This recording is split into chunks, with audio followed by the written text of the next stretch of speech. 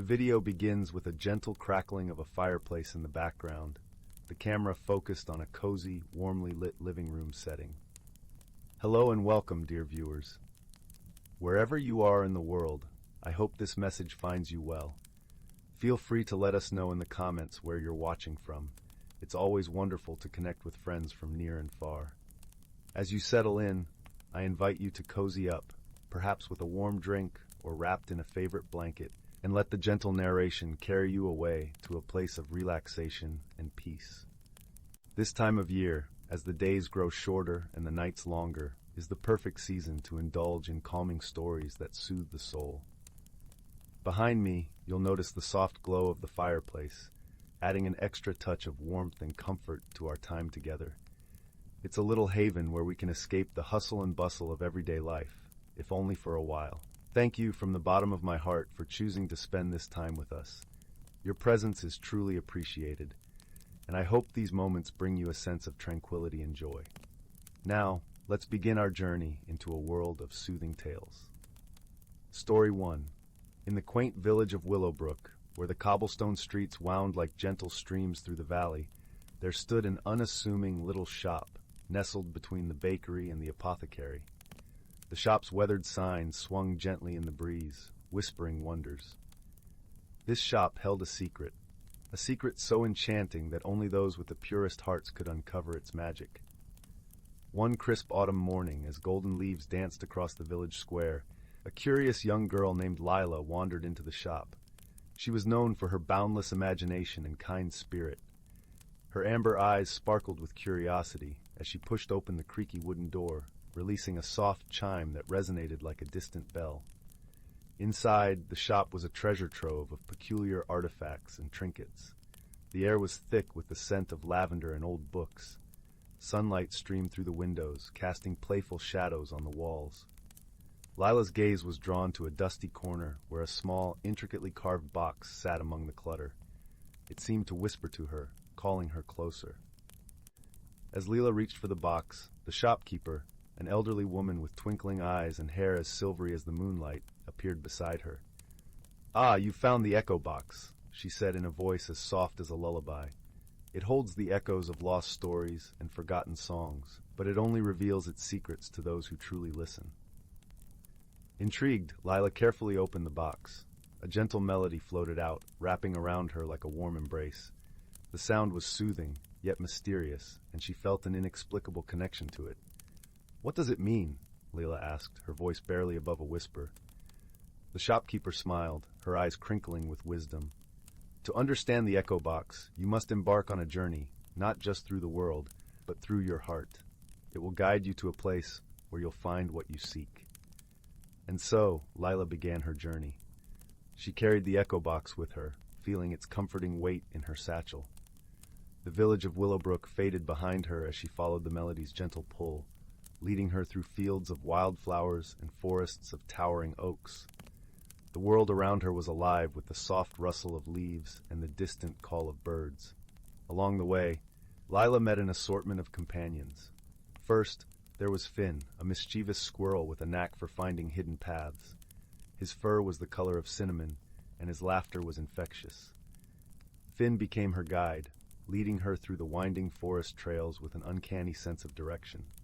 Next, she encountered a wise old tortoise named Tovo, whose shell was etched with patterns that told stories of times long past. Tovo spoke slowly and thoughtfully, sharing tales of wisdom that lingered in Lila's mind like the scent of pine in the air. As the days turned into weeks, Lila's journey took her through sunlit meadows and over babbling brooks. With each step, she listened to the echo box, letting its music weave into her heart. It was a journey of discovery, not just of the world around her, but of herself. She learned to appreciate the quiet moments, the gentle sway of the grass, the way the stars twinkled like diamonds in the night sky. One evening, as the sun painted the horizon in hues of pink and gold, Lila arrived at the edge of a serene lake. The water was as smooth as glass, reflecting the world above like a mirror. It was here that the echo box's melody reached its crescendo, a symphony of whispering winds and rustling leaves. Beside the lake, an ancient willow tree stood, its branches swaying gracefully in the breeze. Lila approached it, feeling a sense of calm wash over her. She sat beneath its boughs, placing the echo box in her lap. As she closed her eyes, the music enveloped her, revealing its secrets in a language of dreams and memories. In that moment, Lila understood. The journey had been about embracing the beauty of the world and the kindness of those she met along the way. It was about listening, not just with her ears, but with her heart. She realized that true magic often lay in the connections we forge and the wisdom we gain through experience. With newfound clarity, Lila opened her eyes. The echo box was silent now, but its melody lingered within her, a gentle reminder of her journey. Finn chattered happily beside her, while Tovo nodded approvingly, his eyes twinkling with pride. As the stars began to twinkle overhead, Lila knew it was time to return to Willowbrook. The journey had changed her, filling her with a sense of peace and wonder that she would carry with her always. And as she walked home, the village lights beckoning warmly in the distance, she felt the comforting presence of the echo box nestled in her satchel, a reminder that the world was full of whispers and wonders, waiting to be discovered by those who dared to listen. And so, in the gentle embrace of the night, Lila returned to her village, her heart aglow with the magic of her journey. As she stepped back into Whispering Wonders, she placed the echo box on the shelf, knowing that its secrets would be safe until the next curious soul came along, ready to embark on their own journey of discovery and wonder. Story 2. In a quiet village, nestled at the edge of an ancient whispering forest, there lived a young woman named Lyra. Her home was a quaint cottage, wrapped in the embrace of climbing roses and ivy, with windows that caught the morning sun like 1,000 tiny stars. Lyra was known far and wide for her talent in weaving tapestries, each one more intricate and beautiful than the last. Yet, despite the admiration her work received, she felt a deep restlessness within her heart, a yearning she couldn't quite name.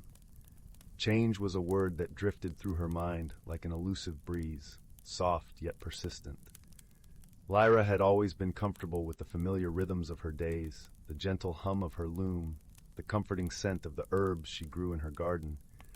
But lately she felt a stirring, a sense that something beyond the village was calling to her. This feeling was both thrilling and terrifying, like a secret waiting to unfold. One tranquil evening, as the sun dipped below the horizon and painted the sky in hues of lavender and gold, Lyra sat by her fireplace, the warmth enveloping her like a soft embrace. The crackling of the fire was a comforting melody, a song that had accompanied her on many a reflective night. As she gazed into the dancing flames, she thought of the forest that bordered her village, a place of mystery and enchantment where few dared to tread. The forest was said to be enchanted, its groves and glades alive with ancient magic. It was a place where time seemed to slow, where the whispers of the trees carried stories from ages past.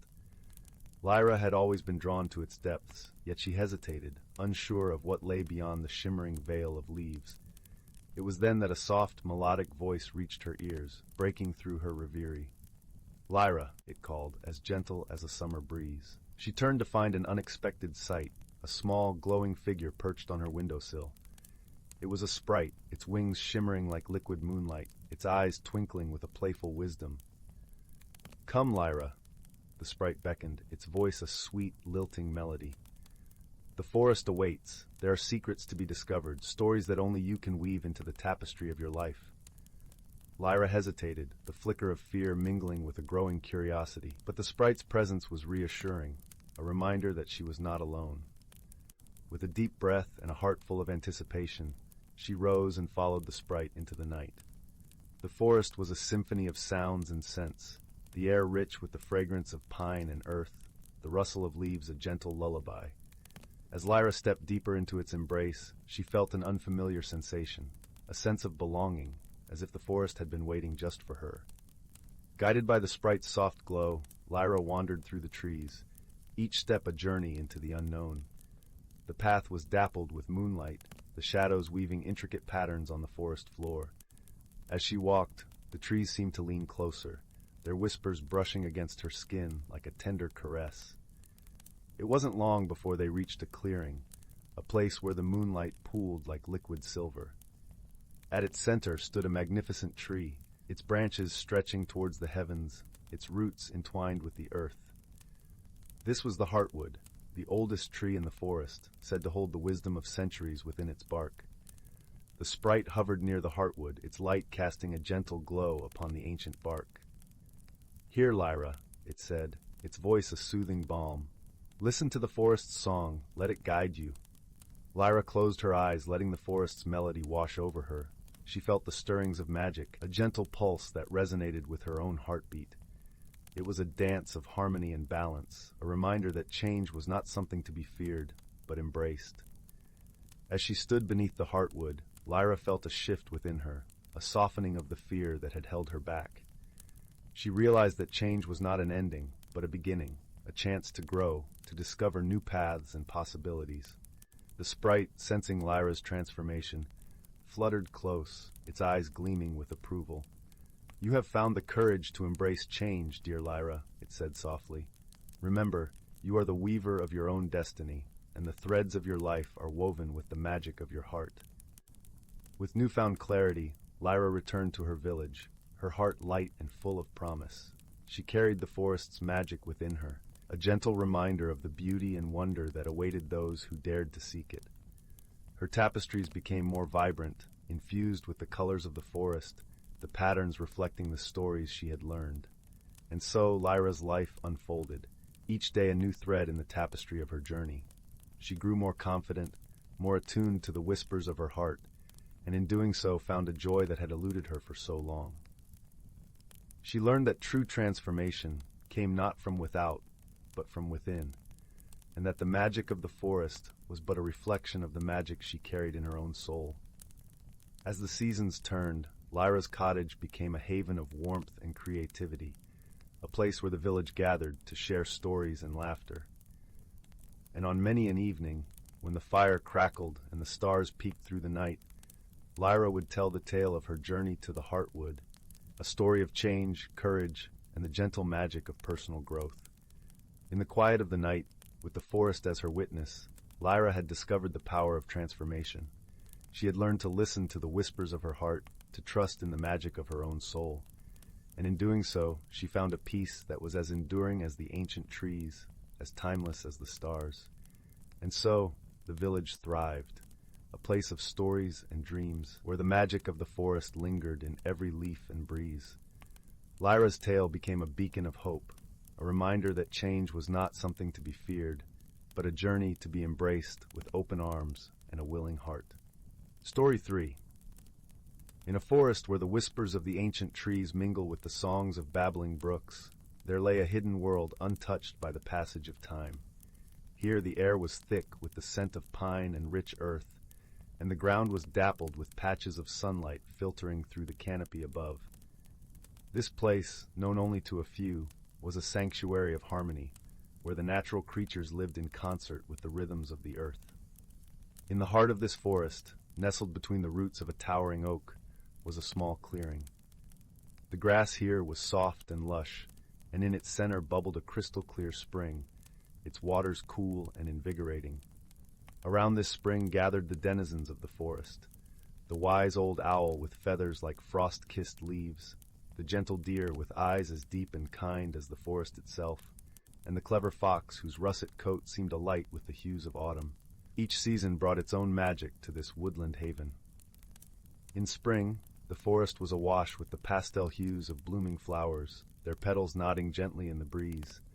Birds flitted through the branches, their songs heralding the renewal of life. Summer's warmth draped the forest in a golden glow, the air thick with the hum of bees and the scent of sun-warmed pine needles. Autumn painted the world in fiery oranges and reds, the leaves crunching underfoot like whispers of stories past. Winter, though cold, wrapped the forest in a blanket of peace, the snow glistening like diamonds under a pale sun. Among the creatures of the forest was a young squirrel, whose coat was as soft and gray as the mists that sometimes wove through the trees. She was curious and spirited, always eager to explore the nooks and crannies of her home. Her name was Nara, and she had been born in the springtime when the world was fresh and new. Nara had often heard the tales told by the elder creatures, stories of how the forest maintained its delicate balance through the ages. The wise owl spoke of the ancient pact between the elements and the creatures, a pact that ensured the prosperity of all who lived under the forest's verdant boughs. The fox recounted the dances of the wind and rain, which brought life to the soil and nourished the roots of the great trees. The deer, with her gentle gaze, spoke of the harmony that was essential to keep the forest flourishing. One crisp autumn day, as the leaves danced in the wind, Nara scampered through the clearing, her little heart full of the stories she had heard. She paused by the spring, her reflection rippling in the clear water, and thought about the balance that seemed to pulse through every leaf and stone. But she also noticed something that made her heart twinge with concern. The spring's flow seemed less lively, its song a little quieter. Determined to understand what was amiss, Nara decided to seek the counsel of the wise old owl. As twilight descended, painting the sky in shades of purple and silver, Nara made her way up the ancient oak to the owl's perch. The owl greeted her with a soft hoot, his eyes gleaming with the light of countless stars. "Wise owl," Nara began, her voice a mere whisper in the evening hush, "I have noticed that the spring's flow has weakened. What could be causing this, and how can it be restored?" The owl, ever patient, ruffled his feathers and gazed down at the young squirrel. "Ah, Nara," he said, his voice as smooth as the night breeze. "The balance of our forest is a delicate one. The spring is the heart, and its rhythm must be kept true. Sometimes when the balance is upset, it is a sign that something in the forest is in disharmony." Nara nodded, her curiosity piqued. "But how do we find what is causing this disharmony?" The owl blinked slowly, considering. "You must listen, dear Nara. The forest speaks in subtle ways. Follow the whispers of the leaves, the murmurs of the brook, and the calls of the wind. They will guide you." Thanking the owl, Nara set out at first light, her small feet padding softly over the leaf-strewn paths. She listened intently to the forest, her heart open to its secrets. The rustling leaves spoke of a change in the soil, the brook murmured of roots that thirsted for water, and the wind carried tales of a blockage somewhere upstream. Following these clues, Nara found herself at the edge of the forest, where a cluster of stones had shifted, altering the path of a small stream that fed the spring. The stones had tumbled during a recent storm, and their new arrangement had diverted the water. Realizing what needed to be done, Nara knew she could not move the stones alone. With a sense of purpose, she returned to the clearing and called upon her friends. The deer, the fox, and even the owl joined her, each lending their strength and wisdom to the task. Together they worked in harmony, the deer using her nimble hooves to shift the stones, the fox guiding the water back to its rightful path with clever nudges, and the owl overseeing the effort with his ever-watchful eyes. Nara, her heart full of gratitude, scampered between them, offering encouragement and finding smaller stones to place just right. As the stream resumed its course, the spring's song grew stronger, its waters now flowing with renewed vigor. The forest seemed to sigh with relief, the balance restored. That evening, as the creatures gathered by the now bubbling spring, the owl spoke softly, his voice carrying the warmth of a shared achievement. "You see, dear friends," he said, "it is through our unity and understanding that we preserve the harmony of our home. Each of us has a part to play, and together we ensure the balance endures." Nara nestled among her friends, the cool night wrapping around them like a gentle embrace. She understood now that harmony was not just a state of being, but a shared journey, where every voice, no matter how small, played a vital role. As the stars began to twinkle in the sky, the forest settled into a peaceful slumber, its heart beating in tune with the rhythm of life. And Nara, with dreams of new adventures and tales yet to be woven, drifted into a deep and restful sleep, knowing that she was a part of something timeless and beautiful. Story 4. Once upon a time, in a quaint village nestled between rolling hills and whispering woods, there lived a young girl named Marigold. Her hair was the color of autumn leaves, and her eyes sparkled with the curiosity of 1,000 questions. Marigold lived in a cozy cottage with her grandmother, who was known far and wide for her stories of enchantment and mystery. One crisp morning, while the dew still clung to the grass like tiny jewels, Marigold wandered into the attic of their cottage. Sunlight streamed through a small window, illuminating dust particles that danced like fairies. She loved this attic, with its treasure trove of forgotten things and stories waiting to be discovered. As she rummaged through an old chest, her fingers brushed against something cool and smooth. She pulled out a small, intricately carved wooden box. It was no bigger than her hand, with delicate patterns of vines and flowers etched into its surface. Marigold opened the box carefully, and inside lay a simple silver key. The key was unlike any she had ever seen. It shimmered with a soft, otherworldly glow, and as she held it, Marigold felt a gentle warmth spread through her fingertips. She knew in that instant that this was no ordinary key. Curious and a little bit excited, Marigold showed the key to her grandmother. Her grandmother smiled, a twinkle in her wise old eyes. "Ah, my dear," she said, "you have found the Key of Whispers. It is said to unlock the door to the enchanted grove, a place where the ordinary becomes extraordinary." Marigold was intrigued. "How do I find this door, Grandma?" she asked eagerly. Her grandmother chuckled softly. "The door will find you, my sweet.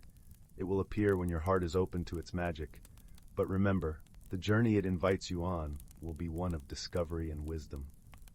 That night, Marigold lay in bed, the key resting on her bedside table, glowing gently in the moonlight. She drifted into a peaceful sleep, dreaming of hidden worlds and magical adventures. The following day, Marigold decided to explore the forest at the edge of the village. She loved the forest, with its tall, ancient trees and the symphony of birdsong that filled the air. As she wandered deeper into the woods, she noticed something unusual. The trees seemed to be leaning towards each other, forming a natural archway. Beneath the archway lay a door, made of the same wood and patterns as the box that held the key. Heart pounding with excitement, Marigold approached the door. She took the key from her pocket, and as she inserted it into the lock, the door swung open silently. Beyond the threshold was a path lined with glowing flowers and shimmering leaves that whispered secrets as the wind passed through them. Marigold stepped through the door, and the world around her transformed. The forest was alive with color and light, and the air buzzed with a gentle magic. She followed the path deeper into the enchanted grove, feeling a sense of wonder with every step. As she journeyed, Marigold met many delightful creatures. There was Whisper, a wise old owl whose feathers shimmered like silver in the moonlight. Whisper spoke in gentle riddles, guiding Marigold with his wisdom. There was also Flicker, a mischievous firefly who danced around her, lighting the way with his playful glow. And then there was Blossom, a kind-hearted deer who walked beside Marigold, sharing stories of the grove and its secrets. Together, they traveled through fields of singing flowers and past streams that giggled as they flowed. Marigold felt her heart swell with joy and friendship. Each moment spent in the grove taught her something new about herself and the world around her. But as the sun began to set, casting golden hues over the grove, Marigold faced a challenge. A bridge, made of delicate vines, stretched across a wide, swirling river. The vines whispered softly, their voices overlapping like a gentle chorus. To cross, Marigold needed to solve their riddle. What grows when shared, yet is forever yours? Marigold paused, thinking deeply. She remembered her grandmother's words about wisdom and her friend's gentle guidance. Then it struck her, like the first light of dawn. "Love," she whispered, her voice full of conviction. With her answer, the vines twined together, forming a sturdy bridge. Marigold crossed with her heart light and her spirit lifted. Her friends followed closely, their eyes filled with pride and joy. On the other side of the river, Marigold found a clearing bathed in the soft glow of twilight. In the center stood a majestic tree, its branches stretching towards the stars. At the base of the tree was a door, much like the one she had entered through. Marigold knew this was her path back home. Before she left, Whisper, Flicker, and Blossom gathered around her. "Thank you, Marigold," Whisper said, his voice as soft as the night breeze. "You have brought light and laughter to our grove." "Come back and visit us," Flicker chirped, his light twinkling like a star. Blossom nuzzled her gently. "Remember, the magic of the grove is always within you."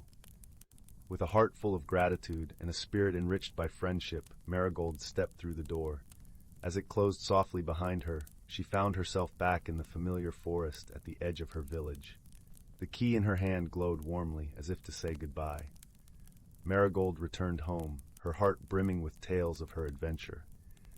She shared her journey with her grandmother, who listened with a knowing smile. That night, as Marigold lay in bed, she felt a deep sense of peace. She knew the enchanted grove was always there, a haven of magic and friendship, waiting beyond the door that her heart could open. And so, with dreams of glowing flowers and wise whispers, Marigold drifted into a gentle, restful sleep, knowing that the magic of the ordinary world was extraordinary indeed. Story 5. In a timeless forest where the air hummed with secrets and the gentle murmur of leaves whispered ancient tales, lived a community known only to those who listened closely to the earth's breath. This was the Forest of Verdant Whispers, a place where the natural world thrived in harmonious symphony, each creature and plant playing its part in a grand, unseen orchestra. As the first light of dawn kissed the dewdrops perched on emerald leaves, the creatures of the forest began their day. The sun, rising like a golden orb behind the tallest pines, cast dappled shadows on the forest floor, where a curious procession unfolded every morning. Leading this gentle parade was Brindle, a wise old tortoise, whose shell bore the imprints of countless seasons. Bramble's eyes, deep and knowing, had witnessed the forest's cycles of growth and rest, and he carried with him the wisdom of ages. Following Brindle were the delicate wood sprites, their gossamer wings shimmering in the morning light, like fragments of a forgotten rainbow. They fluttered from flower to flower, humming a soft melody that harmonized with the rustling leaves and the distant babble of a brook weaving its way through the forest. The wood sprites, with their gentle touch, encouraged the blooms to open wide to greet the sun, a ritual that had been passed down through generations. The forest itself was a living, breathing entity, vibrant with the colors of life. Majestic oaks and whispering willows stood like guardians, their branches intertwined in a dance of silent strength and grace. Beneath their boughs, carpeted in moss as soft as velvet, lay the hidden world of the forest floor, where mushrooms of every hue dotted the landscape like little umbrellas crafted by nature's hand. As the day unfolded, a gentle breeze carried the scent of pine and wildflowers, mingling with the earthy aroma of damp soil. The creatures of the forest moved in harmony, each contributing to the delicate balance that sustained their world. There was Pippin, the squirrel, with fur as russet as autumn leaves, who scampered from branch to branch, gathering acorns with nimble paws and burying them in secret caches. Pippin's antics were a source of endless amusement for the wood sprites, who often joined him in playful races along the branches. One day, as the forest basked in the mellow warmth of late summer, a change began to whisper through the leaves. The air grew crisp and the sunlight took on a golden hue, signaling the approach of autumn. With this change came a gentle stirring, a magical phenomenon known to the creatures of the forest as the dance of the seasons. It was during this time that Brindle called a gathering at the Glade of Reflection, a serene clearing where the forest's inhabitants met to share news and wisdom. The glade, encircled by ancient birch trees, was alive with the soft glow of twilight, the sky above painted in hues of orange and pink as the sun dipped below the horizon. As the creatures assembled, Brindle cleared his throat, the sound resonating like the low rumble of distant thunder. "My friends," he began, his voice a gentle rumble, "the dance of the seasons is upon us. It is a time of transition, when the forest prepares for rest and renewal. We must ensure that the balance is maintained, for in harmony lies our strength." The creatures listened, their hearts attuned to the wisdom in Bramble's words. It was during these times of change that the forest's magic was most potent, and it was up to them to guide it wisely. One of the younger wood sprites, her wings still shimmering with the innocence of youth, raised a delicate hand. "But how do we maintain the balance, wise Brindle?" The old tortoise smiled, his eyes twinkling with the light of 1,000 stars. "Through understanding and respect for each other's roles," he replied. "Each of us has a part to play, a gift to offer, and it is through our unity that the magic endures." As the days grew shorter and the nights longer, the forest transformed into a tapestry of crimson, gold, and amber. The leaves, in their final act, danced to the ground in a slow, graceful descent, carpeting the forest floor in a kaleidoscope of color. The creatures of the forest worked together, preparing for the coming chill. Pippin and his fellow squirrels gathered the last of the acorns, while the wood sprites whispered encouragement to the trees, urging them to store energy for the winter months. In the heart of the forest lay the enchanted pond, its surface as smooth as glass, and its waters holding the reflections of the trees like a mirror. It was said that the pond held the memory of the forest, a reservoir of knowledge passed down through the ages. As the first frost kissed the edges of the pond, Bramble led the creatures there for a special ceremony. The night was clear, stars twinkling like diamonds against the velvet sky, and the air was filled with the crisp scent of fallen leaves. The creatures gathered around the pond, their reflections joining them in the water's depths. Bramble began to speak, his voice a gentle murmur that echoed the forest's own heartbeat. "Tonight we honor the wisdom of our ancestors and the gift of the seasons," he said. "Let us remember that every leaf that falls, every stream that flows, is a part of the greater whole. We are stewards of this forest, and it is our duty to protect and nurture it." With these words, the creatures joined in a song, a melody that rose and fell like the wind through the trees. It was a song of gratitude and hope, of the unbroken cycle of life that sustained them all. As the song ended, a gentle magic spread across the pond, its waters shimmering with an inner light. The creatures watched in awe as the images of their ancestors appeared, wise and kind, their spirits woven into the very fabric of the forest. It was a reminder of the legacy they carried, of the wisdom passed down through generations. With the arrival of winter, the forest settled into a peaceful slumber. Snow blanketed the ground in a soft white embrace, and the air was filled with the quiet hush of snowfall. The creatures found warmth in their burrows and nests, dreaming of the spring to come. And so, the forest of verdant whispers continued its eternal dance, each season bringing its own magic, its own lessons. Through the gentle guidance of Bramble and the unity of its inhabitants, the forest thrived, a testament to the power of harmony and balance. In the heart of the forest, where the enchanted pond lay still and serene, the reflections of the trees stood as silent sentinels, watching over the hidden lives of the creatures who called this place home. And as the stars twinkled above, the forest slept, cradled in the gentle embrace of the night, dreaming of the endless cycle of life and the promise of a new dawn. Story 6.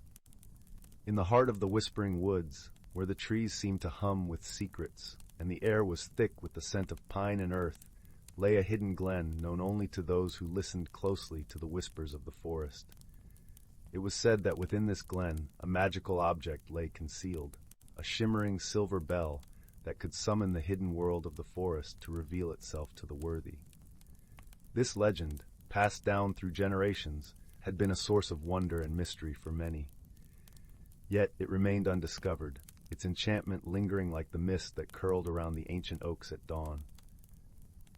One such dawn, when the world was still draped in the soft hues of early morning, a young girl named Marin set out on a journey that would change her life forever.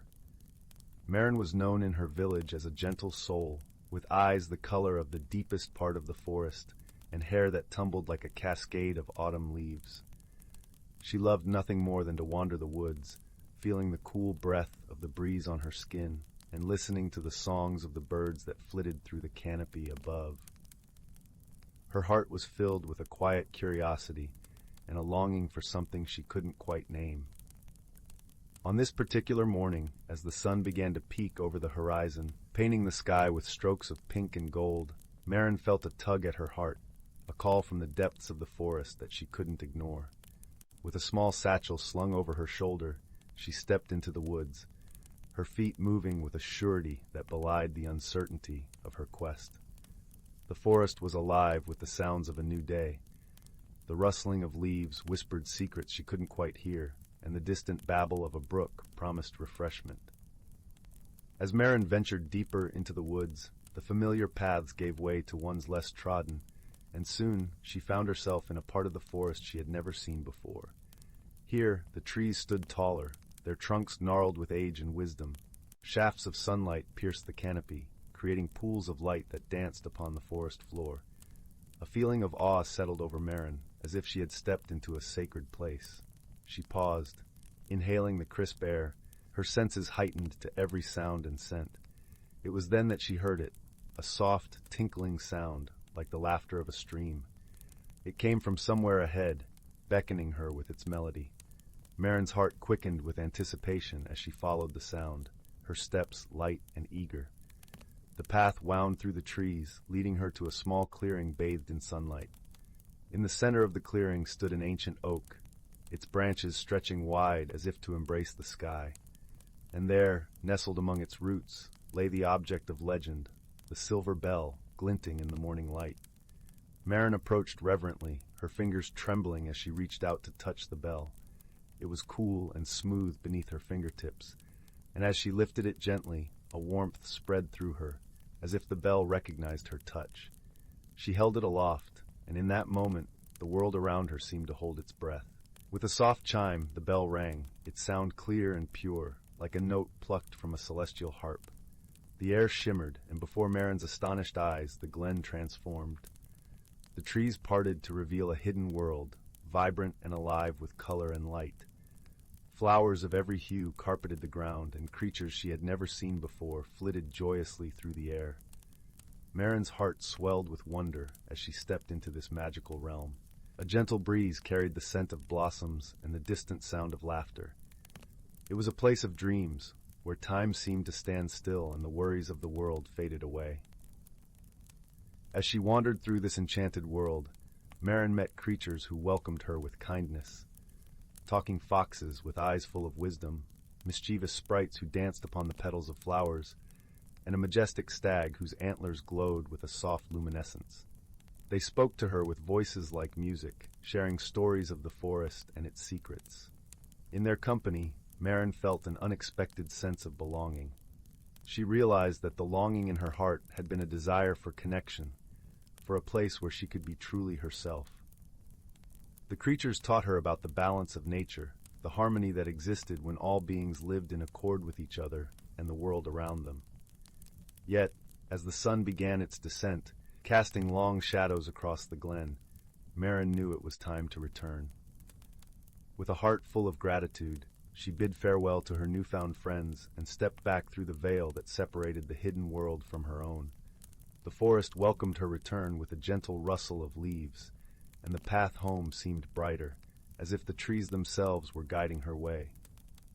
As she walked, Marin felt changed, her heart light with the knowledge and friendships she had gained. When she emerged from the woods and saw her village in the distance, Marin knew she carried the magic of the forest within her. The silver bell, now tucked safely in her satchel, was a reminder of the hidden world and the connections she had forged. In the days that followed, Marin shared her experiences with her village, her tales bringing joy and wonder to those who listened. She taught them the lessons she had learned, the importance of kindness, the beauty of nature, and the strength found in friendship. And though she returned to the forest many times, the bell remained silent, a testament to the magic that lay in the bonds she had formed. Yet, she knew that should she ever need it, the hidden world would be there, waiting to welcome her with open arms.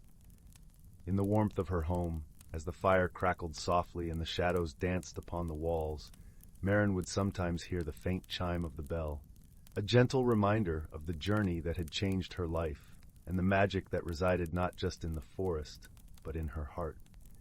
And so, as the night settled over the land, Marin would drift to sleep with a smile, knowing that the world was full of wonders waiting to be discovered, and that she was never truly alone. Story 7. In the heart of an ancient forest, where the air was thick with the scent of pine and the whispers of the wind carried secrets older than time, lived a community of creatures who thrived in harmony with the land. The forest stretched as far as the eye could see, a tapestry woven from emerald leaves and sun-dappled shadows, its borders undefined and enchanted by nature's own hand. Nestled within the embrace of towering trees, a gentle fox named Leora made her home. Her russet fur shimmered under the dappled sunlight, and her eyes sparkled with the wisdom of the forest's depths. Leora had always felt a deep connection to the land, a bond that pulsed with the rhythm of the seasons. She had learned from her grandmother, a wise old vixen, the ancient tales of the forest and the delicate balance that sustained it. It was early spring, and the forest was awakening from its winter slumber. The air was filled with the crisp scent of budding blossoms, and the soft murmur of a nearby brook provided a soothing melody. As Leora padded through the underbrush, she took note of the vibrant life emerging all around her, delicate ferns unfurling, wildflowers painting the forest floor in hues of violet and gold, and birds weaving melodies through the canopy. On this particular morning, Leora had a purpose. The elders of the forest had sensed a disruption in the balance, an unusual shift in the magic that nurtured their home. It was said that the source of this disturbance was tied to the shifting seasons and the weather that governed them. Leora, with her keen intuition and gentle heart, was chosen to seek out the root of this imbalance and restore harmony. As she ventured deeper into the forest, the air grew cooler, and the light took on a softer, more ethereal quality. The whispers of the trees guided her, their leaves rustling with encouragement. Along the way, she met a wise owl named Soren, whose feathers gleamed like silver in the dappled light. Soren perched on a low branch, his large eyes reflecting an ancient understanding. "Greetings, Leora," Soren hooted softly. "The forest speaks of your journey. Remember, the answers you seek lie not only in what you see, but in what you feel." Leora nodded, appreciating Soren's gentle reminder. She continued her journey, the path beneath her paws winding like a ribbon through the trees. The forest was alive with the sounds of life, squirrels chattering, the distant call of a deer, and the soft rustle of the wind through the leaves. Eventually, Leora found herself in a clearing she had never seen before. In the center stood an ancient tree, its bark etched with the scars of centuries. Its branches stretched toward the heavens, and from them hung delicate icicles, despite the warmth of the season. It was here that the magic of the weather seemed to converge, swirling in a dance of mist and light. As Leora approached, she felt a gentle tug at her heart, a reminder of the stories her grandmother had shared. She closed her eyes and let the sensations of the forest wash over her, the cool breath of the wind, the earthy scent of moss, and the faint crackle of magic in the air. She understood then that the imbalance was a part of the natural cycle, a reminder that each season had its own role to play. With this newfound understanding, Leora reached out with her heart, embracing the magic around her. The icicles began to melt, their water nurturing the roots of the ancient tree. A warmth spread through the clearing, and the mist transformed into a gentle rain, feeding the thirsty earth. The forest sighed in relief, its balance restored. Leora smiled, knowing she had played her part in the cycle of life. As she turned to leave, Soren appeared once more, his eyes gleaming with approval.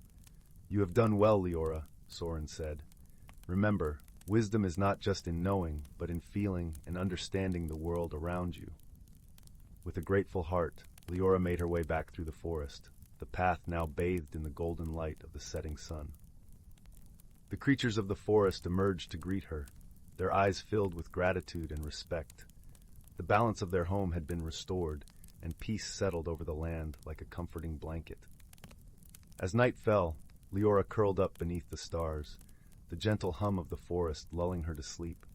She dreamed of the stories she would one day share with her own kin, tales of harmony, wisdom, and the magic that lived in every breath of the ancient forest. And as the moon cast its silvery glow over the land, the forest thrummed with the quiet joy of a world in perfect balance. Story 8. Once upon a time, in a little village nestled among the rolling meadows, there lived a community of delightfully eccentric characters. At the heart of this cozy hamlet was Willow Cottage, home to the kindly Mrs. Honeybread and her enchanting array of friends. Mrs. Honeybread was a plump, rosy-cheeked woman with a penchant for baking the most scrumptious treats. Her kitchen was a whirlwind of flour and sugar, where she would hum merry tunes as she kneaded dough and mixed batters. But what made her truly special was her magical touch. Every confection she created seemed to sparkle with joy and warmth. One crisp autumn morning, Mrs. Honeybread awoke to find her kitchen in disarray. Flour dusted every surface, and her prized collection of baking utensils had seemingly come to life, dancing and clattering about the room. In the midst of the chaos stood Tuffet, her plump, gray tabby cat, who had a mischievous gleam in his golden eyes. "Tuffet, you rascal!" Mrs. Honeybread exclaimed, unable to stifle a giggle. "What have you gotten yourself into this time?" Tuffet meowed innocently. but his whiskers twitched with mischief. It seemed that in his playful antics he had knocked over Mrs. Honeybread's jar of enchanted baking powder, imbuing all her tools with a mind of their own.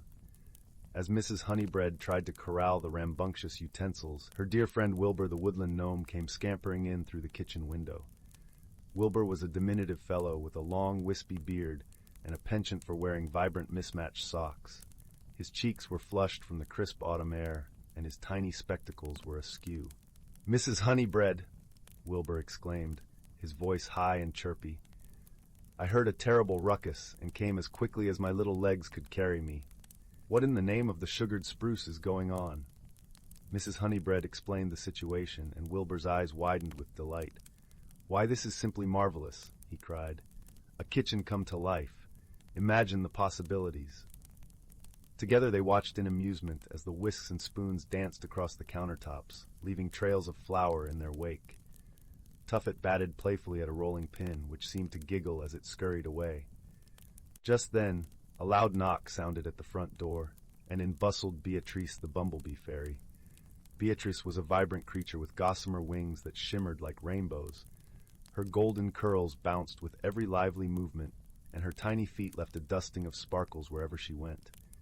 I sensed some delightful magic afoot. Beatrice buzzed, her voice like tinkling bells. "Oh, how wonderful! A kitchen full of life and laughter." The three friends watched in delight as the enchanted utensils whirled and twirled, creating a joyous symphony of clangs and giggles. Tuffet chased after a whisk that seemed to be leading him on a merry dance. Suddenly, a loud rumble shook the cottage, and a great plume of smoke billowed from the oven. Out waddled a batch of plump, golden-brown cookies, each with a pair of stumpy legs and a cheerful, smiling face. "Oh, my darling little baked buddies!" Mrs. Honeybread exclaimed, her eyes sparkling with joy.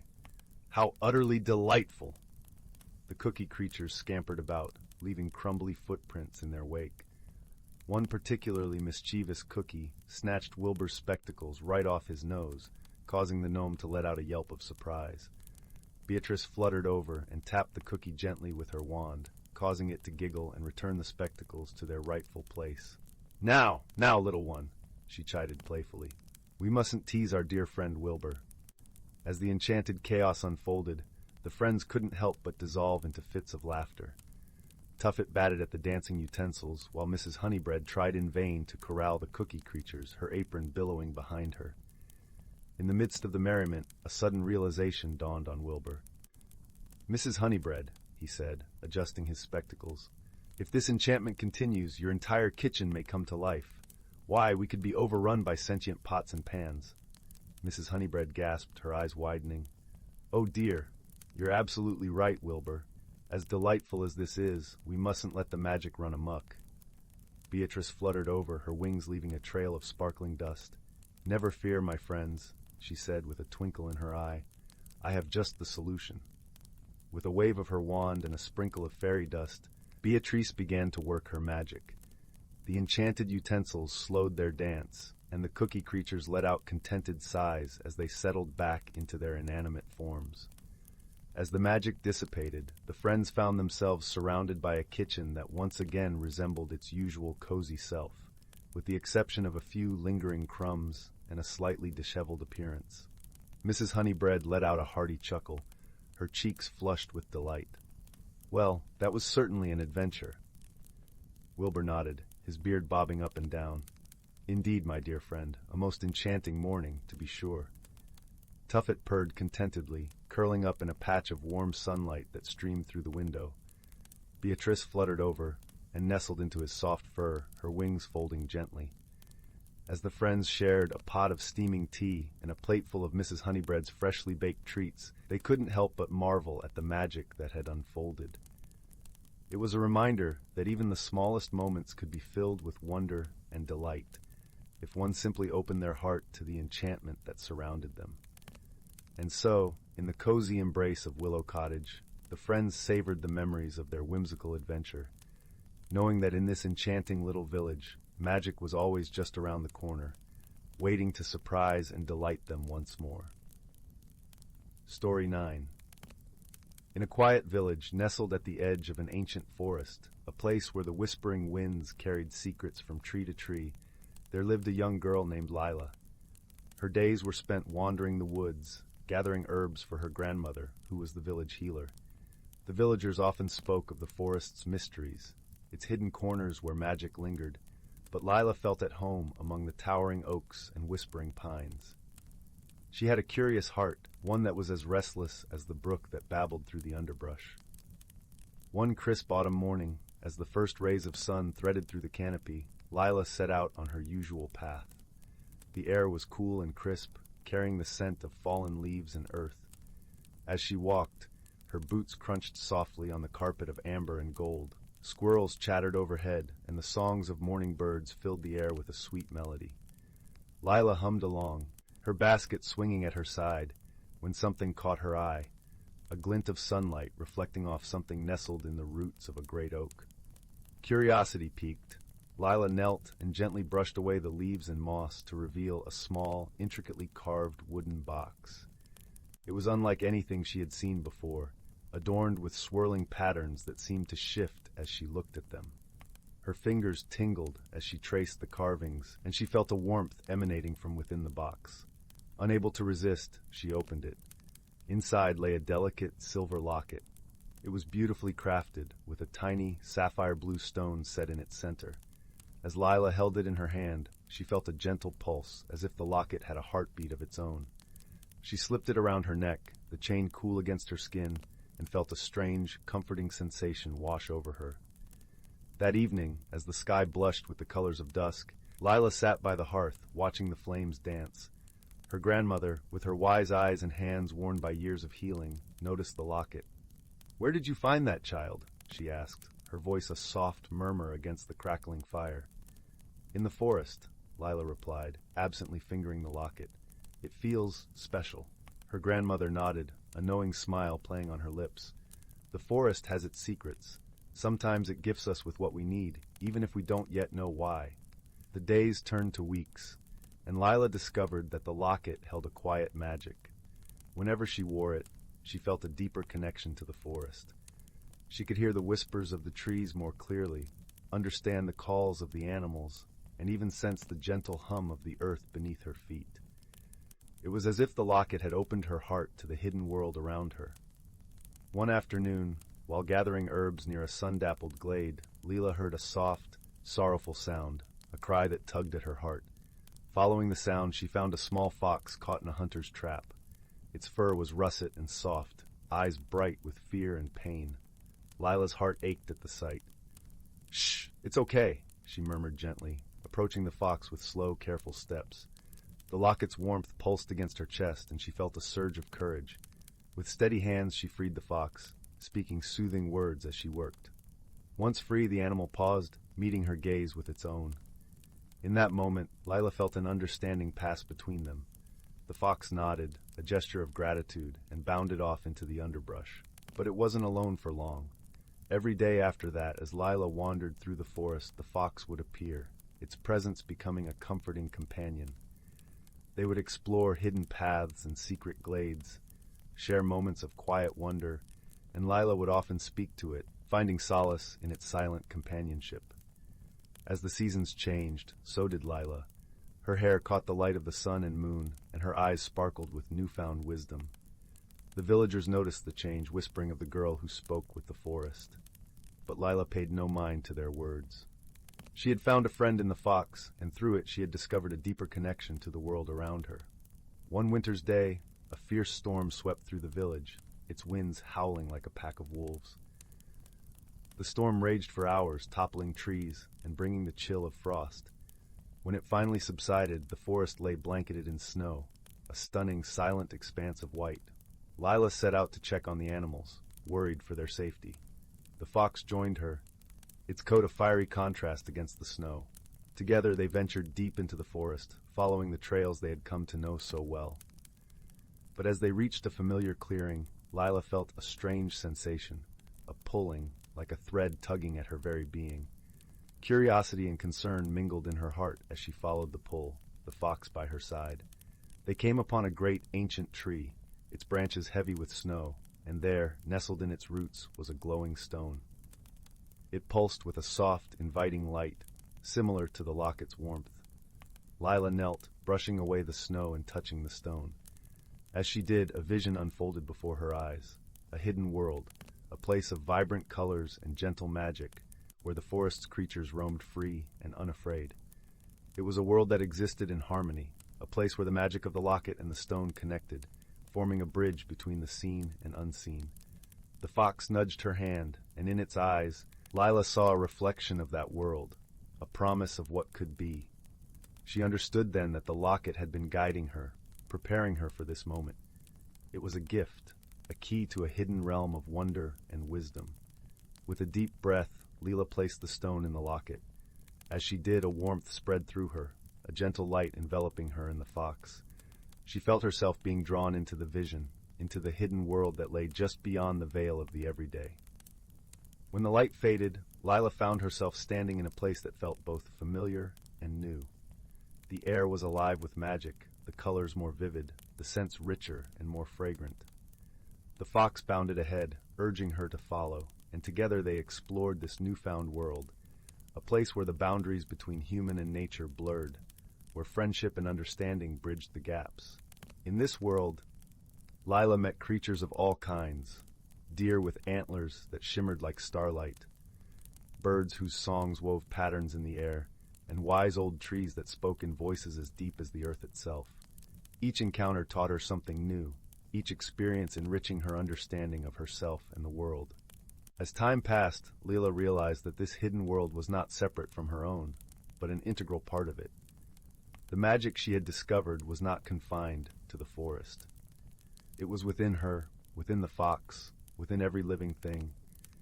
It was a reminder of the interconnectedness of all life, a testament to the power of friendship and the importance of listening to the world around her. With this understanding, Lila returned to her village, the locket still warm against her chest, the fox ever at her side. She shared her experiences with her grandmother, who listened with a knowing smile and nodded in understanding. The villagers, too, began to see the world through Lila's eyes, learning to appreciate the magic in the everyday, to see the forest not as a place of mystery, but of wonder and possibility. As the years passed, Lila grew, her heart forever touched by the magic she had discovered. The fox remained her steadfast companion, their friendship a testament to the bond between worlds. Together they continued to explore, to learn, and to share the beauty of the hidden world with others. And so, the village thrived, its people living in harmony with the forest, guided by the lessons of kindness, wisdom, and friendship that Lila and the fox had shared. The locket, now an heirloom, was passed down through generations, a reminder of the magic that dwelled within and around them, a symbol of the journey that had transformed a curious girl into a wise and gentle guardian of the forest and its secrets. In the glow of the hearth, as the fire crackled softly, Lila would often tell stories to the village children, tales of her adventures with the fox, of the hidden world and its wonders. Her voice was warm and soothing, weaving a tapestry of dreams and possibilities. Each story a gentle reminder of the magic that lay within reach, waiting to be discovered by those with open hearts and curious minds. And so the tale of Lila and the fox lived on, a story that transcended time, echoing through the forest and the village, a legacy of friendship and wonder that would never be forgotten. Story 10. In the heart of a lush, emerald forest, where the trees whispered secrets long forgotten, lay the quaint village of Willow Hollow. Nestled between gentle hills and a murmuring brook, the village was a haven of peace and warmth. The cobblestone paths wound like gentle ribbons around cottages with thatched roofs and vibrant flower gardens, where every evening the air was perfumed with the scent of blooming honeysuckle and lilacs. Willow Hollow was home to many kind-hearted souls, but none were as beloved as old Mr. Thistledown, the village clockmaker. His workshop, filled with the soft ticking of clocks and the soothing scent of sandalwood, was a place of wonder. The villagers often gathered there, sipping on warm chamomile tea as they listened to Mr. Thistledown's tales of far-off lands and the enchanted creatures he had met in his youth. One crisp autumn morning, as the sun cast golden rays through a veil of mist, the village awoke to a puzzling discovery. Each clock in Willow Hollow had mysteriously stopped at the stroke of midnight. The villagers, though puzzled, were not alarmed. Instead, they turned to the one person they trusted to unravel the mystery, Mr. Thistledown. With a twinkle in his eye and a gentle smile, Mr. Thistledown invited the villagers to his workshop. As they gathered around, he offered them warm mugs of spiced apple cider and began to inspect the clocks. His fingers, delicate and deft, moved like a dance over the intricate gears and springs. "Ah, my dear friends," he said softly, his voice as comforting as a lullaby, "this is no ordinary occurrence. We must look beyond the clocks themselves and seek the whispers of the forest. There is magic at play here, a gentle nudge from the world unseen." Among the villagers was young Lila, a bright-eyed girl with a curiosity as boundless as the sky. She adored Mr. Thistledown and often spent her afternoons in his workshop, learning the secrets of time and craftsmanship. Now, she stood beside him, her heart filled with determination to help solve the mystery. "Mr. Thistledown," Lila asked, her voice light and clear, "could it be the work of the forest sprites? I've heard they sometimes like to play tricks on us." The old clockmaker chuckled, a sound like the rustling of autumn leaves. "Perhaps, dear Lila, but sprites usually leave behind traces of their mischief, a scattering of gossamer threads or a trail of silver dust. Let us take a stroll and see what the forest has to say." And so, with Lila at his side, Mr. Thistledown led a small group of villagers into the forest. The path was dappled with sunlight, and the air was filled with the gentle song of birds. As they walked, they listened to the stories the trees had to share, for in Willow Hollow, even the trees had voices if one knew how to hear them. They wandered deeper into the forest until they reached the glen, where the brook babbled its endless melody. There they found their first clue, a circle of mushrooms glowing faintly in the shadows, a fairy ring. Lila knelt beside it, her eyes wide with wonder. "Look, Mr. Thistledown, the fairies must have gathered here last night." The old man nodded, his eyes twinkling with knowing. "Indeed, Lila, the fairies are gentle folk and mean no harm. They might have paused time for a dance, forgetting to set it right again. But there is something more here, something we have yet to uncover." It was then that a soft, melodic humming reached their ears. From behind a moss-covered stone emerged a creature as enchanting as the forest itself. A small, luminous fox with a coat of shimmering silver and eyes like deep pools of wonder. This was Whisper, the guardian of the forest's mysteries. Whisper approached with a graceful step, her presence calming like the first snowfall of winter. She bowed her head in greeting, and Lila, filled with awe, returned the gesture. "Wise Whisper," Mr. Thistledown said with respect, "can you tell us what transpired here to halt the flow of time?" Whisper's voice was a melody, soft and clear. "Dear friends, the fairies danced in joy last night, celebrating the turning of the seasons. Yet it was not they who paused the clocks, but a gentle spirit, a keeper of time who wished to remind us of a lesson. Sometimes, in our rush to move forward, we forget the magic of the present moment." The villagers listened, their hearts warmed by the wisdom in Whisper's words. Lila looked to Mr. Thistledown, her eyes filled with understanding. "So, it was a reminder for us to cherish each moment." Mr. Thistledown nodded, his smile as warm as the sun breaking through the clouds. "Exactly, my dear.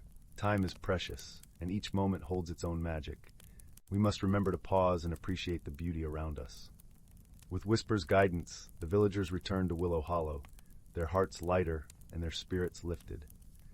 Mr. Thistledown, with Lila's help, reset the clocks, ensuring they chimed once more with the rhythm of the village. As evening fell, the villagers gathered in the village square, where lanterns glowed like stars against the deepening twilight. They shared stories and laughter, their hearts filled with gratitude for the gentle reminder to live in the moment. And so the mystery of the paused clocks was resolved, not with grand gestures or complex solutions, but with wisdom and friendship. In Willow Hollow, the gentle flow of time continued, each tick a reminder of the beauty in every heartbeat, every breath. As the night embraced the village with a blanket of stars, Lila and Mr. Thistledown watched the moon rise over the forest. They sat together on the stone steps of the workshop, sipping warm cocoa and listening to the soothing symphony of crickets and rustling leaves. "Thank you, Mr. Thistledown," Lila said softly, her voice barely above a whisper. for teaching us to listen to the whispers of the world. The old clockmaker smiled, his heart full of pride and affection. It is I who must thank you, dear Lila, for it is through the wonder of young hearts like yours that the world's magic is truly seen. And with that, the village of Willow Hollow drifted into a peaceful slumber, cradled by the gentle embrace of the forest and the timeless dance of the stars. Story 11. Once upon a time, in a cozy little village nestled among rolling hills and winding streams, there lived a young girl named Willow. Her eyes sparkled with curiosity and her heart overflowed with kindness for all living creatures.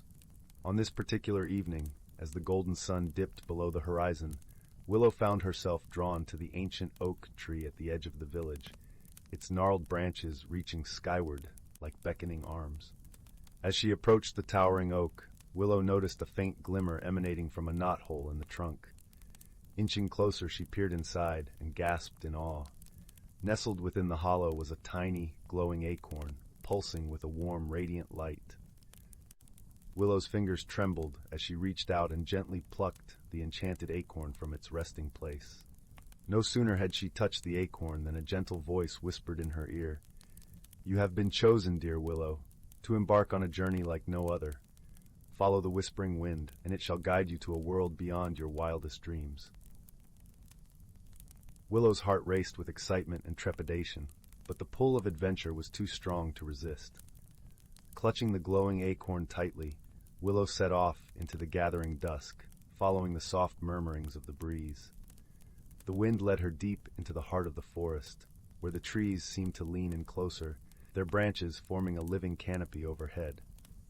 As she wandered deeper, the familiar sounds of the village faded away, replaced by the gentle rustling of leaves and the distant calls of unseen creatures. Suddenly, the wind died down, and Willow found herself standing before a towering cliff face, its surface smooth and unbroken. Confusion clouded her features until the glowing acorn in her hand began to pulsate with a brilliant light. Without warning, the cliff shimmered and parted, revealing a hidden path that wound into the earth itself. Willow's breath caught in her throat, but the whispers of the wind urged her onward. Mustering her courage, she stepped through the opening and found herself in a wondrous cavern unlike anything she had ever seen.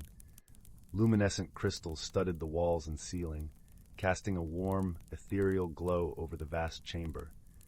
A crystal-clear stream flowed through the center, its waters shimmering like liquid diamonds.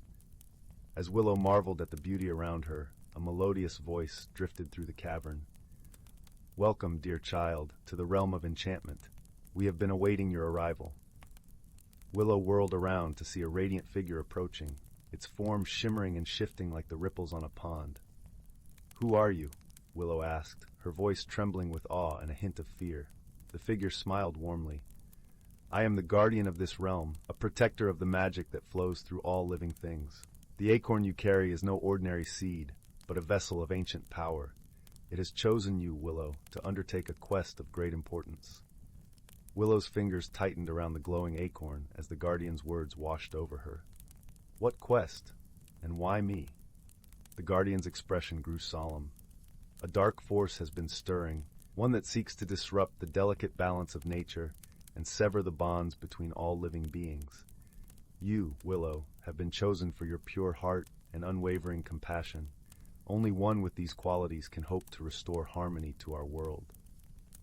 Willow's mind whirled with questions, but deep down, she knew she could not turn away from this challenge. With a steadying breath, she met the guardian's gaze and nodded her acceptance. The guardian smiled, and in that moment, the acorn in Willow's hand began to glow with a brilliant, pulsing light.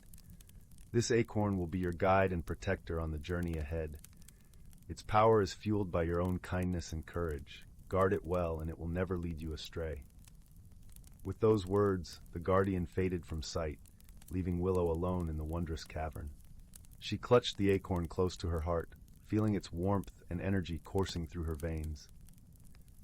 Taking a deep breath, she followed the path that led deeper into the realm of enchantment, her steps filled with purpose and determination. Willow's journey took her through landscapes more breathtaking than she could have imagined. She crossed crystal-studded meadows, where winged fairies danced among the wildflowers, their laughter ringing like tinkling bells. She waded through glittering streams teeming with silver-scaled fish and encountered towering trees whose leaves shimmered with every shade of the rainbow. Throughout her travels, Willow encountered creatures both wondrous and strange, from gentle unicorns with horns that glowed like moonbeams to mischievous pixies who delighted in playing harmless pranks. With each new encounter, her heart swelled with joy and appreciation for the beauty and magic that surrounded her. Yet, as the days turned to weeks, Willow began to sense a growing unease in the realm of enchantment. The once vibrant colors seemed to fade, and the air grew heavy with an ominous tension. The enchanted creatures she met appeared anxious and skittish, their eyes filled with worry. One day, as Willow rested beside a sparkling lake, a shimmering dragonfly alighted on her shoulder. "Greetings, young one," it buzzed in a melodic voice.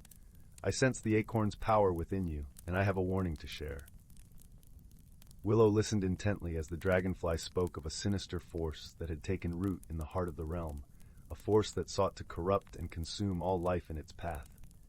The shadow blight, as it is known, spreads like an insidious disease, withering all that it touches. If left unchecked, it will plunge our world into eternal darkness. A shiver ran down Willow's spine, but her resolve remained steadfast. "How can I stop this shadow blight?" she asked, her grip tightening around the glowing acorn. The dragonfly's wings hummed with urgency. "You must journey to the heartwood, the ancient tree that sustains the very essence of our world. There, you will find the key to banishing the shadow blight forever." With a grateful nod, Willow bid farewell to the dragonfly and set off once more, her steps fueled by a newfound sense of purpose. The path grew more treacherous as she neared her destination, the air thick with an oppressive gloom.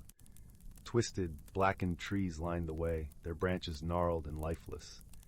Yet, through the darkness, the acorn's warm glow remained a beacon of hope, guiding Willow ever onward. At last she emerged into a vast clearing, and there, towering before her, stood the heartwood, an immense tree whose trunk was wider than a dozen houses, its branches stretching skyward like mighty arms. As Willow approached the ancient tree, she felt a surge of energy coursing through her veins, as if the very essence of life itself was thrumming in her blood. The acorn in her hand pulsed with a brilliant light, bathing the clearing in a warm, radiant glow. Suddenly, a tendril of inky blackness snaked out from the shadows, lashing towards Willow with malicious intent. She leapt back, her heart pounding, as more tendrils emerged, coalescing into a towering, amorphous form, the shadow blight itself. A raspy, ethereal voice echoed through the clearing. "So you are the one who dares defy me. Your light will be extinguished, and this realm shall be plunged into eternal shadow." Willow trembled, but the acorn's warmth steadied her. With a deep breath, she reached into the depths of her own courage and kindness, drawing upon the very essence of life itself. "You may have darkness, but I have light," she declared, her voice ringing with conviction. "And light will always triumph over shadow." With those words, Willow raised the glowing acorn high, and a brilliant beam of pure, radiant energy erupted forth, piercing the heart of the shadow blight. The sinister entity recoiled, its inky form withering and shrinking under the onslaught of pure light. Willow poured every ounce of her strength and resolve into the acorn's power, her love for all living things fueling the blinding radiance. The shadow blight writhed and twisted, its darkness no match for the purifying light that consumed it. In a final agonized wail, the shadow blight dissipated, its malevolent essence scattering to the winds. Willow sank to her knees, the acorn's glow fading as its task was complete. A sense of profound peace settled over the clearing, and the air seemed to hum with renewed vitality. As Willow knelt there, catching her breath, the guardian appeared once more, its form shimmering with joy. "You have done it, dear child," it said, its voice warm with pride. "Your courage and unwavering compassion have banished the shadow blight and restored balance to our world." Willow looked up, her eyes shining with tears of relief and wonder. "But how? How did I possess such power?" The guardian smiled. "The acorn was merely a vessel, a conduit for the light that burns within your own heart. It was your kindness, your love for all living things, that proved to be the greatest magic of all." In that moment, Willow felt a profound shift within her, a deep understanding that true power lay in physical might or sorcery, but in the bonds of friendship, compassion, and the interconnectedness of all life. As she prepared to depart the realm of enchantment, Willow knew that her journey had transformed her in ways she could scarcely comprehend. She had faced darkness and emerged victorious, not through force of arms, but through the radiance of her own pure heart. With a final, grateful embrace from the Guardian, Willow stepped back through the shimmering portal and found herself standing once more beneath the ancient oak tree in her village. The night air was crisp and cool, and the stars twinkled overhead like a million tiny beacons of hope. As she made her way home, Willow felt a newfound sense of wonder and reverence for the world around her. She knew that the magic she had encountered was not confined to the realm of enchantment, but flowed through every blade of grass, every flutter of a butterfly's wings, and every heartbeat of every living creature. From that day forth, Willow became a guardian of nature in her own right, sharing her tales of wonder and inspiring others to cherish the beauty and magic that surrounded them. And whenever she felt the whispers of the wind or saw the warm glow of a firefly's light, she was reminded of the extraordinary journey that had forever changed her perspective on the world. For in the end, the greatest magic of all was the love and connection that bound all living things together, a force more powerful than any darkness, a light that could never be extinguished. Story 12 title, The Whispering Woods. In the heart of a lush, sprawling valley, surrounded by towering mountains and cloaked in a misty veil, lay the village of Elder Grove. This quaint village was known for its ancient, whispering woods that bordered its northern edge. The villagers spoke of the woods in hushed tones, sharing tales of its magical nature, where trees murmured secrets to those willing to listen. Among the villagers was a young boy named Finn. Finn was known for his boundless curiosity and gentle spirit. His eyes sparkled with a lively curiosity, and his auburn curls danced with the wind as he wandered the village, always eager to learn and explore. His closest companion was a small, spirited squirrel named Nutmeg, who often perched on his shoulder, chittering excitedly about the world around them. One crisp autumn morning, as the sun painted the sky with hues of orange and gold, Finn awoke with a peculiar sense of anticipation. The village was bustling with the sounds of the harvest festival preparations, but Finn felt a gentle pull towards the whispering woods. He had heard tales of a magical object hidden within, a heartstone, said to possess the power to reveal one's true self and grant the wisdom of the forest to its beholder. Finn decided that today would be the day to venture deeper into the woods than ever before. He shared his plan with Nutmeg, who twitched his whiskers in agreement, eager for the adventure. With a warm scarf wrapped snugly around his neck and a pouch of seeds for Nutmeg, Finn set off towards the woods, the crisp leaves crunching beneath his feet. As they entered the woods, a gentle breeze rustled through the trees, carrying with it the soft whispers of the forest. The air was rich with the scent of pine and earth, and the dappled sunlight danced across the forest floor. Finn felt a sense of peace wash over him, as if the woods were welcoming him into their embrace. The path through the woods was winding and mysterious, with moss-covered stones and tangled roots forming a natural maze. As they ventured deeper, Finn noticed that the trees seemed to lean closer together, their branches forming an intricate canopy overhead. The whispers grew stronger, forming a melodic symphony that filled the air. "Do you hear that, Nutmeg?" Finn whispered, his voice barely louder than the rustling leaves. Nutmeg nodded, his tiny ears perked up, and his eyes wide with excitement. The further they walked, the more Finn felt a connection to the woods. It was as if the forest was alive, breathing and watching over him. He felt a gentle tug at his heart, guiding him towards something he could not yet see. After what felt like hours of wandering, Finn and Nutmeg stumbled upon a hidden glade. The glade was bathed in a soft, ethereal light, and at its center stood an ancient, gnarled oak tree. Its branches were adorned with delicate, shimmering leaves that seemed to glow with an inner light. Finn approached the tree with reverence, feeling the weight of the moment. As he drew closer, he noticed something nestled among the roots, a small, translucent stone that pulsed with a gentle, warm glow. The heartstone. With Nutmeg watching intently from his shoulder, Finn reached out and cradled the heartstone in his hands. The moment his fingers touched its smooth surface, a wave of warmth and understanding flooded through him. The whispers of the woods became clear, and he felt the wisdom of the forest coursing through his veins. In that instant, Finn saw himself not just as a curious boy, but as a part of something much greater. He understood the delicate balance of nature, the interconnectedness of all living things, and the importance of kindness and empathy. As he stood there, bathed in the light of the heartstone, Finn realized that the true magic of the stone was not in granting power, but in unveiling the strength and wisdom that had been within him all along. It was a revelation that filled him with a deep sense of peace and purpose. Finn knew that he had changed, that he would return to Eldergrove with a newfound understanding of himself and his place in the world. He gently placed the heartstone back among the roots, feeling a sense of gratitude for the gift it had given him.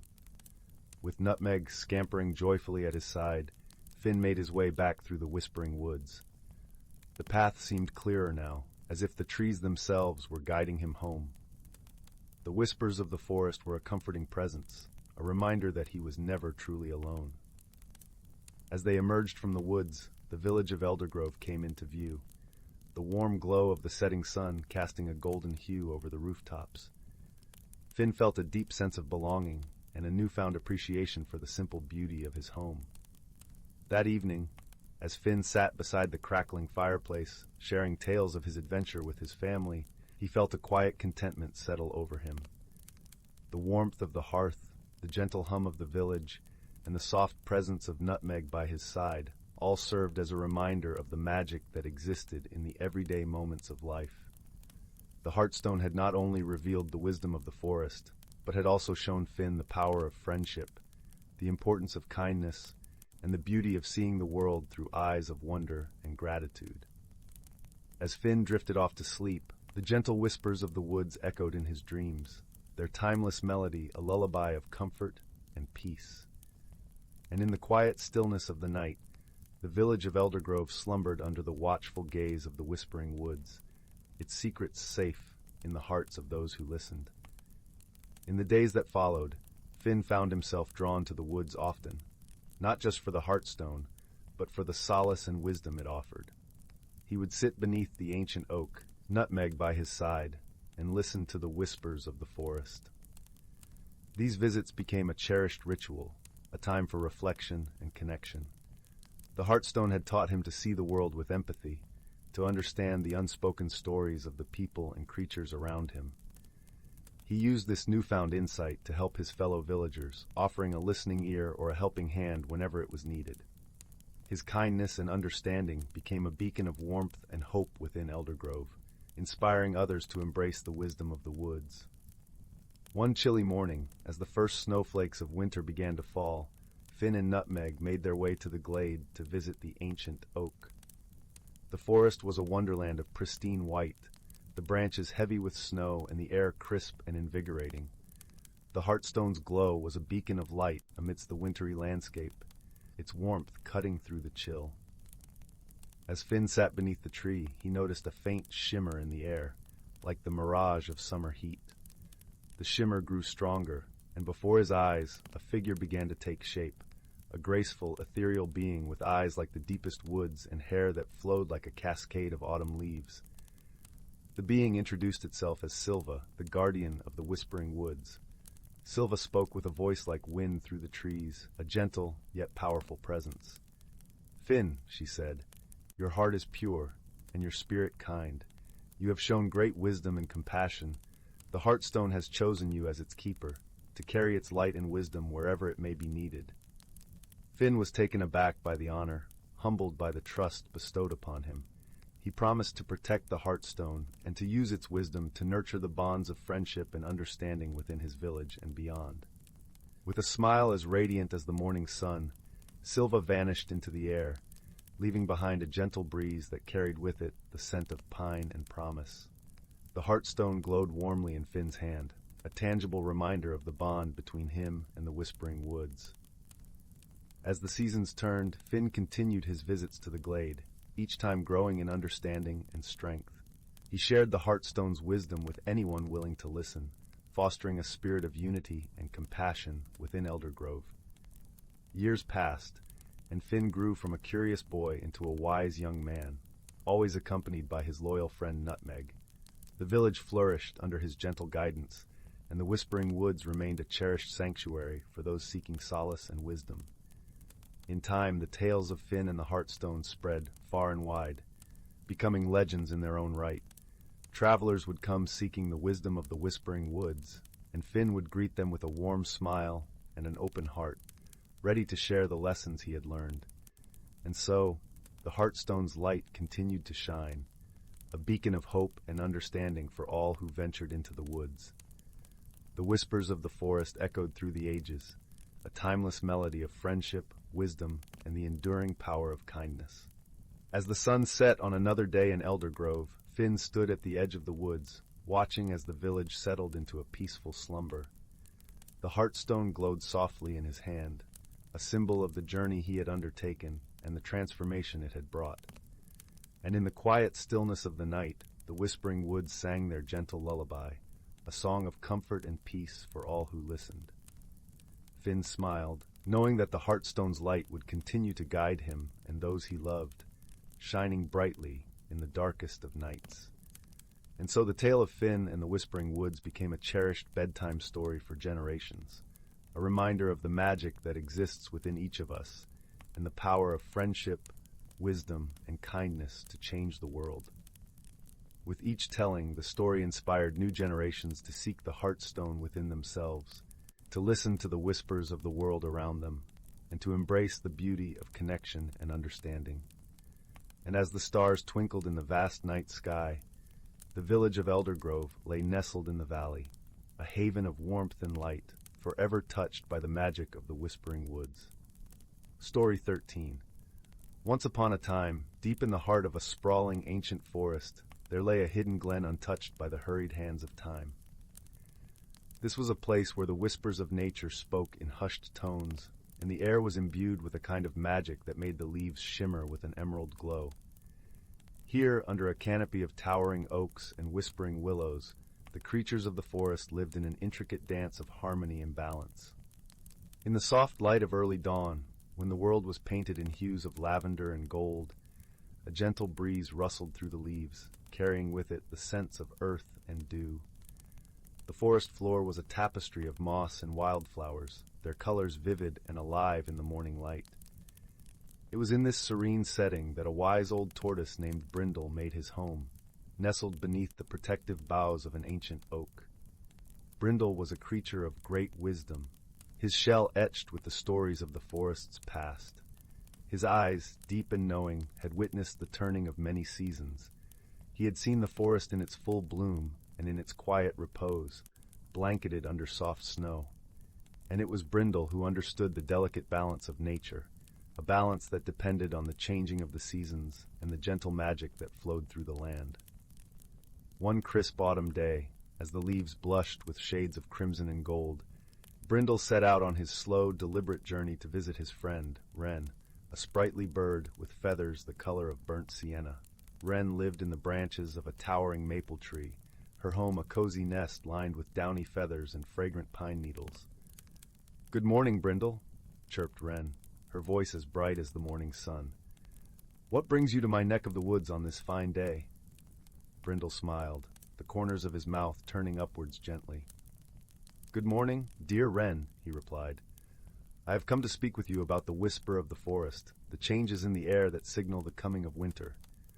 Wren fluttered down to a lower branch, her eyes sparkling with curiosity. "Ah, yes, the forest has been singing a different tune," she said thoughtfully. "The winds carry a chill now, and the nights grow longer." Brindle nodded, his gaze sweeping over the vibrant canopy above them. Indeed, the forest is preparing for the slumber of winter. It is a time for us all to gather and share wisdom, to ensure that the balance is maintained as the seasons shift. As the two friends continued their conversation, the forest around them seemed to come alive. The rustle of leaves was a gentle symphony, and the soft murmur of a nearby brook added a melodic undertone. The air was crisp, with the scent of fallen leaves and the faint sweetness of ripening berries. Brindle and Wren were soon joined by other creatures of the forest, each bringing their own stories and insights. There was Thistle, the rabbit, with fur as soft as the clouds and eyes that twinkled with mischief. Fern, the deer, graceful and serene as she moved through the undergrowth, and Ember, the fox, with a coat that gleamed like the setting sun. Together, they gathered at the heart of the glen, where the great stone circle stood, a place of ancient magic and wisdom. Here, the creatures shared tales of the past and spoke of the future, weaving a tapestry of stories that bound them together in friendship and understanding. As the sun dipped below the horizon, painting the sky in a tapestry of pinks and purples, Brindle spoke once more. The forest teaches us that each season has its purpose, its beauty, and its challenges. Winter may seem a time of stillness and cold, but it is also a time for reflection and renewal.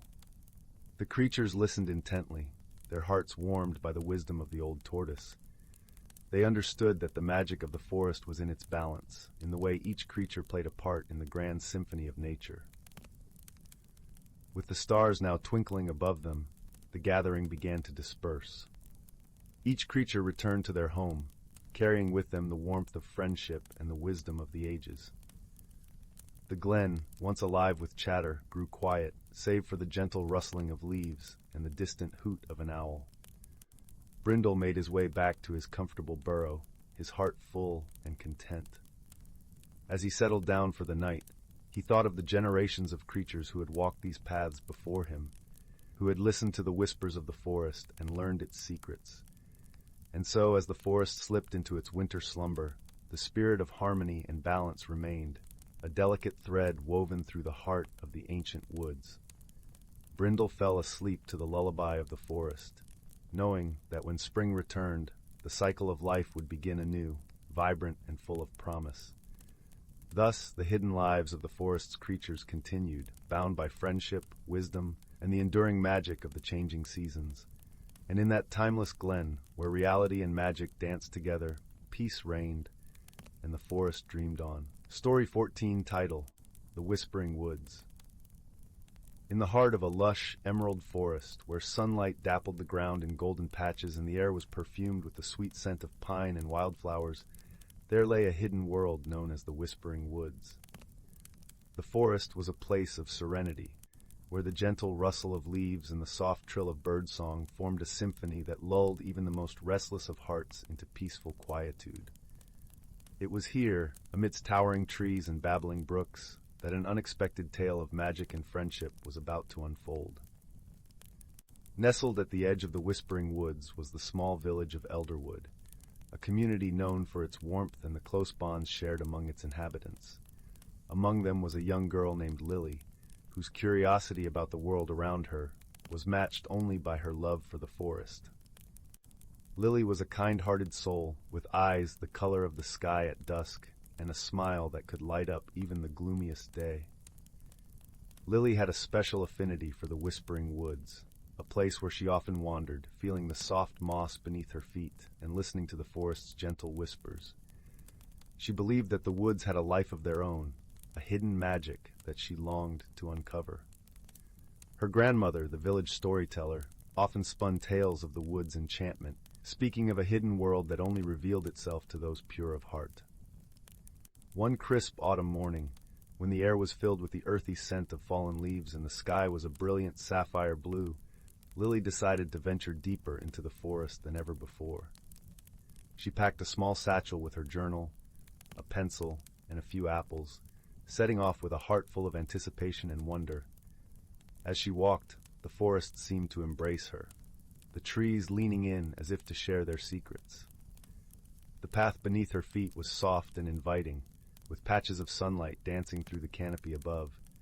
Birds flitted from branch to branch, their songs weaving through the air like threads of melody. Lily followed the path until it narrowed into a winding trail, half hidden by ferns and brambles. She hesitated for a moment, then took a deep breath and stepped forward. As she moved deeper into the woods, the air grew cooler, and the sounds of the forest became softer, more intimate. It was then that she heard it, a faint, melodic whisper, like the sound of a gentle breeze murmuring through the leaves.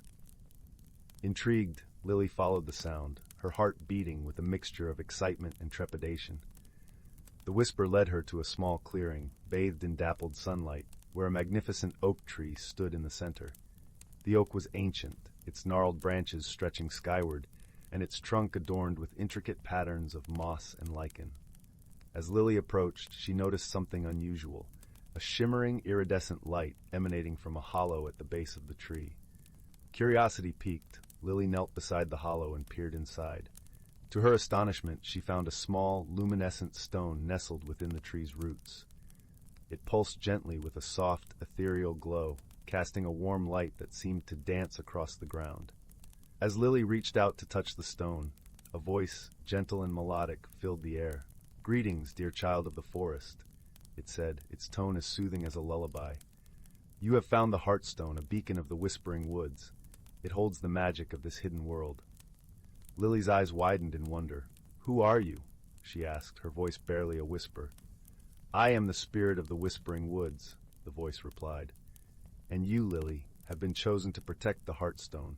It is a gift, but also a responsibility. Its magic is intertwined with the life of the forest, and it must remain here, safe and hidden." Lily nodded, feeling the weight of the task before her.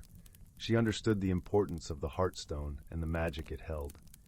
"I will protect it," she promised, her voice filled with determination. The spirit's voice was warm with gratitude. "Thank you, brave one. But remember, the heartstone's magic can only be wielded through kindness and friendship. It is a power meant to heal and nurture, not to harm." With that, the light around the heartstone dimmed slightly, and the forest seemed to exhale, as if relieved by Lily's vow. She carefully placed the stone back into its hollow, covering it gently with leaves and moss. As she rose to her feet, a sense of peace washed over her, and the forest once again filled with the gentle sounds of life. She knew that her journey was just beginning, and that the whispering woods held many more secrets waiting to be discovered. Over the following weeks, Lily returned to the clearing often, tending to the heartstone and immersing herself in the beauty of the forest. She discovered that by simply being in its presence, she could sense the thoughts and feelings of the woods, as if the entire forest was a living, breathing entity. One day, as she sat beneath the ancient oak, sketching the delicate patterns of light and shadow that played across the forest floor, she heard a soft rustling nearby. Turning her head, she saw a small creature emerge from the undergrowth, a fox with fur as red as autumn leaves and eyes that sparkled like amber. The fox approached cautiously, its gaze fixed on Lily. She remained still, her heart swelling with a mixture of awe and affection. She extended her hand slowly, palm up, inviting the fox to come closer. To her delight, the fox padded forward, sniffing her hand before nuzzling against it. Lily laughed softly, a sound that seemed to harmonize with the forest around her. "Hello, little one," she said, her voice gentle and welcoming. "What brings you here?" The fox looked up at her, and in that moment, Lily felt a connection that transcended words. It was as if the fox understood her, and she understood it. A bond forged through the magic of the heartstone and the spirit of the whispering woods. From that day forward, the fox became a constant companion on Lily's journeys through the forest. Together, they explored hidden glades and secret streams, discovering the wonders of the natural world and the magic that lay within. As the seasons changed, so did Lily. She grew more attuned to the rhythms of the forest, her senses sharpened by the magic of the heartstone. She learned to listen to the whispers of the trees, to understand the language of the birds, and to feel the heartbeat of the earth beneath her feet. But the whispering woods were not without their challenges. One chilly winter's eve, as snowflakes drifted lazily from the sky and the world was cloaked in a blanket of white, Lily and the fox encountered a creature unlike any they had seen before, a shadowy figure that moved silently among the trees. The figure was a phantom, a remnant of an ancient curse that had once threatened the forest. Its presence sent shivers down Lily's spine, and she felt the heartstone pulse with a warning. The fox bristled, its fur standing on end as it growled softly, sensing the danger. Lily stood her ground, drawing strength from the heartstone's magic. She knew that she must face the phantom, for it was a threat to the peace and harmony of the whispering woods. "Who are you?" Lily called out, her voice steady despite her fear. Why do you haunt this place? The phantom paused, its form shifting like mist in the moonlight. Its voice was a cold whisper, echoing through the trees. I am the shadow of what once was, it said. A remnant of a time when darkness sought to claim the forest. I am bound to this place, unable to move on. Lily felt a pang of compassion for the phantom. She understood that it was not truly evil, but rather a soul trapped in a sorrowful existence. Is there a way to free you? She asked, her heart aching for the lost spirit. The phantom hesitated, as if contemplating her offer. There is a way, it finally replied. The heartstone holds the power to release me, but it requires a sacrifice of kindness and compassion. Lily nodded, understanding that she must use the heartstone's magic to help the phantom find peace. She closed her eyes, focusing on the warmth and light of the heartstone, letting its magic flow through her. As she opened her eyes, she saw the heartstone's glow envelop the phantom, its light gentle and soothing. The shadowy figure began to dissolve, its form becoming lighter and more ethereal until it was nothing but a shimmering mist. Thank you, the phantom whispered, its voice filled with gratitude and relief. I am free. With those words, the mist vanished, leaving the forest silent and still. The fox nudged Lily's hand, its eyes reflecting her own sense of peace and fulfillment. From that day on, the whispering woods seemed brighter, as if the very essence of the forest had been renewed by the release of the phantom. The heartstone's magic continued to flourish, bringing life and vitality to the woods and all who dwelled within. Lily and the fox became guardians of the heartstone, protectors of the magic that bound the forest together. Their friendship blossomed, a testament to the power of kindness and the bonds that unite all living beings. As the years passed, Lily grew into a wise and gentle woman, her heart forever intertwined with the whispering woods. She shared her tales with the children of Elderwood, passing down the stories of the forest and its magic, ensuring that the spirit of the whispering woods would live on. And so, the tale of the heartstone and the whispering woods became a cherished legend, a reminder of the magic that exists in the world and the power of friendship to overcome even the darkest of shadows. As the sun set over the horizon, casting a warm glow over the village and the forest beyond, Lily sat beneath the ancient oak, her heart filled with gratitude and peace. The fox lay beside her, its eyes closed, content in the knowledge that they were part of something greater than themselves, a hidden world where magic and friendship flourished, forever bound by the gentle whispers of the woods. Story 15. Once upon a time, in a quaint little village nestled between rolling hills, there lived a young girl named Lily. Like most children her age, Lily had a vivid imagination and a heart filled with curiosity about the world around her. One crisp autumn morning, Lily woke up to the sound of colorful leaves dancing in the breeze outside her window. As she sat up and stretched, her eyes fell upon an old wooden trunk at the foot of her bed, a trunk she had seen countless times before, but never paid much attention to. Today, however, something felt different. Lily felt a strange pull towards the trunk, as if it were whispering secrets waiting to be uncovered. With a sense of wonder, she slid off her bed and knelt before the weathered chest, running her fingers along the intricate carvings etched into its surface. As she traced the patterns, a soft glow began to emanate from the trunk, and the air around her seemed to hum with magic. Lily gasped in delight as the lid creaked open, revealing a world unlike anything she had ever seen before. Inside the trunk, a vibrant meadow stretched out before her, filled with wildflowers of every color imaginable. Butterflies danced among the petals, and a gentle stream trickled through the lush grass. Lily could hardly believe her eyes. This was no ordinary trunk, but a portal to a magical realm. Without a moment's hesitation, she climbed inside, her bare feet sinking into the soft earth beneath her. As she explored this wondrous new world, she encountered a wise old oak tree named Oakley and a mischievous rabbit named Thumper. Oakley, with his weathered bark and kind, knobby face, welcomed Lily warmly. "Ah, new friend to enjoy the wonders of our realm," he said in a deep, creaky voice. "But beware, child, for all is not as it seems." Thumper, with his twitching nose and boundless energy, hopped around Lily excitedly. "You've found the enchanted trunk," he exclaimed. "But be careful, there's a wicked witch who wants to steal its magic for herself." Lily listened intently as Oakley and Thumper explained the challenge that lay ahead. The wicked witch, jealous of the trunk's power, had cast a dark spell over the realm, causing the once vibrant flowers to wilt and the stream to run dry. Only by restoring the balance of nature could the witch's curse be broken and the realm's beauty be preserved. With newfound determination, Lily set out on a journey through the magical realm, guided by the wisdom of Oakley and the playful antics of Thumper. Along the way, she learned to listen to the whispers of the wind, to appreciate the beauty in the smallest of creatures, and to find strength in the bonds of friendship.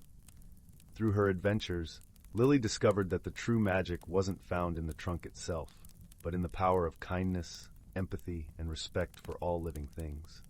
With each act of compassion, the realm grew more vibrant, and the curse weakened. Finally, after facing many challenges and learning invaluable lessons, Lily stood before the wicked witch's lair. Instead of confronting her with force, Lily extended a hand of friendship, offering to share the wonders of the realm and the joy of coexisting in harmony with nature. To Lily's surprise, the witch's hard exterior began to soften, and she realized the error of her ways. Together, they worked to lift the curse, and the realm was restored to its former glory, a testament to the power of understanding and forgiveness. As the sun set over the enchanted meadow, Lily bid farewell to her new friends, Oakley and Thumper, promising to return and share the magic with others. She climbed back through the trunk, her heart filled with gratitude for the incredible journey she had experienced. From that day on, Lily saw the world through new eyes, eyes that recognized the extraordinary in the ordinary, and the beauty that could be found in even the most unexpected places. And whenever she felt lost or uncertain, she would open the enchanted trunk and let the magic of friendship, wisdom, and wonder guide her way. Story 16. In a quaint village nestled between whispering woods and a gently flowing river, there lived a young woman named Leora. The village, Sunvale, was known for its lush green meadows and golden fields that danced with the wind. The people of Sunvale often spoke of the tranquil beauty surrounding them, yet for Leora, change was as elusive as the breeze that rippled through the crops. Leora was known for her radiant smile and kind heart. She spent her days tending to the garden she loved, her fingers buried in the rich, earthy soil. Yet beneath her calm exterior, she harbored a quiet fear of change. The thought of anything altering her familiar world made her heart flutter with unease. One crisp autumn morning, the villagers were abuzz with news. An old storyteller, renowned for spinning tales of wonder and wisdom, had arrived. His presence was like the first snowflake of winter, magical and expectant. Leora, intrigued yet hesitant, decided to attend his gathering under the ancient willow that stood by the riverbank. As dusk painted the sky in shades of amber and violet, the villagers gathered around a crackling fire. The storyteller, with hair as silver as moonlight and eyes twinkling like stars, began to weave his tale.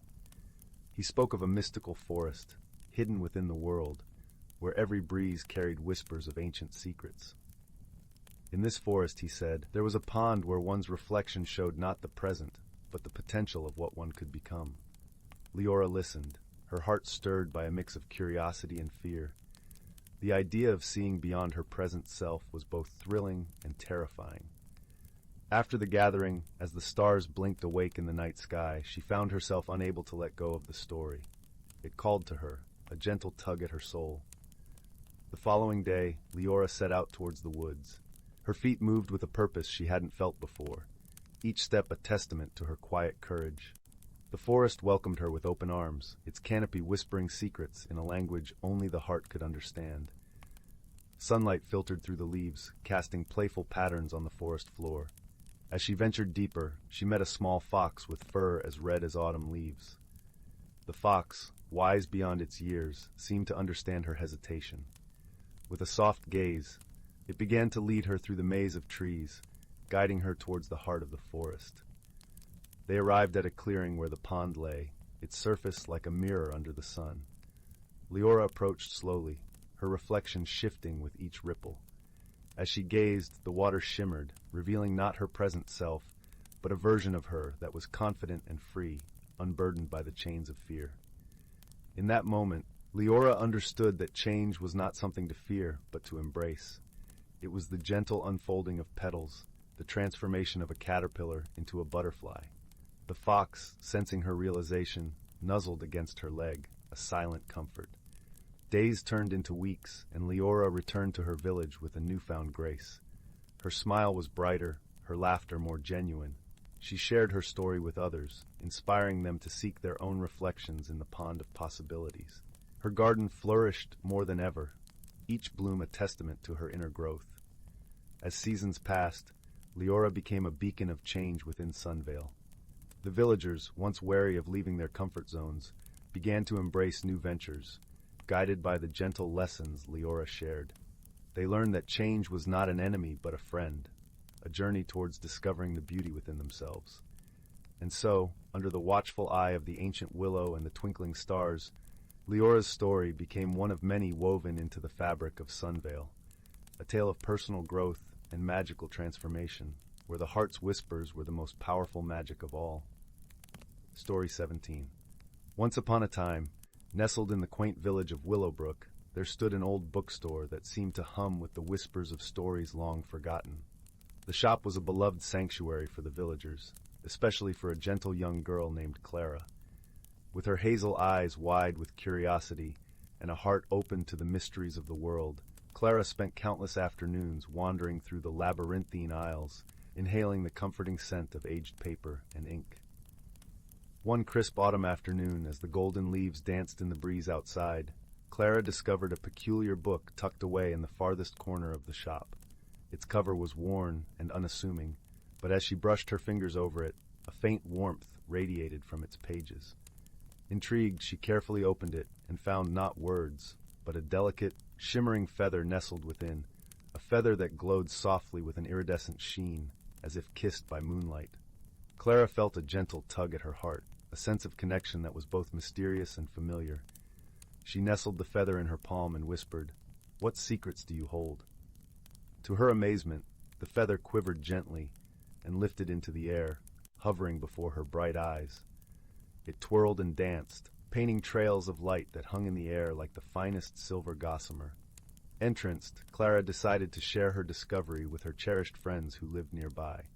First, she visited Oliver, a wise old tortoise who resided in a cozy burrow beneath the grand oak tree. Despite his age, Oliver's eyes sparkled with the wisdom of the ages, and he welcomed Clara with a slow, knowing smile. "Ah, the feather of whimsy," he murmured, his voice as deep and resonant as the earth itself. "It chooses its bearer carefully." From Oliver, Clara learned that the feather held the power to reveal the hidden wonders of the world, but only to those with a pure heart and an open mind. With this knowledge, Clara felt a new sense of purpose unfurling within her like the petals of a morning bloom. Next, Clara sought out Maribel, a spirited squirrel with a penchant for mischief and bravery. Maribel's bushy tail flicked with excitement as she scampered from branch to branch, her bright eyes gleaming with adventure. "I bet it can show us the secret trails in the forest," she chattered, her voice a tinkling bell of laughter. With Maribel's boundless enthusiasm, Clara felt emboldened to explore the possibilities that lay before them. As evening descended, casting a gentle twilight glow over Willowbrook, the trio set out on their journey. The feather led them through familiar woods that whispered of hidden paths. It glided gracefully, illuminating the way with its soft luminescence, leading them deeper into the heart of the forest, where the air was thick with the scent of pine and earth, and the world seemed to hold its breath in anticipation. Their journey brought them to a serene glen, where a delicate stream sang a lullaby to the peaceful night. Here, they encountered a challenge, a riddle carved into the ancient stones that bordered the water. The riddle spoke of time and patience, of seeing with the heart rather than the eyes. Clara knew that this was not a challenge of strength, but of understanding. She sat quietly, her heart attuned to the gentle rhythm of the world around her. Oliver and Maribel joined her in stillness, their presence a comforting reminder of friendship and trust. As they listened, the answer dawned upon Clara like the first light of dawn. "It is the passage of time," she whispered, her voice a soft echo in the glen. With her realization, the feather shimmered brightly and transformed into a bridge of light across the stream, inviting them to step into a world where dreams and reality wove together seamlessly. On the other side, they found a hidden garden bathed in the moon's gentle glow, where flowers bloomed with colors unseen and music floated on the breeze like a sweet lullaby. In this enchanted place, Clara realized the true gift of the feather was not its magic alone, but the journey it had led her on and the bonds it had strengthened. With gratitude swelling in her heart, she embraced her friends, their laughter and joy, a melody that would linger long after the night had passed.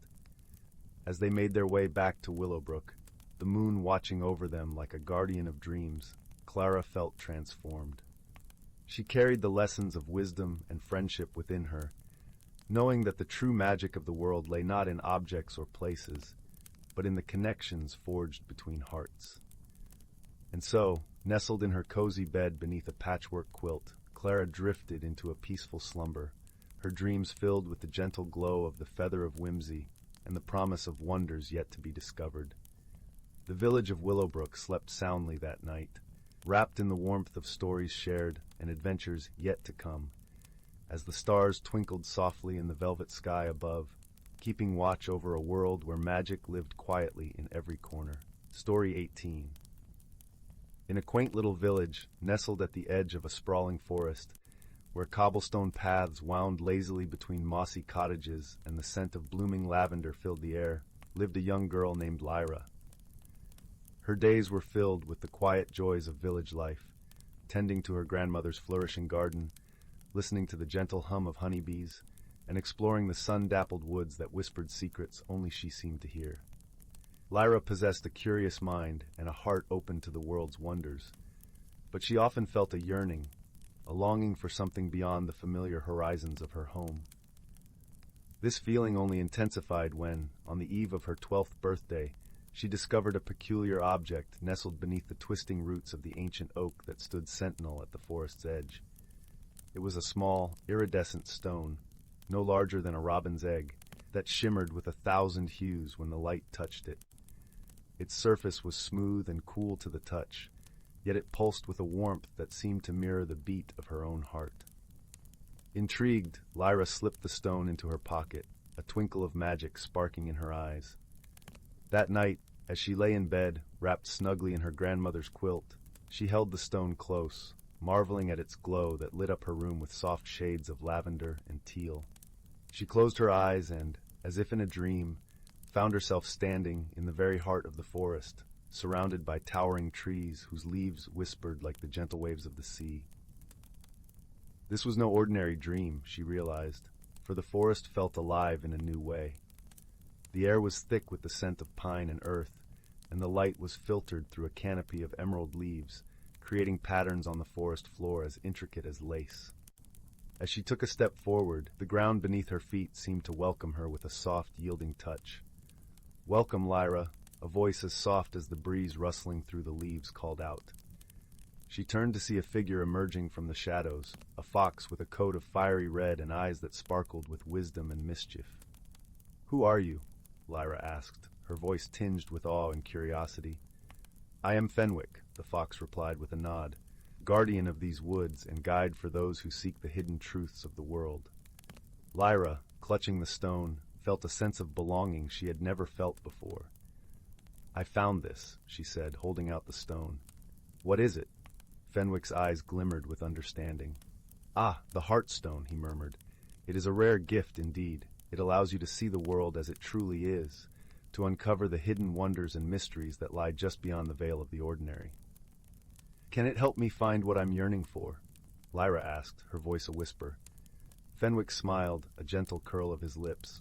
"Perhaps," he said, "but the true journey begins within yourself. The heartstone will guide you, but it is your heart that must lead the way." With that, Fenwick turned, his tail flicking like a banner in the wind, and began to walk deeper into the forest. Lyra hesitated only for a moment before following, her feet moving of their own accord over the soft, loamy ground. As they traveled, the forest unfolded around them, revealing secrets hidden in every nook and cranny. They passed a glade where moonflowers bloomed, their petals unfurling in the silvery light, a brook that sang a gentle lullaby as it meandered over smooth stones, and a clearing where fireflies danced in a shimmering ballet, their lights winking on and off in a rhythm that matched the beating of Lyra's heart. Through this dreamlike journey, Lyra discovered a hidden world, one where animals spoke in soft, melodic voices, and the trees seemed to nod in understanding as she passed. Yet as enchanting as this world was, she knew it was not meant to be her permanent home. It was a place of learning, a place of growth, and as Fenwick had said, the true journey lay not in the forest, but within herself. One evening, as they sat by a fire that crackled softly, sending embers spiraling up into the night, Lyra spoke of the yearning that had led her to the heartstone. "I feel like there's something I'm meant to find," she confessed. "Something important." Fenwick, his eyes reflecting the dancing flames, nodded. "The world is vast, and its mysteries are many. But sometimes the answers we seek are not found in the grand or the distant, but in the simple and the close. What is it that you truly wish to find, Lyra?" Lyra thought for a moment, the fire's warmth seeping into her bones. "I want to understand my place in the world," she said finally. "To know what I'm meant to do." Fenwick smiled, his expression softening. "Then perhaps it is not the world that you need to journey through, but your own heart. The heartstone can show you the way, but it is your own choices that will guide your path." With those words echoing in her mind, Lyra fell into a deep, peaceful sleep, the kind that wraps around you like a soft blanket on a chilly night. In her dreams, she saw herself standing at the edge of a vast ocean, the waves whispering secrets only she could hear.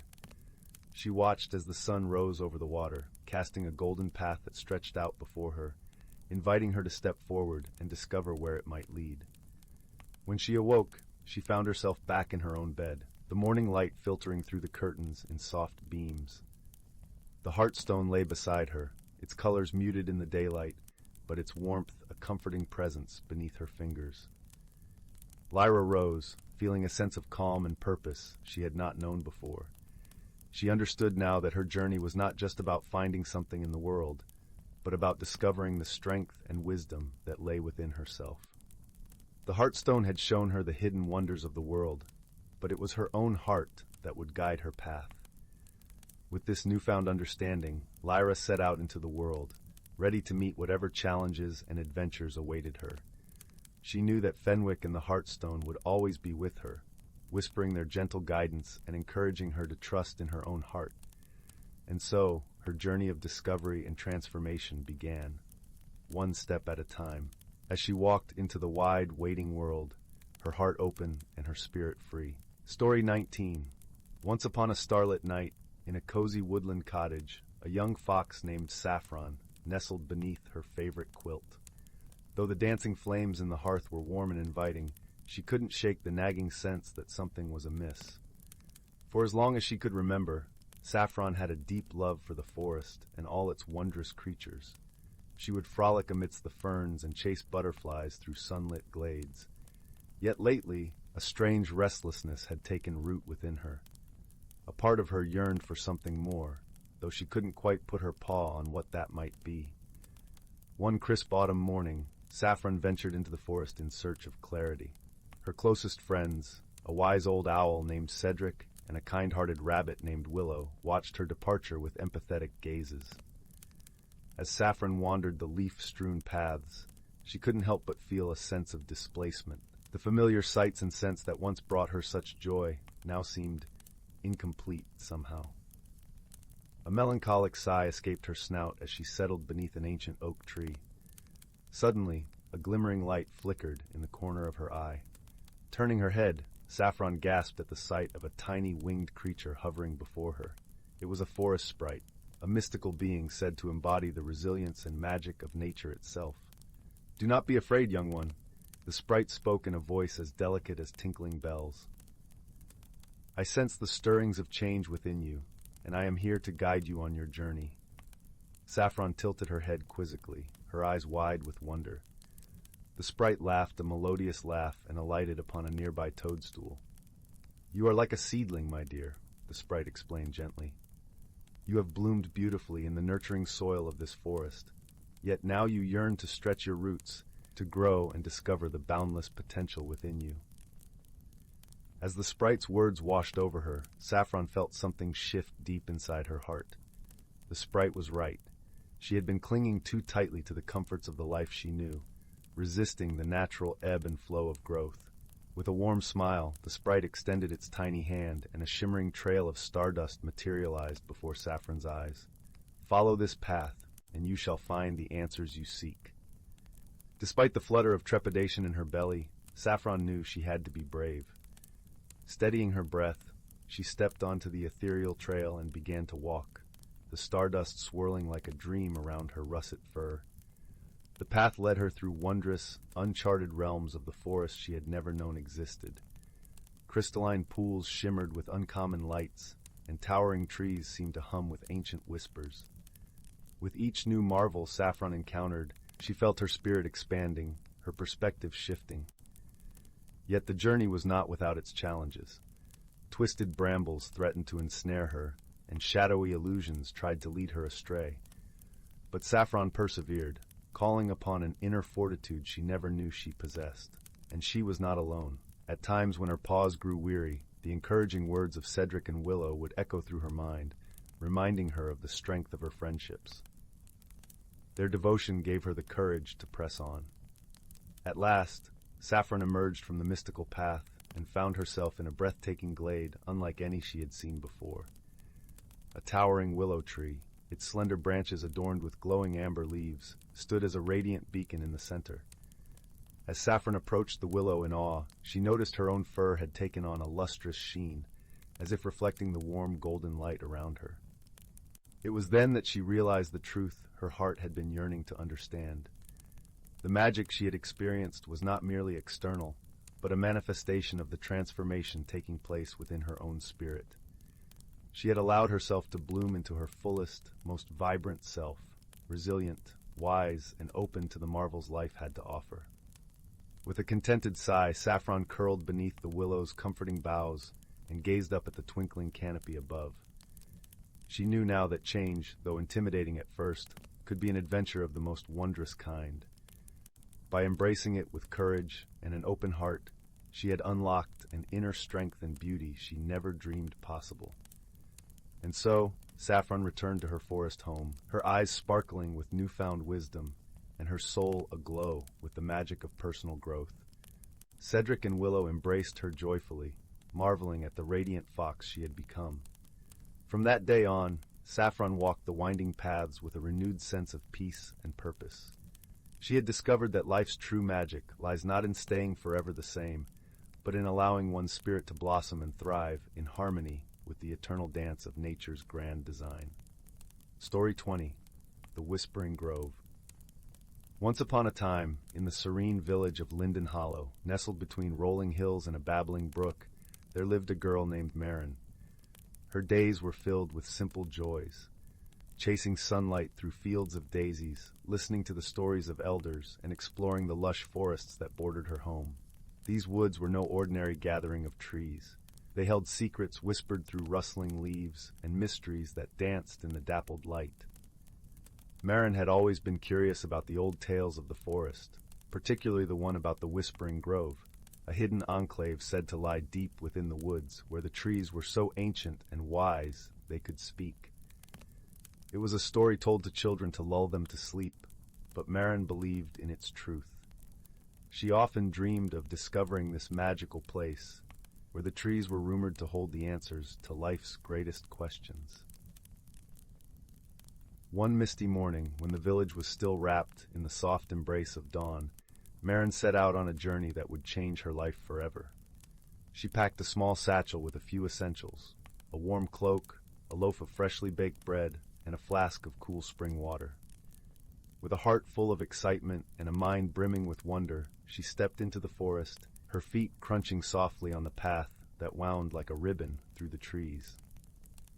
The forest greeted her with a symphony of sounds: the cheerful chirping of birds, the gentle rustle of leaves swaying in the breeze, and the distant trickle of a hidden stream. Sunlight filtered through the branches, painting the forest floor with patches of gold. As she walked, Marin felt the warmth of the sun on her skin and the cool earth beneath her feet, grounding her in the present moment. Marin walked for hours, her senses alive to the beauty around her. The air was thick with the scent of pine and rich earth, and every now and then she would stop to marvel at a cluster of wildflowers or the intricate patterns of moss covering ancient stones. She followed the path as it meandered deeper into the heart of the forest, where the trees grew taller and the canopy thicker. As noon approached, Marin found herself in a part of the forest she had never seen before.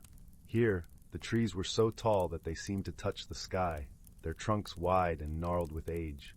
The light was dim and dappled, creating an ethereal glow that made the air shimmer.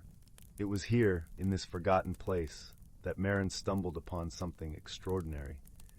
In the center of a small clearing stood a tree unlike any other. Its bark was silvery and smooth, its branches reaching out like welcoming arms. But what caught Marin's attention was the gentle hum that emanated from the tree, a sound like the soft murmur of voices carried on the wind. She approached cautiously, her heart beating with a mixture of fear and anticipation. As Marin reached out to touch the tree, a warm sensation spread through her fingertips, traveling up her arm and into her heart. She closed her eyes, and in that moment, she heard them, the whispers of the grove. They were soft and melodic, each voice distinct yet part of a harmonious whole. They spoke of ancient times, of the cycles of nature, and of the interconnectedness of all living things. Marin listened, captivated by their wisdom. The trees spoke of patience and resilience, of the importance of nurturing the earth and caring for one another. They told tales of seasons past and dreams of futures yet to come. As she listened, Marin felt a profound sense of peace wash over her, as if she were part of something much larger than herself. Hours passed as Marin sat with the whispering grove, absorbing the gentle teachings of the trees. She felt a deep sense of gratitude and wonder, her heart swelling with the knowledge she had gained. The sun began to dip below the horizon, casting long shadows across the forest floor, and Marin knew it was time to return home. With a heavy heart, she bid farewell to the grove, promising to return one day.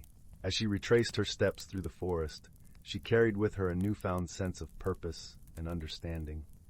The whispers of the grove had changed her, opening her eyes to the beauty and wisdom that surrounded her every day. When Marin finally emerged from the forest, the village was bathed in the soft glow of twilight.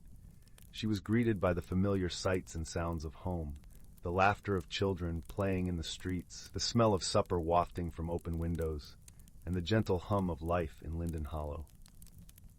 As she walked through the village, Marin began to share the stories of the Whispering Grove with her friends and family.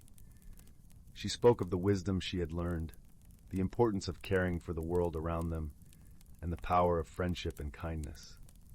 Her words touched the hearts of those who listened, and soon the entire village was inspired by the lessons of the grove. Marin's journey had transformed her, and through her, it transformed the village as well.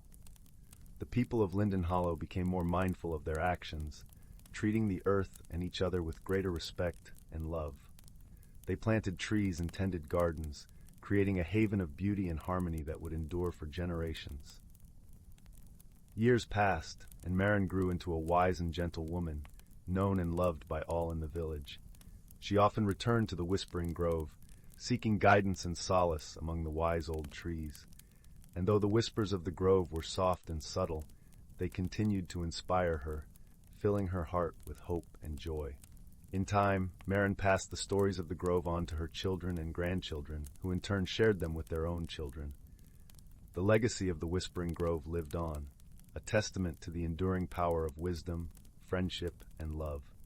And so, in the quiet village of Linden Hollow, where the forest whispered secrets to those who would listen, the lessons of the grove became an integral part of life.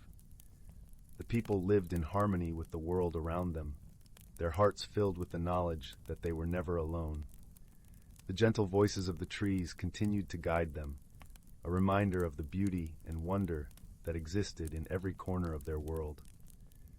As the stars appeared in the night sky, twinkling like scattered diamonds, Marin sat by her window, gazing out at the forest she had come to love so dearly. The soft glow of moonlight bathed the village, and the whispers of the grove filled the air, a soothing lullaby that lulled the village to sleep. With a heart full of gratitude and a spirit at peace, Marin closed her eyes, knowing that the wisdom of the Whispering Grove would be with her always. In that moment, she felt the gentle embrace of the forest, a comforting presence that wrapped her in warmth and love. And as she drifted off to sleep, she knew that she was part of something beautiful and eternal, a story of hope, friendship, and the enduring power of the natural world. And so the tale of the Whispering Grove, with its gentle lessons and timeless wisdom, continued to weave its magic in the hearts of all who heard it. In the quiet moments of life, when the world seemed still and the air was filled with possibility, the whispers of the grove reminded them of the beauty and wonder that existed within and around them. With each new day, Marin and the people of Linden Hollow embraced the lessons of the grove, living their lives with kindness, compassion, and a deep appreciation for the world they called home. And in doing so, they created a legacy of love and harmony that would echo through the ages, a testament to the enduring power of wisdom and friendship. As the years passed, the village of Linden Hollow flourished, a vibrant community where the bonds of friendship were strong and the love for the natural world was deeply ingrained. The people lived in harmony with the land, nurturing it with care and respect, and in return, it provided for them abundantly. The forest, with its towering trees and hidden wonders, remained a place of mystery and enchantment. Children grew up hearing the stories of the Whispering Grove, and like Marin, they ventured into the woods in search of its wisdom. Each one returned changed, carrying the lessons of the grove in their hearts and sharing them with the village. The Whispering Grove became a cherished part of their lives, a source of inspiration and guidance that connected them to the world around them and to each other. Its gentle whispers were a reminder of the interconnectedness of all living things and the importance of nurturing those connections with love and kindness. Marin's journey had not only transformed her, but it had also left an indelible mark on the village of Linden Hollow. Her legacy lived on in the hearts of those she had touched, a beacon of hope and wisdom that continued to light their way. And so as the years rolled by and the seasons changed, the story of the Whispering Grove endured, a timeless tale of friendship, wisdom, and the beauty of the natural world. It was a story that reminded them of the power of love and the enduring strength of the bonds that united them. In the quiet moments when the stars filled the sky and the whispers of the grove could be heard on the breeze, the people of Linden Hollow felt the comforting presence of the forest, and they knew they were never alone. The grove, with its ancient wisdom and gentle guidance, would always be there, a source of strength and inspiration for generations to come. And so the tale of the Whispering Grove, with its gentle lessons and timeless wisdom, continued to weave its magic in the hearts of all who heard it. In the quiet moments of life, when the world seemed still and the air was filled with possibility, the whispers of the grove reminded them of the beauty and wonder that existed within and around them. Story 21. In the quaint village of Willowbark, nestled amidst rolling hills and whispering woods, there was a peculiar mystery that had the townsfolk gently scratching their heads.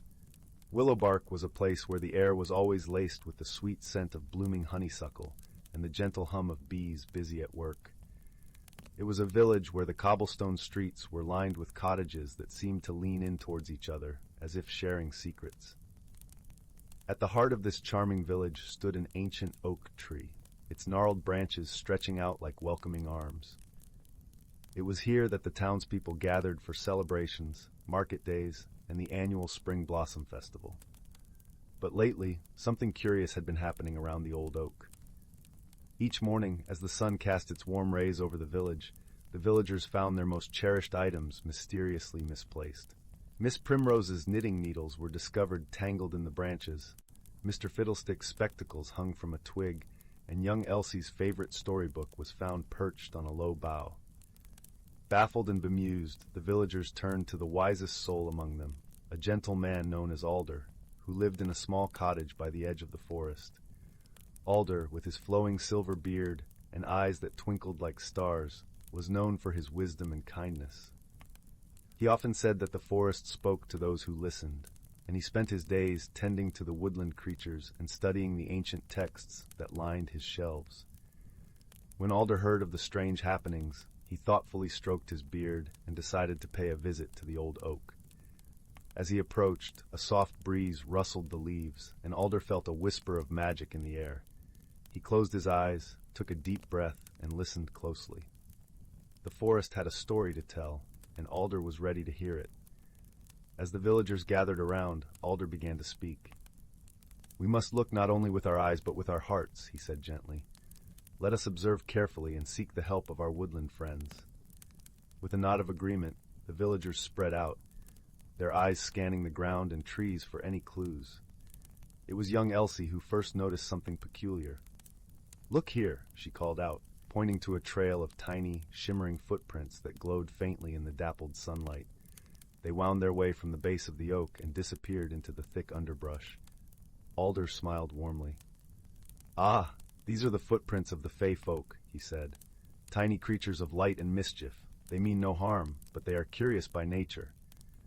The villagers gasped in awe, for few had ever seen evidence of the Fey folk. Alder, however, was not surprised. "They are drawn to joy and laughter," he explained. "Perhaps they have been borrowing our treasures to explore their own magic." Determined to solve the mystery, Alder suggested they leave small offerings of honey and sweet bread by the oak that evening.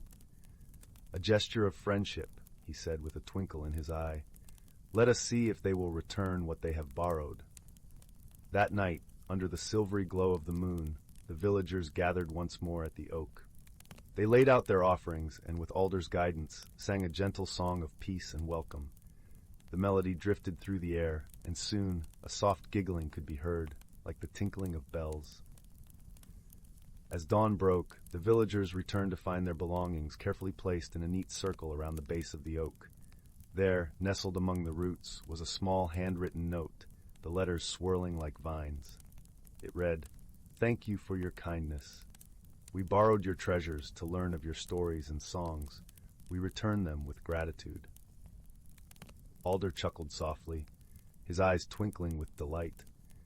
"It seems we have gained new friends," he said, his voice filled with warmth.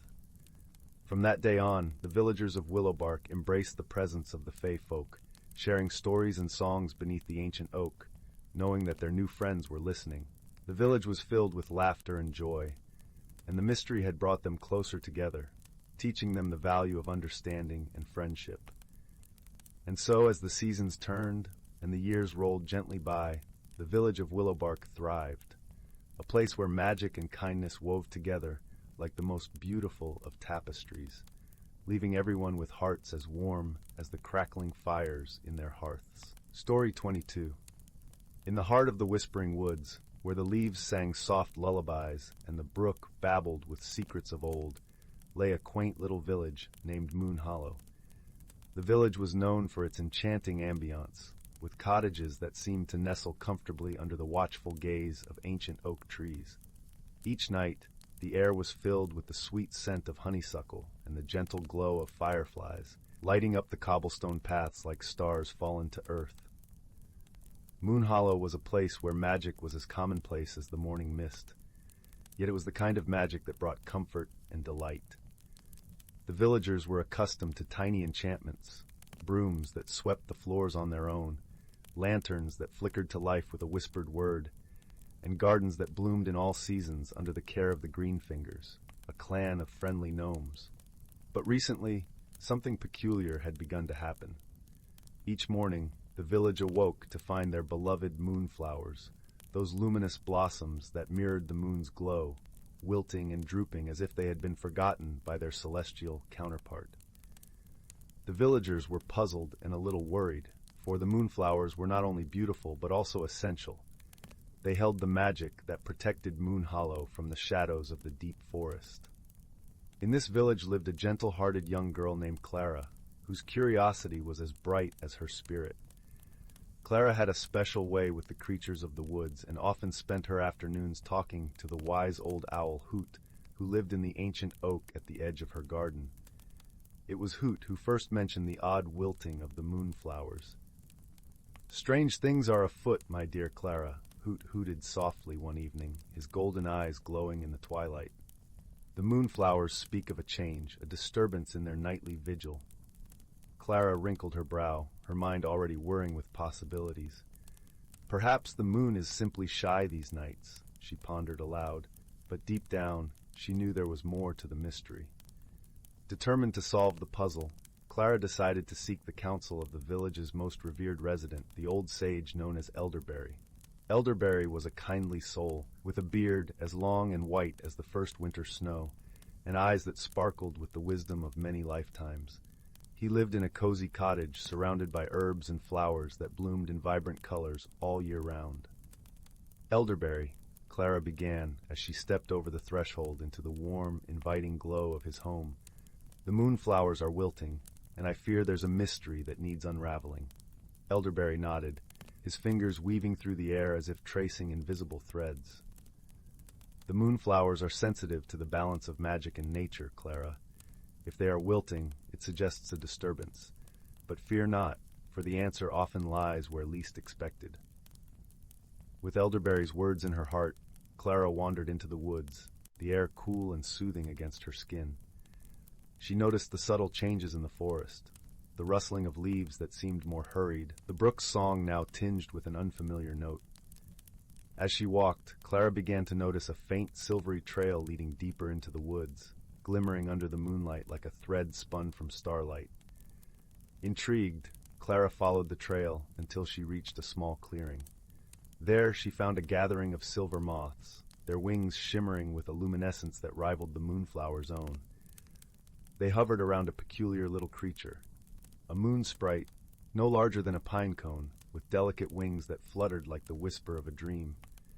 The moon sprite looked up at Clara with eyes of midnight blue, filled with a mix of worry and hope.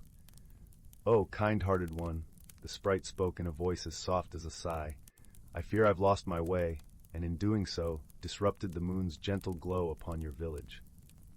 Clara knelt down, her heart swelling with empathy for the tiny creature. "How can I help you find your way back?"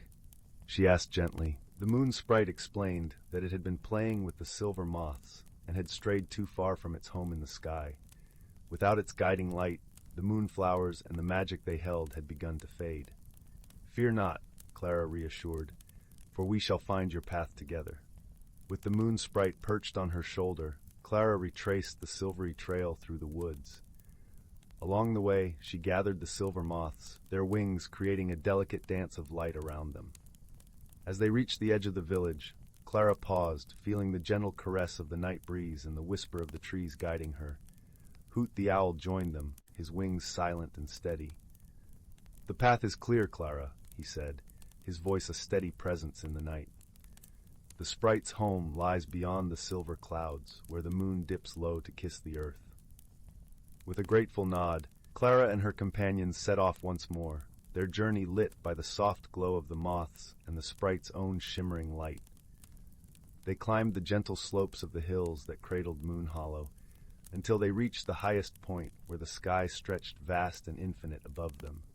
There, where the moon hung like a guardian sentinel, Clara whispered a gentle farewell to the moon sprite. With a gentle flutter of its wings, the sprite rose into the sky, the silver moths swirling around it like a constellation come to life. As the moon sprite ascended, the moon cast its full radiant light upon the village, bathing Moon Hollow in a luminous glow. The moonflowers, once drooping, now stood tall and proud, their petals unfurling in a symphony of light. Returning to the village with a heart full of joy, Clara found Elderberry waiting by the garden gate, a knowing smile on his face. "You see, dear Clara," he said, "sometimes the greatest mysteries are solved not with answers, but with understanding and friendship."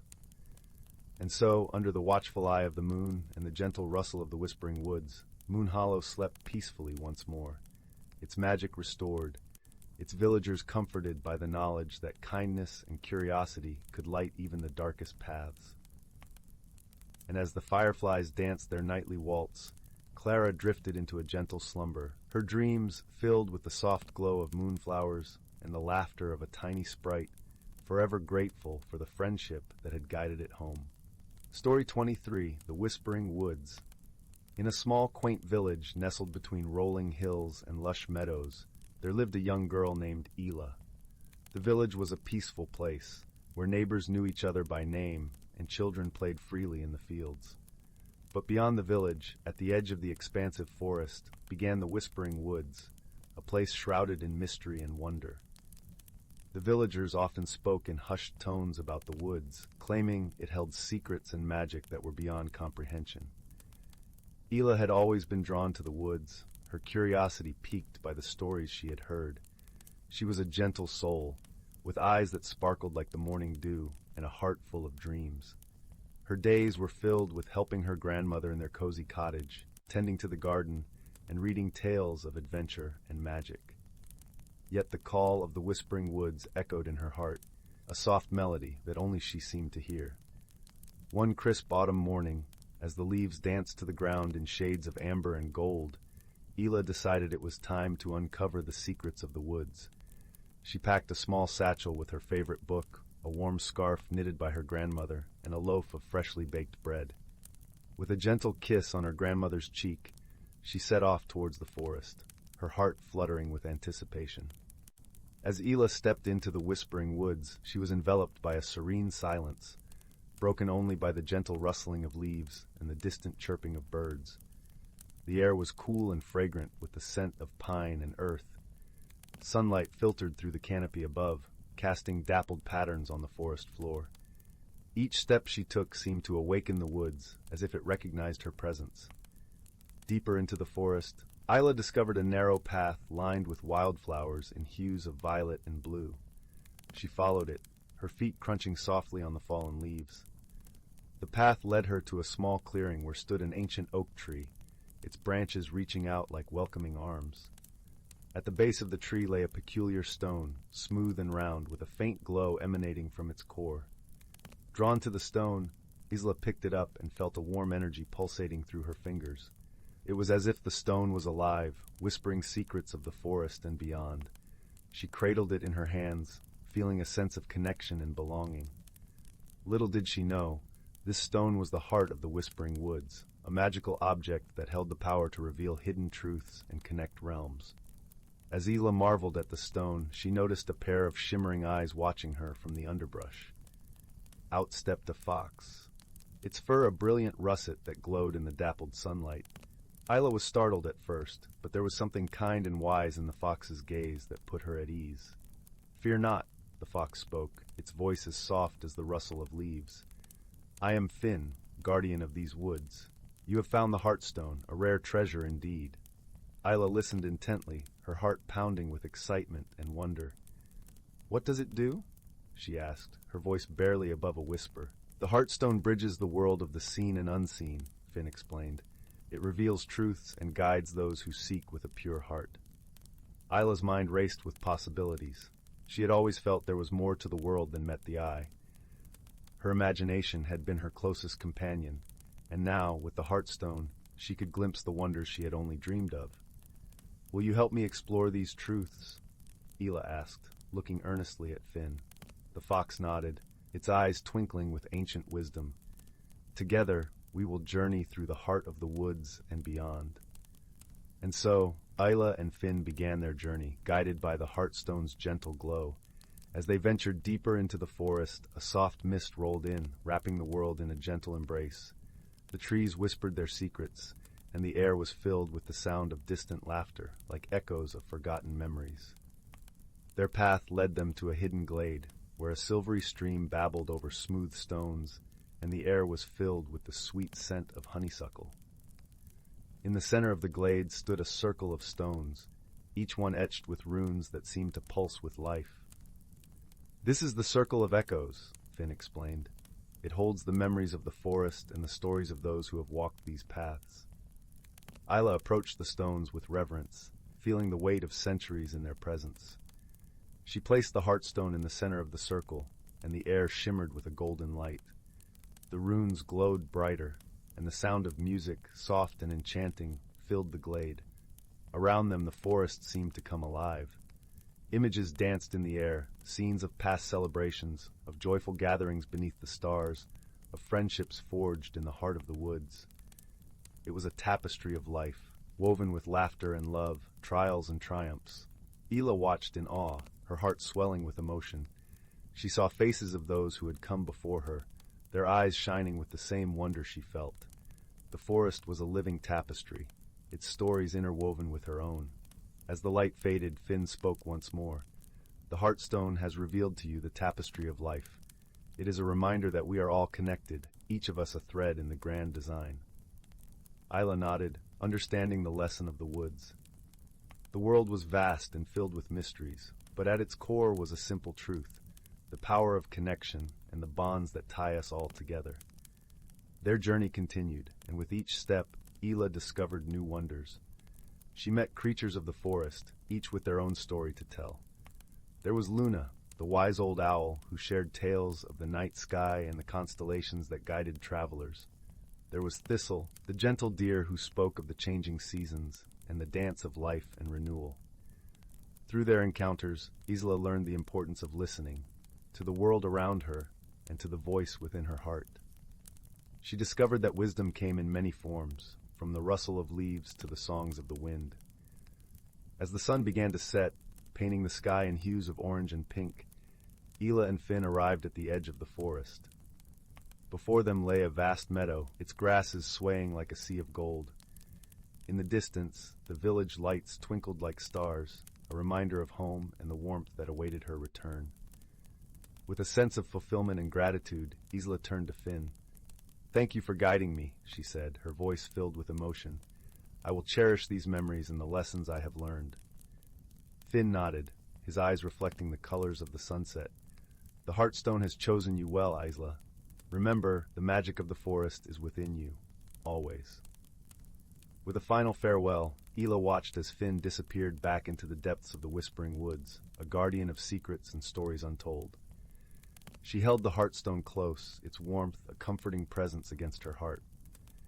As she made her way back to the village, Ela felt a change within her, a newfound understanding of the world and her place in it. The journey had transformed her, weaving her own story into the tapestry of the forest. That night, as she lay in her cozy bed, the moonlight streaming through her window, Ela felt a sense of peace and belonging. The whispers of the woods echoed in her dreams, a gentle reminder that magic was not just in the world around her, but within her as well. And so, with a heart full of wonder and a spirit alight with the magic of the Whispering Woods, Ela drifted into a deep, restful sleep, knowing that the journey was only just beginning, and that the stories of the heart were endless, waiting to be discovered. The days that followed Ela's adventure were filled with a quiet joy. She carried the Heartstone with her, feeling its gentle hum as a constant companion. Its glow was a reminder of the magic she had witnessed and the connections she had made. Each morning as the sun rose over the hills, painting the sky with hues of gold and pink, Isla would wander to the edge of the forest, her thoughts drifting back to the wonders she had seen. In the village, life continued as it always had, with the gentle rhythm of daily tasks and the warmth of community. Yet for Isla, everything seemed a bit more vibrant, more alive. She found herself noticing the small details, the laughter of children playing in the fields, the way the sunlight danced on the surface of the river, and the songs of the birds that flitted across the sky. Ila's grandmother noticed the change in her granddaughter, a lightness in her step and a sparkle in her eyes that seemed to reflect a deeper understanding of the world. One evening, as they sat by the fireplace, the flames flickering and casting a warm glow over the room, her grandmother spoke softly. "You found something special, haven't you, dear?" she asked, her voice gentle and knowing. Isla nodded, a smile playing on her lips. "The woods, they showed me so much. There's magic everywhere, grandmother. It's in the trees, the wind, the stories that connect us all." Her grandmother chuckled, her eyes shining with pride. The Whispering Woods have always been a place of mystery and wonder, but it's rare for someone to truly see them, to understand their heart. As they sat together, the warmth of the fire wrapping around them like a comforting embrace, Ela shared her stories of the forest, of Finn and the creatures she had met, and of the circle of echoes. Her grandmother listened, nodding slowly, her hands working steadily on the knitting in her lap. "The Heartstone chose well," her grandmother said finally, her voice full of affection. "You have a gift, Ela, a way of seeing the world that others might miss." Isla felt a swell of gratitude for her grandmother's wisdom and for the journey that had opened her eyes to the hidden beauty in the world. She knew that the heartstone was more than just a magical object. It was a reminder of the connections she had forged, the friendships that defied expectations, and the truths she had uncovered. As the seasons turned, Ela continued to visit the Whispering Woods, each time discovering something new, a hidden world within the natural environment. The forest became a place of solace, where she could reflect on the lessons she had learned and find inspiration for the stories she loved to write. Her tales became treasured in the village, shared around cozy firesides and recited under the stars. They were stories of adventure and friendship, of mysteries that unfolded in magical settings, and of personal transformation and growth. Through her words, Ela shared the magic of the woods, weaving a tapestry of wonder that captivated the hearts of those who listened. And so, life in the village continued, with Ela's stories bringing warmth and light to the community. The Whispering Woods remained a place of enchantment, its secrets waiting to be discovered by those with curious hearts and open minds. Through it all, Ela held the heartstone close, knowing that its magic would always guide her, and that the journey of discovery and connection was a path she would walk for a lifetime. With each story she told, she added a new thread to the tapestry of life, a reminder that magic was not just found in the extraordinary, but in the everyday moments of joy, kindness, and love. As the years passed, the tales of Isla and the Whispering Woods became a cherished part of the village's lore, passed down from generation to generation. Children would gather at her feet, their eyes wide with wonder, as she recounted her adventures and the lessons she had learned. Through her stories, the magic of the woods lived on, a beacon of hope and imagination for all who listened. And in the quiet moments when the world seemed still and the stars twinkled overhead, Isla would hold the heartstone and remember the journey that had changed her life. She knew that her story was just one of many, a single thread in the grand tapestry of the world, and with each new day, she embraced the magic within and the endless possibilities that awaited. For the Whispering Woods, with its secrets and wonders, was a place where dreams took flight and hearts found their true path, a place where the stories of the heart were never ending, and the journey of discovery was a gift to be cherished for all time. In a misty valley nestled deep within ancient peaks, a small village stood as a living tapestry of timeless traditions.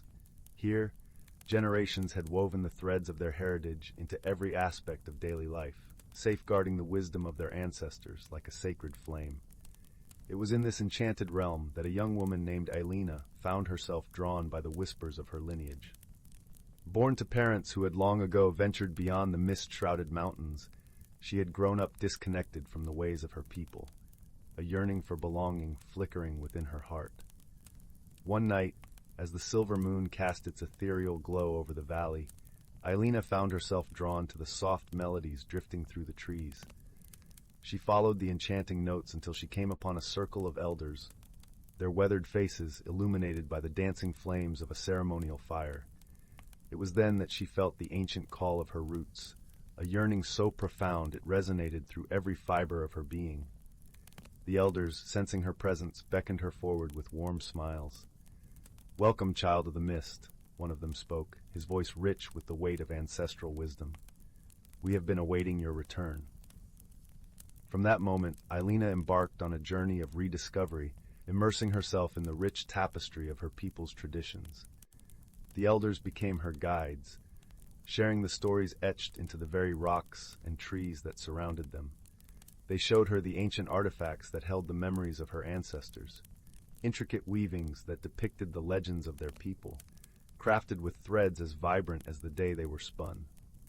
Ailina marveled at the delicate carvings adorning ceremonial masks, each line a testament to the artistry and resilience of her lineage. As she learned the meanings behind every ritual and custom, Ailina felt a profound sense of belonging wash over her.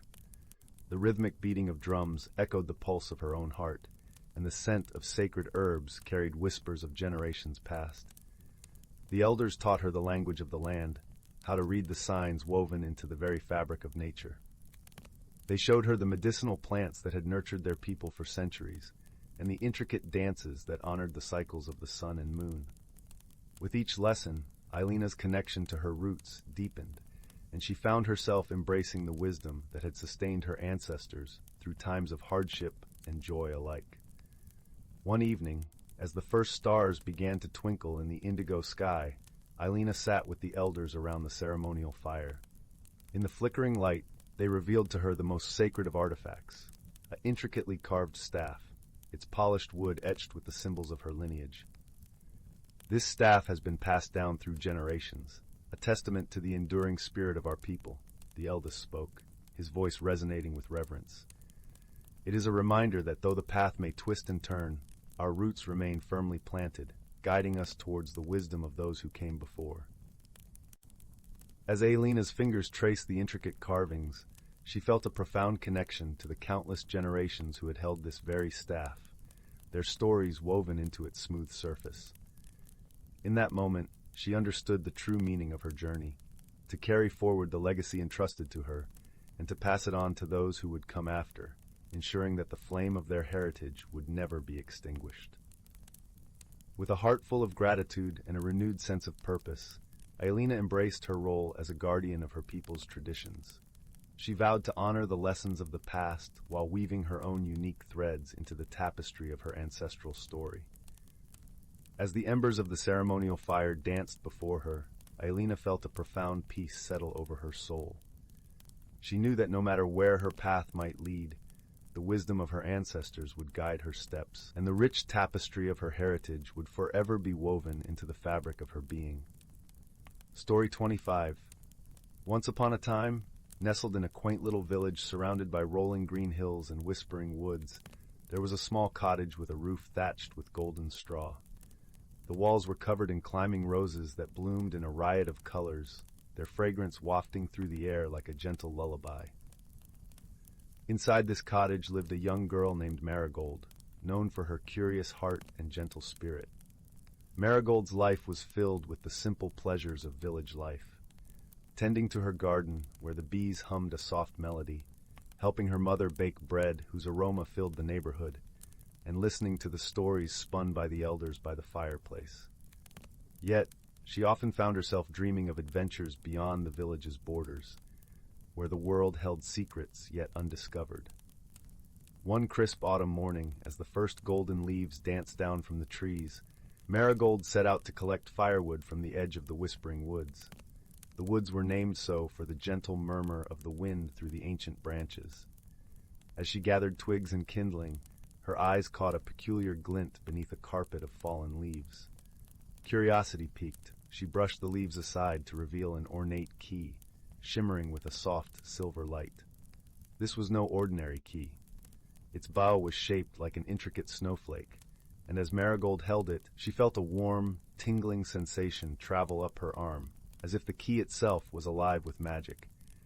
The air around her seemed to shimmer, and the woods grew quieter, as though holding their breath in anticipation.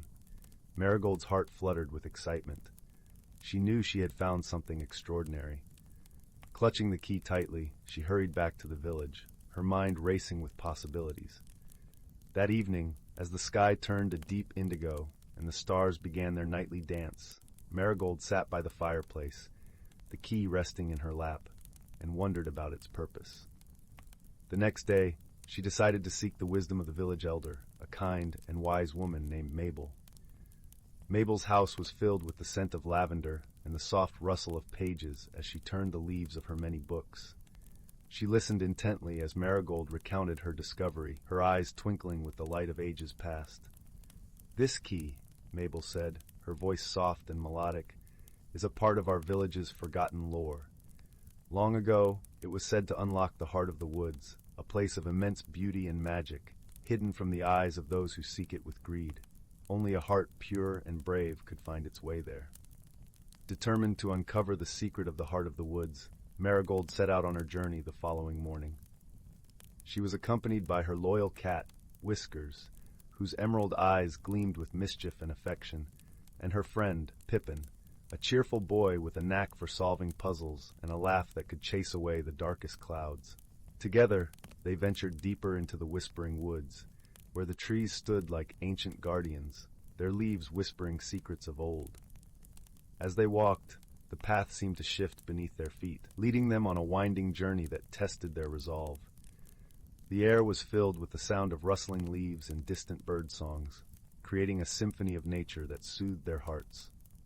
Their first challenge came as they reached a glade where the path split into three, each route shrouded in mist. Marigold paused, feeling the weight of the key warm against her chest.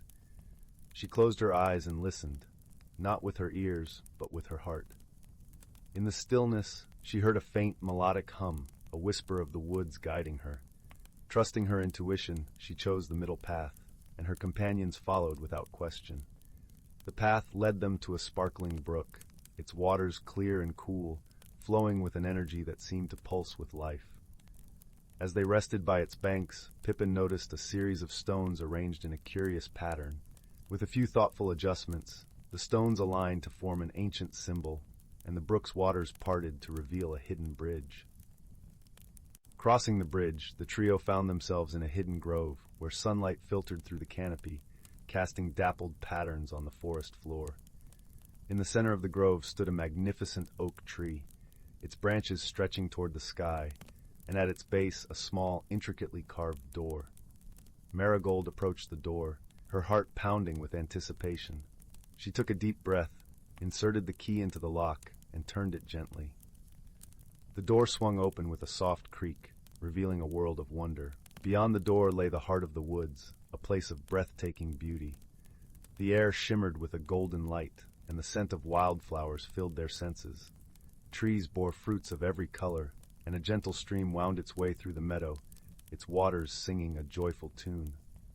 In this magical place, time seemed to stand still. Marigold, Whiskers, and Pippin explored every nook and cranny, their laughter echoing in harmony with the song of the woods. They discovered that the heart of the woods held no treasure of gold or jewels, but rather the treasure of peace, wisdom, and the joy of simple wonders. As the sun began to set, painting the sky with hues of pink and orange, the trio knew it was time to return. They closed the door behind them, leaving the heart of the woods to its tranquil existence, but they took with them the lessons learned. That true magic lies in the beauty of the world around us, in the bonds of friendship, and in the courage to follow one's heart. Back in the village, Marigold's heart was filled with gratitude and a newfound understanding. She had discovered that the most extraordinary secrets often lay hidden in the ordinary, waiting to be unlocked by those who dared to dream. And so, under the watchful gaze of the twinkling stars, Marigold drifted into a peaceful slumber, with Whiskers purring softly at her side and dreams of magic and wonder dancing in her mind. The end. Story 26. Once upon a time, nestled within the gentle embrace of an ancient forest, there existed a quaint village known as Luminous Glade. The village was a tapestry of cobblestone paths winding between thatched cottages, each adorned with window boxes brimming with vibrant flowers. The air was always fragrant with the scent of pine and wildflowers, creating an atmosphere of timeless serenity. The villagers of Luminous Glade were known for their benevolent nature and close-knit community. Among them was a young girl named Marin, whose heart was as bright as the name of their village. Marin possessed an insatiable curiosity about the world around her, often wandering the lush woods that surrounded her home. She was never alone in her adventures, for her loyal companion, a small fox named Ember, always trotted by her side, his fiery red fur, a striking contrast against the verdant backdrop. One crisp autumn morning, as the first golden leaves began to flutter down from the trees, Marin and Ember set off on another of their explorations. The forest was alive with the gentle rustle of leaves and the distant call of birds, cocooning them in a symphony of nature's whispers. It was on this day that their journey would take a most unexpected turn. As they meandered deeper into the woods, Marin's keen eyes caught a glimmer of light that seemed to beckon her from beneath a tangle of ivy. Intrigued, she knelt down, brushing aside the greenery to reveal an object unlike any she had ever seen. It was a small, intricately carved wooden box, glowing softly with an inner luminescence. It seemed to pulse gently, as if alive with a mysterious energy. Ember, curious as ever, sniffed at the box, his whiskers twitching. Marin felt a thrill of excitement tinged with a hint of apprehension. Gently, she lifted the box from its leafy cradle and opened it. Inside, nestled in a bed of velvet, was a delicate, iridescent feather that shimmered with all the colors of the rainbow. Marin held her breath, mesmerized by its beauty.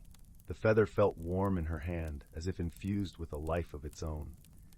As she gazed at it, a soft voice seemed to whisper through the leaves, though its words were indistinct, like a song carried on the wind. Intrigued and a bit intimidated, Marin decided to take the feather back to her village, hoping that someone might understand its significance. With Ember at her heels, she retraced her steps through the forest, the box clutched tightly against her chest. Upon returning to Luminous Glade, she shared her discovery with the village elder, a wise and gentle woman named Agatha. Agatha's eyes widened with recognition as she studied the feather, her fingers tracing the patterns of its iridescence. "This," Agatha said, her voice tinged with awe, "is the Feather of Serenity, a relic from the ancient days when our world was young. It is said to possess the power to reveal hidden truths and to guide those who are pure of heart." Marin's heart leapt with wonder and a hint of trepidation. She had stumbled upon something extraordinary, something that could change her life and perhaps the lives of those around her. But what should she do with such a treasure? Agatha, sensing her unease, gently placed a comforting hand on Marin's shoulder. "The feather has chosen you, dear Marin. It will reveal its purpose in time. Until then, keep it safe and listen to your heart." With these words, Marin felt a surge of determination mingled with a gentle sense of responsibility. She resolved to honor the feather's trust in her, even if she did not yet understand what that entailed. Days turned into weeks, and the feather remained a mystery. Marin carried it with her, often feeling it warm against her side as she wandered the forest. She sensed a change within herself, a growing awareness of the world and its subtle intricacies. The forest seemed more alive, its whispers clearer, its secrets more vivid.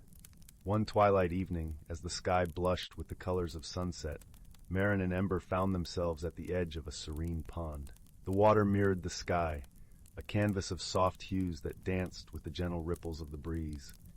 Marin sat at the water's edge, her reflection mingling with that of the feather, which she held in her lap. As she watched, the feather began to glow more brightly, casting a kaleidoscope of colors onto the water's surface. A soft voice filled the air, clearer now, forming words that resonated within her heart. "Marin," the voice said, "you possess the key to unlock the hidden world within these woods. The Feather of Serenity is a guide, a bridge between realms. Will you embark on this journey to discover the truths that lie beyond?" Marin felt a rush of excitement and fear. She knew that this was the moment she had been waiting for, the call to adventure that would lead her into the unknown. Yet she was not alone. Ember's presence was a comfort, his unwavering loyalty a source of strength. With a deep breath, Marin nodded. "Yes," she replied, her voice steady and sure. "I will." The air around her shimmered as the feather's light intensified, enveloping her in a cocoon of warmth and tranquility. The world seemed to shift, the familiar forest dissolving into a tapestry of colors and light. When the brilliance faded, Marin found herself standing in a place both strange and wondrous. She was in a forest, yet it was unlike any she had ever seen. The trees were tall and majestic, their bark glistening with a silvery sheen. Flowers bloomed in colors beyond imagination, their petals whispering secrets to the wind. The air was filled with the sweet scent of honeysuckle and the sound of distant laughter, like a melody woven through the fabric of the world. Ember gazed around, his eyes wide with wonder. Marin felt a sense of awe that was mirrored in her companion's gaze. This was the hidden world she had been invited to explore, a realm of magic and mystery that lay beyond the veil of the ordinary. As they ventured deeper into this enchanted forest, Marin felt a growing connection to the world around her. The trees seemed to lean closer, their leaves rustling in greeting. Creatures of all shapes and sizes peeked out from behind bushes and branches, their eyes curious and friendly. Among them was a creature unlike any Marin had ever seen. It was a small, delicate being, with wings that shimmered like the feather she carried. The creature flitted towards her, its laughter a tinkling bell in the air. "Welcome, Marin," it said, its voice as light as a breeze. "I am Lyra, guardian of this realm. You have been chosen to walk between worlds, to learn the secrets that bind us all." Marin felt a surge of gratitude and curiosity. She had so many questions, so many wonders to uncover. "Why have I been chosen?" she asked, her voice a blend of excitement and wonder. Lyra's smile was gentle and wise. "Your heart is pure, and your spirit is open to the magic that flows through all things. The Feather of Serenity has seen this, and it is through this bond that you will learn to see beyond the surface, to understand the deeper truths of our world." With Lyra as their guide, Marin and Ember journeyed through the enchanted forest, discovering wonders beyond their wildest dreams. They learned to listen to the songs of the trees, to dance with the rhythm of the wind. They met creatures of legend and shared stories of courage and friendship. As the days turned into weeks, Marin felt herself changing. She became more attuned to the world around her, more aware of the delicate balance that sustained all life. The feather, once a mystery, had become a part of her, a symbol of the journey she was undertaking. Yet, as much as Marin loved this hidden realm, she knew her time there was not infinite. She felt a pull towards her home, to the village of Luminous Glade and the people she cherished. She knew that her journey was not just for her own growth, but to bring back the wisdom she had gained. On the eve of her return, Lyra came to her, the moonlight casting a gentle glow on her wings. "Marin," she said, her voice tinged with a bittersweet note, "your journey here has been but the beginning. You are now a bridge between worlds, a bearer of light and understanding." Marin nodded, her heart full of gratitude and resolve. "I will share what I've learned, and strive to bring peace and harmony to my world, just as I have found it here." With a final embrace, Lyra gifted Marin a small vial filled with the essence of the enchanted forest, a reminder of her journey and a token of the bond they shared. As dawn broke, Marin and Ember found themselves back at the serene pond, the feather still glowing softly in her hand. The world of magic and wonder faded like a dream, yet its imprint remained within her heart. Returning to Luminous Glade, Marin shared her tale with the villagers, her words painting pictures of beauty and harmony. She showed them the vial, the essence of the hidden world, and with it, she infused their lives with hope and inspiration. Under Marin's guidance, the village flourished, its people learning to live in harmony with nature, to listen to the whispers of the forest, and to nurture the bonds of friendship and understanding. In the years that followed, Marin became a beloved figure, a source of wisdom and kindness. She often returned to the forest, the feather a constant companion, a reminder of the journey that had transformed her life. And so, the legend of the Feather of Serenity became woven into the fabric of Luminous Glade, a tale of magic and wonder, of friendship and growth. And as the village thrived, the forest whispered its secrets to those who would listen, a gentle reminder of the hidden world that lay just beyond the veil of the ordinary. In the quiet moments of twilight, when the world was bathed in a soft, golden light, Marin would sit by the pond with Ember by her side, the feather in her hand. And in those moments, she knew that the magic of the hidden world lived on, a part of her forever. And so, dear traveler of dreams, if you ever find yourself wandering through the forest, listen closely to the whispers of the leaves, for they may guide you to a hidden realm of magic and wonder, where the Feather of Serenity still glows with the light of 1,000 colors, waiting to share its secrets with those who are pure of heart. Story 27.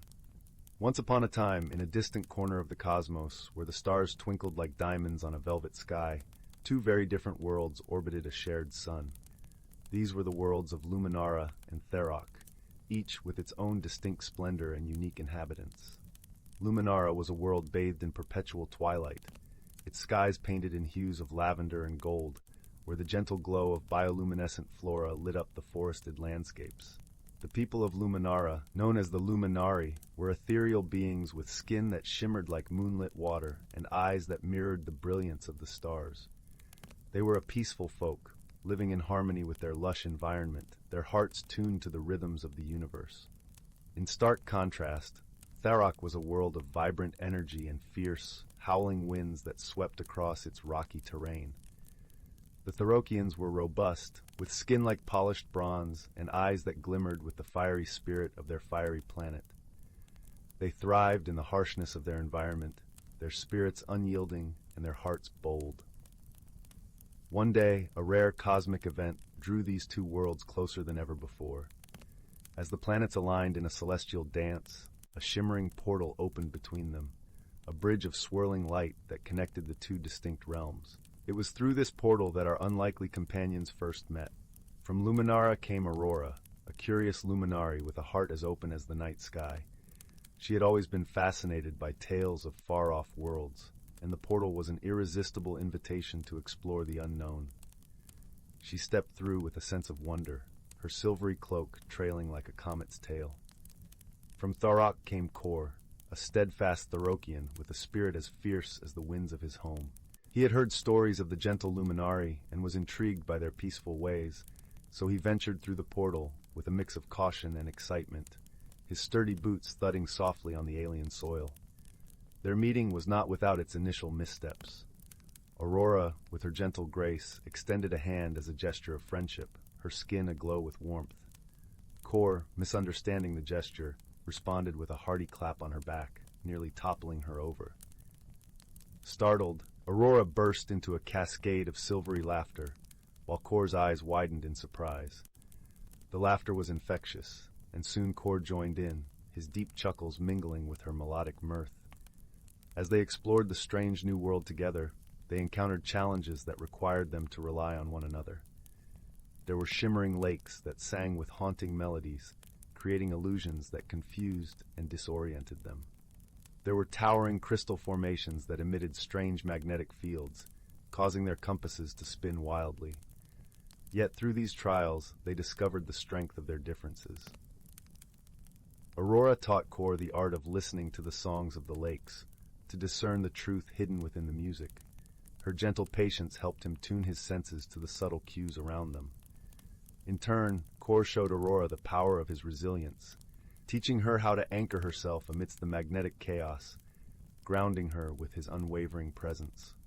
One moonlit night, as they sat by a crackling fire beneath a canopy of stars, they shared stories of their worlds. Aurora spoke of the gentle glow of Luminara's forests, where the trees whispered secrets to the winds. Core described the mighty storms of Thorok, where lightning danced across the skies in a wild symphony. As they shared their tales, they realized that, despite their differences, they both cherished the beauty of their worlds and the warmth of companionship. Their journey was not just about exploration, but about understanding and acceptance. They learned to see beyond appearances, to appreciate the value in their unique perspectives. Aurora's sensitivity complemented Core's strength, and his courage bolstered her gentleness. Together they formed a bond that transcended the boundaries of their worlds. As the cosmic event drew to a close, and the portal began to shimmer and wane, Aurora and Core stood at its edge, their hearts heavy with the bittersweet realization that it was time to return to their respective homes. They embraced, a melding of silvery light and bronze warmth, a testament to the friendship they had forged against the tapestry of the universe. "Thank you, Aurora," Core said, his voice a gentle rumble, "for teaching me the beauty of stillness." "And thank you, Core," Aurora replied, her voice like a soft breeze, "for showing me the strength of the storm." With a final lingering glance, they stepped through the portal, each carrying with them the precious gift of understanding and friendship. As the portal closed, the stars above twinkled brighter, as if to celebrate the bond that had been formed. Back on their respective worlds, Aurora and Core shared their journey with their people, spreading the message of unity and friendship. The Luminari and Thorokians, once curious strangers, now looked up at the sky with a newfound appreciation for the worlds beyond their own. And so, in the vastness of the universe, where stars whispered secrets to those who would listen, two worlds were forever linked by the friendship of an unlikely pair. And though separated by distance, Aurora and Core remained connected by the warmth of their shared experiences, a testament to the power of understanding and the true meaning of friendship. As the gentle lull of twilight settled over the cosmos, the stars continued their eternal dance, shining brightly in the night, as if to remind all who gazed upon them that the universe was vast and filled with endless possibilities for those with open hearts and open minds. Story 28. In the endless expanse of the cosmos, where stars twinkled like scattered diamonds across the velvet sky, there existed a quaint little planet known as Lumina. It was a world renowned for its shimmering lakes of liquid light and towering forests of crystal trees that chimed gently in the breeze. On Lumina lived a gentle and curious creature named Nyx, whose fur glowed softly in the moonlight, and whose eyes held the warmth of 1,000 welcoming hearths. Meanwhile, on a distant planet enveloped in mist and mystery, called Zephyrus, lived a being named Core. Core resembled a great, slender bird with feathers that shifted through every shade of the twilight sky. Equipped with a keen mind and a heart that yearned for the unknown, Core had long dreamed of adventure beyond the familiar confines of Zephyrus.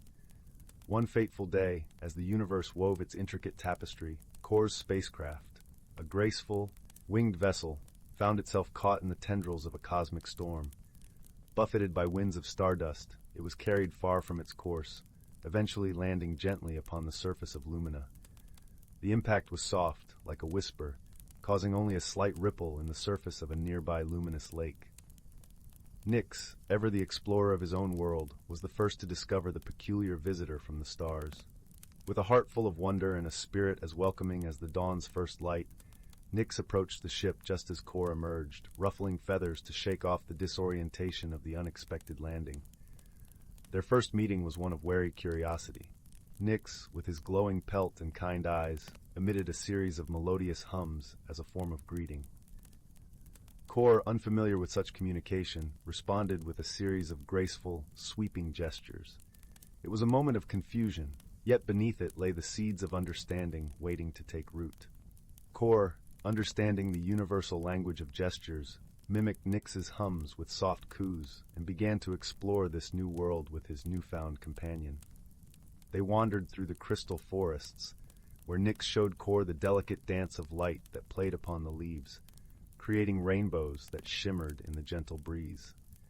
As they journeyed together, they encountered challenges that tested their burgeoning friendship. One day, while exploring a cavern of glowing stalactites, a sudden tremor caused the entrance to collapse, trapping them inside. In the dim glow of the cave, fear threatened to take root, but Core, sensing Nyx's anxiety, extended a wing in comfort.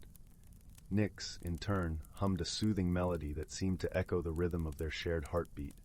Together they devised a plan to navigate the labyrinthine tunnels, Core using his heightened senses to detect subtle changes in air currents, while Nyx, with his keen memory of Lumina's underground paths, guided them toward freedom. It was a test of patience and trust, and by the time they emerged beneath the starlit sky, they had forged an unspoken bond of friendship. Their misunderstandings, once obstacles, had become bridges that connected their hearts. Core learned the beauty of Nyx's melodic language, while Nyx discovered the expressive grace in Core's gestures. They shared laughter and stories, and Core introduced Nyx to the art of flight, crafting wings of light from the shimmering lakes, an experience that filled Nyx with awe and joy. Their adventures continued across Lumina, from the whispering groves to the singing sands of the crystal deserts.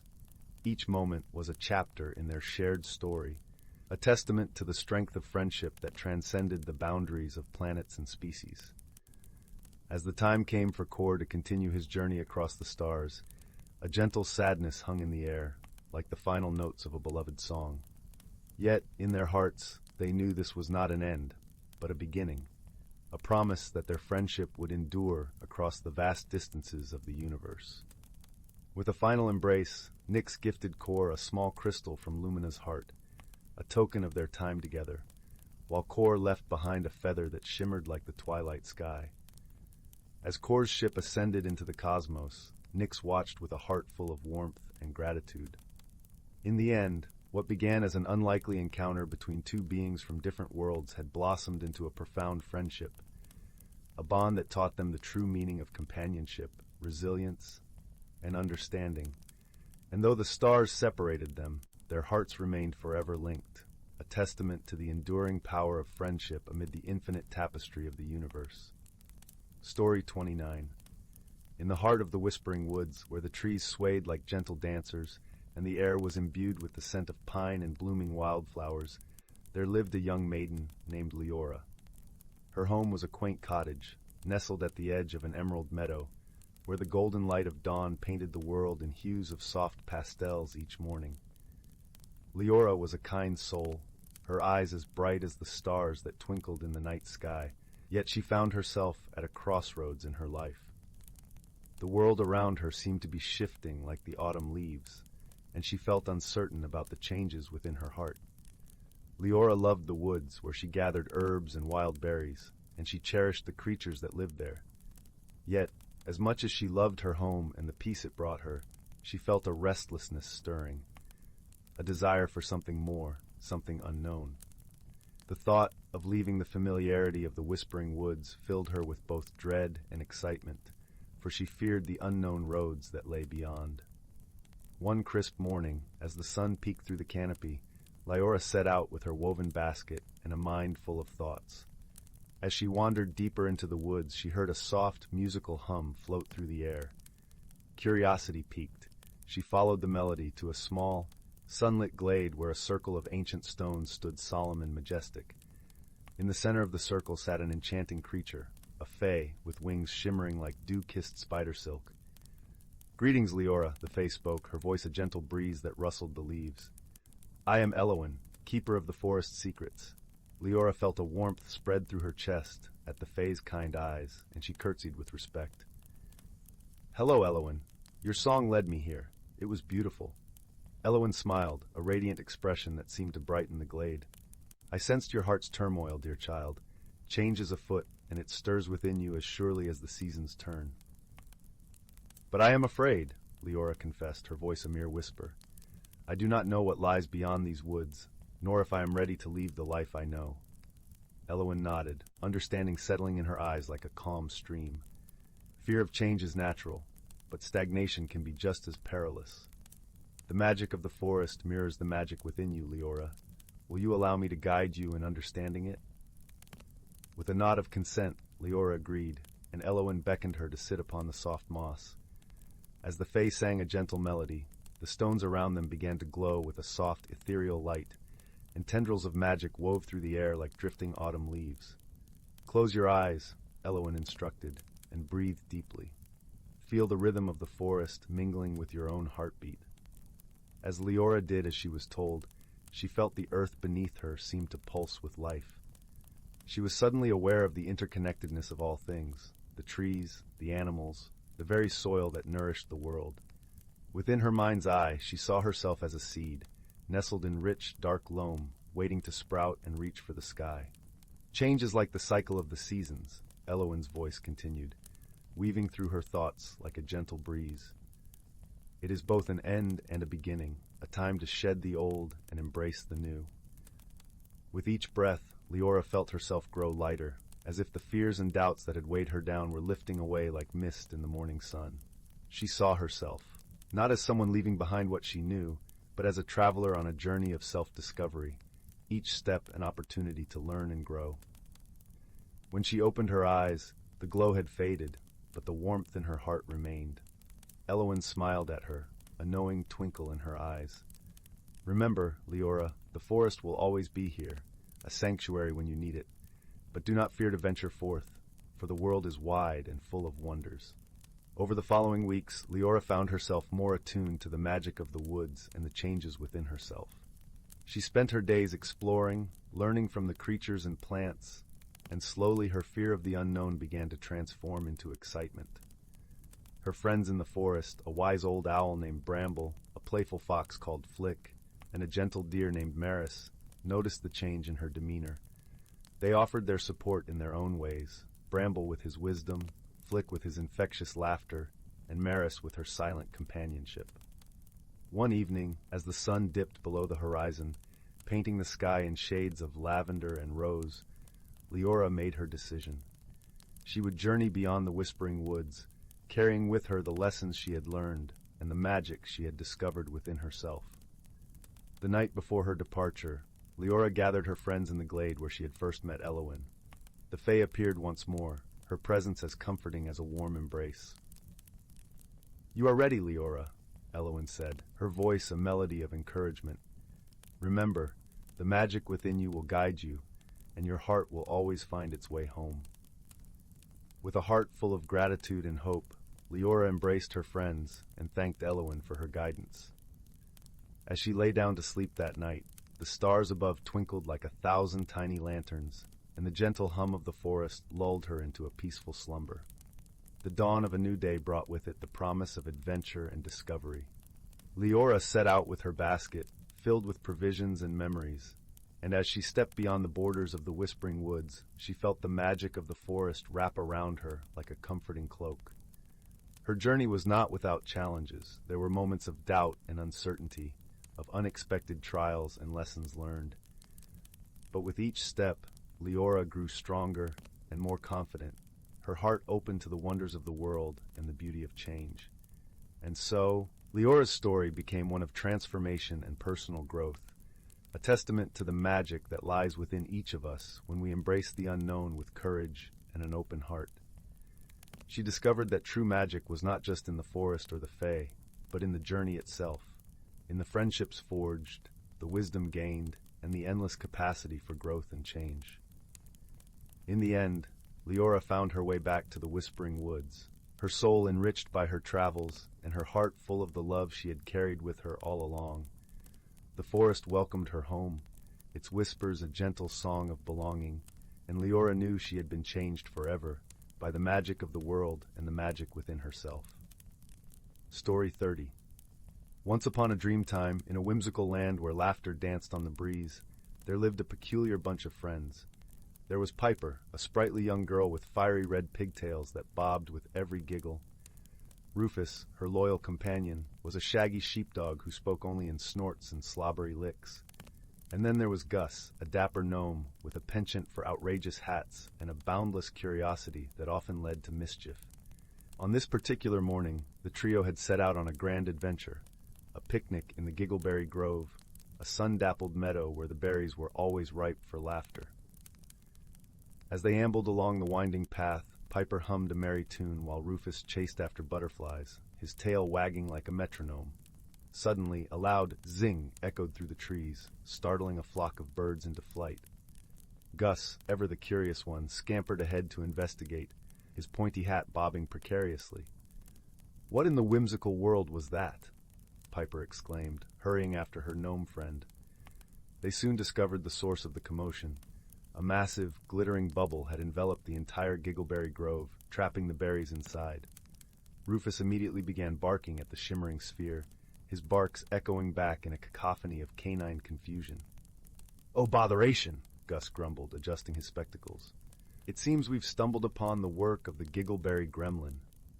According to legend, this mischievous sprite loved nothing more than to contain laughter and merriment within its magical bubbles. And with the Giggleberry Grove now encased, the land would soon be devoid of joy and silliness. Piper, ever the optimist, refused to let this dampen their spirits. "Well, if the gremlin wants to play games, then we'll just have to play along," she declared, a determined gleam in her eye. And so began a whirlwind of whimsical problem-solving. Gus concocted a series of increasingly outlandish contraptions, from a giant bubble-bursting cannon to a soap-powered jetpack. Piper attempted to coax the gremlin out with her sweetest giggles and silliest jokes. Even Rufus got in on the action, chasing his tail in dizzying circles in hopes of confusing the bubble's magic. Just when they thought all hope was lost, a tiny voice piped up from behind a nearby toadstool. "Sst! Over here!" It was the Giggleberry Gremlin itself, no bigger than a brambleberry and covered in a fuzzy coat of moss. "I didn't mean to cause such a fuss," it squeaked apologetically. "I just wanted to keep the giggles all to myself." Piper's heart melted at the sight of the forlorn little creature. "But don't you see, silly gremlin? Laughter is meant to be shared. That's what makes it so special." With a few well-placed tickles and a chorus of contagious chuckles, the bubble began to shimmer and dissolve. The Giggleberry Grove was once again filled with the sweet sound of merriment, and the gremlin found itself swept up in the joyous revelry. From that day on, the Giggleberry Gremlin became a cherished friend, joining Piper, Rufus, and Gus on their whimsical adventures. and whenever the land grew a little too serious, they knew just how to add a touch of laughter and light to chase away the gloom. For in that enchanted realm, where magic lived in every giggle and smile, the greatest power of all was the ability to find joy in the most unexpected of places. Story 31 title, The Whispering Grove. In a quaint village nestled between rolling hills and a sparkling river, there lived a gentle soul named Liam. This village, with cobblestone streets that wound like ribbons through a patchwork quilt of colorful cottages, was a place where time seemed to slow, and the air carried the sweet scent of blooming lilacs. Liam, a young man with kind eyes and an infectious laugh, worked as the village's bookbinder, a craft he cherished with all his heart. Liam's days were filled with the comforting routine of mending spines, sewing pages, and inhaling the earthy aroma of ink and paper. His evenings, however, were reserved for something far more special. Every night, after the last light in the village had dimmed, Liam would wander to the edge of the Whispering Grove, a forest that bordered the village like an emerald crown. The Whispering Grove was no ordinary forest. It was alive with secrets, its trees murmuring softly to one another in a language only they understood. The leaves shimmered silver in the moonlight, and the air was thick with the scent of pine and mystery. Villagers spoke of magical happenings within the grove, tales of hidden worlds and ancient powers. But to Liam, it was a place of solace and inspiration. One evening, as the sun dipped below the horizon, painting the sky in hues of lavender and rose, Liam made his way to the grove. He carried with him a small, leather-bound journal, its pages blank and eager to be filled with tales of wonder. As he stepped beneath the canopy of whispering leaves, he felt a familiar thrill course through him, as though the forest itself was welcoming him home. Tonight felt different, though. There was a peculiar energy in the air, a tingling sensation that danced along Liam's skin. He followed a narrow path that twisted deeper into the forest until he reached a glade bathed in moonlight. At its center stood an ancient oak, its gnarled branches reaching skyward, as if in supplication to the stars. Liam had visited this glade many times, but this night something caught his eye. Nestled among the roots of the oak was a small, ornate box. It seemed to pulse with an inner glow, casting a warm, golden light that flickered like a heartbeat. Curiosity piqued, Liam knelt and carefully lifted the box from its resting place. The box was beautifully crafted, its surface etched with intricate patterns that seemed to shift and change before his eyes. As his fingers traced the designs, the lid of the box sprang open with a gentle click, revealing a single, delicate feather resting inside. This feather shimmered in a myriad of colors, each hue more vibrant than the last. A soft, melodic voice whispered through the grove, "The feather of echoes, a gift from the heart of the forest. It will guide you on a journey beyond imagination." Liam's heart raced with excitement and awe. He understood, in some inexplicable way, that this feather was no ordinary object. It was imbued with the magic of the grove, a key to unlocking its deepest secrets. That night, as Liam lay in bed, the feather resting on his bedside table, he felt a strange pull at the edges of his consciousness. His dreams were vivid tapestries woven with colors and shapes he had never seen before. He dreamt of a world hidden beneath the forest floor, where creatures of light danced in harmony and the air was alive with the music of the earth. When he awoke, the feather lay beside him, glowing softly in the morning light. Determined to uncover its secrets, Liam set out for the grove once more, the feather tucked safely in his pocket. As he entered the forest, the trees seemed to lean toward him, their whispers more insistent than ever. He followed the path to the glade where the oak stood sentinel, its branches swaying gently in the breeze. Liam stood before the tree, holding the feather aloft, and closed his eyes. The world shifted around him, the air shimmering like a mirage. When he opened his eyes, he found himself standing in a place both familiar and utterly strange. The glade was transformed, its boundaries expanded into a vast, verdant landscape. The sky overhead was a brilliant tapestry of swirling stars, and the ground beneath his feet was soft and yielding, like moss underfoot. Liam realized he had crossed into the hidden world of the Whispering Grove. Here, the trees towered like ancient sentinels, their leaves whispering secrets of the ages. Creatures of light and shadow flitted through the branches, their laughter like tinkling bells. As he wandered through this enchanted realm, Liam encountered beings of ethereal beauty. There were delicate fairies with wings like stained glass, and gentle woodland creatures whose eyes shone with wisdom. They greeted him warmly, welcoming him as a friend and ally. In this world, time flowed differently, each moment stretching and contracting like the ebb and flow of the tide. Liam became a part of the forest's rhythm, his heart beating in time with the pulse of the earth. As days turned into weeks, Liam learned the ways of this hidden world. He discovered that the Feather of Echoes held a magic all its own. By holding it to his ear, he could hear the stories of the forest, tales of ancient battles and forgotten loves, of dreams and desires whispered into the night. Through these stories, Liam learned of a great imbalance threatening the grove. A darkness had begun to seep into the forest, spreading like ink through water. It twisted the trees, turned the creatures against one another, and threatened to unravel the very fabric of this hidden world. Determined to help, Liam sought the counsel of the oldest tree in the forest, a towering yew whose bark was etched with the passage of centuries. The tree spoke in a voice deep and resonant, like the rumble of distant thunder. To restore balance, the yew intoned, you must seek the heart of the grove, a place where the world's magic is at its most potent. There you will find the means to heal the forest. Liam thanked the yew and set out on his journey, guided by the Feather of Echoes. Along the way, he was joined by an unlikely companion, a small fox with fur the color of autumn leaves. The fox, who introduced himself as Finn, was mischievous and clever, with a heart as big as the forest itself.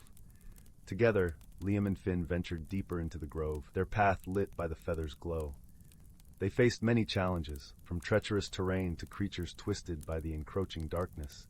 Yet, through it all, their friendship grew stronger, their bond forged in the fires of adversity. At last, they reached the heart of the grove, a place of breathtaking beauty. A crystal-clear lake lay at its center, surrounded by a ring of ancient stones. Here, the air hummed with magic, and the ground beneath their feet was woven with threads of light. As Liam approached the lake, the Feather of Echoes began to vibrate with a soft, melodic hum. He held it aloft, and a beam of light shot forth, striking the surface of the water. The lake rippled and shimmered, revealing a vision of the grove as it once was, vibrant and whole. In that moment, Liam understood what he must do. He dipped the feather into the lake, and a wave of energy surged through the grove, restoring its balance and driving back the darkness. The trees straightened, their leaves unfurling in a cascade of green, and the creatures of the forest returned to their natural forms. As the magic of the grove enveloped him, Liam felt a deep sense of peace and fulfillment. He had discovered not only the secrets of the forest, but also the strength that lay within himself. With the balance restored, Liam and Finn returned to the village, their hearts light and their spirits high. The Feather of Echoes, now a treasured keepsake, found a place of honor in Liam's home, a reminder of the journey that had changed him forever. In the days that followed, Liam shared his tales with the villagers, weaving stories of wonder and wisdom that inspired and delighted. And each evening, as the sun dipped below the horizon, he would wander to the edge of the Whispering Grove, where the trees whispered their secrets, and the air was thick with magic. For Liam had learned that the greatest journeys are those that lead us home, to a place where the heart is free to dream and the soul is at peace. And in the quiet embrace of the grove, he found a world of endless possibilities. A reminder that even in the darkest of times, there is always light to guide us. And so, as the village slept, nestled beneath a blanket of stars, Liam would sit by the crackling fire, the Feather of Echoes in hand, and weave new tales of magic and friendship, of courage and transformation, for those who dared to dream and believe in the wonder of the world around them. Story 32. Once upon a time, in the quaint village of Willowbrook, nestled at the edge of the Whispering Woods, there lived a gentle soul named Erin. This village was a place where the morning mist lingered like a soft, silken veil over the cobblestone paths, and the air was always filled with the sweet scent of blooming jasmine. The villagers were known for their warm smiles and open hearts, but none were as kind or as curious as Erin. Erin was a boy of about 12, with chestnut hair that curled like the tendrils of a wild vine, and eyes the color of the forest after a summer rain. He had a knack for discovering the hidden wonders of the natural world, often seen wandering the woods with his faithful companion, a small fluffy dog named Pip. Pip had a coat like the first snowfall of winter, and a bark that seemed to echo with the joy of 1,000 stars. One crisp autumn morning, as the leaves turned to fire and gold, Aaron set out on one of his usual explorations. The air was filled with the sound of rustling leaves and the occasional call of a distant bird. Aaron loved these walks, where every step was a new mystery waiting to be uncovered. Today, however, felt different. There was a certain magic in the air, a tingling that danced along his skin like the gentle touch of 1,000 tiny wings. As Aaron and Pip wandered deeper into the forest, they came across a clearing they had never seen before. In the center stood an ancient oak tree, its branches spread wide like the arms of a giant welcoming old friends. The tree was unlike any Aaron had ever seen. Its bark shimmered with a silvery sheen, and luminescent flowers bloomed from its boughs, casting a soft, ethereal glow over the clearing. Intrigued, Aaron approached the tree, his heart thrumming with the promise of discovery. As he drew nearer, he noticed something nestled among the roots, a small, ornate box, crafted from a wood that seemed to hum with the whispers of forgotten tales. Its surface was carved with intricate patterns of swirling vines and dancing figures, and a delicate lock held it shut. "Look, Pip," Aaron whispered, his voice filled with awe. "It's beautiful." Pip wagged his tail, his eyes bright with curiosity. Aaron knelt beside the box, his fingers tracing the delicate carvings. As he touched the lock, a warm sensation spread through his fingertips, and the lock clicked open with a soft, musical chime. Inside the box lay a pendant, glistening like a shard of the moon. It was a simple yet elegant piece, with a stone of deep azure that seemed to hold the entire night sky within its depths. Aaron picked up the pendant, feeling its weight settle in his palm. There was something undeniably special about it, a sense of ancient magic woven into its very essence. As he slipped the pendant around his neck, the world around them shimmered and shifted, as if the air itself had been painted anew.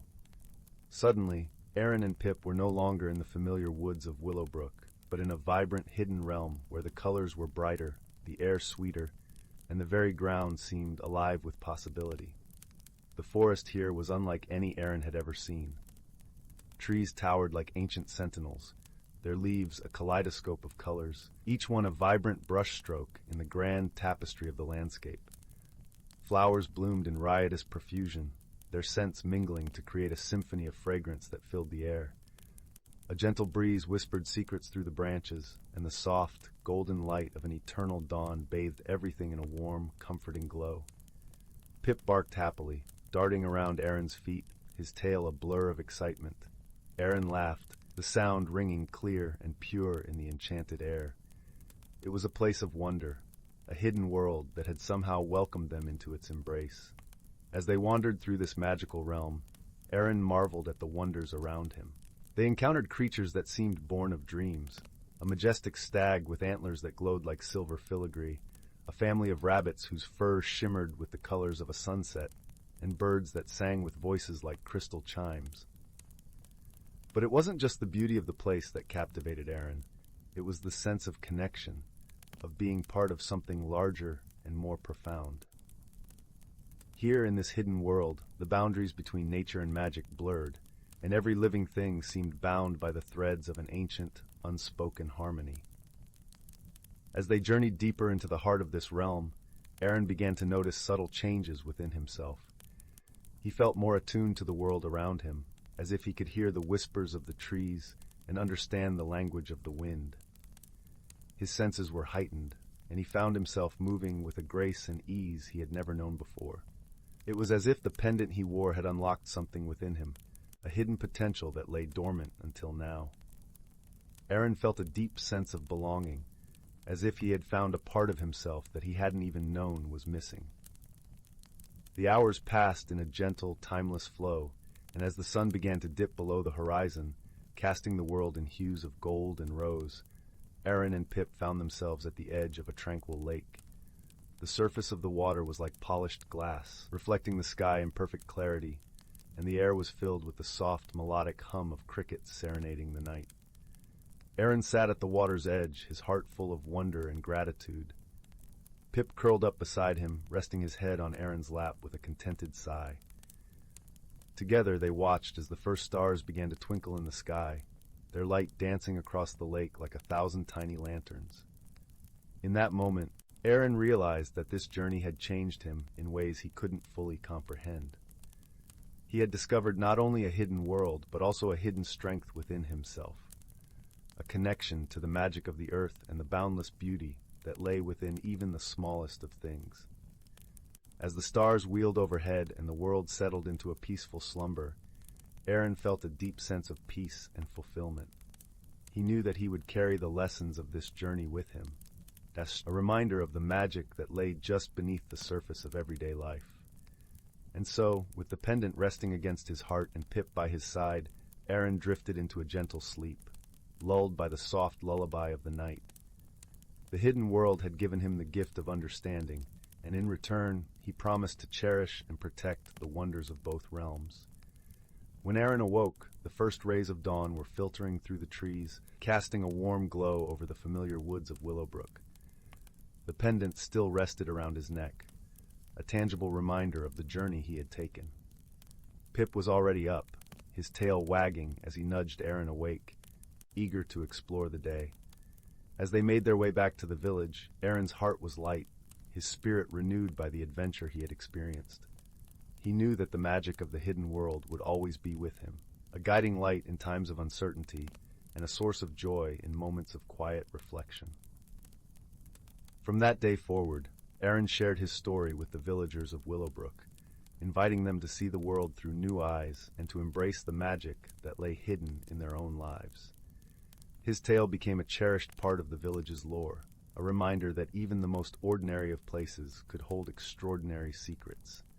And so, in the heart of Willowbrook, where the whispering woods met the edge of the village, the spirit of Aaron's journey lived on, a testament to the power of curiosity, friendship, and the boundless magic of the world around us. For in every leaf that danced upon the breeze, in every star that twinkled in the night sky, and in every heart that dared to dream, the hidden world waited to be discovered, a treasure trove of wonder and possibility, just waiting to be found. Story 33. In the heart of the whispering woods, where the trees swayed gently to the rhythm of the wind, and the air was scented with the sweet perfume of blooming moonflowers, lay the quaint village of Elderwood.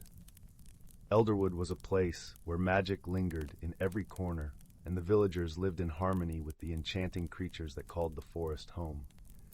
One serene evening, as the sun set in a cascade of gold and lavender hues, a peculiar event stirred the peaceful village. The gentle glow of the moon was obscured by a mysterious mist that rolled in from the forest, shimmering with a silvery luminescence. This mist, though beautiful, whispered secrets that only the wisest could decipher. In the heart of Elderwood, nestled between ancient oaks, stood the warm and inviting cottage of a clever young girl named Leora. With her auburn hair tied in a loose braid and eyes the color of the deepest forest greens, Leora was known for her keen sense of observation and her insatiable curiosity. It was she who first noticed the strange happenings, and it was she who was determined to solve the mystery. As the village slumbered under the misty veil, Leora set out on her quest, accompanied by her loyal companion, a fluffy, mischievous squirrel named Tippy. Together, they ventured into the woods, where the mist seemed to beckon them with its ethereal glow. The path through the forest was soft and inviting, carpeted with moss and dappled with the silvery light of the mist. The air was cool and filled with the gentle rustle of leaves whispering secrets to one another. As Leora and Tippy walked, they were greeted by a series of strange occurrences. The flowers, which usually closed at dusk, were wide open, shining with an otherworldly light. The birds sang in an unfamiliar melody, and the streams babbled in a language that seemed ancient and wise. Leora paused by a babbling brook, her mind whirling with curiosity. "What do you think, Tippy?" she asked, her voice soft as the night breeze. Tippy twitched his bushy tail and chattered thoughtfully, his bright eyes reflecting the moonlit mist. Just then, a soft rustling in the bushes caught their attention. Out stepped a small creature, no bigger than a loaf of bread, with wings that shimmered like crystal and eyes that glowed with kindness. It was a whisper sprite, a rare being known to inhabit the deepest parts of the whispering woods. "Good evening, Leora," the sprite said in a voice that was both musical and soothing. "I am Lumina, guardian of the whispering woods. I see you have noticed the changes in our beloved forest." Leora nodded, her curiosity piqued. "Yes, everything seems different. It's beautiful, but I can't help but wonder why." Lumina fluttered her delicate wings, casting tiny rainbows on the ground. "The mist you see is a veil between our world and the realm of dreams. It appears only when a great imbalance needs to be righted." Leora furrowed her brow, pondering Lumina's words. "But what can we do to help?" "The answer lies within the heart of the forest," Lumina replied. "There is a wise old oak, older than the village itself, that holds the key to restoring balance. But first, you must gather the 3 tokens of wisdom hidden within the woods." With a nod of determination, Leora set off deeper into the forest, with Tippy and Lumina by her side. The first token awaited them at the edge of a sparkling pond, where water lilies floated like delicate porcelain plates. There, an elder frog with a knowing smile offered Leora a lily pad, saying, "This token represents patience, for it is through calm persistence that the truth is revealed." Next, they journeyed to a meadow where fireflies danced in the air like living stars. In the center stood a wise old tortoise, who gifted Leora a single firefly encased in amber. "This is the token of understanding," the tortoise explained, "for it is only through seeing the world from every perspective that true wisdom is gained." Finally, under the boughs of the ancient oak, they met a gentle deer with eyes that mirrored the forest's depths. She offered a branch covered in silvery moss. "This is the token of kindness," she said softly, "for only through compassion for all living things can harmony be restored." With the 3 tokens in hand, Leora approached the ancient oak. As she placed each token at its base, the mist began to swirl, lifting the veil between the worlds. The forest hummed with energy, and a gentle breeze carried the scent of cedar and wildflowers. The oak's branches swayed gracefully, and a deep, resonant voice filled the air. "You have done well, Leora.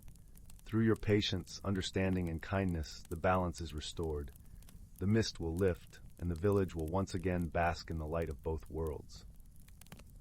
With a grateful heart, Leora watched as the mist dissolved into the night, leaving behind a forest aglow with the promise of dreams yet to come. Lumina smiled, her wings shimmering in the moonlight. "Thank you, Leora. Your wisdom and friendship have brought peace to the whispering woods." As Leora and Tippy made their way back to Elderwood, the village lay still under the gentle embrace of the moon. The strange occurrences had ceased, but the magic lingered, woven into the very fabric of the forest and its creatures. And so, with the crackling of the fireplace and the comforting presence of her friends, Leora drifted into a peaceful sleep, dreaming of the misty veil and the wonders it held, knowing that she had made a difference in her world. Story 34. In a distant corner of the galaxy, where nebulae swirled in hues of lavender and gold, there was a small celestial market known as the Starry Bazaar. Here, traders and travelers from countless worlds gathered under the gentle glow of 1,000 suns to barter and share stories. Amidst the bustling stalls, 2 unlikely figures found themselves drawn together by fate. The first was a gentle creature named Leora, hailing from the lush, verdant world of Verdara. Her people, the Verdari, were known for their deep connection to nature and their shimmering, leaf-like skin that changed colors with their emotions. Leora had eyes like pools of emerald, reflecting a kindness that was as boundless as her curiosity. The second was a formidable figure named Torin, a rugged being from the rocky planet of Cragmore. His people, the Cragmorians, were renowned for their strength and resilience, forged from lifetimes spent navigating their harsh, mountainous terrain. Torin's skin was like granite, speckled with silver, and his eyes were the color of storm clouds, holding mysteries as deep as the caves of his homeland. Their meeting was not one of immediate friendship. In fact, their paths crossed due to a misunderstanding over a rare artifact, a crystalline orb said to hold the whispers of ancient stars. Both Leora and Torin laid claim to it simultaneously, their voices rising in a cacophony of Verdarian melody and Cragmorian rumble. "I saw it first," Leora insisted gently, her skin blooming with soft blues to convey her sincerity. "But I need it," Torin countered, his voice a low thunder, more out of desperation than aggression. The keeper of the stall, an elderly being with eyes like twin moons, watched them with a knowing smile. "Perhaps it is not for either of you alone. The artifact chooses its bearer, and sometimes it chooses more than one." Reluctantly, Leora and Torin agreed to share the orb, each believing that the other would soon tire of their claim. Thus began their unexpected journey, as they set off across the galaxy to uncover the orb's secrets. Their travels were not without challenges. On the storm-racked world of Galeforge, they faced torrential winds that threatened to sweep them off their feet. Leora, with her affinity for nature, found that she could calm the winds by singing a Verdarian lullaby. As she sang, her skin glowed with a serene turquoise, and the tempest quieted, revealing a safe path. Torin, who had initially doubted Leora's abilities, watched in awe. "You are more powerful than you appear," he admitted, a trace of admiration in his voice. "And you are kinder than you let on," Leora replied, noting how Torin shielded her from the debris with his sturdy form. The journey continued, taking them to the crystal caves of Luminara, where echoes of the past danced in the air. Here the orb began to resonate, casting a kaleidoscope of colors across the cavern walls. It was a sight so breathtaking that even the stoic Torin felt a surge of wonder. As they sat by the glow of the orb, their differences began to melt away. Torin shared stories of climbing the perilous peaks of Cragmore, his voice softening as he spoke of the beauty found in the austere landscapes. Leora, in turn, spoke of the lush forests of Verdara, where every creature was a part of a grand tapestry of life. In those quiet moments, they discovered a shared love for the wonders of the universe, realizing that their worlds, though vastly different, each held their own magic. Their bond was further tested on the desert planet of Solara, where the searing heat sapped their strength. It was here that Torin's resilience shone through, his sturdy form enduring the harsh conditions as he shared his water supply with Leora, ensuring she stayed hydrated. In gratitude, Leora used her knowledge of Verdarian herbs to concoct a soothing balm, easing the sunburn on Torin's skin. Through each trial, their initial misunderstandings faded into mutual respect and affection. They learned to communicate not just with words, but through shared glances, a touch on the shoulder, or a shared laugh under the vast starry skies. Finally, on the floating isles of Etheria, they uncovered the orb's true purpose. It was a key, designed to unlock a hidden chamber containing the lost wisdom of an ancient civilization. As they stood before the open chamber, bathed in the gentle glow of its treasures, Leora and Torin realized that their journey had given them something far more valuable than the knowledge within. The orb, having served its purpose, dissolved into stardust, leaving behind a sense of fulfillment. Together, they had forged a bond stronger than the distances between their worlds, a friendship born of shared struggles and triumphs. As they prepared to part ways, Leora reached out, her hand shimmering with the colors of a Verdarian sunset. "Thank you, Torin, for everything." Torin took her hand, his grip steady and warm. "No, Leora, thank you. You've shown me that strength isn't just physical. It's in the heart." With hearts full of newfound understanding, they bid farewell, knowing that they would always carry a piece of each other's world with them. And though the stars would guide them to different corners of the galaxy, their friendship would remain a constant, a testament to the power of unlikely companions finding common ground amidst the vast, wondrous tapestry of the universe. And so, under the watchful eyes of 1,000 twinkling stars, their story ended, as all good tales should, on a note of comfort, resolution, and the unbreakable bonds of friendship. Story 35, title, The Whispering Leaves. In the quaint village of Willowbrook, where cobblestone paths wound through blooming gardens and the air was always scented with honey and lavender, there lay a hidden mystery nestled within the heart of the Whispering Woods. This was no ordinary forest. It was a place where the trees hummed gentle lullabies and the leaves seemed to share secrets with the wind. Among the villagers, stories were passed down about the magical properties of the woods, but few dared to venture deep enough to discover their truth. One crisp autumn morning, when the sun painted the sky in shades of golden amber, a young girl named Lila set off on a journey that would change her life forever. Lila was known in the village for her curious spirit and compassionate heart. Her eyes sparkled with the wonder of 1,000 stars, and her laughter was as infectious as the melody of a bubbling brook.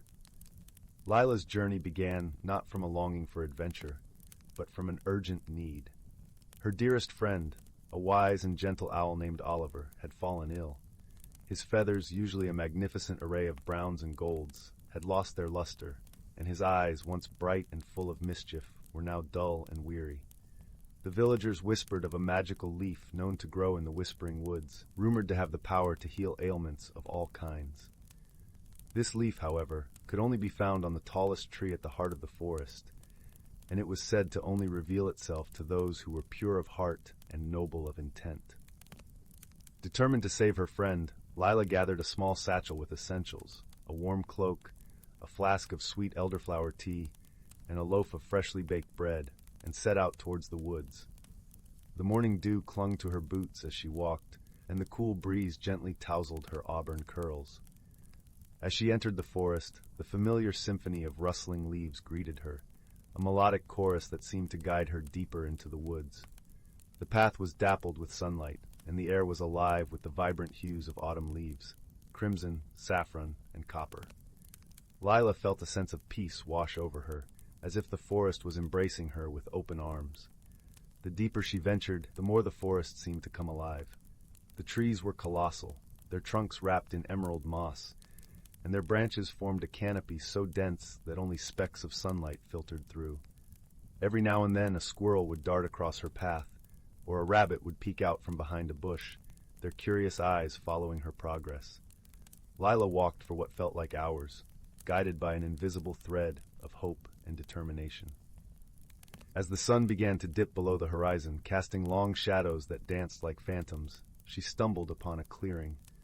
In its center stood the tallest tree she had ever seen, its branches stretching high into the sky as if trying to touch the clouds.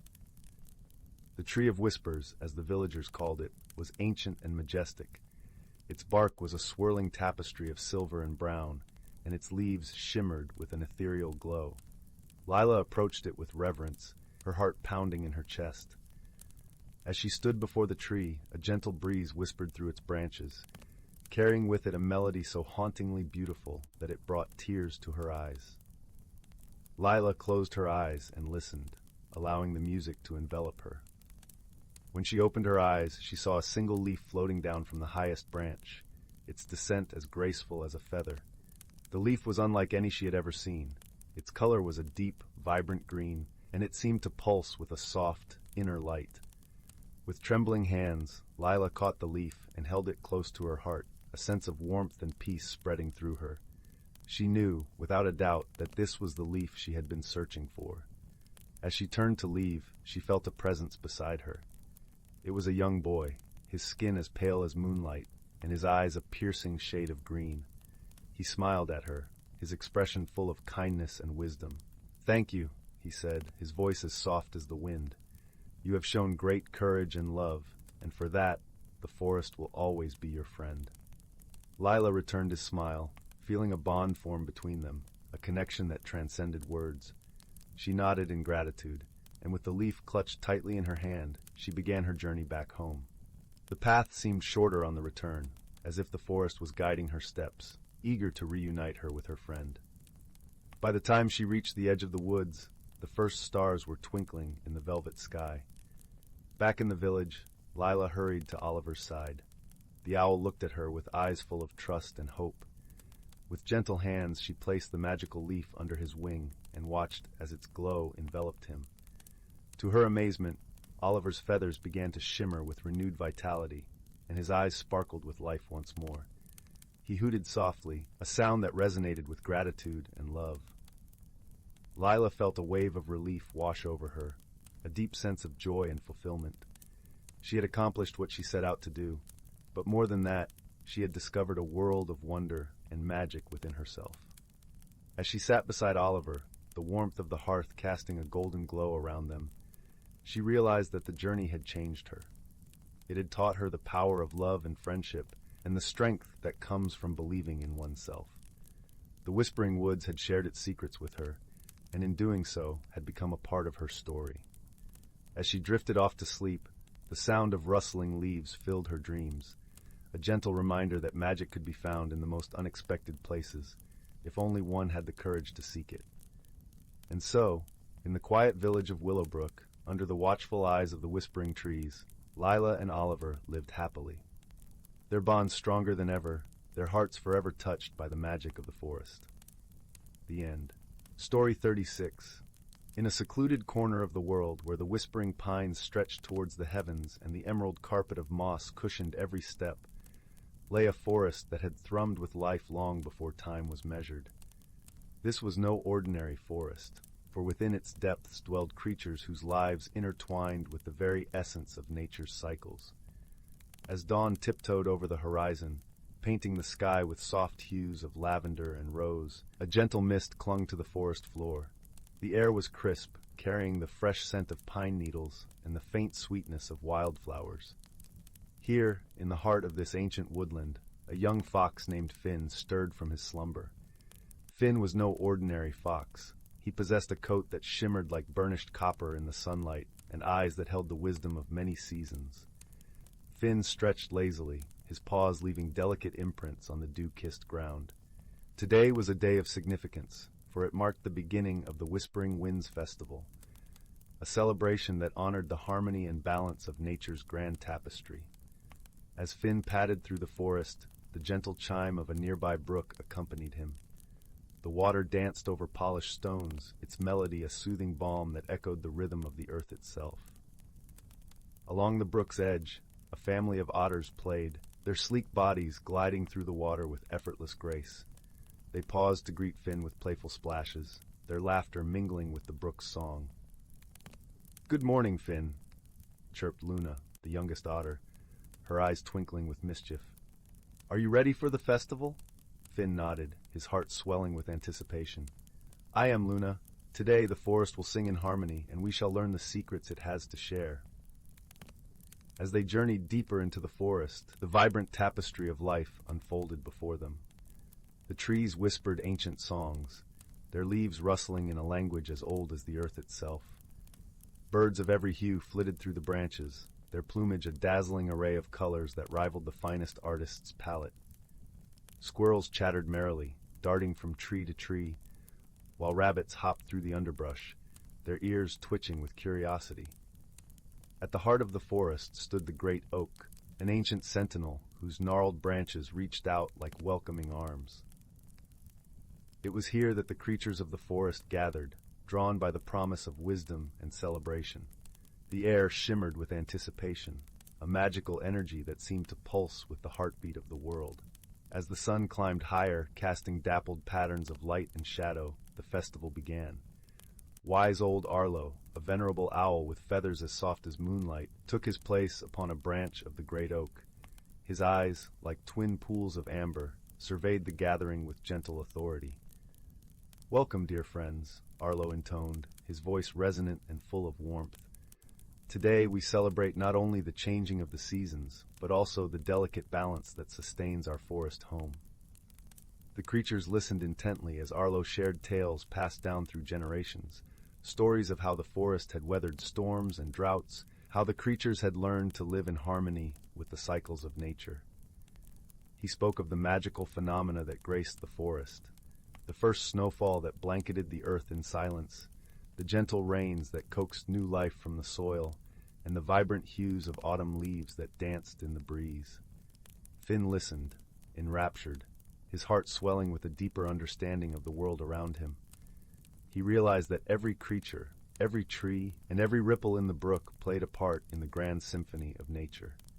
It was a delicate balance, a harmony that required respect and care. As the sun began its descent, casting a golden glow over the forest, the festival reached its crescendo.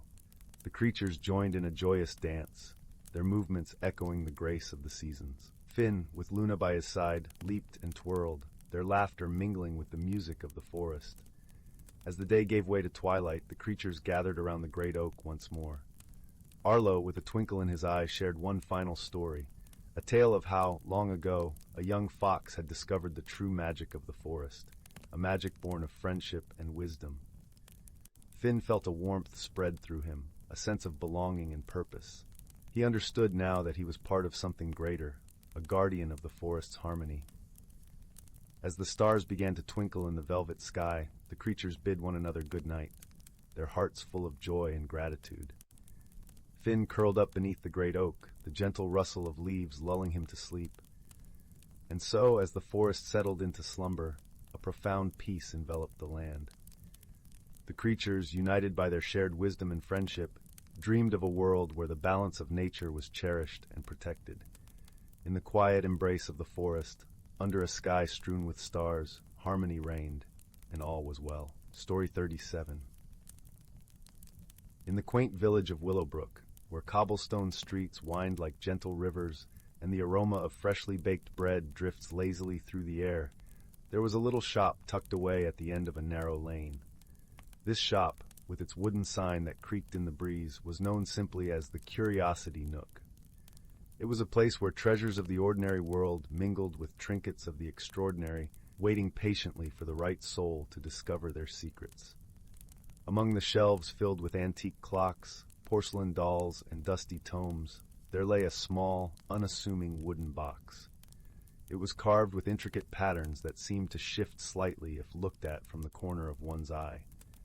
The box had been in the shop for as long as anyone could remember, yet no one had dared to open it, until a curious young girl named Lila wandered in one sun-dappled afternoon.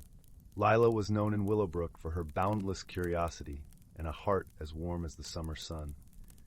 She had a knack for finding beauty in the most unexpected places, whether it was a forgotten pebble glistening in the creek or the song of crickets in the evening air. On this particular day, Lila felt a peculiar pull towards the Curiosity Nook, as if the shop itself was whispering her name. As Lila meandered through the shop, her fingers brushing lightly over the dusty surfaces, her gaze fell upon the mysterious wooden box. The patterns carved upon it seemed to invite her closer, urging her to uncover their mystery. With a gentle breath, as if afraid to disturb the air, Lila opened the box. Inside, nestled upon a bed of velvet, was a small golden lyre. Its strings shimmered faintly as if touched by moonlight, and an inexplicable warmth seemed to radiate from it. Lila took the lyre in her hands, feeling an immediate connection to the delicate instrument. It was then that she noticed a folded piece of parchment tucked beneath where the lyre had been. Unfolding the parchment, she discovered a message written in elegant, looping script. It read, "To the one who holds the lyre, you possess the gift of song that can weave the fabric of dreams. Use it wisely and with kindness."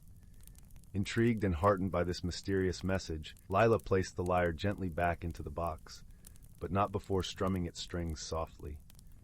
A gentle, melodious note filled the air, cascading like a gentle waterfall, bringing with it a sense of peace and calm that settled into her bones.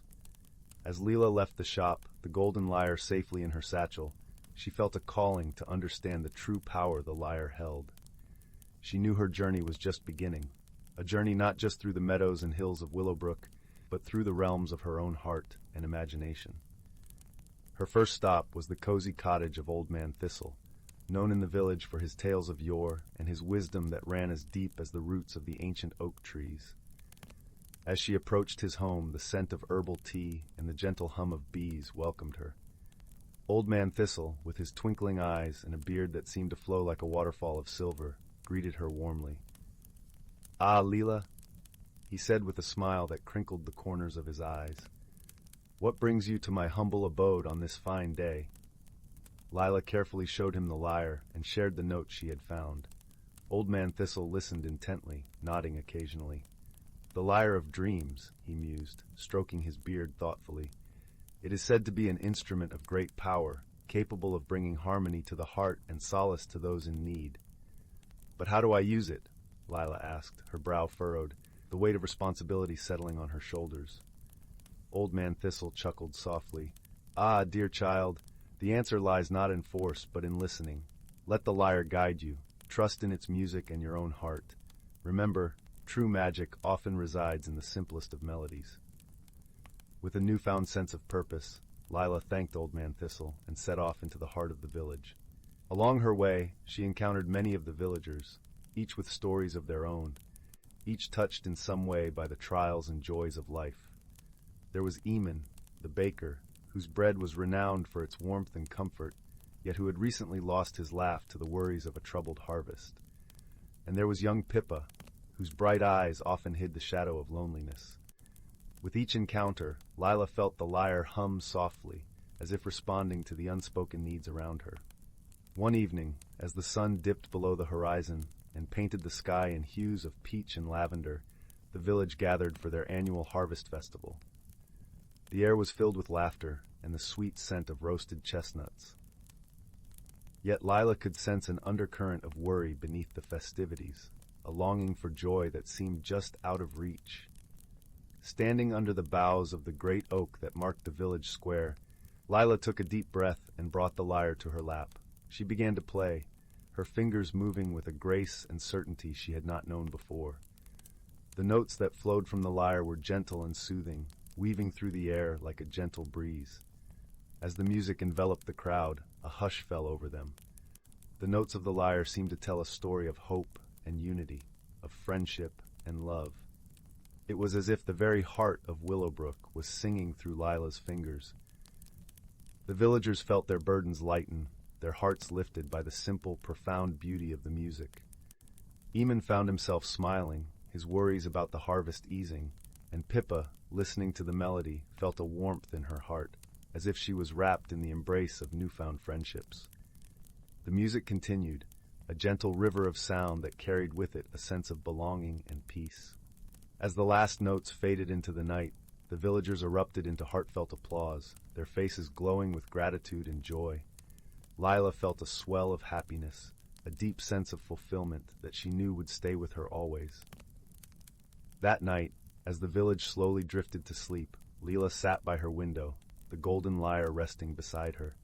She gazed up at the stars, twinkling like scattered diamonds in the velvet sky, and felt a profound sense of connection to the world around her. The journey with the lyre had taught her that the true magic of life lay not in grand gestures or heroic feats, but in the gentle, quiet moments of kindness and understanding. It was a lesson woven into the very fabric of her being, a melody she would carry in her heart forever. And so in the village of Willowbrook, under the watchful gaze of the ancient oak and the shimmering stars, Lila drifted into a peaceful sleep, knowing that she had found her place in the world, a place of harmony, love, and the gentle music of dreams. Story 38. In a cozy woodland hollow, nestled between ancient oaks and cheerful streams, there lived a peculiar little rabbit named Willow. She was unlike any other bunny in the forest, for she possessed the remarkable ability to talk to trees. From a young age, Willow had always felt a deep connection to the leafy giants that towered over her burrow. Their branches seemed to whisper secrets to her, carried on gentle breezes. She would spend hours sitting beneath their boughs, listening intently to their rustling tales of seasons past and lessons learned through the centuries. One crisp autumn morning, as Willow basked in the warmth of the rising sun, she heard a troubled murmur rippling through the trees. The great oak, the oldest and wisest tree in the forest, was distressed. His mighty branches drooped with worry. "Little Willow," the great oak called out in a wheezy creak, "I fear our forest is in grave danger." Willow's ears perked up, and she scampered closer to the ancient tree. "What troubles you, dear friend?" The great oak sighed, his leaves quivering. "Deep within the heart of these woods lies a hidden glen, a place of immense magic and wonder. It is the source of life for our forest, a wellspring of energy that sustains us all. But a dark force has taken root there, poisoning the magic and draining its power." Willow gasped, her paws pressing against the rough bark. "Oh no! What can we do?" "There is an ancient talisman, a crystalline acorn infused with the purest magic," the great oak explained. "It has the power to cleanse the glen and restore the balance, but it has been lost for generations, hidden away in a forgotten corner of the forest." Willow's eyes widened with determination. "I will find this talisman, great oak. I will not let our home wither and fade." And so, with the blessings of the trees echoing in her ears, Willow set off on an extraordinary quest. She scurried through the undergrowth, guided by the whispers of the forest. Every step took her deeper into the wild, untamed reaches of the woodland, where twisted roots and gnarled branches formed an intricate labyrinth. Along the way, she encountered a host of peculiar creatures, each offering their own wisdom and warnings. A wise old badger taught her the importance of patience and perseverance, while a mischievous fox tried to lead her astray with cunning tricks. But Willow remained steadfast, her heart set on saving the forest she loved so dearly. After many days of arduous travel, Willow found herself at the entrance of a hidden grotto, its walls adorned with glowing mushrooms and cascading vines. A sense of ancient magic lingered in the air, and she knew she was close to her goal. Within the grotto, she discovered a mystical pool, its waters shimmering with ethereal light. And there, nestled among the shimmering pebbles, was the crystalline acorn, the long-lost talisman she had been seeking. As Willow reached out to claim the acorn, a sudden gust of icy wind swept through the grotto, extinguishing the glowing mushrooms and plunging the space into darkness.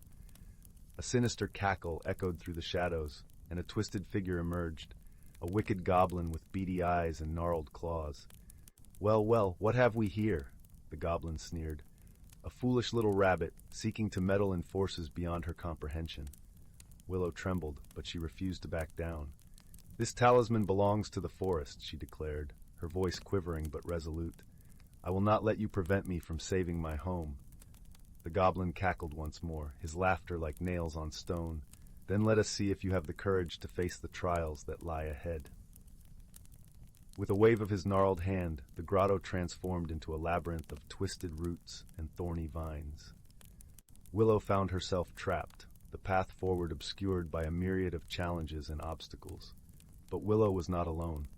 The creatures she had encountered on her journey, the badger, the fox, and many others, appeared by her side, their eyes shining with determination. Together, they navigated the treacherous labyrinth, overcoming each trial with teamwork, wit, and courage. At last, they stood before the goblin once more, the crystalline acorn clutched tightly in Willow's paws. The goblin snarled, his power waning as the forest's magic began to stir. "You may have won this battle, Rabbit," he hissed, "but the darkness will always return, for it is a part of the natural cycle." With those ominous words, the goblin vanished, leaving Willow and her companions to bask in their hard-earned victory. Willow returned to the great oak, the talisman glowing with renewed vigor. As she placed the crystalline acorn upon the ancient tree's roots, a wave of rejuvenating energy swept through the forest. The trees stood taller, their leaves regaining their vibrant hues. The stream sparkled with renewed clarity, and the air itself seemed to hum with life. From that day on, Willow became a guardian of the forest, ever vigilant against the forces that threatened its delicate balance. And whenever darkness crept in, she would gather her friends, the badger, the fox, and all the other creatures of the woodland, and together they would face the challenges head-on, their bond of friendship stronger than any adversity. For in that hidden world within the natural environment, Willow had discovered the true magic, the power of friendship, courage, and the unwavering spirit that dwells within all living things. Story 39. In the heart of an old, sleepy village nestled among rolling hills and whispering woods, there was a small, weathered shop named Curio Corner. This quaint little store, with its creaking wooden floors and shelves overflowing with trinkets, was a treasure trove of forgotten memories and hidden wonders. The village children often pressed their noses against its foggy windows, dreaming of the adventures that lay within. One crisp autumn morning, when the air was filled with the scent of fallen leaves and the promise of change, a young girl named Lila wandered into Curio Corner. She was a curious soul, with eyes wide as saucers and a heart open to the mysteries of the world. Lila adored the shop, for each visit was like stepping into a storybook filled with secrets waiting to be uncovered. As she meandered through the aisles, her fingers grazing the cool surfaces of glass bottles and the soft fabrics of forgotten scarves, something peculiar caught her eye. It was a small, unassuming wooden box tucked away behind a stack of dusty books. It seemed to hum softly, a gentle melody that beckoned her closer. Drawn by the enchanting sound, Lila carefully opened the box. Inside, she found a simple, silver key. It was not ornate or particularly special in appearance, but when she held it in her palm, it felt warm and alive, as though it pulsed with a gentle heartbeat of its own. The key seemed to whisper to her, promising adventures and secrets that lay just beyond the horizon. Intrigued, Lila decided she must discover the purpose of this magical key. She confided in Mr. Whitaker, the kindly old shopkeeper who always had a twinkle in his eye and a story on his lips. Mr. Whitaker, with his bushy white eyebrows and smile lines etched deeply into his face, listened intently as Lila described the strange key. "Ah, my dear," he said, his voice as smooth and warm as honey. "That key is said to reveal what is hidden and uncover what is lost. It has been waiting for the right person to find it." Lila's heart fluttered with excitement. "What should I do, Mr. Whitaker?" she asked, her voice tinged with both eagerness and apprehension. "Why, you must follow where it leads, of course," he replied with a knowing smile. "But remember, the journey it takes you on will not be a straightforward path. It will require your heart, your mind, and the help of friends you have yet to meet." With these words echoing in her mind, Lila set off on her adventure, the key tucked safely in her pocket. She wandered through the village, the key guiding her like a compass, its warmth growing stronger with each step she took. It led her past the fields of golden wheat, through the twisting forest paths where sunbeams danced between the leaves, and finally to a place she never knew existed, the Grove of Whispers. The grove was a magical place, where the trees seemed to lean in close, their leaves rustling like soft voices sharing secrets. Lila felt a gentle tug at her heart, urging her to pause and listen. It was here she met her first helper, a wise old owl named Orin, who perched on a low-hanging branch, his feathers a tapestry of browns and creams. "Greetings, young traveler," Orin hooted softly, his eyes twinkling like stars. "I see you are on a journey of discovery." "Yes," Lila replied, "I have this key, and I'm trying to find what it unlocks." Orin nodded, his head bobbing in agreement. "The key you hold is special indeed. It requires more than a simple turn to reveal its secrets. You must seek the 3 beacons of wisdom hidden within this land." "And how will I find them?" Lila asked, intrigued. "You must trust in yourself and the friends you meet along the way," Orin replied. "Each beacon holds a lesson, and together they will guide you to your heart's true desire." Thanking Orin, Lila continued her journey, feeling a newfound sense of purpose. The path led her to a serene lake, its surface shimmering like liquid glass under the soft light of the setting sun. There she encountered her second helper, a gentle water nymph named Nara, who emerged from the depths with a playful splash. "Hello, little one," Nara greeted her, her voice as musical as the babbling brook. "I see you are searching for wisdom." "Yes," Lila said, holding out the key. "Orin told me to find the beacons of wisdom." Nara smiled, the water around her rippling gently. "The first beacon lies within yourself. It is the courage to trust your instincts and the strength to embrace your own truth." Lila pondered these words, feeling a warm glow of understanding blossom within her. She thanked Nara for her guidance and continued on her path, the key growing ever warmer against her palm. As night fell, Lila found herself in a meadow bathed in moonlight, where wildflowers swayed gently in the breeze. Here she met her third helper, a kind-hearted fox named Finley, whose russet fur gleamed under the starlit sky.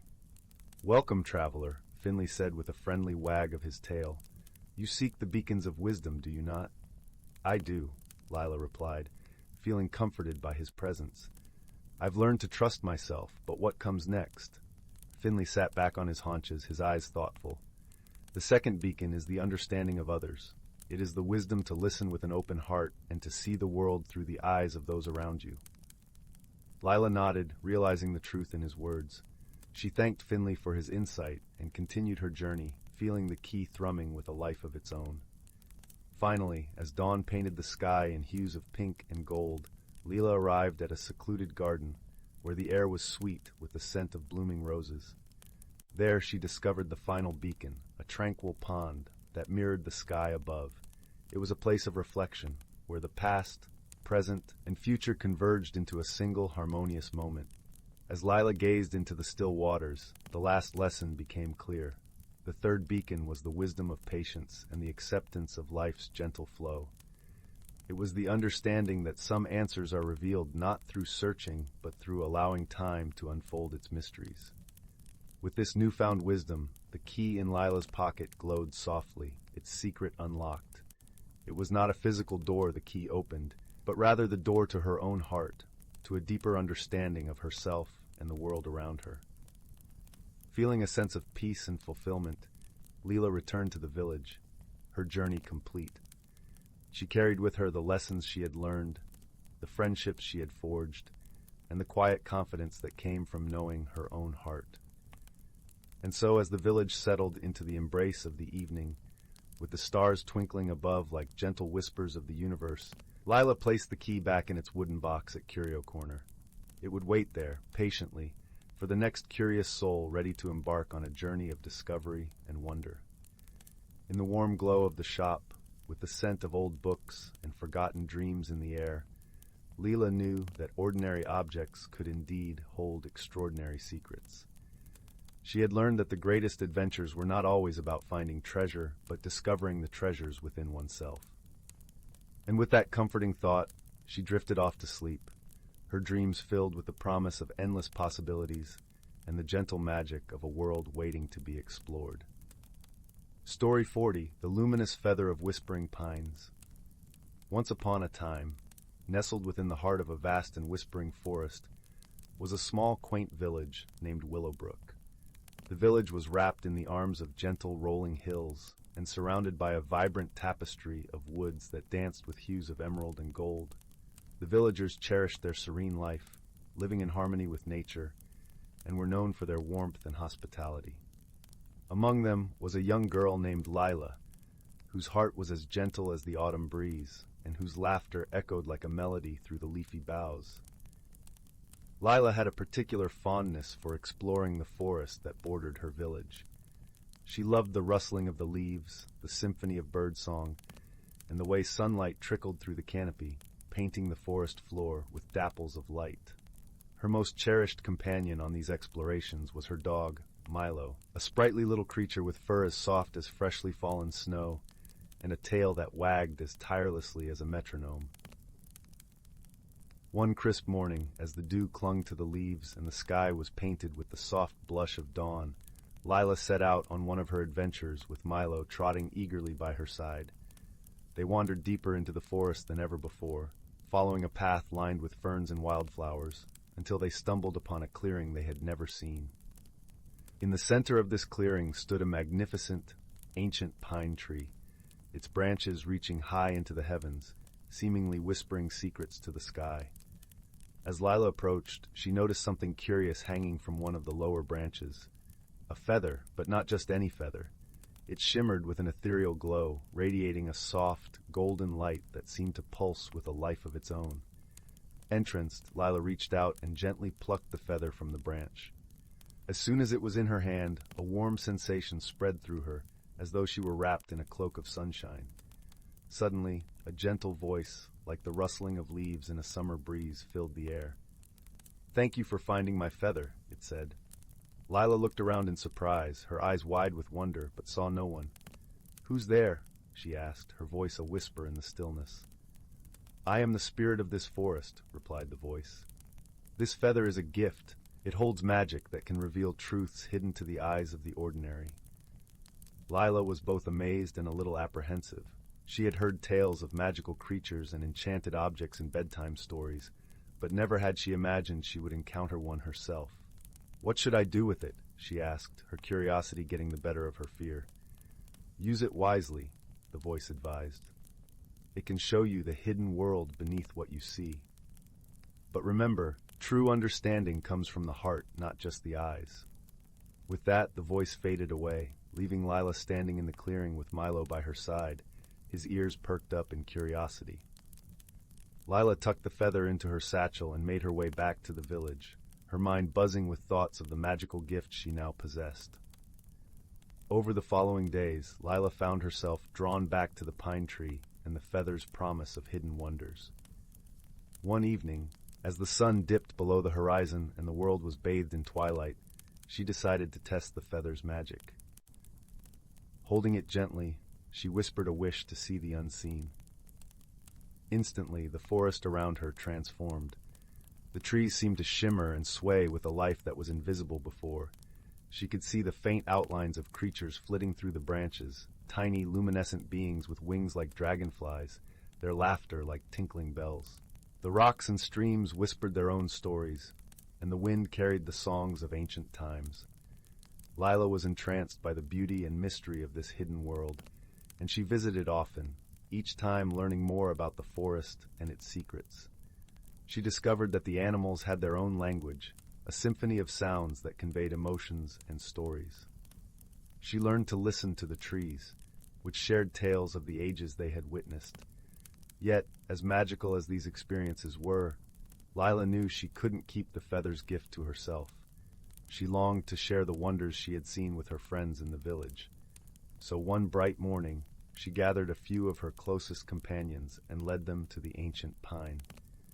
"I have something extraordinary to show you," she said, her eyes sparkling with excitement. Her friends looked at her with curiosity and a hint of skepticism, but they trusted Lila and were eager to see what she had discovered. Gathering them in a circle, Lila held the feather aloft and whispered the incantation. Her friends gasped as the forest around them bloomed into its hidden form, revealing the magical world Lila had come to know. They marveled at the tiny creatures and listened in awe to the stories told by the trees and streams. For the first time, they understood the depth of the forest's beauty and the importance of protecting it. The experience brought them closer together, forging bonds of friendship that were stronger than ever. In the days that followed, the villagers, inspired by Lila's discovery, began to see their world differently. They paid more attention to the rustling of leaves, the songs of birds, and the whispers of the wind. They worked together to care for the forest, planting new trees, cleaning streams, and respecting the creatures that called it home. The feather had not only revealed the hidden world of the forest, but it also taught the villagers to look beyond what was visible, to see with their hearts, and understand the interconnectedness of life. Lila, with her kind heart and open mind, had changed their lives, all with the help of a single, luminous feather. And so, as the seasons turned and the years passed, the village of Willowbrook thrived in harmony with the forest. Lila grew into a wise and gentle leader, always remembering the lessons she had learned from the magical feather and the spirit of the forest. Every evening, as the sun set and the stars began to twinkle, she would sit beneath the ancient pine with Milo by her side and listen to the whispers of the wind. And though she no longer needed the feather to see the magic in the world, she kept it close, a reminder of the journey that had changed her life and the lives of all those she loved.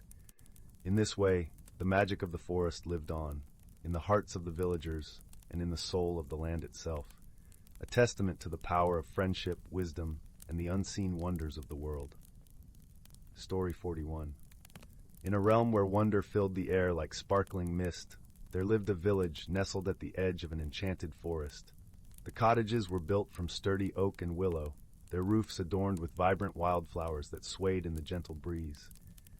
At the heart of this village stood the great oak tree, a majestic wonder whose branches reached towards the heavens, providing shade and shelter to all who sought its embrace. One crisp autumn morning, young Willow awoke to find the village in disarray. Colorful ribbons that once graced the streets now lay tangled on the ground.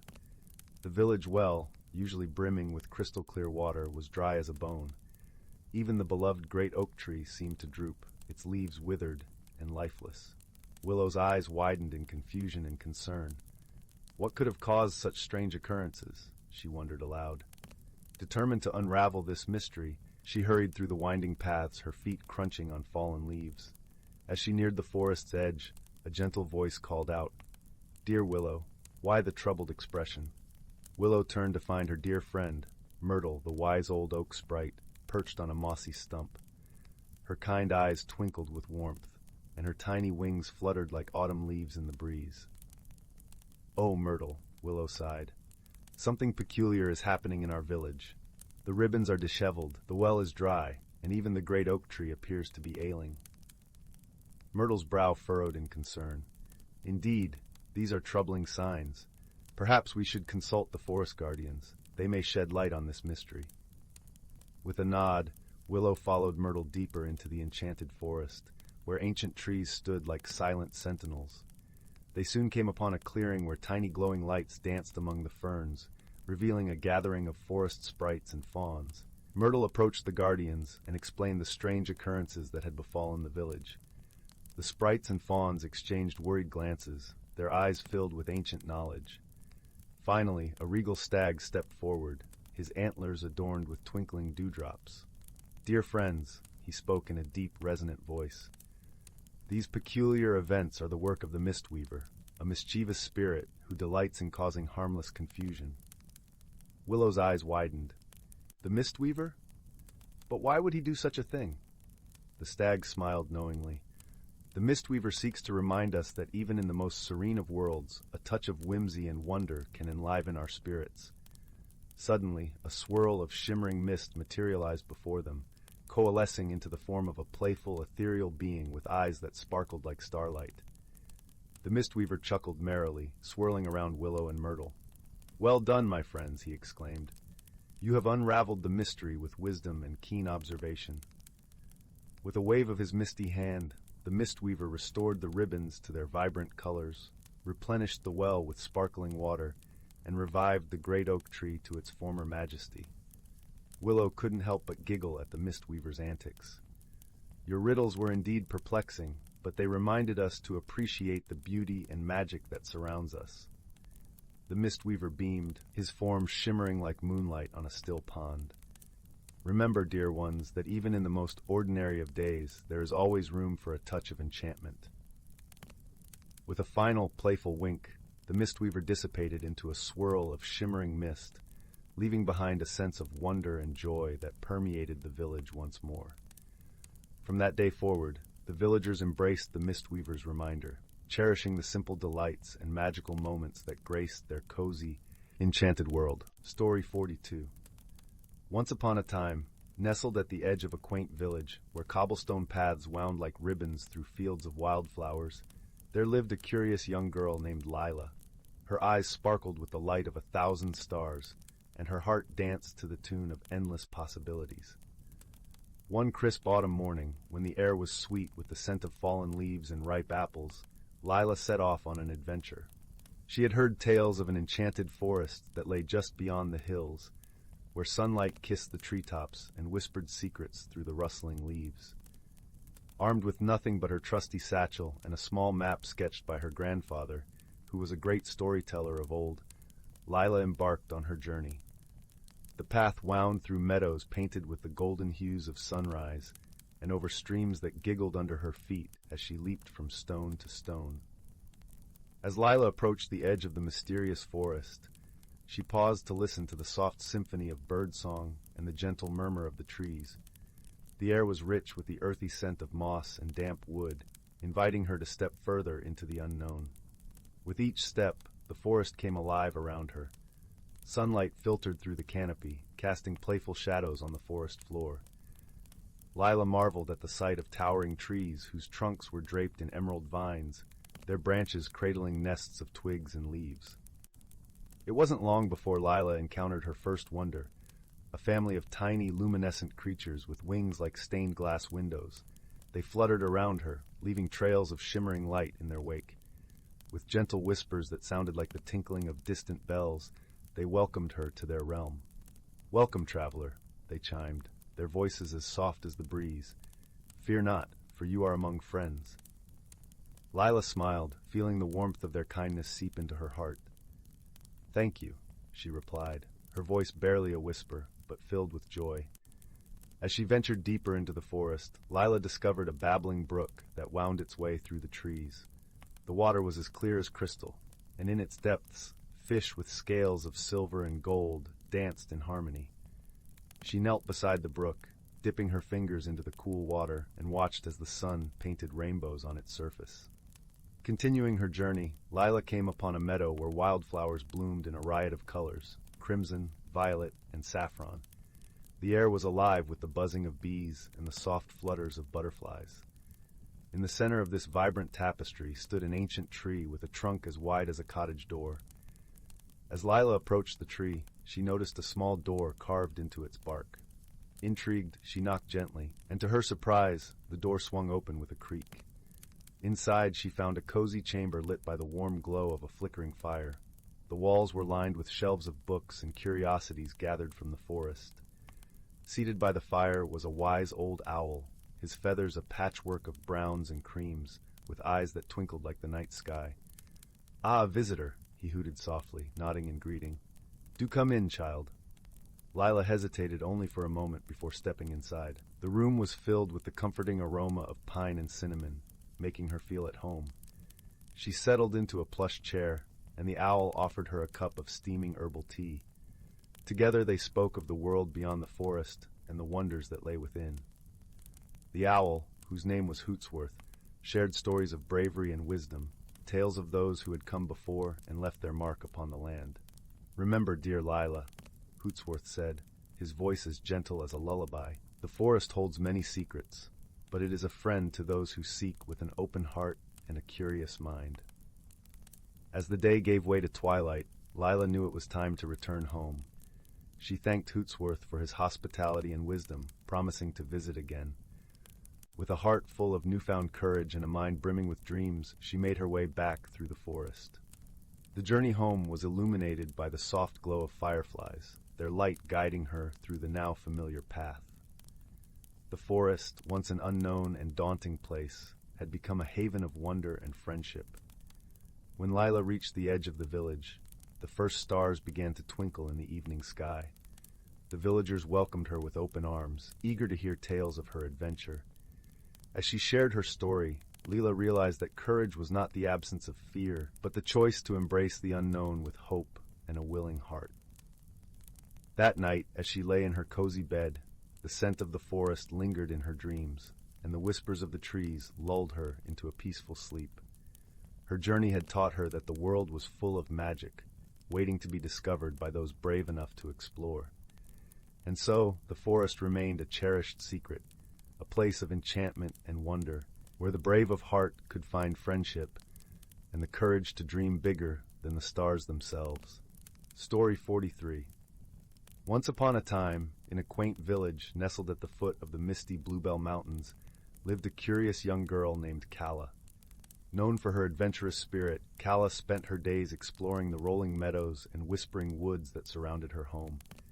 Yet, there was one place she had never ventured, the Enchanted Glade, a mysterious place rumored to be filled with wonders beyond imagination. One golden morning, as the sun poured its warm light across the land, Cala felt a stir in her heart, a gentle nudge that whispered of adventure. With her trusty satchel slung over her shoulder and a promise to be home by sunset, she set off towards the Enchanted Glade, her heart alight with anticipation. The path to the glade wound through a tunnel of ancient oaks, their gnarled branches forming an archway adorned with twinkling dewdrops. As Cala walked, the air grew sweet with the scent of honeysuckle, and the soft trill of birdsong accompanied her steps. She felt as if she were walking into a dream, the world around her lush and alive with possibilities. At last, she reached the entrance to the Enchanted Glade. It was marked by two towering willow trees, their silvery leaves whispering secrets to the wind. As Cala stepped between them, she felt a soft, tingling sensation, as if the air itself were welcoming her. The glade was unlike anything she had ever seen. The ground was carpeted with a mosaic of wildflowers, their hues painting the earth in vibrant colors. In the center of the glade stood a pond, its surface as smooth as glass, reflecting the azure sky above. The air was filled with a gentle hum, a melody that seemed to come from everywhere and nowhere all at once. As Cala wandered deeper into the glade, she caught sight of a peculiar creature, a rabbit with fur as white as snow and eyes like glittering sapphires. "Welcome, dear traveler," the rabbit spoke, its voice as soft as a whispering breeze. Cala blinked in surprise, but quickly remembered the tales of talking animals in the Enchanted Glade. "Hello," she replied with a smile. "I'm Cala. I'm here to explore." The rabbit twitched its ears in delight. "Then you must meet the others. Follow me." With that, the rabbit bounded off, leading Cala through a tapestry of tall grasses and nodding blooms. As they walked, they came across a brook that babbled cheerfully over smooth stones, a path lined with mushrooms that glowed faintly in the shade, and a circle of ancient stones that seemed to pulse with a gentle, golden light. Along the way, Calla met more wondrous creatures. A family of foxes whose fur shimmered like autumn leaves, a wise old owl perched on a branch that seemed to bend just for him, and a tiny mouse who carried a thimble-sized lantern that glowed with a warm amber light. Each creature greeted Calla with kindness, sharing tales of the glade and its secrets. She listened with wonder, her heart swelling with joy at the beauty and magic that surrounded her. As the sun began its descent, painting the sky in shades of pink and gold, Calla knew it was time to return home. She thanked the creatures for their companionship and promised to visit again. The rabbit, now a dear friend, hopped alongside her back to the willow trees. "Remember, brave Calla," the rabbit said as they reached the edge of the glade, "courage is not the absence of fear, but the triumph over it. You have shown such courage today." Calla nodded, the rabbit's words warming her heart like a cozy fire.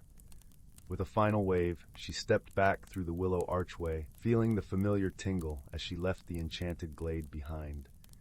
As Calla made her way home, the stars began to twinkle in the deepening twilight. She felt a profound sense of peace, knowing that the wonders of the glade would always be there, a magical haven just waiting to be explored. When she reached her village, Calla found her family waiting, their faces lit by the soft glow of lanterns. She shared her adventure with them, her voice filled with wonder and excitement. As she spoke, she realized that the courage she had discovered in the glade would be with her always, guiding her through each new adventure life had to offer. And so, with her heart full of the magic and mystery of the enchanted glade, Calla fell into a peaceful sleep, dreaming of the adventures yet to come. The glade, with its whispers and wonders, awaited her return, a place where courage and curiosity danced hand in hand.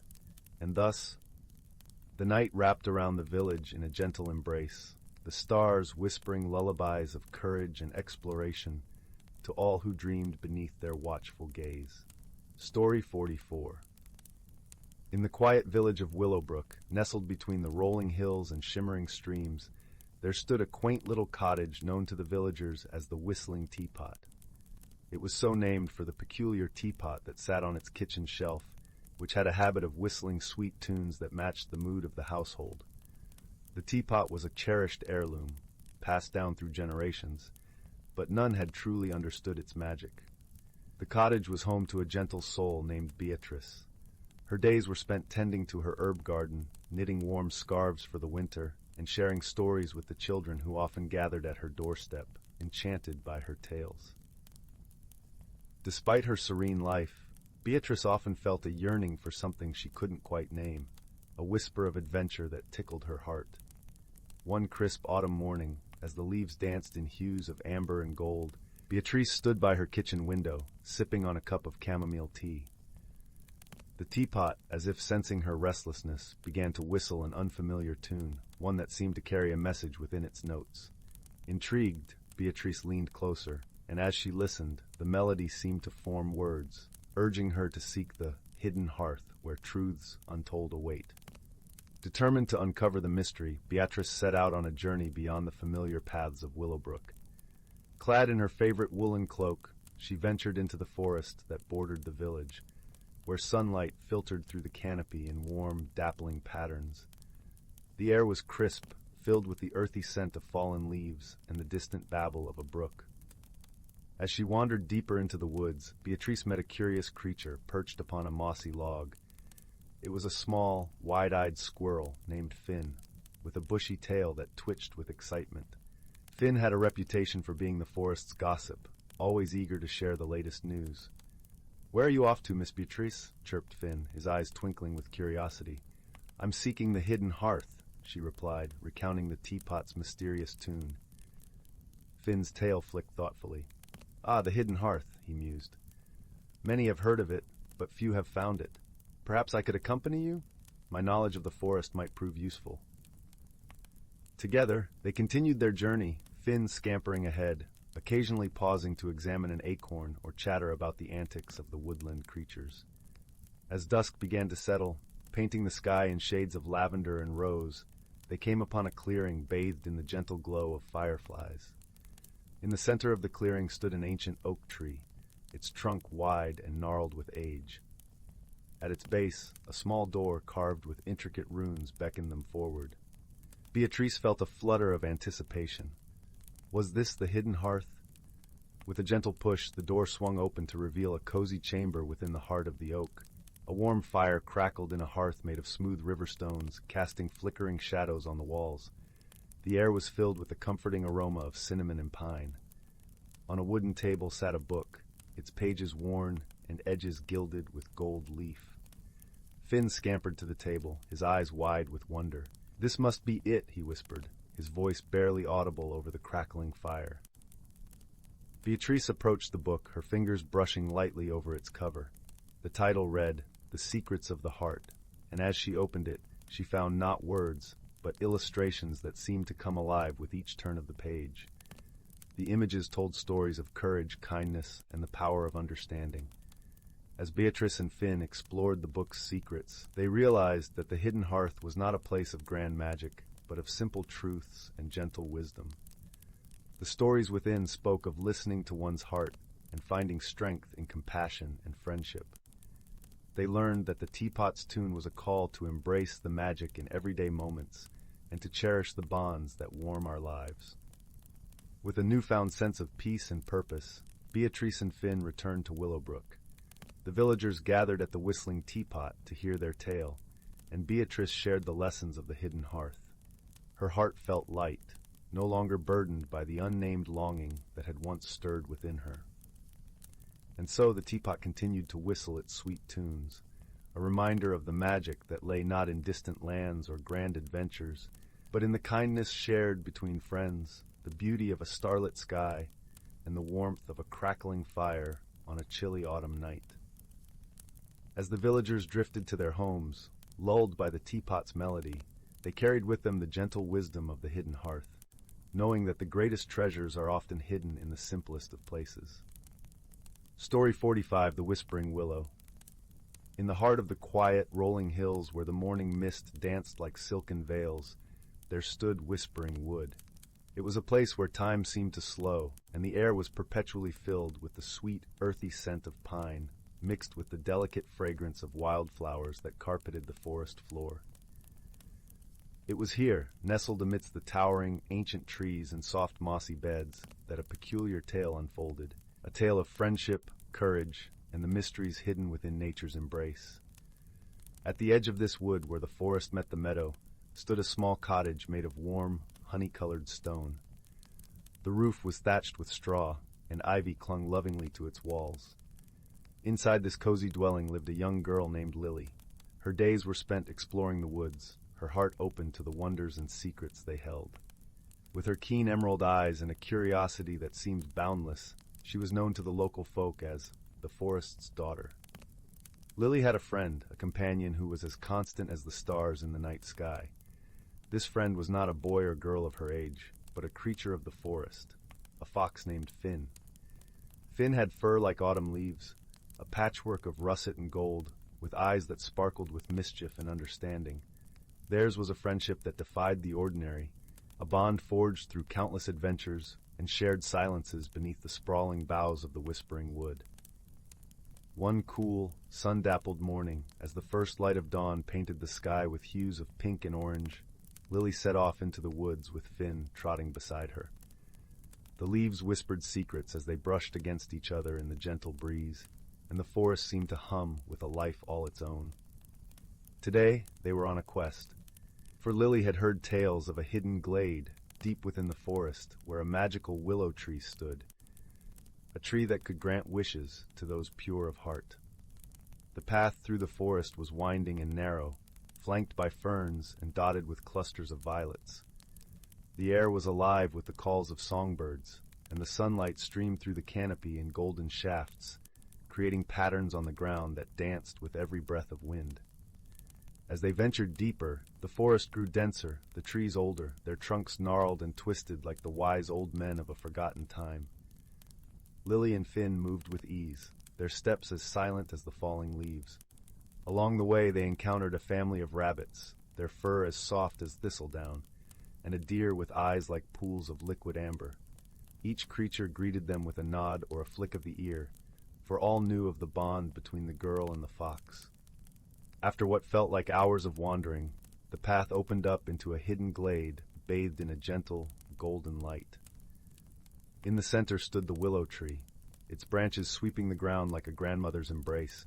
The tree's bark was silver, shimmering in the sunlight, and its leaves were a vibrant green, whispering secrets only the wind could understand. Lily approached the tree with reverence, her heart beating with a gentle excitement. She placed her hand on the trunk, feeling the life pulsing beneath the bark. Finn sat beside her, his tail curled around his paws, watching with wise eyes. "Make your wish, Lily," he seemed to say without words, his gaze holding hers with an unspoken encouragement. Closing her eyes, Lily took a deep breath, the scent of earth and leaves filling her senses. She wished for something she had longed for, a way to understand the language of nature, to hear the stories whispered by the trees and the songs sung by the rivers. As she opened her eyes, a soft rustling swept through the glade, and the willow's branches swayed as if in agreement. A single leaf detached itself, drifting down like a feather to land in Lily's open palm. The leaf glowed briefly with a gentle light before fading into the vibrant green of its kin. Feeling a tingling warmth spread through her, Lily looked around, and to her amazement, the forest around her seemed to come alive in a new way. The rustling of leaves became a soft murmur of voices, and the babbling brook nearby sang a melody that resonated with her heart. Finn looked up at her, his eyes twinkling with joy. "Do you hear it, Lily?" His gaze seemed to ask, and she nodded, tears of happiness brimming in her eyes. Their journey back through the forest was filled with wonder. The trees whispered stories of the ages, tales of the seasons turning and the creatures that had come and gone. The wind carried laughter and secrets, and the river sang of its journey from the mountains to the sea. Lily felt a profound connection to the world around her, a bond that was deeper than she had ever imagined. With Finn by her side, she knew she was a part of something vast and beautiful, a tapestry woven by nature herself. As they emerged from the forest, the sun was setting, casting a warm glow over the meadow and the little cottage that waited for her return. The sky was a canvas of colors, and the first stars were beginning to twinkle in the deepening blue. Lily and Finn sat together on the porch, the cool evening air wrapping around them like a comforting blanket. The world was quiet, save for the gentle rustle of the trees and the occasional call of a night bird. In the silence, Lily realized that her wish had been granted in more ways than she had imagined. She had not only gained the ability to understand the language of nature, but also a deeper understanding of herself and her place in the world. The willow tree had given her a gift of connection, of belonging, and she knew she would carry it with her always. With a contented sigh, Lily leaned back, feeling the warmth of Finn beside her. The stars above watched over them, silent witnesses to the magic that bound them together. A girl and her fox, sharing a friendship that would last for all time. And so, as the night embraced the world in its gentle arms, Lily and Finn drifted into a peaceful sleep, their dreams filled with the whispers of the forest and the promise of new adventures yet to come. Story 46. In the heart of the celestial confluence, where stars twinkled like scattered diamonds across an ink-black sky, two unlikely companions found themselves adrift amidst a sea of cosmic wonder. This was a place where the boundaries between worlds blurred, a vast expanse where travelers from distant galaxies often crossed paths. It was here that our tale of friendship began, with the gentle hum of a spacecraft and the soft glow of nebula painting a backdrop of infinite possibilities. The first of our pair was a wanderer named Solen, a creature from the lush, verdant planet of Verdina. Solen's skin shimmered with hues of emerald, reflecting the vibrant flora of his home world. His eyes, deep and wise, were like pools of tranquil jade, holding the secrets of countless sunsets witnessed through the canopy of Verdina's towering trees. Solen was a guardian of nature, his heart attuned to the whispers of leaves and the songs of the wind. The second was an engineer named Lyra, hailing from the bustling, technologically advanced planet of Mecca. Lyra was a being of metal and circuits, her form sleek and efficient, designed for logic and precision.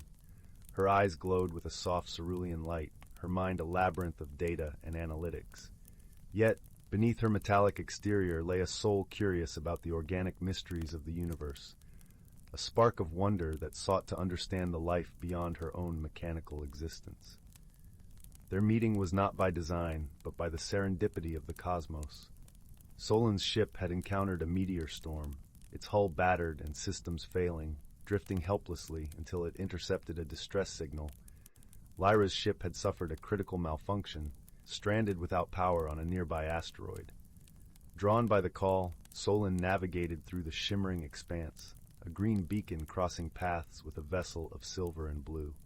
When Solen's ship docked alongside Lyra's, there was a moment of mutual apprehension. Solen, with his deep connection to nature, was wary of technology's cold touch, while Lyra, accustomed to logic and order, found the organic unpredictability of Solen's presence unsettling. Yet, necessity forged an unlikely alliance, as they both understood that survival depended on cooperation. Inside the dimly lit confines of Lyra's ship, the air was cool and sterile, a stark contrast to Solen's vessel, which teemed with the warmth of life, a veritable oasis where plants grew in harmony with machinery. They exchanged tentative greetings, Solen's voice gentle and melodic, Lyra's punctuated with the soft whir of servos. Their initial attempts at communication were fraught with misunderstanding, like two voices tuning to find harmony amidst a cacophony of notes. Solen spoke of the importance of balance, using metaphors of seasons and growth, while Lyra responded with calculations and probabilities, her responses precise and devoid of nuance. It was only when they faced their first challenge together, repairing the power core of Lyra's ship, that they began to bridge the gap between their worlds. Solen suggested using organic materials from his ship to stabilize the power flow, a solution Lyra had never considered. As they worked side by side, Solen showed Lyra the beauty in imperfection, the resilience of life that adapts and thrives even in adversity. In turn, Lyra shared her knowledge of engineering, explaining the elegant simplicity of circuits and the dance of electrons. They began to appreciate each other's perspectives, their differences no longer a barrier, but a source of strength. Over time, their companionship deepened. They shared stories of their worlds. Solen spoke of the gentle rustle of leaves in the Verdanen breeze, the symphony of colors that painted the sky at dusk. Lyra described the bustling cityscapes of Mecca, where towering spires reached for the heavens, and the hum of machinery was a lullaby of progress. In these moments, they found comfort and understanding, each discovering a new facet of the universe through the other's eyes. Solen learned to appreciate the precision and predictability of technology, while Lyra came to cherish the spontaneity and warmth of the natural world. Their journey was not without its trials. They faced the icy void of space, where silence was as vast as the cosmos itself, and the threat of pirates who sought to plunder their ships for resources. Yet with every challenge, their bond grew stronger. Solen, with his intuitive understanding of ecosystems, devised strategies to outwit their foes, while Lyra's analytical mind ensured their plans were executed flawlessly. One particularly harrowing encounter left them stranded on a barren moon, their ships damaged beyond immediate repair. As they worked tirelessly to restore functionality, a fierce storm descended upon them, a swirling tempest of dust and lightning. In the howling winds, their voices were barely audible, yet they held fast to each other, finding solace in their shared determination. It was during this storm that Solen, seeing Lyra's energy reserves dwindling, offered a solution born of Verdena's ancient wisdom. He suggested using the moon's abundant minerals to create a makeshift energy source, a concept foreign to Lyra's precise engineering but rooted in the adaptive creativity of nature. Together, they fashioned a rudimentary device, its success a testament to the synergy of their combined knowledge. As the storm subsided, they sat together beneath a sky now clear and filled with stars, the air crisp and electric with the scent of ozone. In that moment of tranquility, surrounded by the infinite expanse of the universe, they reflected on their journey. Lyra, once driven solely by logic, found herself moved by the organic beauty of their friendship, understanding that life was more than equations and algorithms. Solen, who had always regarded technology with suspicion, saw in it the potential for harmony and growth when used with care and respect. Their voyage continued, a tapestry of adventures woven with threads of shared experiences and mutual respect. They visited planets of ice and fire, danced in the weightless embrace of zero gravity, and marveled at the luminescent creatures of the deep cosmos. Through it all, they learned that friendship was not defined by similarity, but by the willingness to embrace differences, to listen and learn, to grow together in the face of adversity. Their bond was a testament to the power of understanding, a beacon of hope in a universe vast and varied. And so, under the watchful gaze of distant stars, Solen and Lyra journeyed on, their hearts entwined by the invisible threads of friendship. The celestial confluence echoed with their laughter, their shared stories lighting the way like a trail of stardust. In the vast, endless night, they found not only companionship, but a deeper understanding of what it meant to truly connect, leaving behind a legacy of unity and love that would resonate across the galaxies. As they drifted through the cosmos, they knew they would always have each other, a comforting thought as warm as the glow of 1,000 suns. And thus the universe, in all its infinite splendor, became a little brighter, a little kinder, because of the friendship of an unlikely pair who dared to see beyond the stars. Story 47. In a galaxy far, far away, where stars twinkled like diamonds on a cosmic canvas, there lived two beings as different as day and night. Zara was a spirited young Venusian, her skin shimmering with a soft, iridescent glow. She had a thirst for adventure that burned brighter than the twin suns of her home planet. Ven, on the other hand, hailed from the distant, icy world of Krylor. His exoskeleton glistened with crystalline fractals, and his quiet demeanor masked a brilliant, analytical mind. Their paths first crossed on a bustling spaceport, a vibrant hub where countless civilizations converged. Zara, ever the daring explorer, had stowed away on a cargo vessel bound for the unknown reaches of the galaxy. Ven, a dutiful scholar, was en route to a prestigious xenobiological symposium, his databanks brimming with knowledge to share. As fate would have it, their ships were caught in a meteor storm, forcing them to abandon their crafts and seek refuge on a desolate moon. Amidst the rocky terrain and eerie silence, their initial encounter was anything but harmonious. Zara's effervescent energy clashed with Ven's reserved nature, leading to a series of misunderstandings and clashes that threatened to tear them apart. But as the twin moons rose high, bathing the barren landscape in ethereal light, a realization dawned upon them. Their differences were not weaknesses, but strengths that complemented each other perfectly.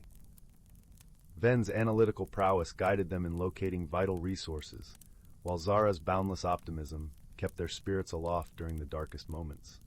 Together, they foraged for sustenance, constructed a makeshift shelter, and even discovered a hidden underground spring, a true oasis amidst the desolation. As the cycles passed, their shared challenges forged an unbreakable bond. Ven marveled at Zara's contagious zest for life, her ability to find joy in the simplest things. In turn, Zara developed a profound respect for Ven's unwavering calm and intellect, qualities that grounded her when her exuberance threatened to carry her away. One fateful night, as they huddled around a crackling fire, sharing tales of their distant homeworlds, a meteor shower lit up the sky in a brilliant display of cosmic wonder. In that moment, their differences melted away, and they realized that true friendship transcends the boundaries of species or origins.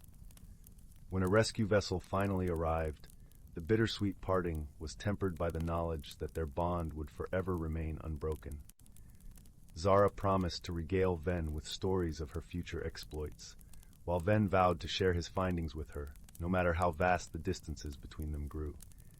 As they embraced one last time, bathed in the radiant glow of a distant nebula, they understood that their unlikely friendship was a gift more precious than any cosmic treasure.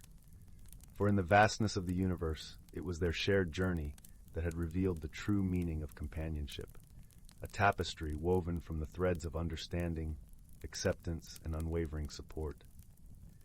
And though their paths may diverge, their hearts would forever beat in sync, bound by the unbreakable bond forged between two unlikely friends from worlds apart. Story 48. In the quaint little village of Willowbrook, where cobblestone paths wound through fields of lavender and cottages with thatched roofs nestled beneath the towering oak trees, a gentle hush lay over the land as twilight descended.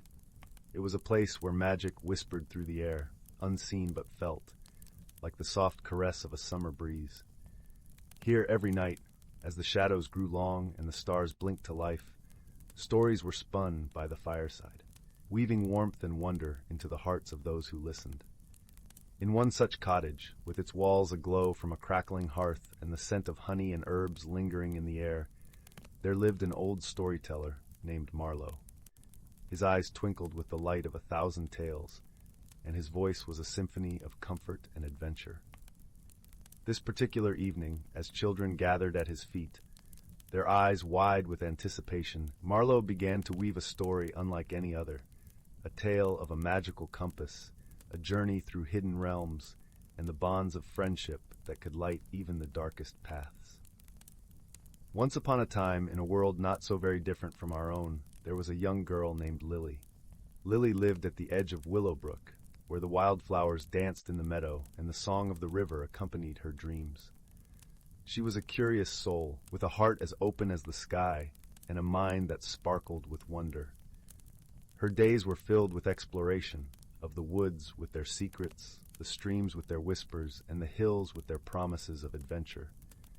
One day, as Lily wandered further than she ever had before, she stumbled upon something peculiar hidden beneath the roots of an ancient willow tree. It was a compass, though unlike any she had ever seen. Its casing was carved from wood as smooth as the river stones, and its needle glowed with a soft, ethereal light. Intrigued, Lily picked it up, feeling a gentle warmth spread through her fingers. As she held it, the needle spun wildly before settling, pointing not north, but towards the heart of the forest. With a thrill of excitement, Lily decided to follow where the compass led. She stepped into the forest, where the canopy above formed a tapestry of green and gold, and the air was filled with the earthy scent of moss and leaves. The compass guided her deeper into the woods, along paths that twisted and turned like secrets whispered by the wind.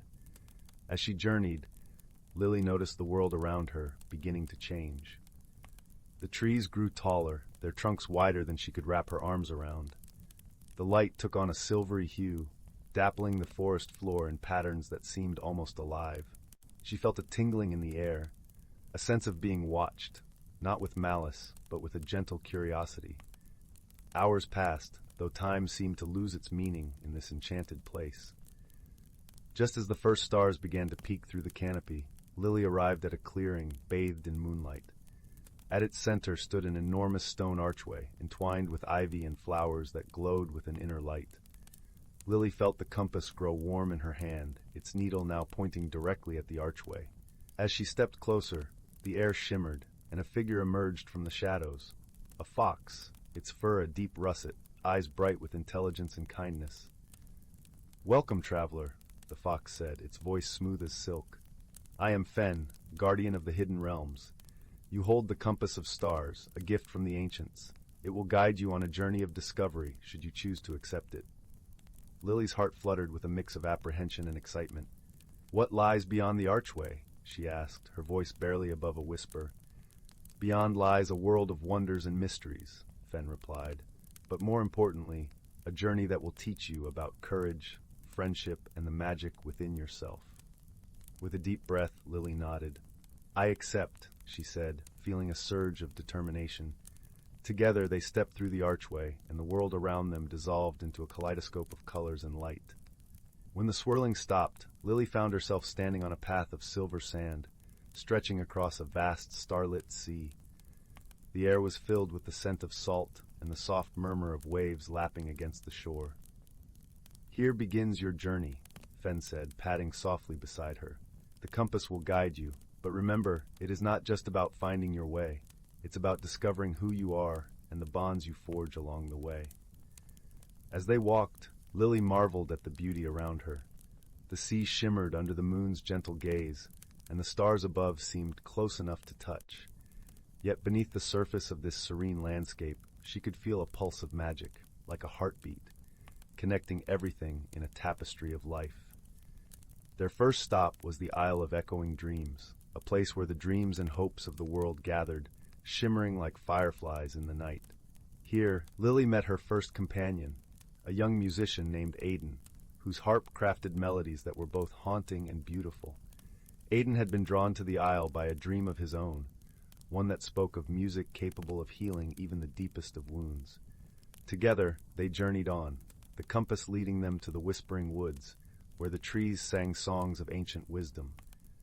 It was here that they encountered Mira, a gentle deer with eyes that held the depths of the forest.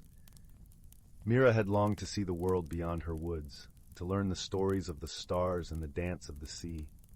As the trio traveled, they faced challenges and puzzles that tested not just their wits, but their hearts. They navigated the labyrinth of lost paths, where each turn promised confusion, but taught the value of trust and intuition. They crossed the bridge of sighs, which spanned a chasm filled with swirling mist, learning that true courage often lies in taking the first step into the unknown. Through it all, the compass guided them, its light unwavering, yet it was their growing friendship that truly lit their way. They shared stories beneath the stars, laughter that echoed across the landscape, and moments of silence where words were unnecessary. One day, as they rested beside a tranquil lake, its surface a mirror reflecting the sky, Fen spoke of the final leg of their journey. Ahead lies the Valley of Reflections, a place where you will face your deepest fears and desires. It is a place of truth where the heart reveals what the mind often hides. Lily felt a shiver of apprehension, but also a sense of readiness. Together, they made their way to the valley, where the air was thick with anticipation, and the ground beneath their feet seemed to hum with energy. As they entered the valley, the landscape transformed into a series of mirrors, each reflecting a different aspect of themselves. Lily saw her reflection standing alone, then surrounded by her friends, each image shifting and changing with every step. In one mirror she saw herself as a child, filled with dreams and wonder. In another, as an elder, wise and serene. But it was the final mirror that caught her breath, a vision of herself standing on the shores of the sea, her compass glowing brightly, surrounded by those she had come to love. In that moment, Lily understood the true magic of the compass. It was not just a guide through the physical world, but a reminder of the journey within, the journey of the heart and spirit, of dreams and friendships forged along the way. With newfound clarity, Lily turned to her companions. "We have found what we were searching for," she said, her voice filled with certainty. "Not just new places or answers, but the strength within ourselves and in each other." Their journey complete, the friends returned through the archway, back to the forest where it had all begun. The compass, its task fulfilled, lay warm and silent in Lily's hand, a cherished reminder of the adventure and the bonds that had been formed. As the sun rose over Willowbrook, casting its golden light upon the land, Lily and her friends knew that the magic of their journey would stay with them always. They had discovered not just new worlds, but the power of friendship and the courage to face whatever lay ahead. And so, as Marlowe finished his tale, a gentle peace settled over the room. The children, warmed by the fire, drifted into dreams filled with adventures of their own, guided by the light of friendship and the compass within their hearts. Story 49. Once upon a time, in a quaint village nestled between rolling hills and sprawling forests, there lived a young girl named Mira. This village was not just any village. It was known for its serene beauty, with cobblestone paths lined by lavender bushes and quaint stone cottages adorned with ivy. Each morning the sun would rise, casting a golden glow over the village, while the gentle rustle of leaves would play a symphony only nature could compose. Mira, with her auburn curls and curious green eyes, was known for her boundless imagination and a heart as big as the sky.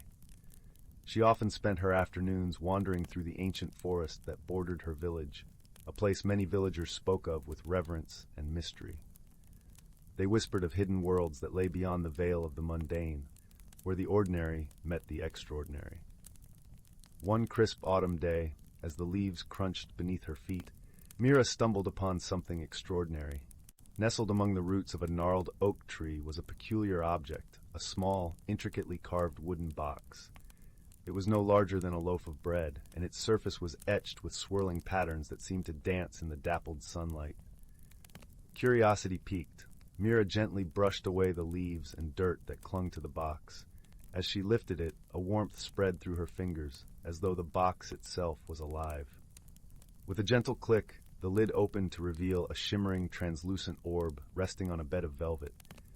The orb seemed to pulse with a soft, ethereal glow, casting iridescent patterns on Mira's fingers.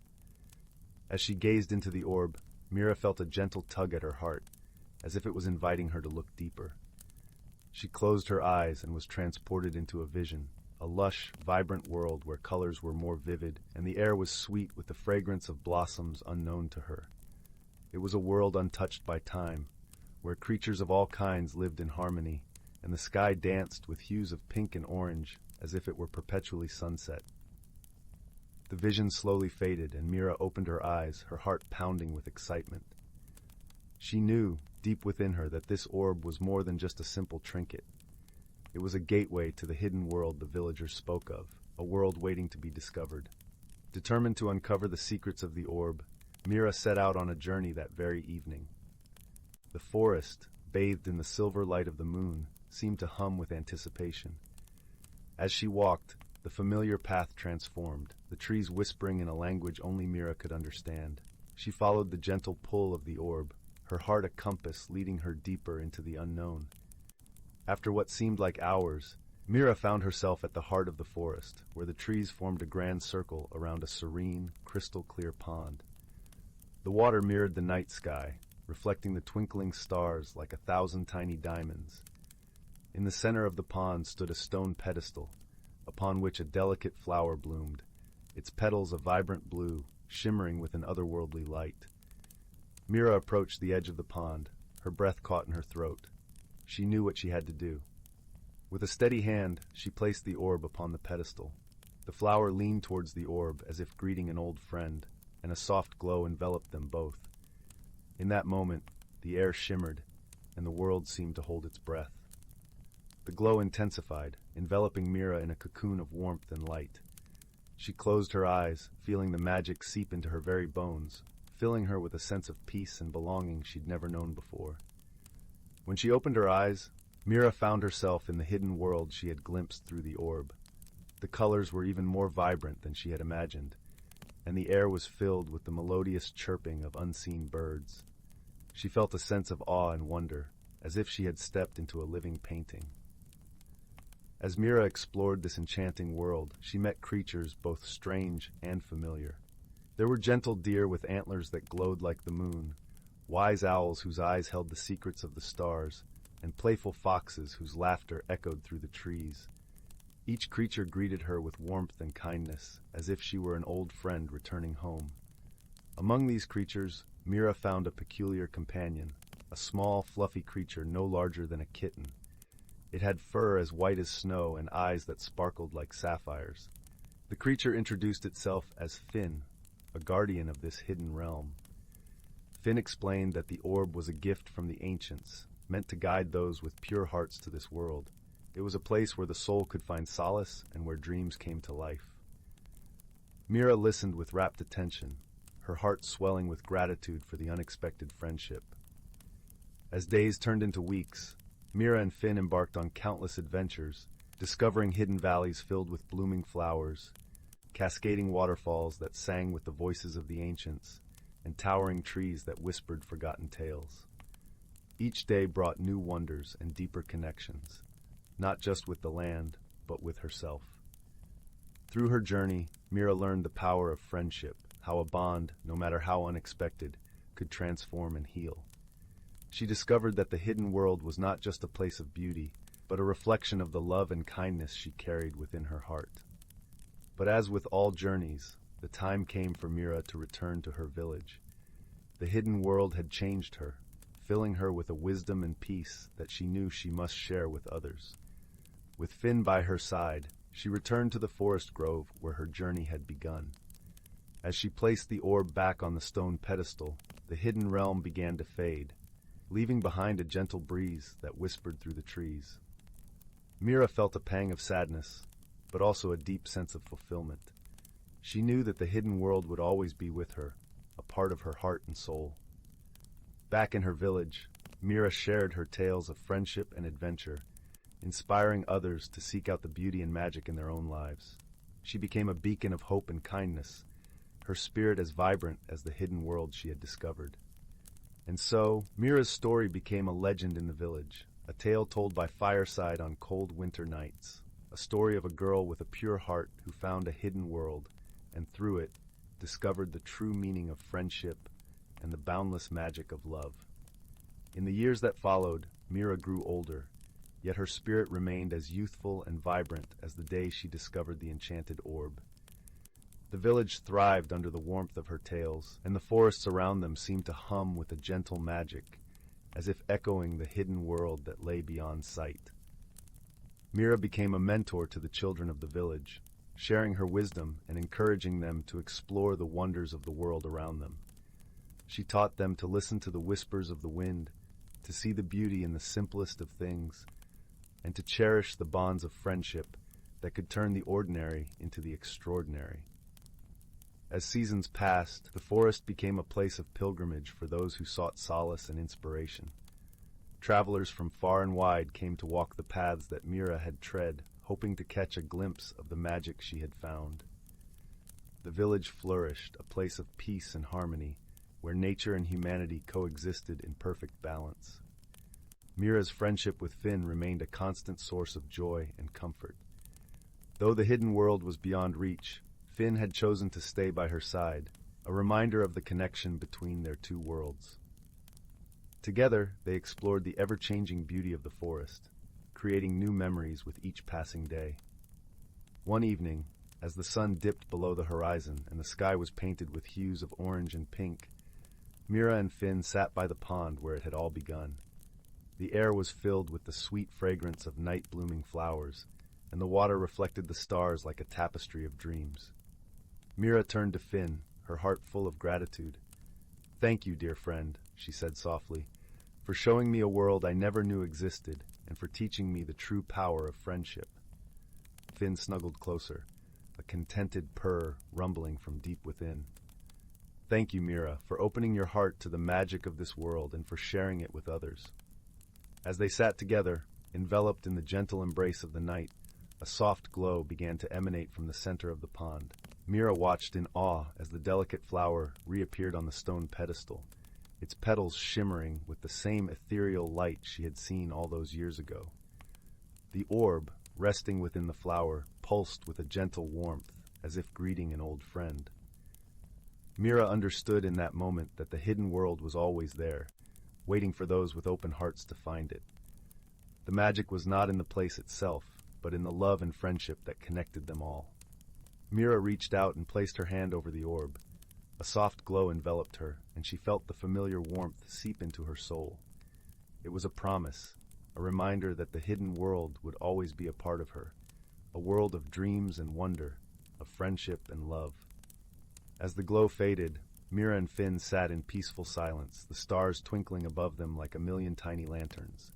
The village below lay quiet, bathed in the soft glow of the moon, a testament to the magic that Mira had brought into their lives. In the years to come, Mira's legacy lived on, her story becoming a cherished part of the village's history. Children grew up hearing tales of her adventures, inspired to seek out their own hidden worlds, and to cherish the bonds of friendship that made life truly magical. And so the story of Mira and her journey into the hidden world continued to be told, a gentle reminder of the power of love and the magic that lies within the heart of every dreamer. It was a story that transcended time, a tale of hope and wonder, a legacy of a girl whose pure heart had opened the door to a world of infinite possibilities. And somewhere in a hidden world where colors danced and dreams came to life, the gentle laughter of a girl and her fluffy companion echoed through the trees, a testament to the magic of friendship and the boundless beauty of a world unseen. Story 50. In the vast tapestry of the cosmos, where countless stars twinkle like diamonds scattered across a velvet sky, there existed a tiny, unassuming planet named Luminara. Luminara was known for its gentle, perpetual twilight, where the skies were painted in soft hues of lavender and rose, casting a serene glow over its lush, verdant landscapes. On this tranquil planet dwelled a young Luminaran named Ziv. Ziv was a being of light, their translucent skin shimmering softly with the hues of their emotions. They were curious and kind-hearted, often wandering through the meadows of luminescent flowers that whispered tales of ancient times. Ziv had always heard stories of other worlds, but their heart yearned for the opportunity to explore beyond the familiar embrace of Luminara. One day, as Ziv sat by the edge of the crystal lake, watching the gentle ripples dance across its surface, a peculiar object streaked through the sky, trailing a comet of blue and silver sparks. It landed with a soft thud in the nearby woods, sending a plume of stardust into the air. Intrigued, Ziv followed the trail, their heart fluttering with anticipation. There, amidst the ferns and glowing fungi, Ziv discovered a small spacecraft, battered but still intact. Emerging from it was a creature unlike any Ziv had ever seen. It was small and covered in a soft azure fur, with large, expressive eyes that mirrored the deep blue of distant oceans. This was Kale, a traveler from the distant water world of Oceania, who had crash-landed on Luminara during their cosmic journey. Ziv and Kale regarded each other with mutual curiosity. Ziv's light flickered with shades of tentative green, a Luminaran gesture of greeting. Kale responded with a gentle trill, a sound akin to the soothing melody of ocean waves. Despite their differences, an unspoken understanding passed between them, a recognition of shared solitude. Their initial attempts at communication were fraught with misunderstandings. Kale, accustomed to the rhythmic ebb and flow of tides, found Ziv's shifting colors perplexing. Meanwhile, Ziv struggled to interpret Kale's melodic trills. Yet amidst these confusions, a bond began to form, built on gestures, shared laughter, and the universal language of kindness. As days turned into nights and back into days, Ziv and Kale embarked on small adventures across Luminara. They explored the bioluminescent forest, where trees glowed with a soft, inner light, and the singing caves, where the wind played hauntingly beautiful tunes. Each journey presented its own challenges, from deciphering ancient symbols to navigating treacherous terrain. But together, they found solutions, drawing strength from their growing friendship. One evening, as they sat beneath the gentle glow of the twin moons, Kale expressed a deep longing to return to Oceania. Ziv understood the pull of home and offered to help repair Kale's spacecraft. It was no easy task, requiring ingenuity and resourcefulness. Ziv gathered rare crystals from the mountain peaks, while Kale used their knowledge of aquatic engineering to repair the damaged components. Throughout this endeavor, their mutual support deepened their bond. Ziv, whose light often flickered with indecision, found courage in Kale's steady determination. Kale, who sometimes felt adrift, found solace in Ziv's unwavering empathy. They learned to appreciate their differences, realizing that it was these very distinctions that made their partnership strong. At last, the day came when the spacecraft was ready. Standing at the edge of the forest, under a sky splashed with the colors of dawn, Kale prepared to depart. Yet as they looked at Ziv, their hearts swelled with gratitude and affection. "Thank you, Ziv," Kale trilled softly, their eyes shimmering with unshed tears. Ziv's light glowed with warm golden hues, a Luminaran expression of deep friendship. "Visit again," Ziv said, their voice carrying the gentle lilt of hope. As Kale's spacecraft ascended into the sky, leaving a trail of sparkling stardust, Ziv watched with a heart full of bittersweet joy. They knew that true friendship transcended distance, that the bonds forged through kindness and understanding would forever illuminate their paths. And so, on a planet bathed in eternal twilight, Ziv continued their wanderings, their heart a little fuller, their light a little brighter, knowing that somewhere in the vast expanse of the universe, a dear friend thought of them fondly. In their adventures, Ziv had discovered not only the wonders of their world, but also the profound beauty of an unlikely friendship. And in the quiet moments, when the wind whispered through the trees and the stars sang their ancient songs, Ziv felt the comforting presence of Kale, a reminder that even the smallest connections could light up the darkest of skies. Story 51. In the heart of the Whispering Wood, where sunlight played in dappled patterns across the forest floor and the air carried the scent of pine and earth, there dwelled a hidden world known only to those who listened with their hearts. This was a place where the natural creatures lived in harmony, each contributing to the balance of their shared home. The Whispering Wood was not just a forest, it was a tapestry of life, woven with threads of magic that shimmered like dew in the morning light. Among its ancient trees, the wise old oak stood sentinel, its branches spread wide like a guardian's arms. It was said that this oak had witnessed the forest's history unfold, its bark etched with tales of seasons past. Nestled beneath the oak's protective canopy was a small clearing, where a gentle brook babbled over smooth stones, creating a melody that soothed all who paused to listen. This was the heart of the forest, where creatures gathered to share stories and wisdom passed down through generations.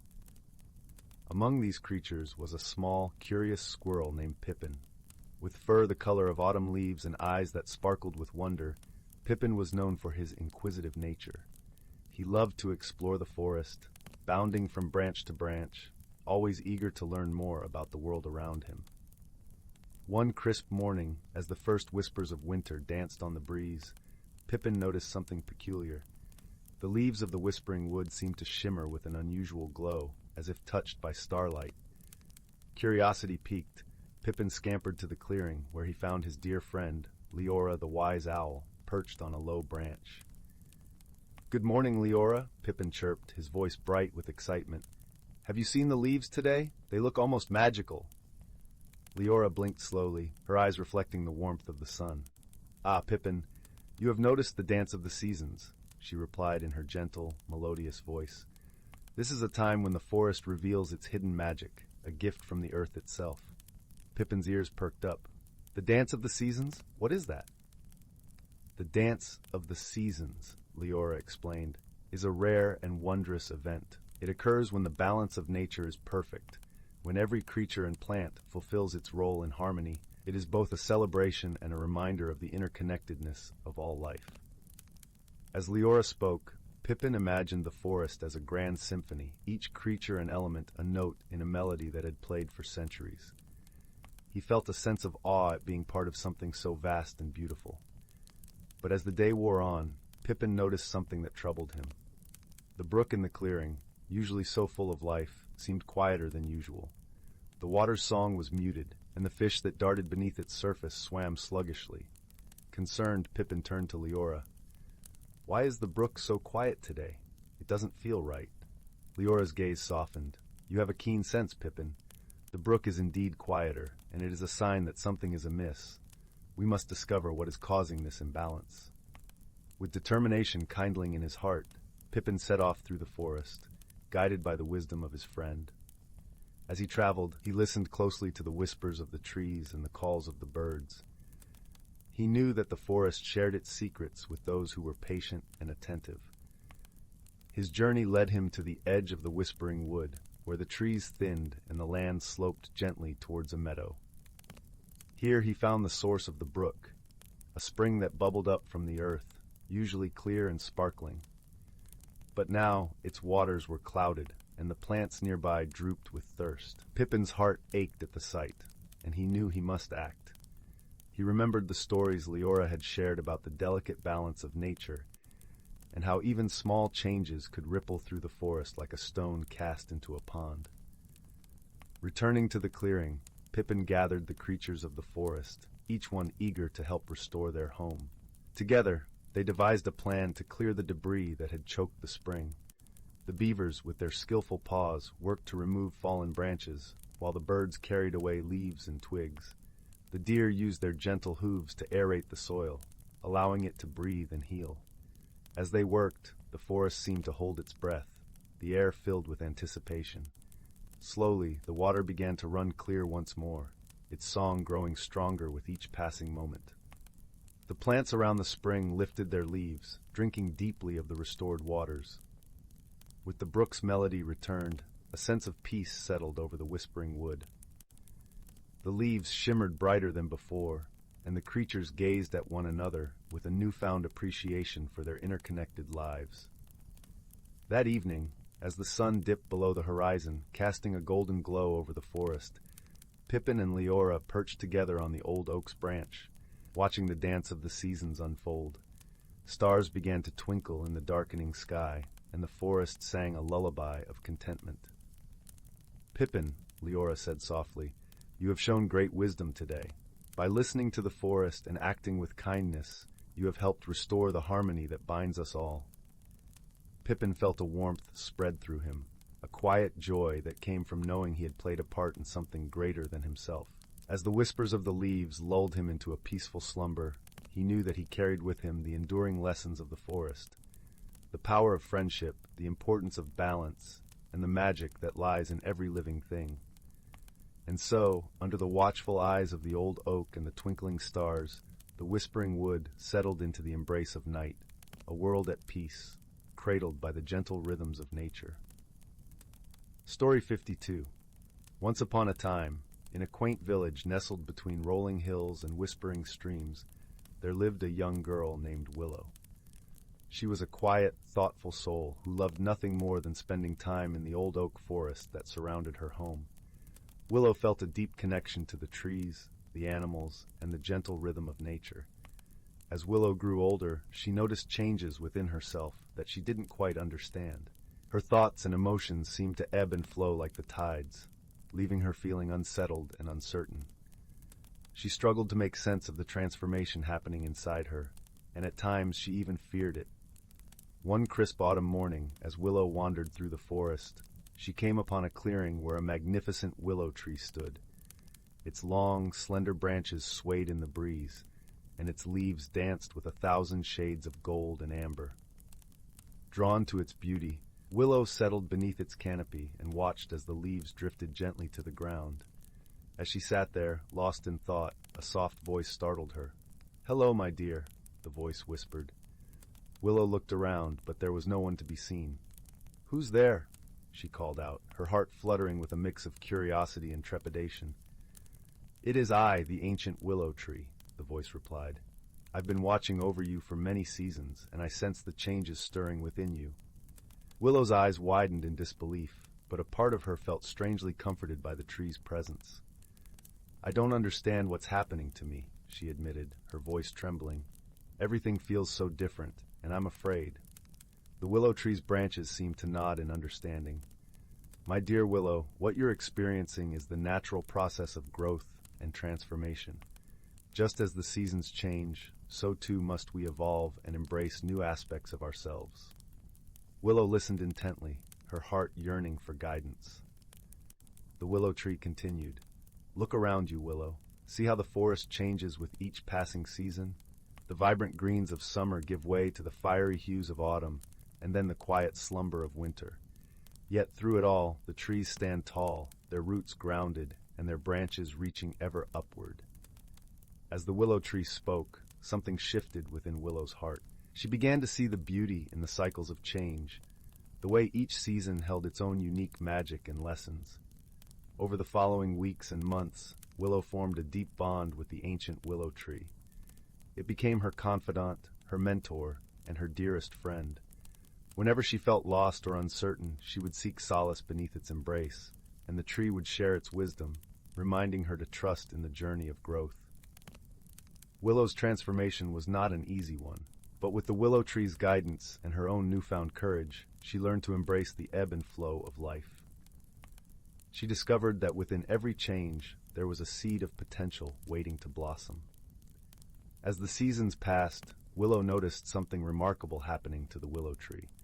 Its branches began to shimmer with a soft, golden light, and its leaves took on a radiant glow.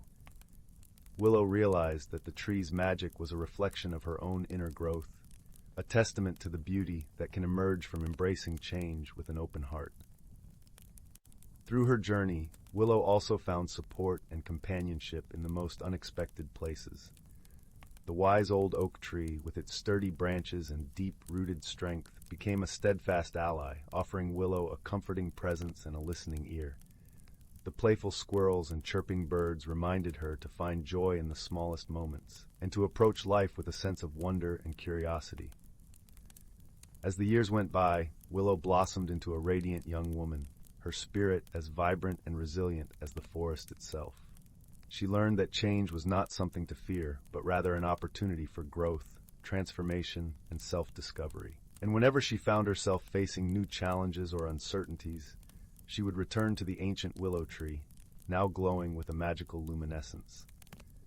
Beneath its comforting embrace, she would remember the wisdom it had imparted, that life is a continuous cycle of change, and that by remaining grounded in her truth and open to the beauty of each season, she could navigate any storm with grace and resilience. Story 53 title, The Whispering Woods. In a quiet village nestled between rolling hills and lush, sprawling forests, there lived a young girl named Leora. Her home was a quaint cottage, its thatched roof dotted with moss and windows framed by climbing ivy. The air was perpetually scented with the earthy aroma of pine and the sweet fragrance of wildflowers that carpeted the meadows around her home. Leora was a curious soul, with eyes as bright as the morning sun and a heart full of wonder.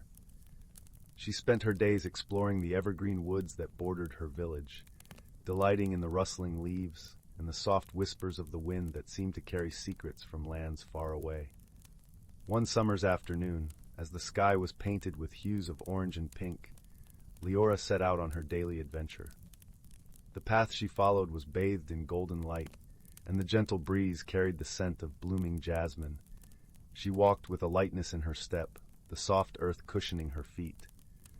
As she ventured deeper into the woods, she stumbled upon a glade she had never seen before.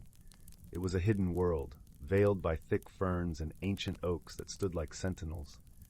At the heart of the glade was a small, shimmering pond, its surface like glass, reflecting the sky's brilliant colors. Leora approached the pond with a sense of awe. The air around it was cooler, and the sounds of the forest seemed to fade into a tranquil silence. As she knelt by the water's edge, she noticed something unusual. There, partially submerged in the water, was a small, ornate box. Its surface was adorned with intricate carvings of swirling vines and tiny animals that seemed to dance in the fading light.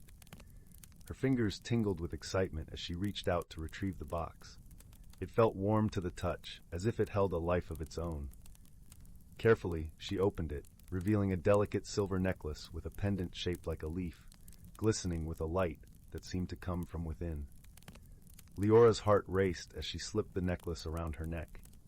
Instantly, the forest around her came alive with vibrant colors and sounds. The trees whispered secrets in her ear, and the birds sang melodies she had never heard before.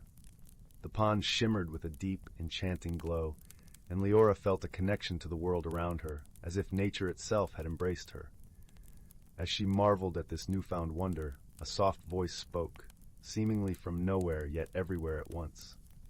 "Leora," it said, gentle and kind, "you have found the heart of the forest. With it comes the gift of understanding the language of the woods. Use it wisely, for the forest is ancient and wise, and it holds many stories." Leora looked around, her eyes wide with amazement. "Who are you?"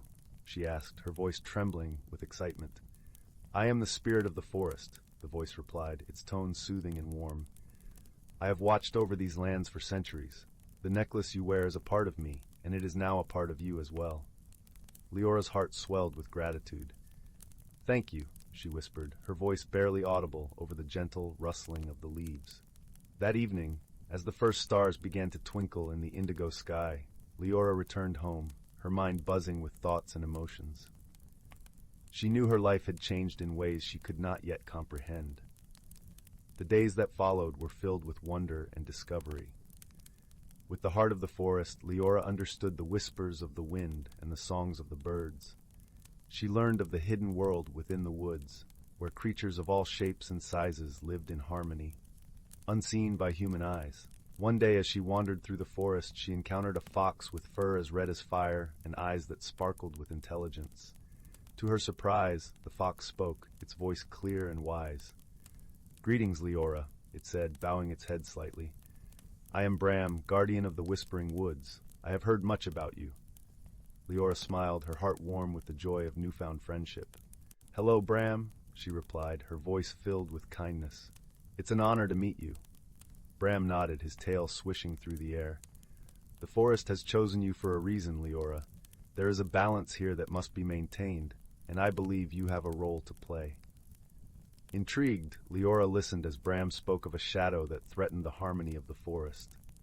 A creeping darkness had begun to spread, causing the trees to wither and the animals to grow restless. The heart of the forest, Bram explained, was key to restoring balance, but it required someone with a pure heart and a deep love for the natural world. Determined to help, Leora set out on a journey through the Whispering Woods, guided by Bram and the wisdom of the forest. She encountered many creatures along the way, each offering their assistance and friendship. A wise old owl shared tales of the forest's history, while a playful squirrel led her to hidden paths that twisted through the trees. As Leora ventured deeper into the woods, she felt the shadow's presence growing stronger. The air grew colder, and the trees whispered of fear and despair. But Leora's resolve never wavered. With each step, she drew strength from the heart of the forest and the friendships she had forged. Finally, Leora reached the heart of the darkness, a clearing where the trees stood, twisted and blackened, their leaves stripped away. At the center of the clearing stood a tall, shadowy figure, its form shifting and changing like smoke. Leora approached, her heart steady and her mind clear. "Why do you bring darkness to the forest?" she asked, her voice calm yet firm. The shadowy figure paused, its form flickering in the dim light. "I am the spirit of change," it replied, its voice echoing like the wind through the trees. "I am neither good nor evil, but a force of nature. The forest has grown stagnant, and I seek to awaken it." Leora listened, her heart open to understanding. "Change is necessary," she said softly, "but it must be balanced with harmony and respect for all who live here." The shadow considered her words, its form shifting once more. "You speak with wisdom beyond your years, Leora. Perhaps I have been too hasty in my endeavors." With a gentle flicker, the shadow began to fade, its darkness receding like mist before the morning sun. The trees around them sighed with relief, their leaves unfurling in vibrant green once more. As the shadow disappeared, the heart of the forest glowed warmly against Leora's chest. The forest sang with joy and gratitude, its harmony restored.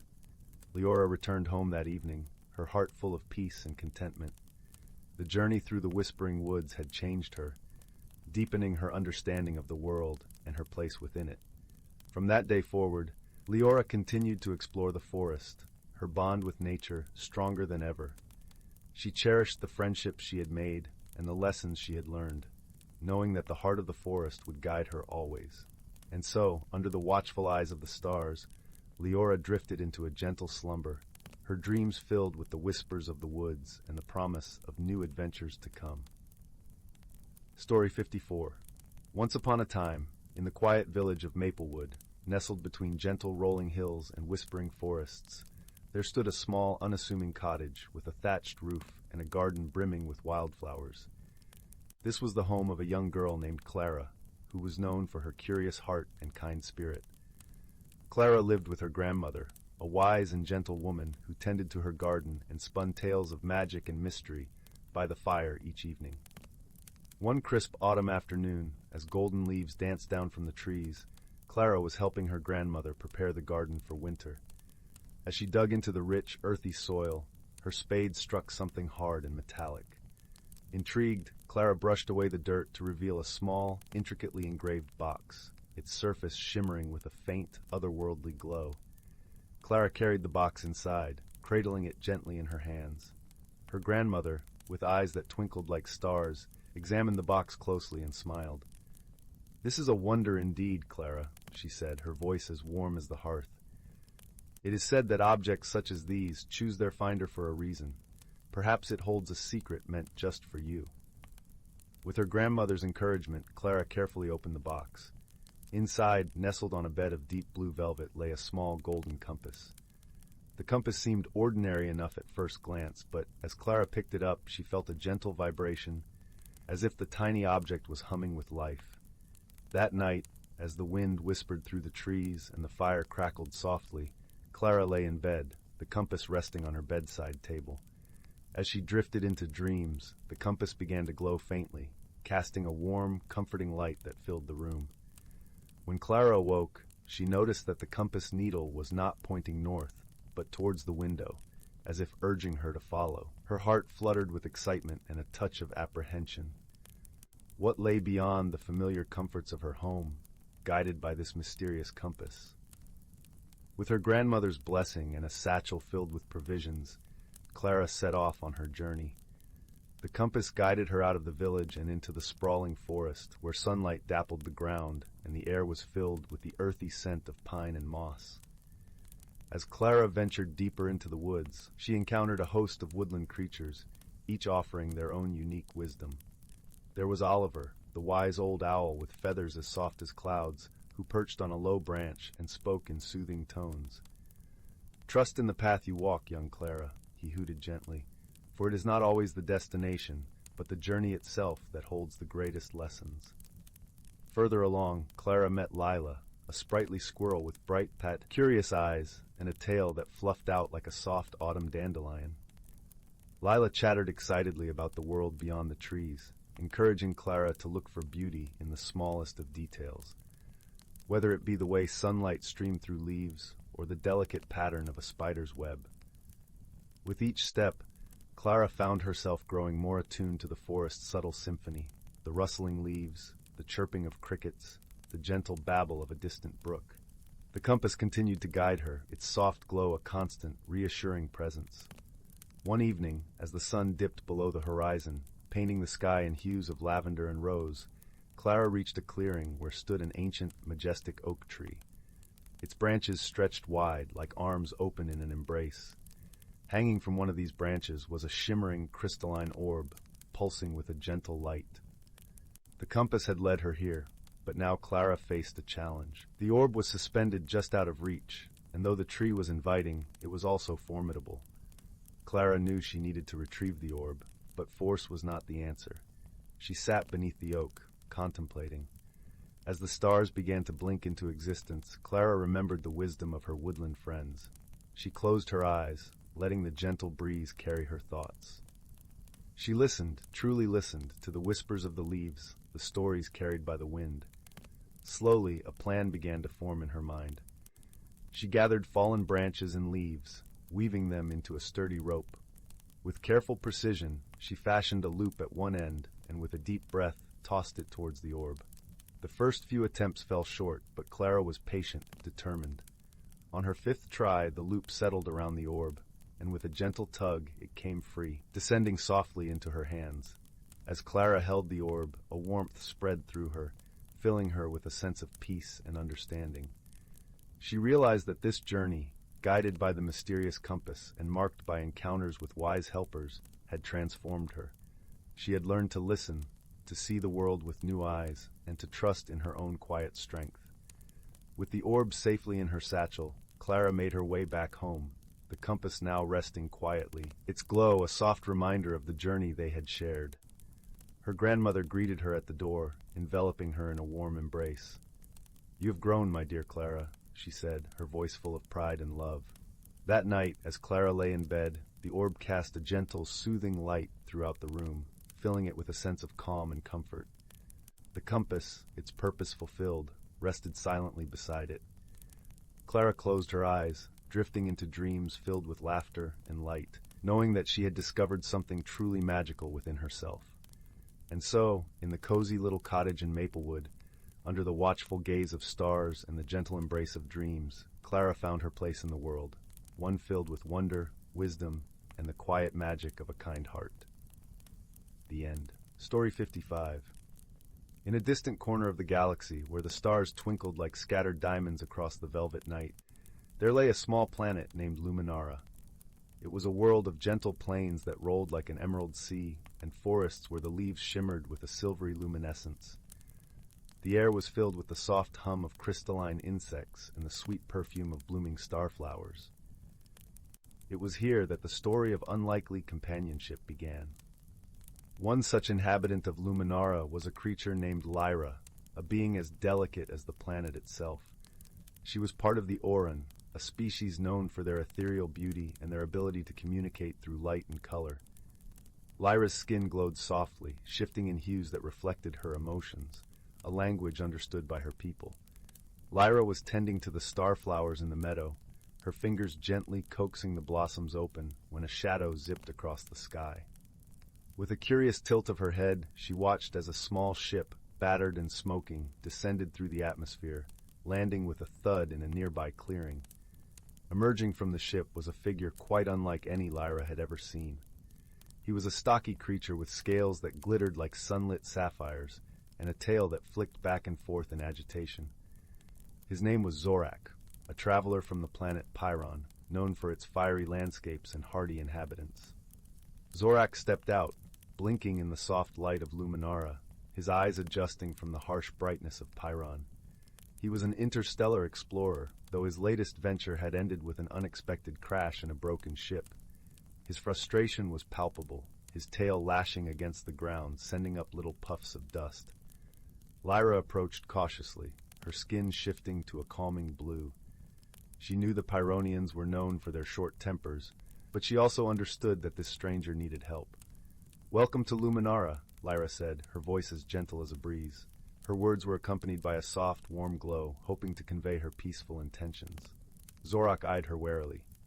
"I didn't intend to land here," he grumbled, his voice a low rumble. "My ship, it's broken." Lyra nodded, understanding the universal language of distress. "We can help," she offered. "The Aurans are skilled in many crafts. Perhaps we can repair your vessel."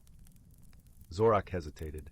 He was a creature of independence, used to relying solely on himself, but the soft light radiating from Lyra and the gentle warmth in her eyes eased his tension.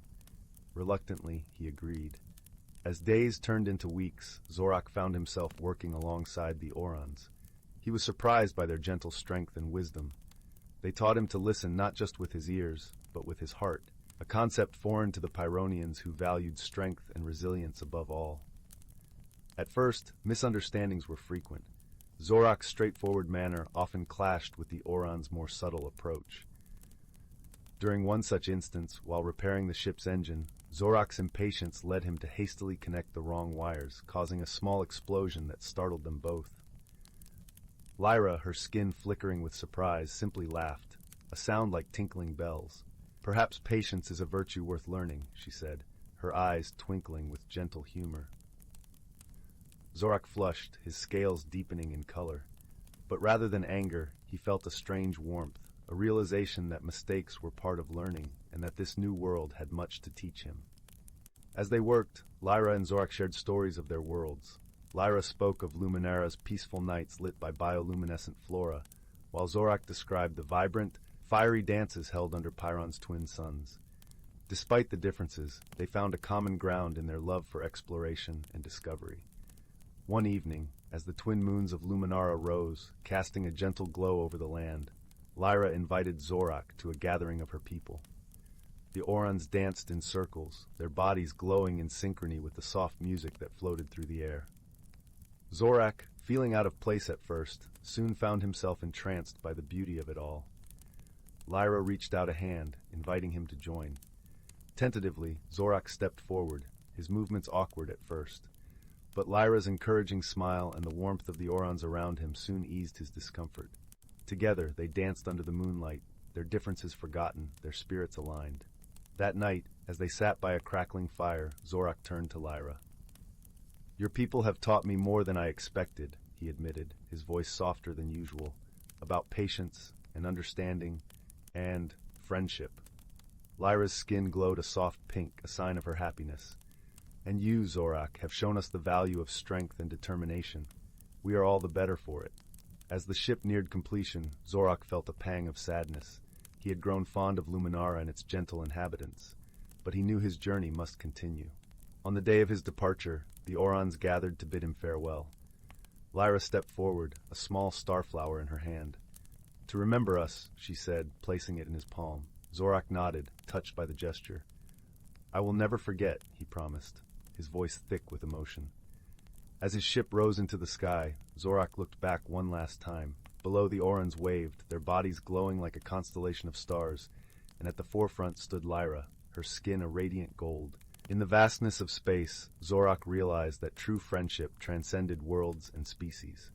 It was a bond forged through understanding and shared experiences, a light that could guide him even through the darkest corners of the galaxy. And so, with a heart fuller than ever before, Zorak continued his journey, knowing he had found not just a new friend, but a new home in the hearts of the Aurans and a piece of Luminara to carry with him wherever he roamed. Story 56. In the heart of the lush, rolling hills of Eldergrove, where the whispering winds sang through the trees and the sunlight danced upon the dew-kissed meadows, lay the quaint village of Willowbrook. It was a place where harmony reigned, with cobblestone paths winding between cozy cottages that were alive with the scent of baking bread and blooming flowers. In this serene setting, nestled by the edge of the great willow forest, lived a young girl named Anwen. She was known for her keen eyes and gentle spirit, traits that endeared her to both the villagers and the creatures of the forest. One golden afternoon, as Anwen was gathering wildflowers for her mother, she noticed something peculiar. A trail of brilliantly colored leaves, unlike any she had seen before, led deeper into the woods. These leaves shimmered with hues of indigo and gold, and seemed to hum with a gentle, mysterious energy. Curiosity piqued, Anwen decided to follow the trail. As she ventured further, the forest around her began to change. The air grew sweeter, filled with the scent of honey and lavender, and the trees seemed to whisper secrets to one another. It was here that she encountered a wise old owl named Orin, perched upon a low branch, his feathers as soft as the evening mist. "Ah, young Anwen," Orin hooted softly, his eyes twinkling with ancient knowledge. "I see you've discovered the path of the enchanted leaves. Few have wandered this way in many a year."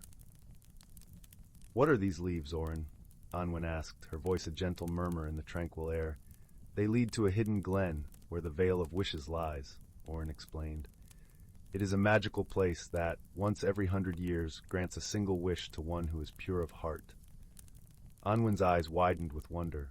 "But why have the leaves appeared now?" Orin ruffled his feathers thoughtfully. "There have been strange occurrences in the village, have there not? I believe the forest is reaching out for help." Indeed, Anwen recalled the odd happenings of late. A sudden breeze lifting a baker's pies into the air, laundry mysteriously unpegging itself from the lines, and a gentle tinkling sound that seemed to follow the villagers, unseen and unexplained. Determined to solve the mystery, Anwen thanked Orin and continued along the leaf-strewn path. The forest seemed to come alive around her. Squirrels paused their chatter to watch her pass, and butterflies flitted alongside her, their wings brushing her cheeks like whispers of silk. As she neared the heart of the forest, the leaves led her to a clearing, bathed in twilight's gentle glow. At its center stood a shimmering veil of light, translucent and ethereal, swaying as if kissed by an unseen breeze. Before Anwen could step closer, a soft rustling sound drew her attention. From behind a cluster of ferns emerged a small, luminescent creature with eyes as bright as stars and a tail that glowed like a comet's path. It was a wispkin, a guardian of the forest, known for their kindness and wisdom. "Greetings, dear Anwen," the wispkin chimed, its voice as melodic as a lullaby. "We sensed your approach. The forest speaks of your gentle heart and sharp mind." Anwen smiled, her curiosity and warmth reflected in her gaze. "I've followed the trail of the enchanted leaves. The village has experienced peculiar events, and I wish to understand why." The wispkin nodded, its luminescence pulsing softly. "The Vale of Wishes has awakened early, sensing a need. It seeks to grant harmony where it has been disturbed, but first a puzzle must be solved." Anwen knelt beside the wispkin, eager to hear more. "What puzzle must we solve?" "In the village lives a creature of mischief, unseen by most," the wispkin explained. "This creature, a flickerkin, thrives on playfulness, and it has taken to causing playful chaos among the villagers." Anwen thought of the recent disturbances. "Is there a way to calm the flickerkin?" The wispkin's eyes twinkled with understanding. "Flickerkins are drawn to music and laughter. If you can find a way to entertain it, the creature will reveal itself, and peace will return to Willowbrook." With a plan forming in her mind, Anwen thanked the wispkin and made her way back to the village. The sky above was filled with the soft hues of dusk, and the village lights began to twinkle like stars come to earth. Gathering the villagers in the heart of Willowbrook, Anwen shared her discovery and proposed a festival of music and joy. The villagers, ever supportive of Anwen's ideas, agreed with enthusiasm. Soon, the village square was alive with the sound of fiddles and flutes, the laughter of children, and the warm glow of lanterns. As the music filled the air, Anwen watched closely, her heart light with hope. And then she saw it, a flicker of light, darting playfully among the dancers. The flickerkin, drawn by the merriment, revealed itself, a small, radiant creature with a mischievous grin. Anwen approached it gently, her voice filled with kindness. "Dear flickerkin, we welcome your playfulness. Join us in our festivities, and let us share this joy together." The flickerkin twirled in delight, its laughter a tinkling melody that blended with the music. From that night on, the creature became a beloved part of the village, its playful spirit bringing smiles and laughter to all. The mysterious occurrences ceased, and peace returned to Willowbrook, with the forest's magic woven into the fabric of their lives. Anwen, with her wisdom and open heart, had once again brought harmony to her world. As the festival came to a gentle close, Anwen returned to the great willow forest, thanking the Wispkin and Orin for their guidance. The Veil of Wishes shimmered one last time, a silent promise of magic and wonder for those who dared to believe. And so, under the starry canopy of the night sky, Anwen made her way home, her heart full of the gentle magic of friendship and the quiet joy of a mystery solved. As she drifted into dreams, the village of Willowbrook slept peacefully, cradled in the gentle embrace of the forest's enchantment. Story 57. Once upon a time, in the heart of the Whispering Wood, there lay a quaint little village known as Willowbrook. This village was nestled between towering oaks whose leaves sang softly in the breeze, and a gentle river that sparkled like a ribbon of stars under the moonlight. The villagers of Willowbrook lived simple, peaceful lives, surrounded by the subtle magic that seeped through the forest from roots to canopy. The homes in Willowbrook were charmingly rustic, with thatched roofs and walls made from the warm, golden stones of the nearby hills. Each cottage had a garden filled with fragrant herbs and vibrant flowers, their colors dancing merrily under the sun. It was here, in this haven of tranquility, that a peculiar mystery began to unfold. It started one crisp autumn morning. The air was cool and invigorating, carrying the earthy scent of fallen leaves, while the forest was awash with hues of amber and crimson.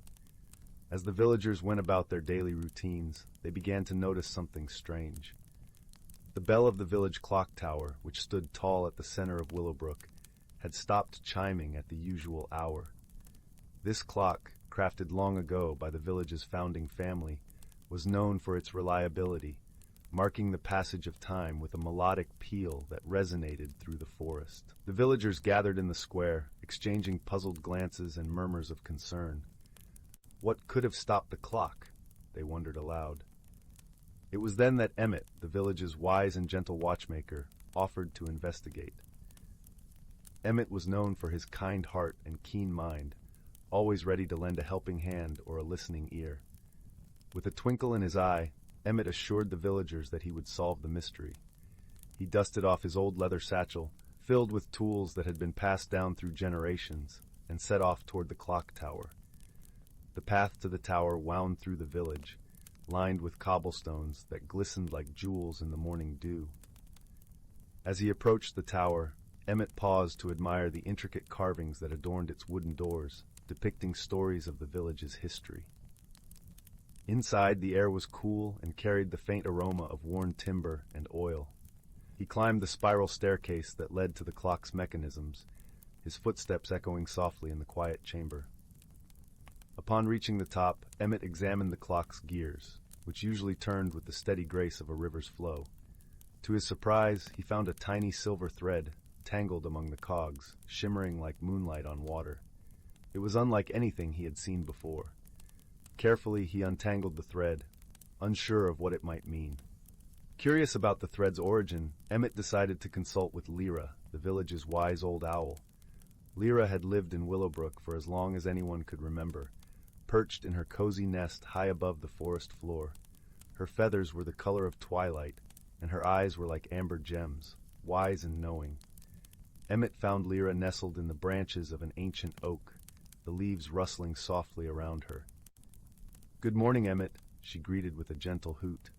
"What brings you to my tree at this early hour?" Emmett explained the situation, showing Lyra the silver thread. The old owl tilted her head, considering the thread with a thoughtful gaze. "Ah, this is a clue of sorts," she mused. "It's a thread from the garment of a spindle spirit." "Spindle spirit?" Emmett echoed, intrigued.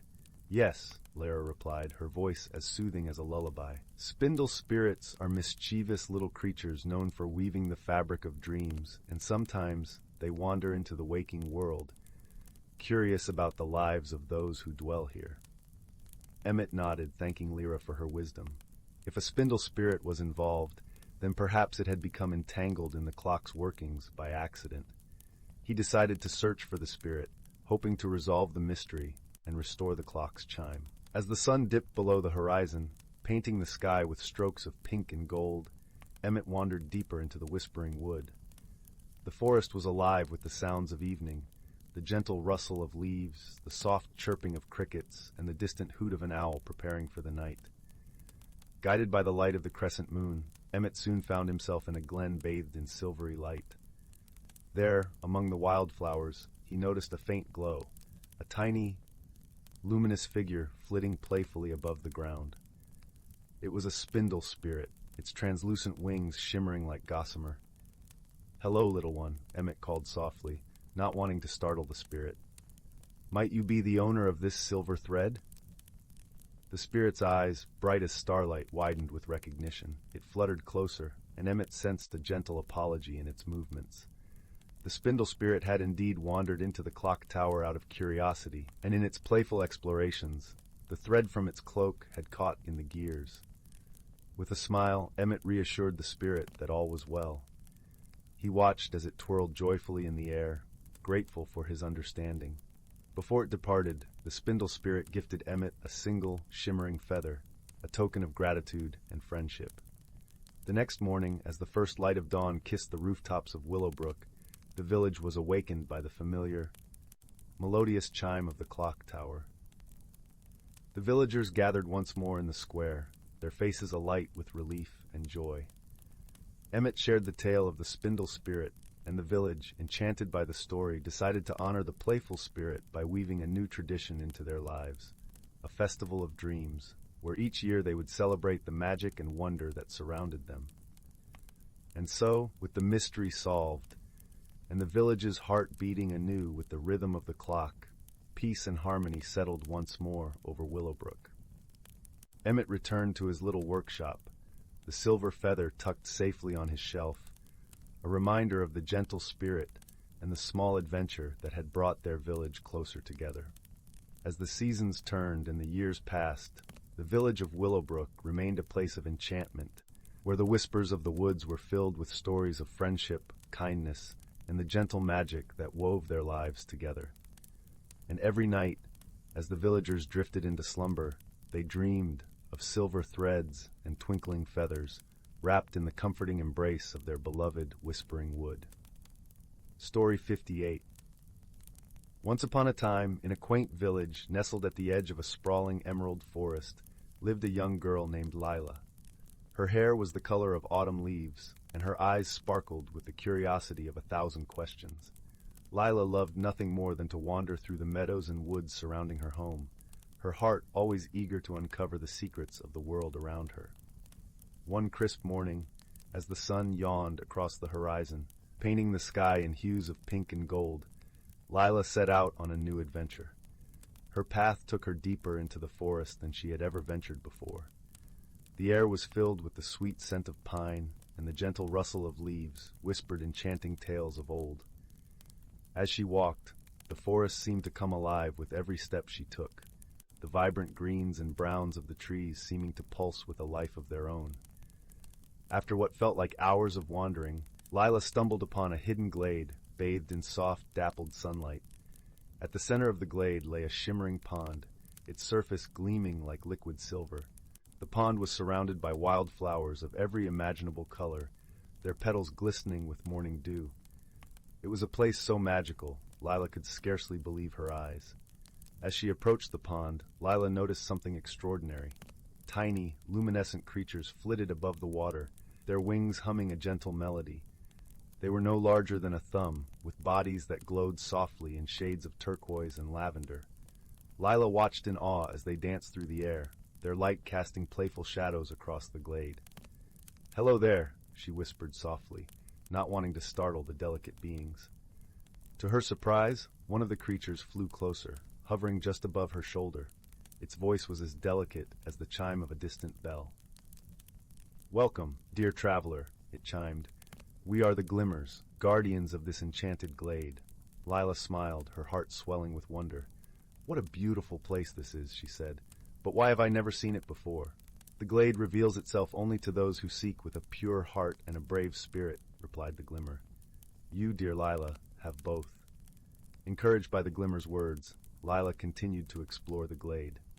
She marveled at the strange and wondrous plants that seemed to grow only here. One tree bore fruit that shimmered like jewels, while another had bark that felt as soft as the finest silk. She dipped her fingers into the pond, feeling the cool water ripple around her skin, and watched as the glimmers darted playfully between the reeds. As Lila wandered, she noticed a path leading away from the glade, winding deeper into the forest. Her heart fluttered with a mix of excitement and uncertainty. What lay beyond, she wondered. She hesitated for a moment, then remembered the glimmer's words. Her spirit was brave, and her heart was pure. With a deep breath, she decided to follow the path. The forest beyond the glade was unlike any Lila had seen. The trees were taller, their leaves forming a canopy that filtered the sunlight into beams of gold. Strange melodic calls echoed through the air, and now and then she caught glimpses of creatures with fur as white as snow, or feathers that sparkled like rainbows. As she ventured further, Lila encountered her first challenge. A gentle river blocked her path, its waters swift and clear. She could see colorful fish darting beneath the surface, their scales catching the light. Lila looked around, searching for a way across. Her eyes fell upon a series of stepping stones, slick with moss yet sturdy. Gathering her courage, she stepped carefully from stone to stone, her arms outstretched for balance. With each step, her confidence grew until she reached the other side, her heart soaring with triumph. Continuing her journey, Lila came upon a small clearing where a peculiar creature awaited her. It was a fox, but not just any fox. Its fur was a deep, shimmering blue, and its eyes gleamed with a gentle wisdom. The fox approached Lila with a graceful nod, its tail sweeping the ground like a painter's brush. "Fear not, young wanderer," the fox spoke, its voice as soothing as a lullaby. "I am Azure, and I guard this part of the forest. Tell me, what brings you so far from the safety of your home?"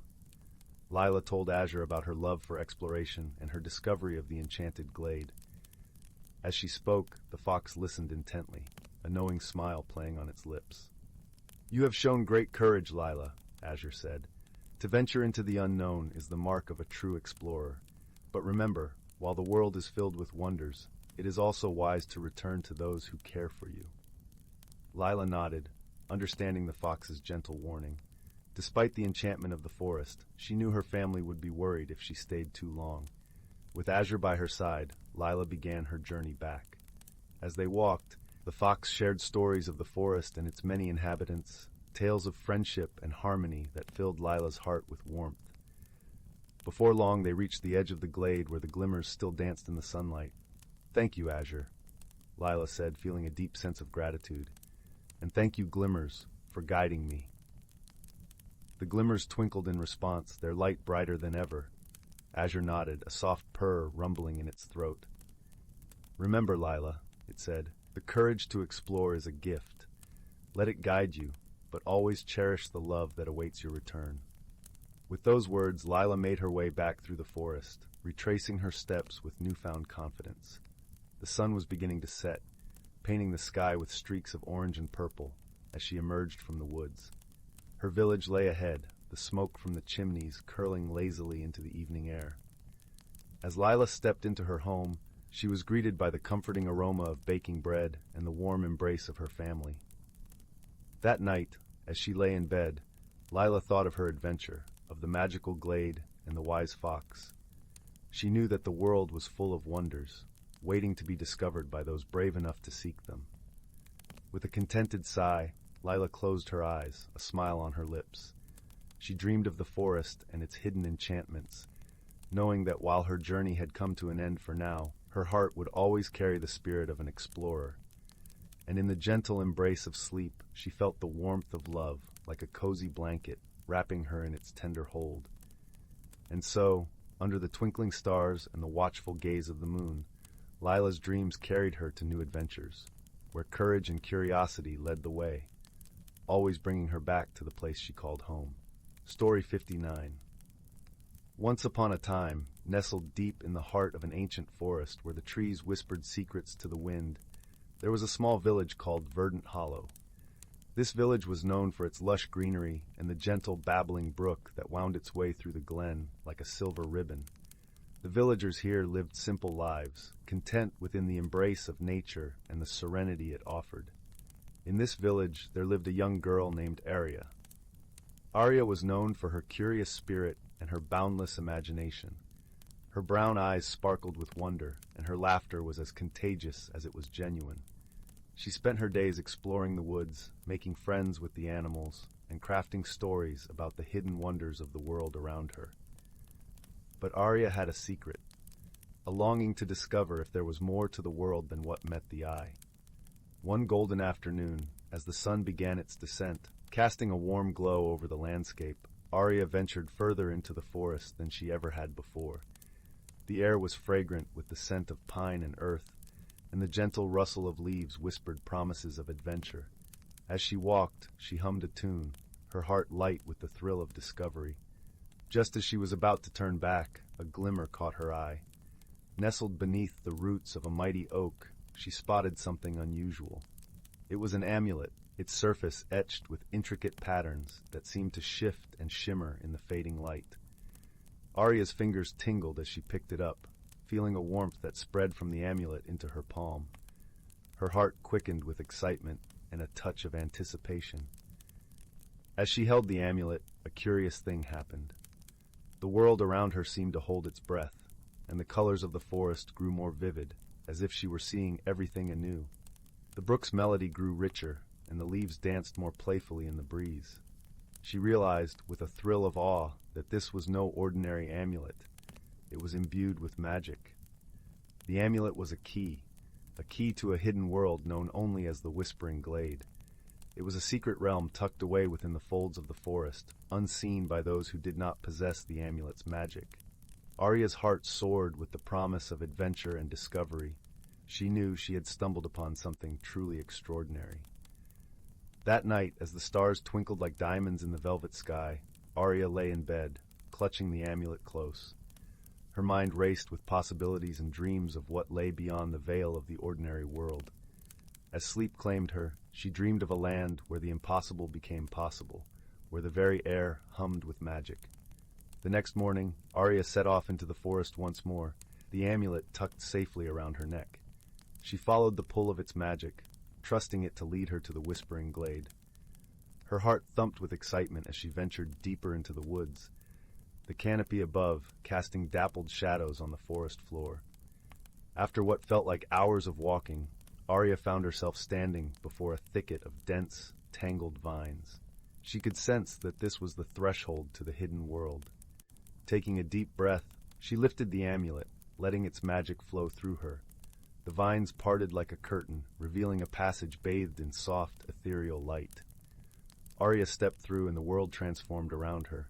She found herself in a clearing unlike any she had ever seen. The air was alive with the scent of wildflowers and the gentle hum of bees. The grass beneath her feet was soft and lush, and a gentle mist hovered like a veil, giving the glade an otherworldly quality. In the center of the clearing stood an ancient tree, its branches stretching wide, adorned with blossoms that glowed with a soft luminescence. Arya approached the tree, her heart filled with wonder. She could feel the magic thrumming in the air, resonating with the amulet around her neck. As she stood before the tree, a voice, gentle and melodic, filled the glade. "Welcome, seeker of wonders," it said.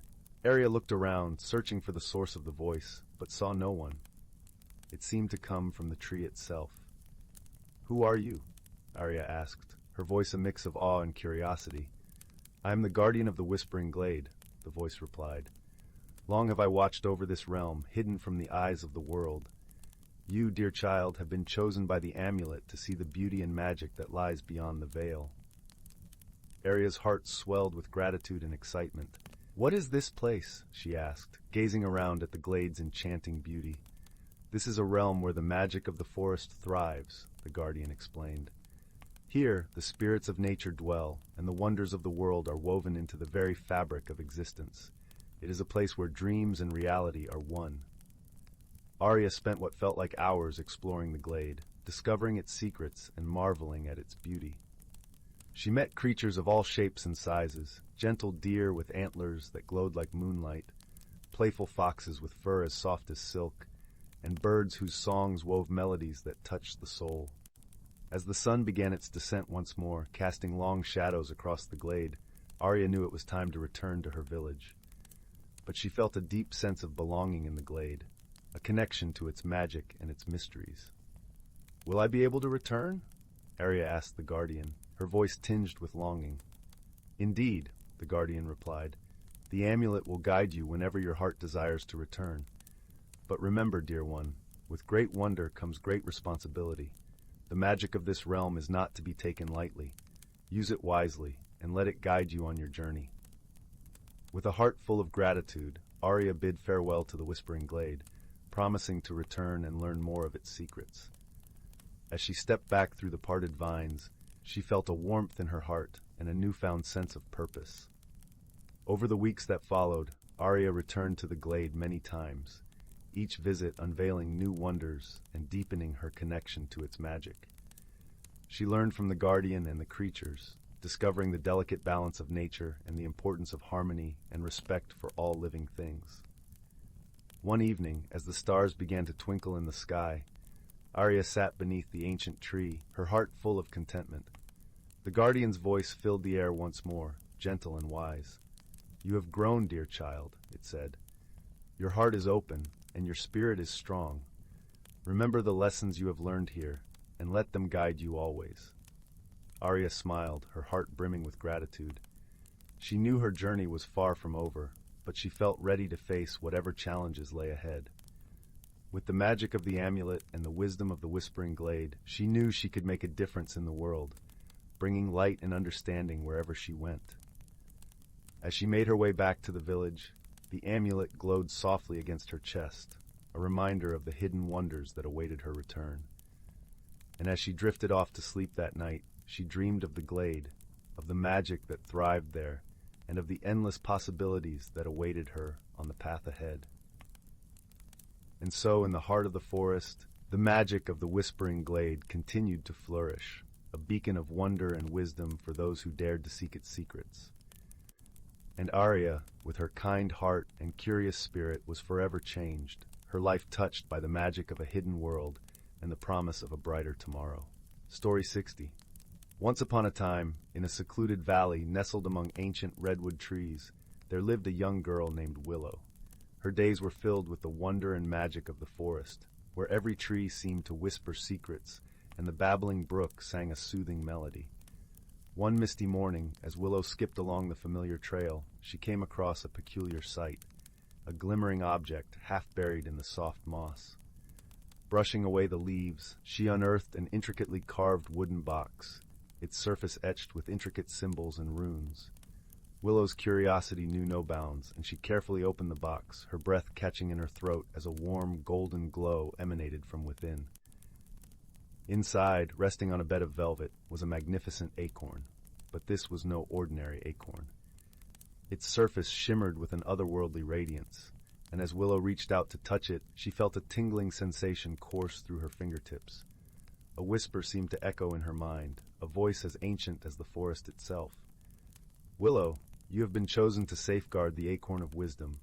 Guard it well, for its power is great, and its teachings are invaluable." Willow's eyes widened, her heart pounding with excitement and trepidation. She had heard tales of the magical objects that dwelled within the forest, but never imagined she would be entrusted with such a responsibility. With the acorn safely tucked away, Willow embarked on a journey that would change her forever. As she explored the hidden paths and secret glades, the acorn seemed to hum with energy, guiding her towards places of profound beauty and ancient knowledge. In a secluded clearing, Willow discovered a breathtaking waterfall cascading into a crystal-clear pool. As she dipped her toes into the cool water, the acorn's glow intensified, and she found herself transported to a hidden realm within the forest, a world of whimsical creatures and living trees. Here she met a wise old oak named Gnarly, who welcomed her with open branches. "Ah, young Willow," he rumbled, his voice like the creaking of ancient wood. "You have been chosen as the guardian of the acorn of wisdom. Come, sit with me, and let us begin your lessons." Under Gnarly's patient tutelage, Willow learned the secrets of the forest, the intricate web of life that connected every living thing, the language of the trees, and the rhythms of nature. She discovered that the acorn held within it the collective knowledge of generations past, and as she listened to its whispers, her understanding of the world around her deepened. Yet Willow's journey was not without challenges. In the heart of the hidden realm, a dark force stirred, a twisted, ancient entity that sought to corrupt the balance of nature. This sinister presence manifested in the form of tangled vines and thorns that choked the life from the forest, spreading like an insidious blight. Willow found herself at the center of this conflict, her newfound wisdom and the power of the acorn her only defense against the encroaching darkness. With the help of her newfound friends, a mischievous fairy named Zephyr and a loyal badger named Rufus, she embarked on a quest to unravel the mystery and restore harmony to the hidden realm. Their journey took them deep into the heart of the forest, where they encountered wondrous sights and formidable foes. They navigated treacherous paths, solved ancient riddles, and forged unlikely alliances with the inhabitants of the hidden realm. Through it all, Willow's determination never wavered, her heart buoyed by the wisdom she had gained from the acorn. She learned the true power of friendship, as Zephyr's mischievous antics and Rufus's unwavering loyalty saw them through even the darkest of times. In a climactic confrontation, Willow stood face to face with the corrupted entity, its twisted form towering over her. But she was no longer the innocent child who had discovered the acorn. She was a guardian, a protector of the forest's secrets, and she wielded the power of wisdom itself. With a blinding flash of golden light, the acorn's energy surged forth, its ancient knowledge bathing the corrupted entity in a purifying radiance. The darkness dissipated, and the forest breathed a collective sigh of relief as balance was restored. As the dust settled, Willow emerged transformed, no longer a child but a young woman who had faced her fears and grown in ways she could never have imagined. She had forged unbreakable bonds of friendship, and her understanding of the world had deepened, her connection to the forest stronger than ever before. With the acorn's wisdom guiding her steps, Willow vowed to continue her guardianship, protecting the hidden realm and ensuring that the cycle of life remained unbroken. And as she walked the familiar trails, she could hear the trees whispering their gratitude, their leaves rustling in a gentle song of triumph and renewal. For Willow, the journey had been one of personal growth, friendship, and the discovery of her own strength, a tale woven into the very fabric of the forest, forever etched into the rings of the ancient trees. And as the sun set over the valley, bathing the world in a warm, golden glow, she knew that this was just the beginning of her extraordinary adventures as the guardian of the Acorn of Wisdom. Story 61. Once upon a time, in a cozy little village nestled between rolling hills, there lived a young girl named Willow. She was a curious soul with a heart full of wonder, ever eager to explore the secrets that lay hidden within the ordinary.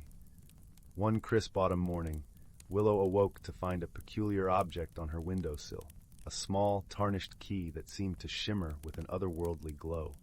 As she reached out to touch it, a warm tingle spread through her fingertips, and she knew that this was no ordinary key. Clutching the mysterious object close to her chest, Willow set out to unravel its secrets. Her first stop was the dusty old bookshop, where a kind-eyed gentleman named Mr. Pendergast greeted her with a warm smile. "Ah, Willow, my dear," he said, adjusting his spectacles. "What wondrous discovery have you made today?" Willow showed him the key, and Mr. Pendergast's eyes widened in delight. "Why, that is a most extraordinary find. It is said that such keys can unlock doors to hidden realms where magic and adventure await."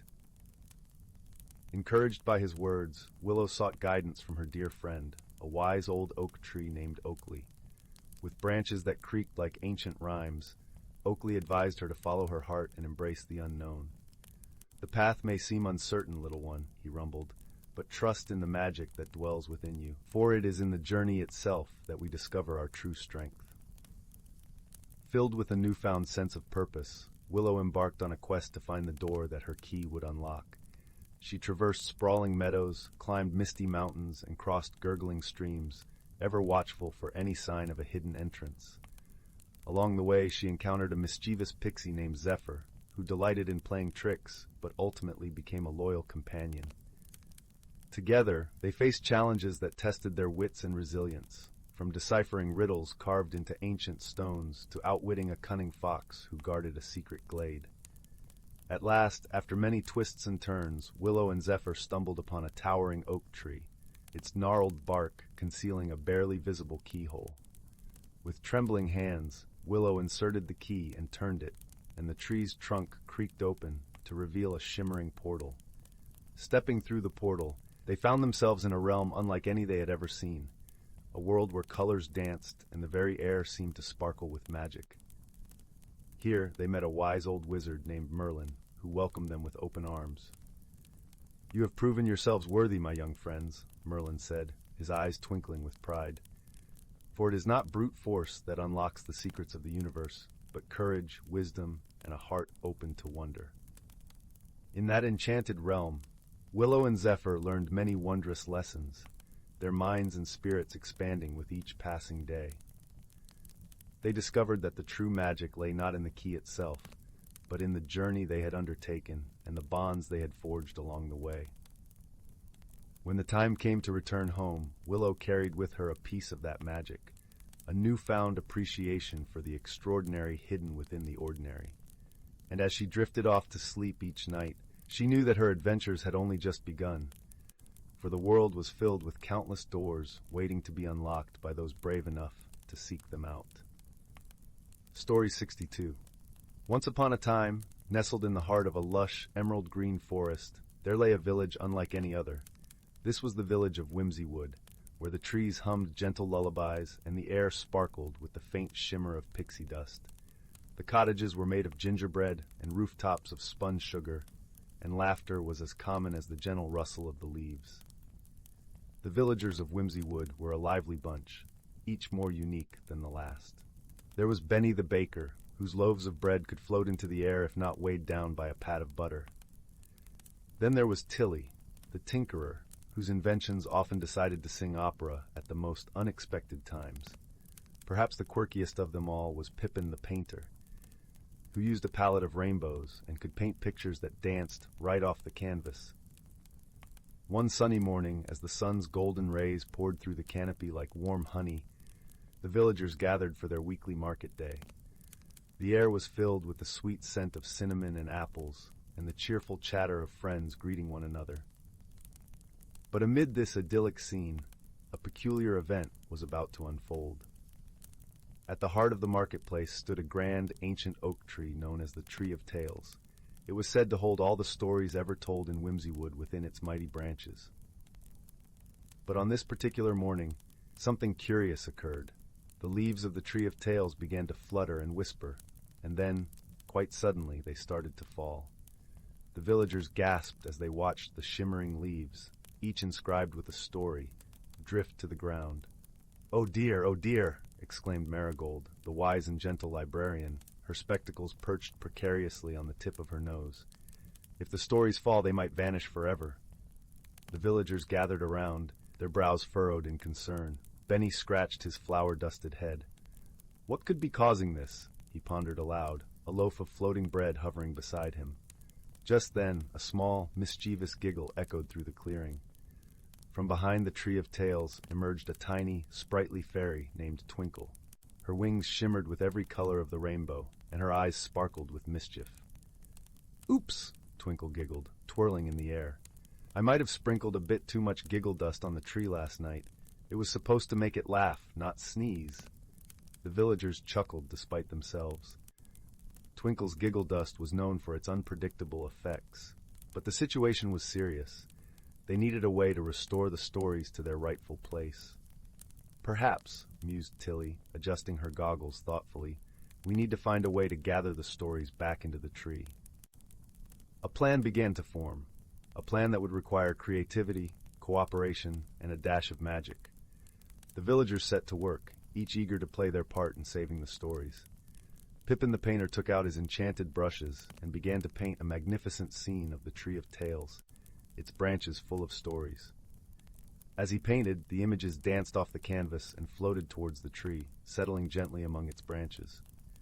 Meanwhile, Tilly crafted a whimsical contraption, a story catcher, that hovered around, collecting the fallen leaves and gently guiding them back to the tree. Benny, with a twinkle in his eye, baked a batch of story-shaped cookies that, once nibbled, released the tails back into the branches with a puff of sugary magic. As the day wore on, the villagers worked together, each using their unique talents to restore the tree. And as dusk fell, the Tree of Tales stood tall once more, its branches full and vibrant with stories. Twinkle fluttered to the top of the tree, her wings twinkling under the starlit sky. "Thank you, everyone," she called out. "I'll be more careful with my giggle dust from now on." With the village saved and the stories safe, the villagers gathered around the Tree of Tales, sharing a feast of Benny's floating bread and Tilly's singing teapots, which provided a delightful soundtrack. Laughter and joy filled the air, as warm and comforting as the soft glow of the fireflies that danced around them. And so, in the magical village of Whimsy Wood, the villagers learned the power of creativity and friendship, a lesson as old as time itself, written among the branches of the Tree of Tales. As they drifted to sleep that night, they did so with a sense of peace and the knowledge that together they could overcome any challenge. And in the forest, under the watchful eyes of the moon and stars, the Tree of Tales whispered its stories once more, cradling the village in a gentle, timeless embrace. Story 63. In a faraway land, where the sky shimmered with shades of lavender and the trees sang with the wind, there was a quaint little village called Whimsy Hollow. Nestled between rolling hills of candy-striped tulips and bubbling brooks of chocolate milk, Whimsy Hollow was a place like no other. Here the air was filled with the sweet scent of marshmallow clouds, and laughter flowed as freely as the streams. The village was home to the most peculiar and charming of characters. Among them was Bingle, a jolly little gnome with a beard that sparkled like confetti. Bingle was known for his love of riddles and his hat, which was always 2 sizes too big and seemed to have a mind of its own, tipping this way and that as he walked. Then there was Twinkle, a mischievous fairy with wings that glowed like moonbeams. Twinkle had a penchant for playing pranks, but her heart was as warm as a freshly baked pie. She loved to sprinkle her fairy dust over the village, bringing unexpected bursts of giggles to all who crossed her path. And let's not forget Flibber, the talking cat with fur as soft as dandelion fluff. Flibber had a knack for finding lost things, whether it was a missing sock or a forgotten dream. His emerald eyes twinkled with mischief, and his purr was said to be the most soothing sound in all the land. One bright and breezy morning, the villagers awoke to find something quite peculiar. The colors in Whimsy Hollow had started to fade, as if someone had taken a giant eraser to their vibrant world. The candy-striped tulips were now a dull gray, and the chocolate milk brooks had turned as clear as water. Even the marshmallow clouds had lost their fluffiness, drifting limply across the sky. Alarmed, Bingle, Twinkle, and Flibber gathered in the village square to discuss the strange phenomenon. "It must be the work of the color thief," exclaimed Twinkle, fluttering her wings in distress. "I've heard tales of his mischief, but I never thought he'd visit our peaceful home." Bingle scratched his head beneath his oversized hat, pondering the situation. "We must find a way to bring the colors back," he declared, his voice full of determination. "But how do we catch a color thief?" Flibber, ever the practical one, suggested, "Perhaps we could set a trap, but not just any trap. A trap filled with laughter and music, for I hear the color thief can't resist a good tune." And so, with a plan in mind, the trio set off to create the most enchanting trap Whimsy Hollow had ever seen. They gathered instruments from around the village, a flute that played melodies of sunshine, a drum that beat with the rhythm of a happy heart, and a harp that strummed the gentle whispers of the breeze. As night fell, casting a silvery glow over the land, Bingle, Twinkle, and Flibber set their trap in the middle of the village square. They began to play their instruments, filling the air with a symphony of laughter and joy. The music danced through the night, wrapping the village in a warm, comforting embrace. Soon enough, a curious figure appeared, drawn by the irresistible melody. It was the color thief, a shadowy creature with eyes like pools of night. He crept closer, mesmerized by the enchanting sound. But as he approached, something magical happened. The music wrapped around him, lifting the shadows from his form and revealing his true self, a small, lonely sprite who had only wanted to be part of the colorful world he admired from afar. Seeing the sprite's longing, Twinkle fluttered closer and sprinkled a bit of her fairy dust over him. "You don't need to steal colors to be part of our world," she said gently. "Join us, and you'll see that friendship brings more color than anything else." The sprite's eyes widened in wonder as he looked around, seeing the world anew through the lens of companionship and kindness. And with that, the colors of Whimsy Hollow began to return, brighter and more vibrant than ever before. In gratitude, the sprite joined the villagers, his heart now as colorful as the land he loved. Together, they celebrated with a grand feast, sharing stories and laughter late into the night. And so, the colors of Whimsy Hollow were restored, not just by magic, but by the power of friendship and understanding. Under the moon's gentle gaze, the village shimmered with hues of joy and unity, a testament to the wonder of a world where everyone belonged. As the villagers drifted off to sleep, the air filled with a soft lullaby of contentment. They knew that Whimsy Hollow would always be a place where the heart's true colors shone the brightest. And the sprite, now a cherished friend, learned that the most beautiful colors of all were those shared with others. And so, in the cozy embrace of night, Whimsy Hollow continued to dream, its colors as vivid and alive as the love that wove them together. Story 64. Once upon a time, in the quaint little village of Whimsywood, nestled between rolling hills and sparkling streams, there lived a peculiar assortment of characters, each more delightful and curious than the last. The village was known far and wide for its vibrant gardens where flowers sang in the morning sun and the trees chuckled softly in the breeze. It was a place where magic was as common as the laughter of children playing in the meadows. At the heart of Whimsywood stood a peculiar cobblestone cottage, its roof a patchwork of colorful tiles that glittered like jewels under the moonlit sky. This was the home of Barnaby Bumblesnug, the village's most beloved inventor.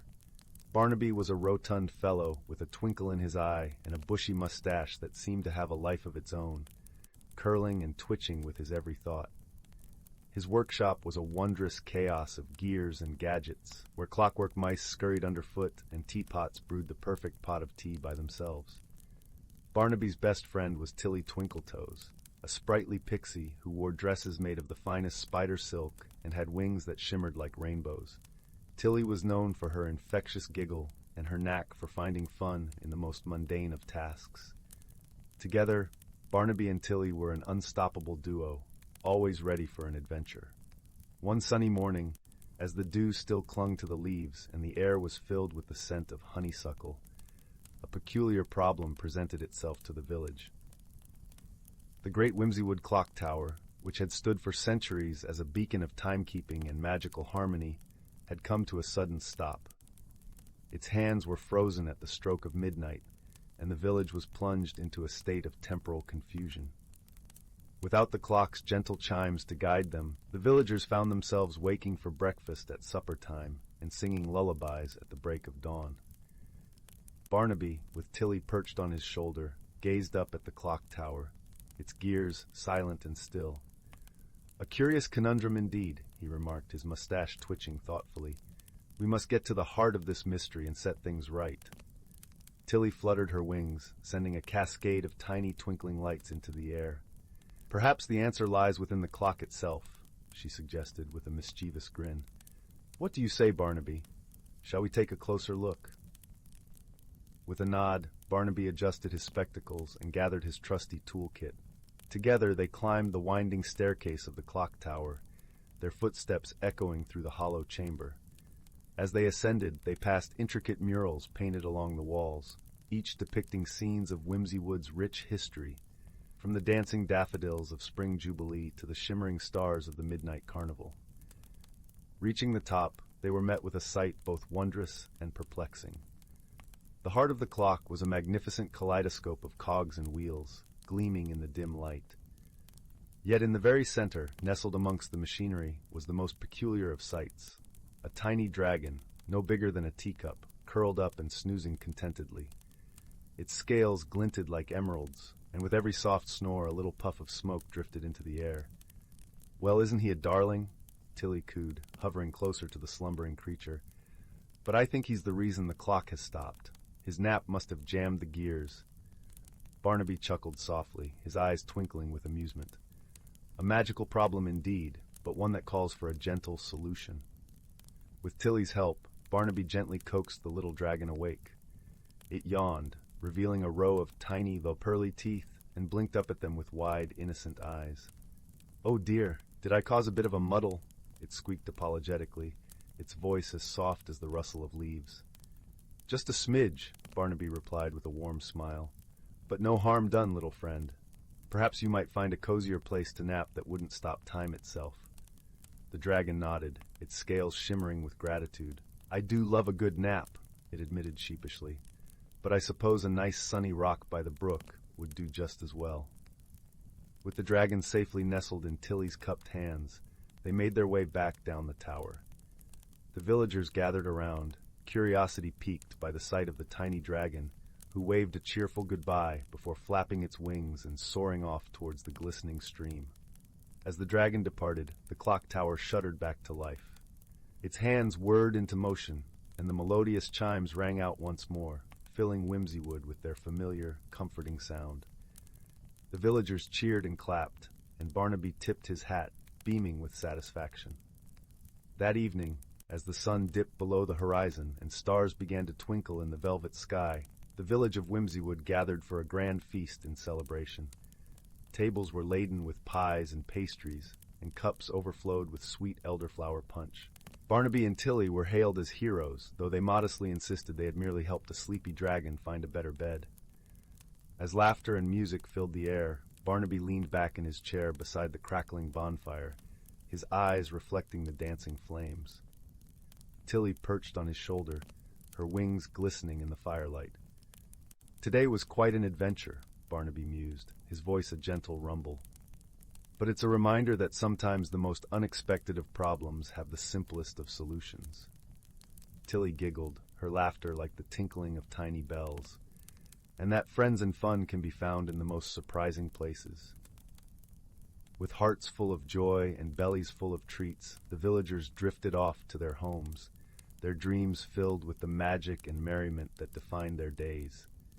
And in the quiet of the night, the great Whimsywood clock tower ticked on, a steady reminder that time is best spent in the company of those we cherish.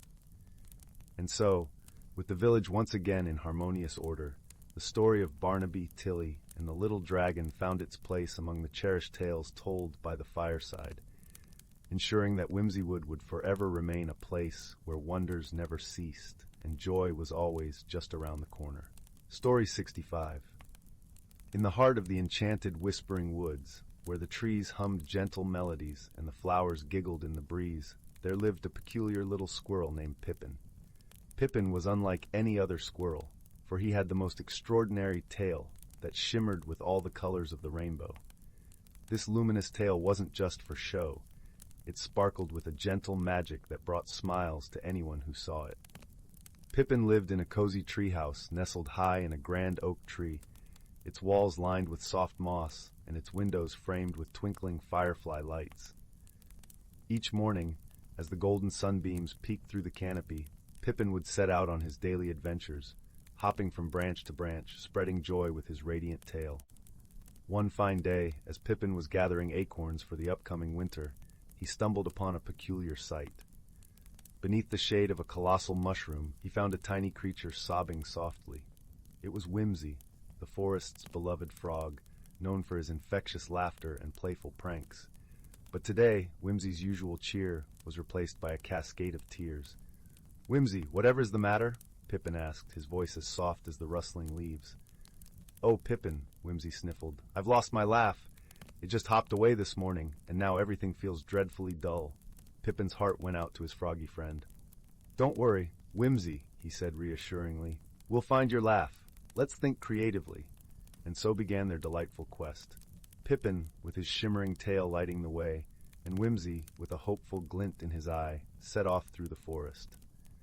Their first stop was the gleeful glade, a sun-dappled meadow where the grass swayed like dancers and the air was sweet with the scent of honeysuckle. Here they met Tilly, the whimsical rabbit whose ears were as long as a summer's day and as bouncy as her personality. "Tilly, have you seen Whimsy's laugh anywhere?" Pippin inquired. Tilly twitched her ears in thought. I haven't seen it, but I did hear a peculiar giggle echoing near the giggling grotto. Perhaps you should try there. With renewed hope, Pippin and Whimsy thanked Tilly and made their way to the giggling grotto. The grotto was a magical cavern filled with sparkling stalactites that chimed like bells whenever a breeze whispered through. Inside, they found Jinx, the mischievous pixie, fluttering about with a mischievous grin. Jinx, have you seen Whimsy's laugh? Pippin asked, his tail casting a rainbow of colors on the glistening walls. Ah, Whimsy's laugh! Yes, it was here not too long ago, Jinx replied, her eyes twinkling with mischief. It bounced around the grotto, tickling the walls until they shook with mirth, but it seems to have danced away towards the twinkling treetops. Pippin and Whimsy thanked Jinx and hurried on, their spirits as buoyant as the fluffy clouds above. The twinkling treetops were a wonder to behold, with branches that sparkled like stars and leaves that chimed with every sway. Here they encountered the wise old owl, Hoot, perched serenely on a glimmering branch. Hoot, we seek Whimsy's lost laugh. Have you any wisdom to share? Pippin asked, looking up at the venerable owl. Hoot blinked his large golden eyes thoughtfully. Ah, laughter, the most elusive of treasures, he mused.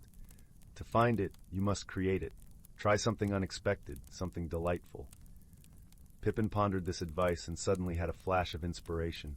Whimsy, remember the time you taught us the silly spin dance? He suggested with a wink.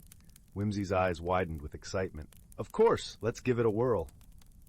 And so, under the glistening canopy of the twinkling treetops, Pippin and Whimsy began to twirl and spin, their movements a delightful dance of whimsy and joy.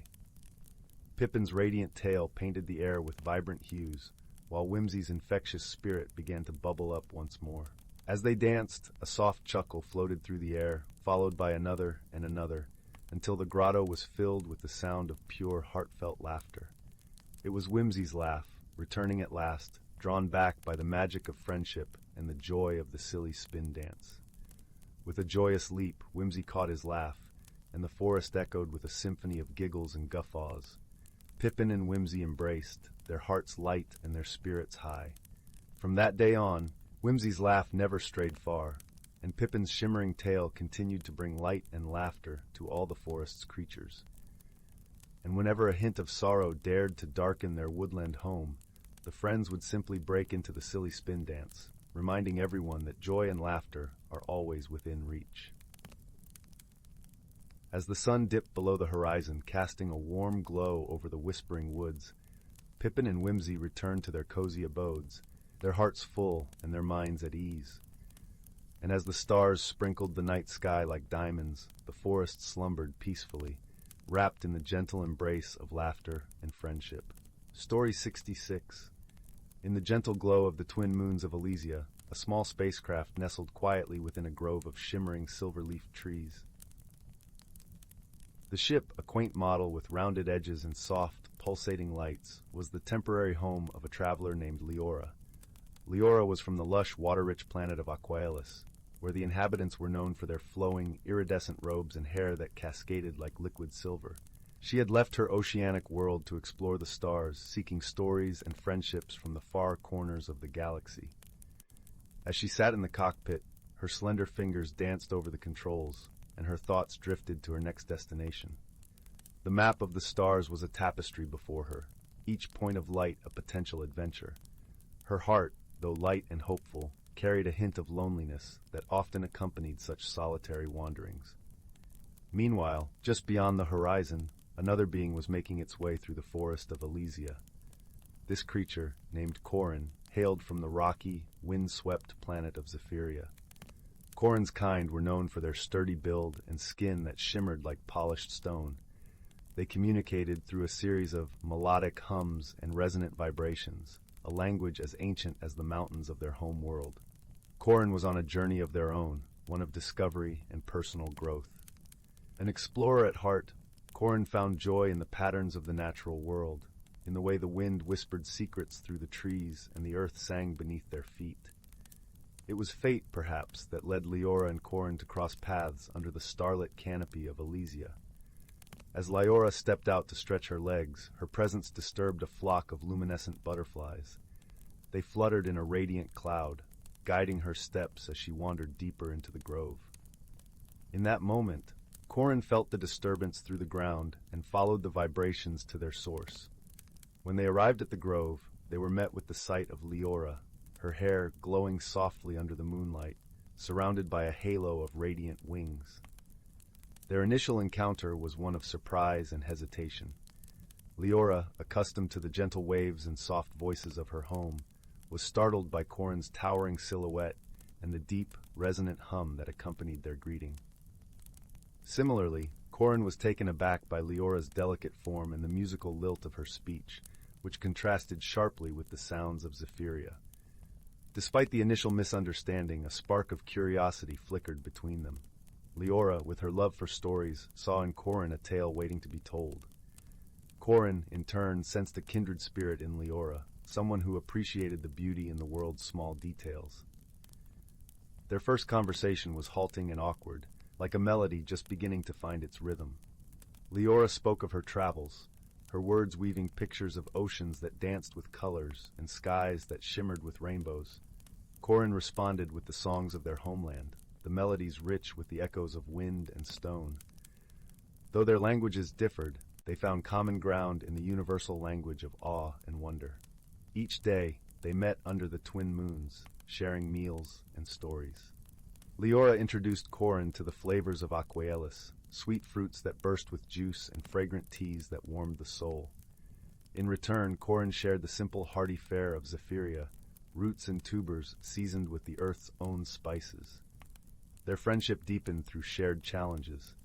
One evening, a sudden storm swept through the grove, the winds howling and the trees bending under its force. Leora's ship, though sturdy, was at risk of being damaged by the gale. Together, they worked tirelessly, Corin using their strength to stabilize the vessel while Leora secured the equipment inside. As the storm raged around them, they found solace in each other's presence. Leora's gentle voice sang songs of hope and resilience, while Corin's deep hums wove a protective cocoon around them. In those moments, the storm outside seemed to fade, eclipsed by the warmth of their growing bond.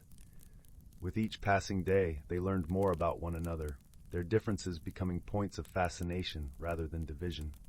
Leora taught Corin to see the world through the lens of imagination, transforming the mundane into the magical. Corin, in turn, showed Leora the beauty and simplicity, in the quiet strength of the earth and the power of silence. Their journey together was not without its trials. There were moments of frustration when words failed, when misunderstandings threatened to unravel the tapestry of their friendship. But each challenge was met with patience and understanding, each conflict resolved through empathy and the willingness to learn. One particular evening, as they sat beneath the starlit sky, Leora spoke of a dream she had harbored since childhood, a desire to find a place where she truly belonged, where the stars were not just points of light, but companions in the night. Corin listened intently, their heart resonating with Leora's longing. "You belong," Corin hummed softly, their eyes reflecting the silver of the moons. "Here, in this moment, with a friend." The simplicity of Corin's words touched Leora deeply. She realized that belonging was not tied to a place, but to the connections she forged, the friendships she nurtured. As the weeks turned into months, their adventures took them beyond the grove, exploring the wonders of Elysia and its neighboring planets. They encountered other travelers, each bringing their own stories and lessons. Through these interactions, Leora and Corin's friendship grew stronger, a testament to the power of understanding and acceptance.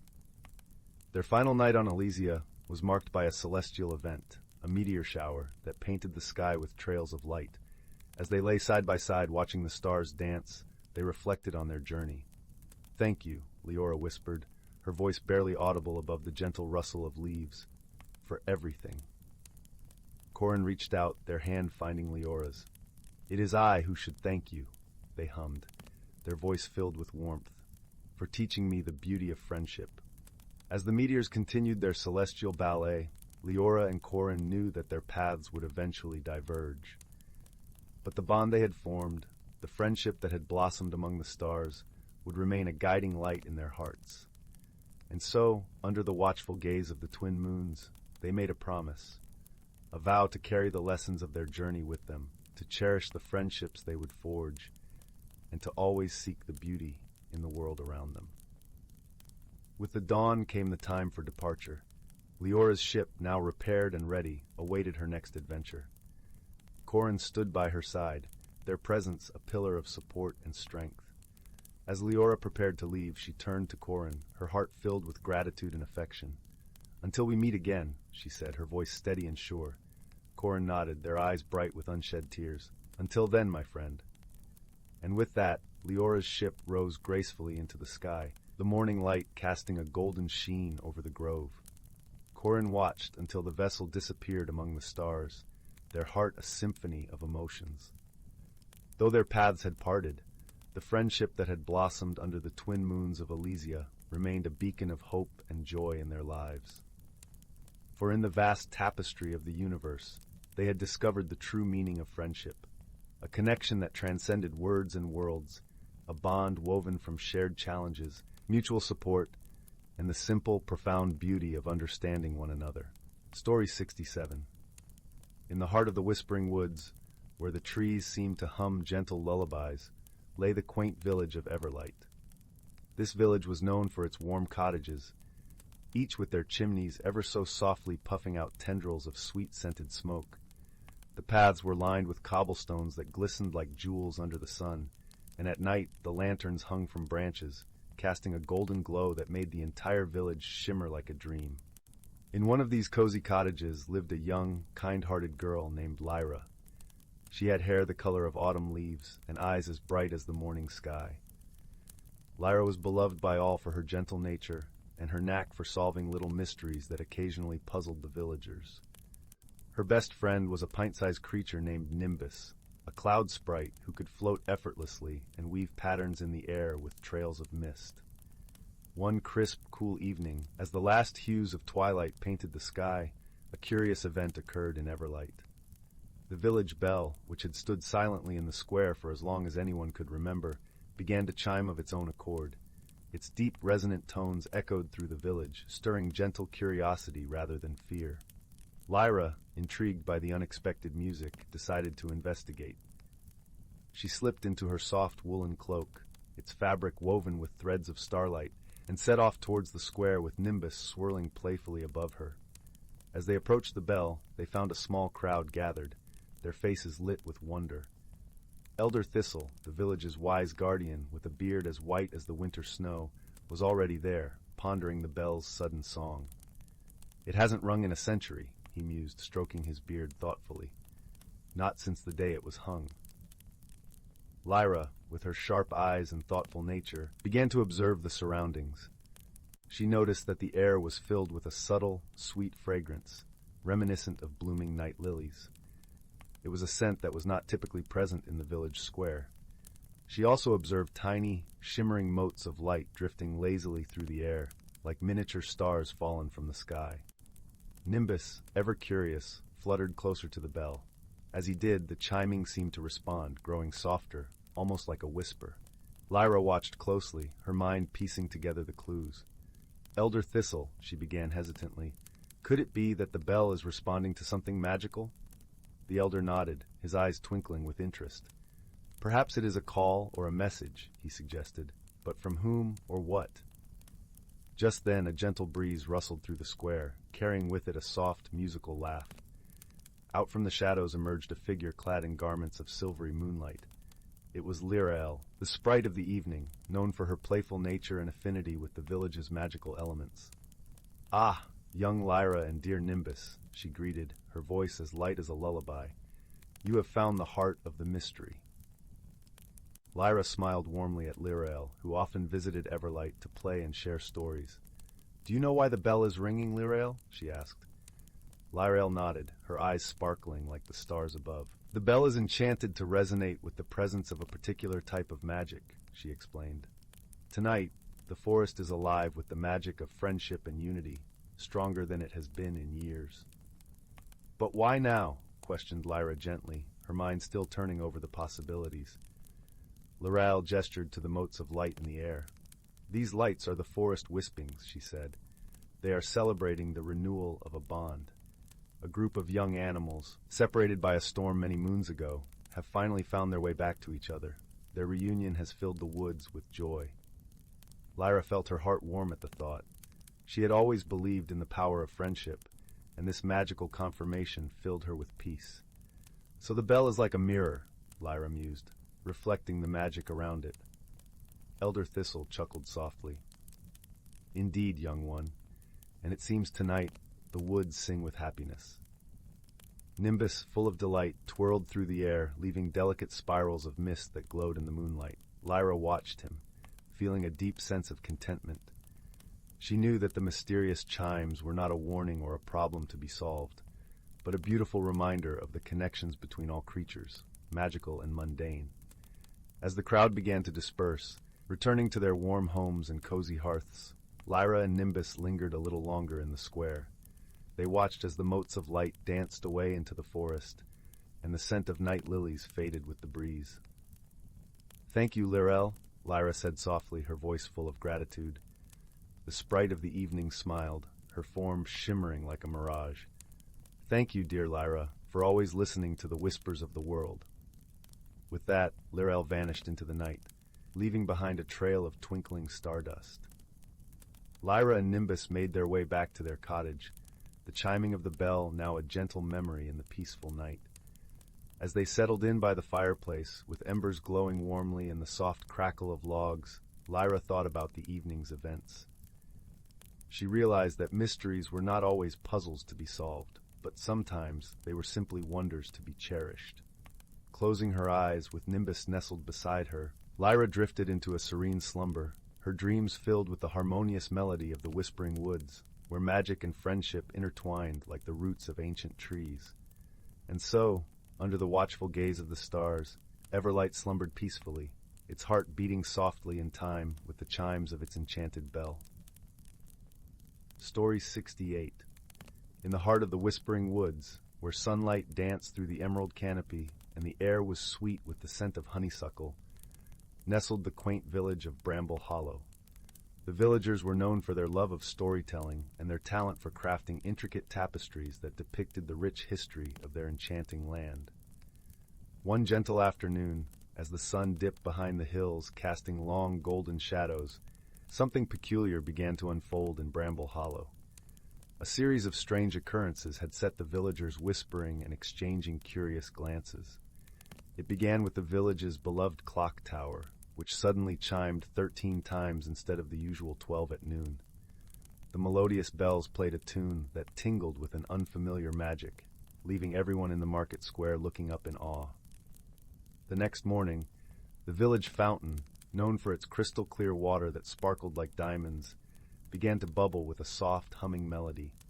Some said it was a lullaby, others believed it was a song of the sea, but all agreed it was something wondrous and strange. Amidst these mysteries lived a gentle-hearted young girl named Marin. Marin had a keen eye for detail and an unwavering curiosity that often led her on little adventures into the woods.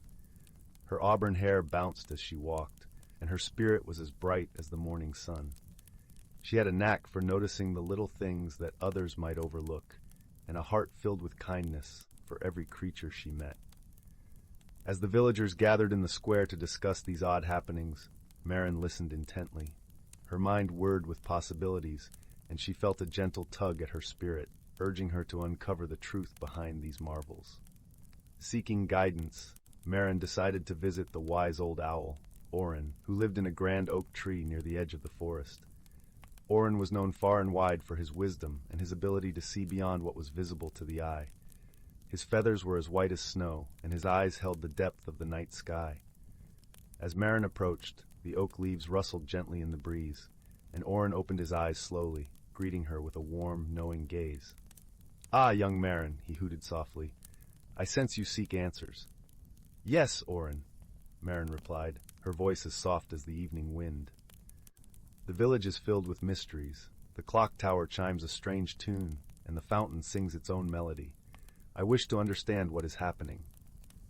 Orin nodded, his eyes twinkling. The world speaks to those who listen closely. Sometimes the answers lie in the smallest of details. Taking his advice to heart, Marin set off through the forest, her senses attuned to every sound and sight.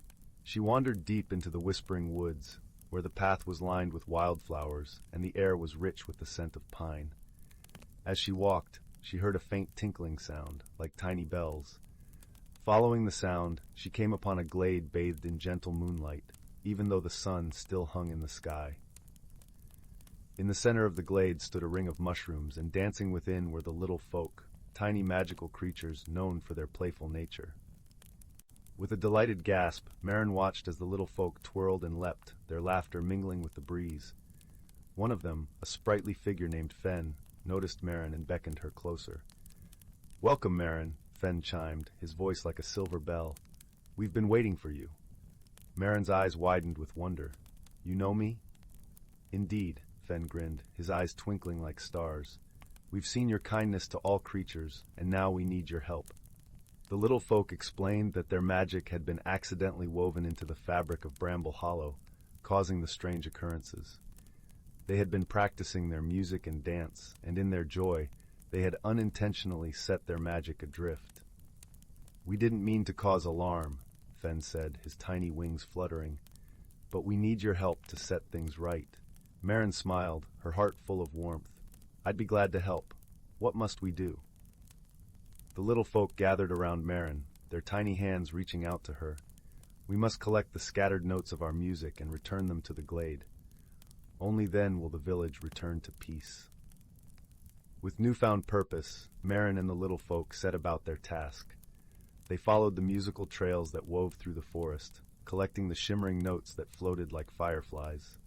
As they gathered each note, the air seemed to hum with a gentle harmony, and Marin felt a deep sense of tranquility enveloping her. With each step, the little folk would whisper stories of the forest's wonders, and Marin listened with delight, her heart swelling with the magic of their world. Together, they wove a tapestry of friendship and understanding, each note a thread in the beautiful fabric of their adventure.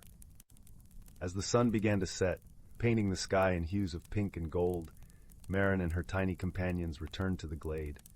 With great care, they placed the collected notes back into the circle of mushrooms. A soft, melodious hum filled the air, and the glade shimmered with a gentle, silver light. The little folk danced their gratitude, their laughter ringing like chimes. "Thank you, Marin," Fen said, his eyes bright with joy. "You have restored harmony to our music and peace to your village." Marin beamed, her heart full of happiness. "It was my pleasure, dear friends."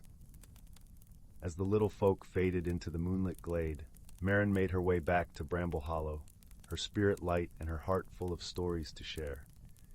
The village greeted her return with open arms, and the mysterious occurrences were no more. From that day on, the villagers spoke of Marin's adventure with awe and wonder, and the little folk left small tokens of gratitude for her throughout the forest, hidden treasures for the curious and kind-hearted to find. And so, under the watchful eyes of the wise old owl Orin, Bramble Hollow returned to its peaceful slumber, wrapped in the gentle embrace of the whispering woods, where the magic of friendship and understanding danced like moonbeams through the trees. Story 69. In a grove where the verdant canopy stretched high and wide, the whispers of ancient trees mingled with the melodic rustling of leaves. This place, hidden deep within the heart of the forest, was where the boundary between the tangible world and the ethereal magic of nature blurred delicately. The air was perpetually filled with a fragrant mix of pine and wildflowers, a scent that seemed to lull even the most restless spirits into a serene calm. Here, the creatures of the forest lived in harmony, their lives interwoven with the rhythms of the earth and sky. Among them was a wise old tortoise named Thistle, whose shell bore the patterns of countless seasons. Thistle was known far and wide for his slow, deliberate wisdom, and he was often sought out by those who wandered through the forest in search of guidance. One crisp autumn morning, as the first golden leaves began to drift lazily to the forest floor, a gentle breeze carried with it a peculiar scent of cinnamon and clove. With it came a sense of quiet excitement that rippled through the woodland. The animals gathered near the ancient oak, the heart of their community, where Thistle was already waiting, his eyes twinkling with the knowledge of seasons past. Among the gathered creatures was a young deer named Fern, whose coat was as soft as the moss that blanketed the forest floor.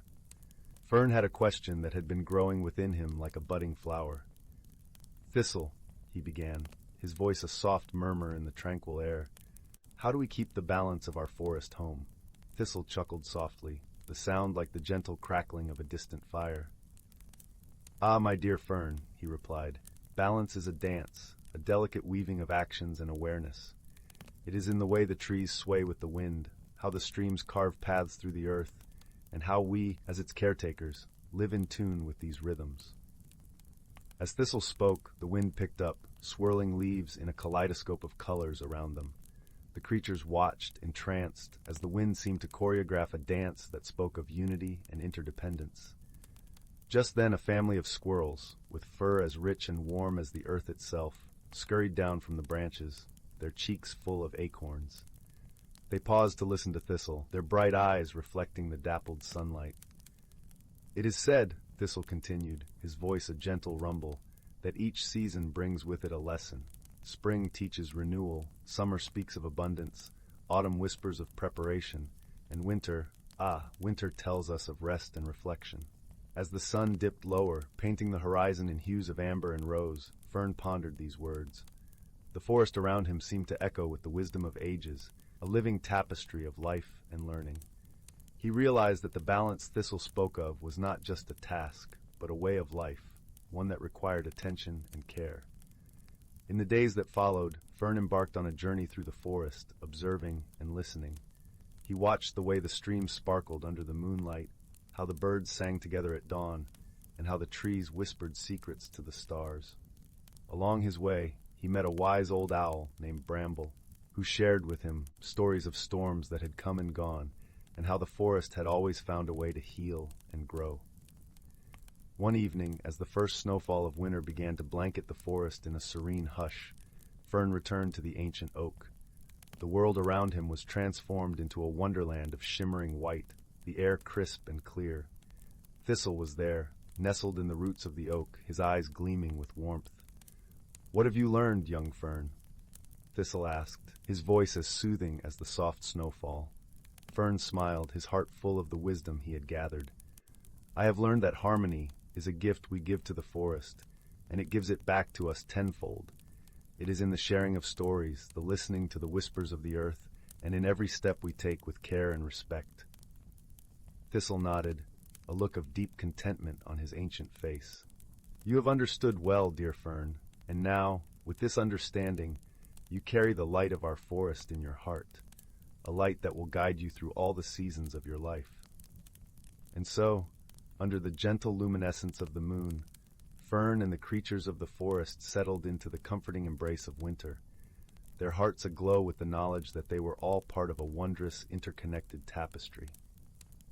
As they drifted into a peaceful slumber, the forest itself seemed to sigh with contentment, knowing that its secrets and stories were safe in the hands of those who cherished them.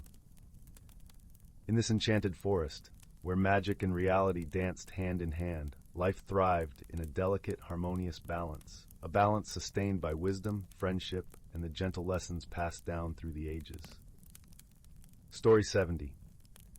Once upon a time, in a serene village nestled between rolling hills and whispering streams, there lived a young girl named Ayla. She was a curious soul, with eyes that sparkled like gemstones, always eager to unravel the mysteries of the world around her. One evening, as Ayla sat by the crackling fire, her grandmother approached her with a warm smile. "My dear," she said, her voice gentle like the summer breeze, "there is something I must share with you, a legacy that has been passed down through generations." Ayla's heart fluttered with anticipation as her grandmother unveiled an intricately carved wooden box. Within it lay a delicate necklace, its pendant a vibrant turquoise stone adorned with intricate etchings. "This necklace," her grandmother explained, "is a symbol of our ancestral heritage, the Willow clan. It has been a guiding light for our people, reminding us of the wisdom and strength that flows through our veins." As Ayla's fingers traced the intricate carvings, she felt a deep connection to something greater than herself. It was as if the stories of her ancestors were whispering to her, inviting her to embrace the richness of her roots. In the days that followed, her grandmother revealed ancient tales of the Willow clan, tales of resilience and harmony with the natural world. She spoke of the reverence they held for the willow trees that lined the riverbanks, their branches swaying like dancers in the wind. The willow, her grandmother would say, teaches us the art of bending without breaking, of adapting to life's currents while remaining rooted in our traditions. Ayla listened with rapt attention, her heart swelling with pride and a newfound sense of belonging. Each story was a thread woven into the tapestry of her identity, connecting her to a lineage that stretched back generations. As the seasons turned, Ayla embarked on a journey of self-discovery, guided by the wisdom of her ancestors.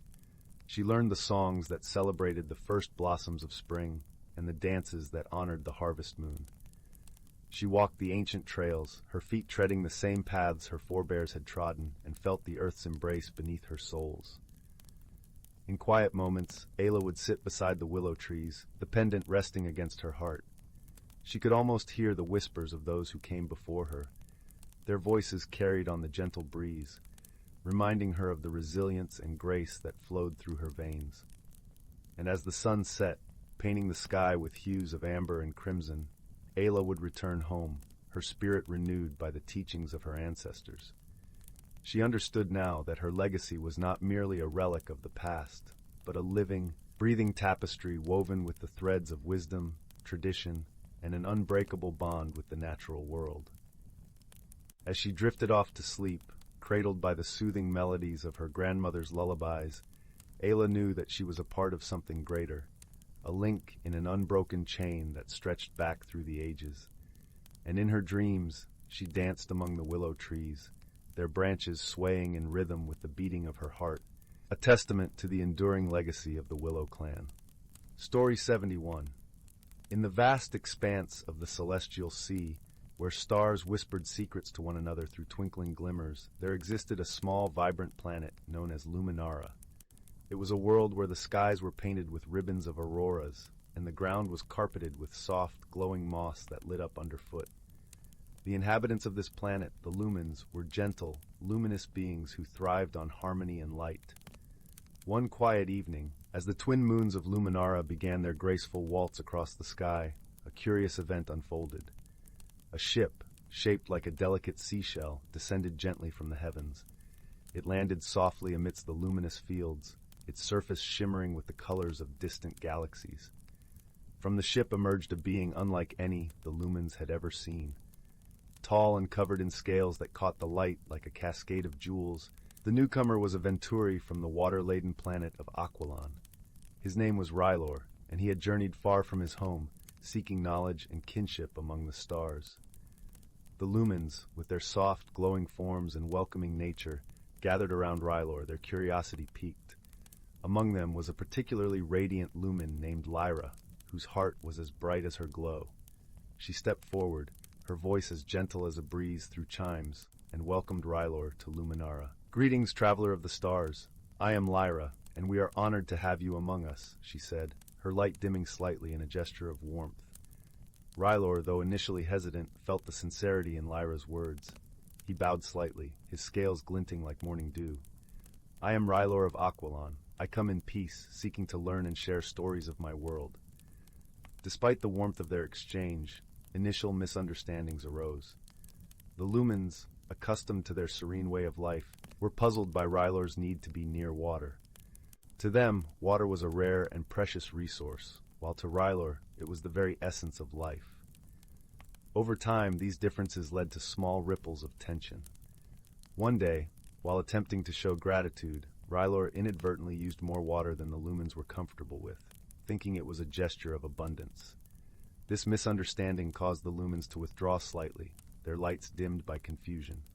Recognizing the unintentional divide, Lyra sought Rior out beside the Starfall stream, a small brook that trickled through the heart of Nara. The stream glinted under the moonlight, casting a silvery glow over the landscape. "Rior," Lyra began softly, her voice mingling with the gentle burble of the stream, "we wish to understand, not offend.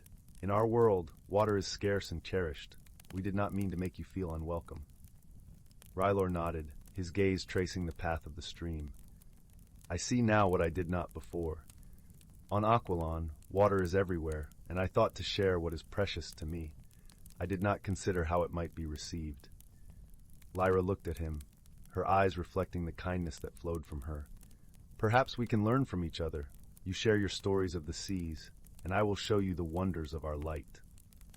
With this newfound understanding, Lyra and Rior spent their days sharing tales and experiences. Lyra taught him how the lumens danced beneath the auroras, their lights weaving patterns of joy in the night sky. In return, Rior described the vibrant coral gardens of Aquilon, where colors danced in the currents like living rainbows. As they shared their worlds, a deep friendship blossomed between them, nurtured by mutual respect and a genuine desire to understand. Together, they explored the luminous caves of Luminara and crafted new ways to conserve water, blending their knowledge to benefit both species.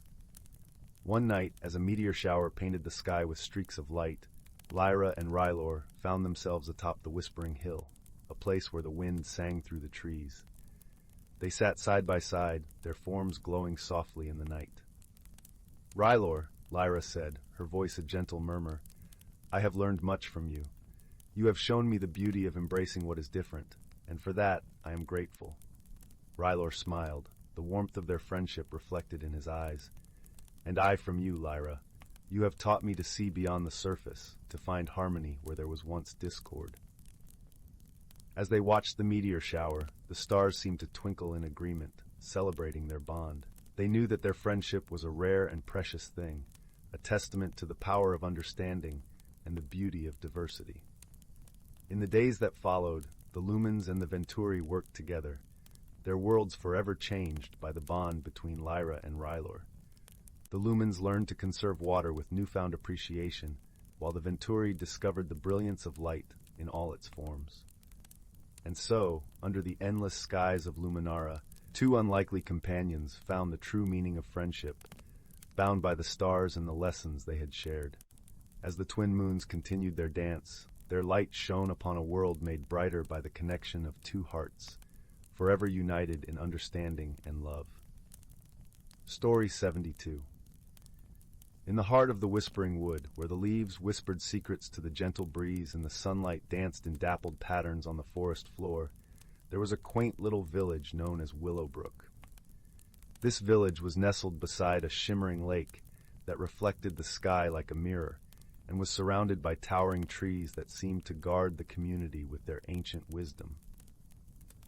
The villagers of Willowbrook were renowned for their kindness and hospitality, and they lived harmoniously with the magical creatures that called the Whispering Wood their home. Among these creatures were the luminescent fireflies of fortune, whose glow was said to bring good luck, and the wise old turtles of time, who were known to share their profound insights with those who listened carefully. One crisp autumn evening, as the air turned cool and the scent of pine mingled with the earthy aroma of fallen leaves, a peculiar thing began to happen in Willowbrook. The villagers noticed that their beloved lake, usually as clear as crystal, had taken on a mysterious milky hue. The change was not harmful, but it was certainly puzzling. At first, the villagers shrugged it off as a trick of the light, or perhaps the result of the fallen leaves.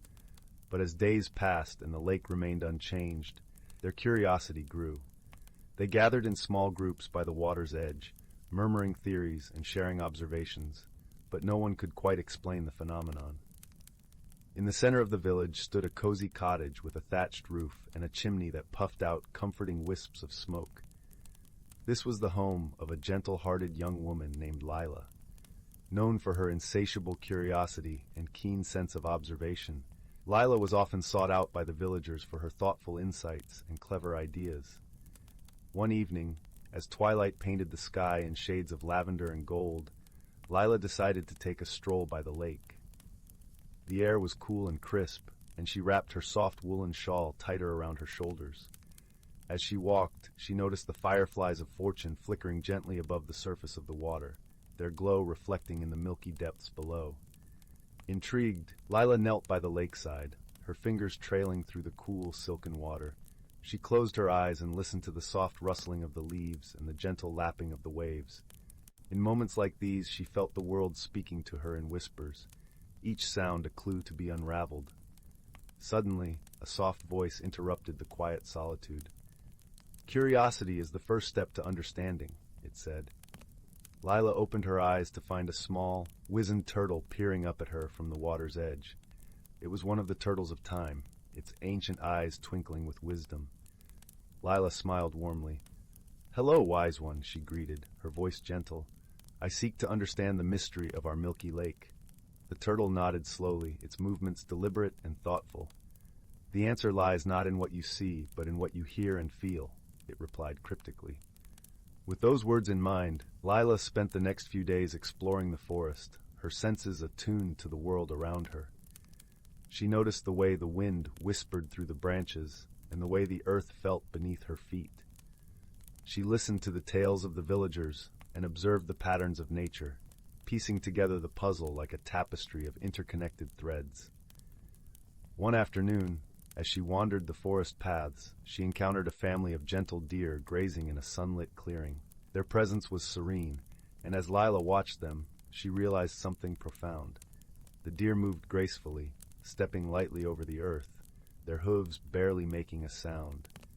It dawned on her then that the answer to the lake's mystery might not lie within the village or the forest, but rather in the interaction between the two. She recalled the turtle's words, "The answer lies not in what you see, but in what you hear and feel." Returning to the village, Lila shared her insights with the villagers. She suggested that they gather by the lake at dawn, when the world was still and the air was filled with the promise of a new day. Together, they sat in silence, listening to the symphony of the morning, the gentle rustle of leaves, the distant call of a bird, and the soft murmur of the lake. As they listened, they began to notice a subtle shift in the air, a harmony that resonated with the world around them. It was as if the lake itself was singing a song, one that had been there all along, but was only now being heard. With this newfound understanding, Lila and the villagers realized that the milky hue of the lake was not a mystery to be solved, but a message to be embraced. The lake, like the village and the forest, was alive with magic and mystery, its milky depths a reflection of the interconnectedness of all things. In the days that followed, the villagers of Willowbrook embraced this wisdom, cherishing the magic of their world and the gentle mysteries that made it so enchanting. They lived in harmony with the land and all its creatures, grateful for the lessons learned and the friendships forged. And so, as the seasons turned and the leaves fell once more, the village of Willowbrook remained a place of warmth and wonder, a haven where mysteries were welcomed and where the whispers of the world were always heard. In the quiet of the night, beneath a sky filled with stars, Lila stood by the lake once more, her heart filled with peace. She knew that the world was full of questions, and that each one was an invitation to explore, to listen, and to learn. And as she turned to leave, she heard the gentle voice of the turtle once more, carried on the breeze. In understanding, we find connection. In connection, we find peace. With a heart full of gratitude, Lila smiled and made her way back to the village, her footsteps light upon the earth. She knew that as long as she listened, there would always be new mysteries to discover and new wonders to behold in the magical world of Willowbrook. Story 73. In a secluded corner of the world, where the whispers of the trees weave tales older than time itself, lay the enchanted forest of Elderglen. This was no ordinary forest. It was a place where the sunbeams danced with the morning mist, and the moonlit shadows carried secrets of the ancients. Here, the symphony of chirping crickets, rustling leaves, and babbling brooks formed a perpetual lullaby, soothing the hearts of all who wandered within its embrace. In this verdant realm lived a wise old turtle named Bromley. Bromley had a shell as weathered as the stones lining the stream, and eyes that twinkled with the knowledge of 1,000 seasons. He was the keeper of Elderglen's secrets, entrusted with the stories of harmony and balance that had been passed down through generations. One crisp autumn morning, as the amber and gold leaves pirouetted gracefully to the forest floor, Bromley awoke to a peculiar sensation in the air. The forest felt different, as if the delicate balance that held its magic was beginning to waver. Bromley decided to consult his dear friend, Marlowe the owl, whose keen senses often perceived disturbances unseen by others. Marlowe's home was nestled high in the hollow of an ancient oak, its branches stretching wide like welcoming arms. As Bromley approached, he admired the vibrant tapestry of mosses and lichens clinging to the tree's bark, a testament to the life and wisdom it had witnessed. "Good day, Marlowe," Bromley called up, his voice deep and soothing. "Have you noticed anything amiss in our beloved Elderglen?" Marlowe swooped down gracefully, landing beside Bromley with a gentle flurry of feathers. Her eyes, sharp as polished amber, scanned the forest. "Indeed, dear Bromley," she replied, her voice a soft, melodic hoot. "The winds have been whispering of an imbalance, a disharmony in the cycle of the seasons." Troubled by this news, Bromley and Marlowe decided to seek the counsel of the forest's elders, a gathering of the wisest creatures who convened under the canopy of the great willow. The willow's graceful branches draped like a cascade of emerald silk, creating a serene sanctuary beneath its boughs. As the elders assembled, the forest seemed to hold its breath, awaiting the wisdom that would soon unfold. Among the gathering were Willow the deer, known for her gentle spirit and insight, and Thistle the fox, whose cleverness was surpassed only by her kindness. Willow spoke first, her voice as soft as the rustle of leaves in a summer breeze. "The balance of our forest is akin to the delicate weaving of a spider's web. A disturbance in one part reverberates through the whole." Thistle nodded, her bright eyes thoughtful. "We must discover the source of this imbalance and restore harmony. Perhaps it is tied to the magical phenomena of our seasons." Bromley, with the weight of ages in his voice, suggested, "Let us seek the wisdom of the seasonal spirits. They are the keepers of the elements, and their guidance may illuminate the path we must take." The elders agreed, and so began a journey to the heart of Elderglen, where the seasonal spirits resided. The path wound through glades bathed in dappled sunlight, past crystalline streams that sang over smooth stones, and into the depths of the forest where time seemed to stand still. As they reached the clearing, a gentle breeze stirred, carrying with it the scent of pine and earth. Before them appeared the spirits, each embodying the essence of a season: spring with her crown of blossoms, summer radiant with golden warmth, autumn cloaked in a tapestry of rich hues, and winter serene in her cloak of snow. Spring stepped forward, her voice a gentle murmur of new leaves. The forest has always thrived when each season flows seamlessly into the next, but now something disrupts this cycle. Winter, her voice crisp and clear, added, "The balance has been disturbed by the actions of creatures who have forgotten the old ways, who take without giving back." Summer, with the vibrancy of a sunlit day, proposed, "To restore harmony, we must remind all of Elderglen of the importance of balance and respect for our environment." Autumn, with wisdom in her gaze, concluded, "Let us share our story so that the lessons of the past may guide the future." With the spirit's blessing, the elders returned to the heart of the forest, determined to rekindle the harmony that had always been the lifeblood of Elderglen. They reached out to every creature, sharing tales of the interconnectedness of all life, the importance of gratitude, and giving back to the earth that nurtured them. As the days passed, a change began to ripple through the forest.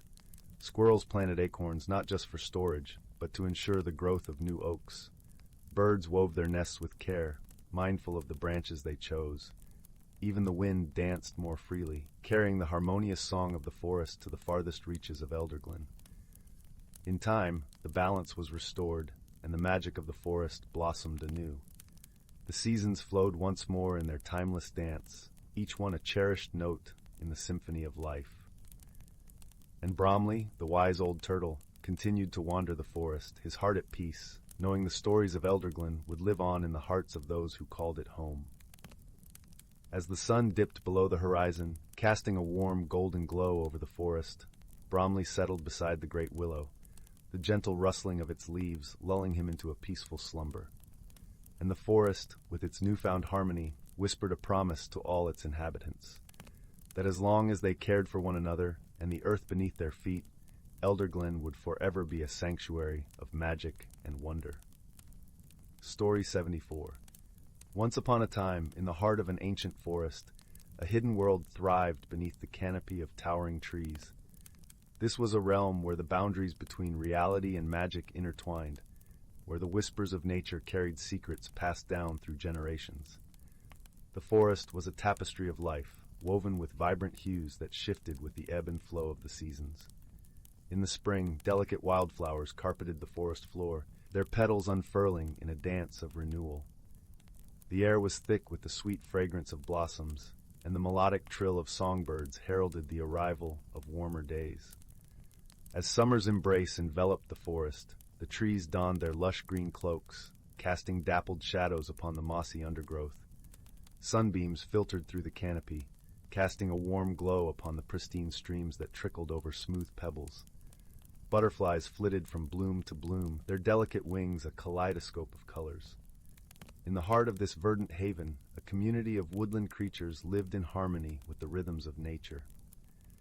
The wise old owl, perched upon a gnarled oak branch, kept a watchful eye over the forest dwellers, her amber eyes gleaming with ancient wisdom. One such creature was Willow, a curious squirrel whose bushy tail was the envy of her peers. Willow had a special connection with the forest, a bond that allowed her to sense the subtle shifts in the natural world around her. On a crisp autumn morning, when the leaves had begun to turn brilliant shades of crimson and gold, Willow scampered along the forest floor, her paws crunching through the fallen foliage. She paused, her nose twitching, as a whisper of magic drifted through the air. Following the whisper, Willow discovered a clearing where the forest spirits had gathered for their annual celebration of the autumn equinox. These ethereal beings, born from the very essence of the forest, danced among the swirling leaves, their forms shimmering like moonlight on water. Willow watched in awe as the forest spirits wove their magic, their movements causing the trees to shed their vibrant cloaks and prepare for the slumber of winter. It was a breathtaking display of nature's cyclical rhythm, a reminder that all things must ebb and flow, just as the seasons come and go. As winter's chill descended upon the forest, a hush fell over the woodland realm. The streams grew still, their surfaces mirroring the skeletal branches overhead. Snow blanketed the ground, muffling the footsteps of the creatures who ventured forth in search of sustenance. It was during this quiet time that Willow sought the wisdom of the ancient oak tree, whose roots delved deep into the earth, connecting it to the very heartbeat of the forest. The oak's gnarled bark whispered tales of resilience and renewal, reminding Willow that even in the depths of winter, life persisted, waiting to burst forth anew with the arrival of spring. And so the cycle continued, year after year, as the forest embraced the changing seasons with grace and beauty. The woodland creatures lived in harmony with their surroundings, guided by the wisdom of those who came before them, and the ancient magic that flowed through the very veins of the forest. In this enchanted realm, where the boundaries between reality and magic blurred, the hidden lives of nature's creatures unfolded in a tapestry of wonder, reminding all who bore witness that true harmony could be found in the delicate balance of the natural world. Story 75. In the heart of an ancient forest, where the towering trees whispered secrets to the wind, and the carpet of moss held stories from centuries past, there was a place known as the Glade of Seasons. It was a sacred clearing where time seemed to slow, and the air shimmered with the gentle glow of magic. Here, the boundaries between the natural and the mystical were as thin as the delicate wings of a dragonfly resting upon a sunlit leaf. In this enchanted glade, the creatures of the forest thrived in a balance as delicate as a spider's web. The towering oaks, with their gnarled branches and rustling leaves, watched over the glade like ancient guardians. Their roots intertwined beneath the earth, forming a network of wisdom that connected all beings within the forest. Among these beings was a wise old tortoise named Thistle. Thistle's shell was as weathered as the bark of the oldest trees, etched with patterns that told tales of seasons long gone. His eyes, a deep sage green, held a gentle understanding of the forest and its rhythms. Thistle had lived through countless cycles of the moon, witnessing the dance of the seasons and the ever-turning wheel of life. One crisp autumn morning, as the air was filled with the earthy scent of fallen leaves and the golden sunlight filtered softly through the canopy, Thistle awoke with a sense of purpose. He felt an ancient stirring in his heart, a whisper from the forest itself. The balance was shifting, and the harmonious melody of the glade was in danger of falling silent. With deliberate slowness, Thistle made his way to the center of the glade. His path was adorned with the vibrant colors of autumn, crimson, amber, and ochre leaves crunched softly under his feet, while the cool breeze carried the rich scent of pine and the distant murmur of a babbling brook. As he moved, the creatures of the forest gathered around him, sensing the importance of his journey. There was Pip, the silver-furred squirrel with a heart full of curiosity, her bushy tail twitching with excitement, and Lyra, the gentle doe whose eyes mirrored the calm of the forest pool, stood silently at the edge of the gathering. Even the songbirds paused their morning chorus, their bright eyes watching with interest from the branches above. As Thistle reached the heart of the glade, the forest seemed to hold its breath. He spoke, his voice a deep rumble that resonated through the earth and air alike. "Friends, the forest has spoken to me," Thistle began, his words like a soothing melody that wrapped around the listeners. "The balance of our home is threatened by a forgotten magic, a spell woven into the seasons, now fraying with time." The creatures exchanged concerned glances. They understood the importance of balance, for it was the thread that held their world together. Without it, the cycle of life and the harmony of the glade could unravel. Pip, ever eager to help, scampered forward. "What can we do, Thistle? How do we mend the magic of the seasons?" Thistle smiled gently at the young squirrel's enthusiasm. "We must seek the wisdom of the elders, the keepers of the forest's deepest secrets. There lies a legend of the crystal of seasons, hidden within the heart of the forest, capable of restoring harmony." Lyra stepped gracefully forward, her voice as soft as a lullaby. "I have heard tales of this crystal, a gift from the spirits of nature themselves. It is said to hold the essence of every season, a beacon of balance." The creatures of the forest nodded in agreement, a shared resolve forming among them.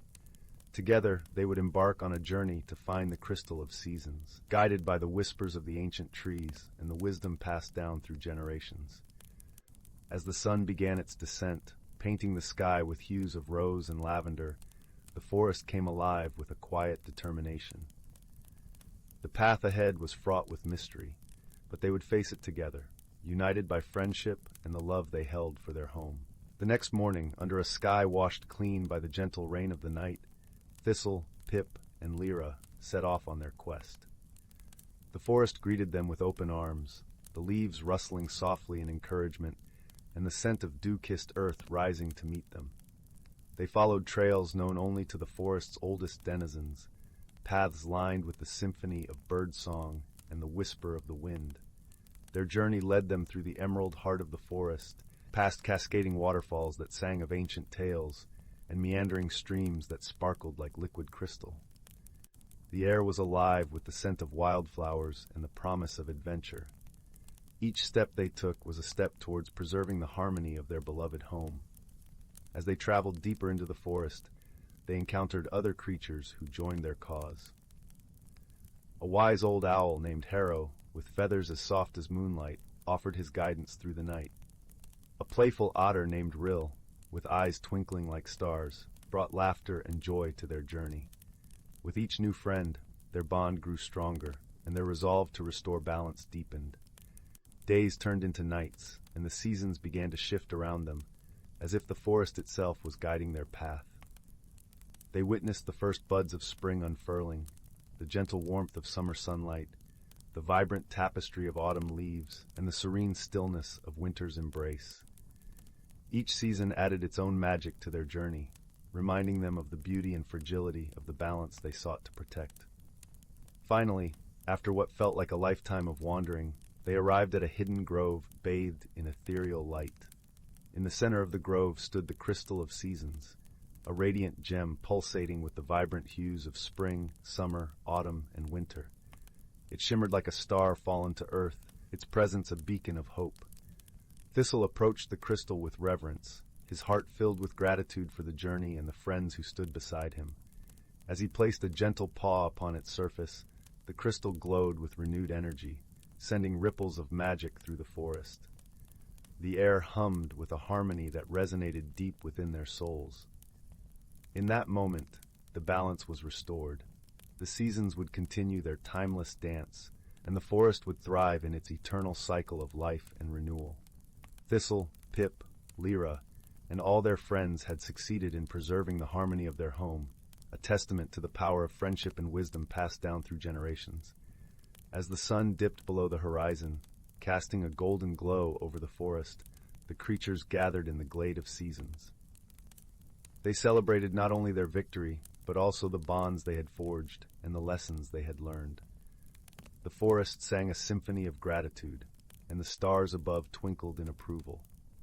With hearts full of joy and peace, Thistle and his friends returned to their homes, knowing that the balance of the forest would endure. And as the night enveloped the glade in its gentle embrace, a sense of comfort and resolution settled over the forest, a reminder that harmony, once restored, could echo through eternity. Story 76. Once upon a time, in the heart of the whispering woods, where the trees hummed gentle lullabies and the streams giggled as they trickled over smooth pebbles, there lived a quirky group of friends. This merry band consisted of Pip, a mischievous squirrel with a bushy tail that seemed to have a mind of its own; Lila, a gentle rabbit who wore a tiny pair of spectacles perched on her nose; and Sprout, a cheerful mushroom sprite who always wore a hat made from a daisy petal. Their home was Bramble Hollow, a hidden nook where the sun's rays danced through leaves and painted the forest floor in dappled gold. The air was always sweet with the scent of blooming wildflowers, and the gentle rustle of leaves provided a constant, soothing melody. One bright morning, as the trio gathered for their daily picnic beneath the great oak, they noticed something peculiar. The sunflowers, which usually turned their faces to follow the sun, were behaving quite strangely. Instead of swaying gently, they were spinning round and round like tiny golden windmills. Lila adjusted her spectacles and peered closely at the twirling blooms. "It seems," she said thoughtfully, "that our sunflowers have gotten themselves into quite a tizzy." Pip, always eager for an adventure, scampered up to the tallest sunflower and gave it a gentle nudge. To his surprise, the sunflower spoke. "Oh, dear friends," it sighed, "we are caught in a magical whirl." Sprout clapped his tiny hands. "A magical problem, how exciting! But how do we solve it?" The sunflower explained that a passing breeze enchanted by a mischievous breeze fairy named Zephyr had tickled them into a frenzy. They couldn't stop spinning, and it was making them dizzy. "Fear not," said Pip with a determined flick of his tail. "We'll solve this puzzle with a bit of creative thinking and teamwork." With that, the friends set off to find Zephyr, the playful breeze fairy known for her love of harmless pranks. They journeyed through the whispering woods where the trees bowed in greeting and the babbling brook shared tales of faraway lands. As they reached the Meadow of Mirth, known for its fields of laughing daisies, they spotted Zephyr flitting about, her laughter like the tinkling of tiny bells. She wore a dress of shimmering gossamer that changed colors with the wind. "Zephyr," called Lila, waving her paw, "we've come to ask for your help with the sunflowers." Zephyr paused mid-flight, her eyes twinkling with mischief. "Oh, my dear friends, I meant no harm. Sometimes my playful nature gets the best of me." Pip grinned. "We know you meant well, but could you help the sunflowers settle down?" Zephyr thought for a moment, then nodded. "Of course, let's see if we can find a way to calm them down with a gentle breeze." Together, the friends devised a plan. Zephyr would create a soft, soothing wind that would sing a lullaby to the sunflowers, helping them to unwind and stand still once more. As Zephyr fluttered her wings, a gentle breeze began to weave through the meadow, carrying a melody as soft as a whisper.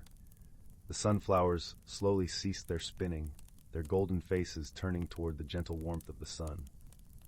With a sigh of relief, the sunflowers thanked the friends and Zephyr for their kindness. "You have taught us that even the most playful magic can be tamed with a touch of creativity and friendship," they said. Pip, Lila, and Sprout beamed with delight, their hearts full of joy. As they made their way back to Bramble Hollow, they felt the warmth of the sun and the gentle caress of the breeze, knowing that the Whispering Woods was a place where laughter and friendship always found a way. And so, under the watchful gaze of the great oak, the trio sat down to enjoy their picnic once more, their hearts as light as the sunbeams that danced across their faces. And as the day faded into a soft, starry night, the gentle harmony of the woods lulled them into happy dreams, filled with whimsical adventures yet to come. Story 77. In a quaint little village nestled between rolling green hills and a shimmering lake, there lived a young girl named Clara. The village was a place where time seemed to move a little slower, where cobblestone paths wound their way between cottages with thatched roofs, and where every dawn painted the sky with hues of pink and gold, reflected perfectly on the lake's serene surface. Clara was known among the villagers for her curious spirit and gentle heart. She was often found wandering the meadows, weaving crowns of daisies, or helping the elderly with their gardens. Her days were filled with simple joys, yet Clara always felt a quiet longing for something she couldn't quite name. One soft, misty morning, as Clara ambled along the lakeside, she stumbled upon something peculiar. There, nestled among the reeds and sparkling with dew, lay a small wooden box. It was intricately carved with swirling patterns and symbols that seemed to shift and dance in the light. Despite its age, the box was perfectly intact, and Clara felt an irresistible pull to open it. Inside, nestled snugly in a bed of velvet, was an ordinary-looking pebble. Clara picked it up, feeling its weight in her palm, smooth and cool to the touch. As she held it, a gentle warmth spread through her fingers, climbing up her arm and settling in her heart. It was as if the pebble was whispering secrets to her, secrets that promised adventures and discoveries beyond her wildest dreams.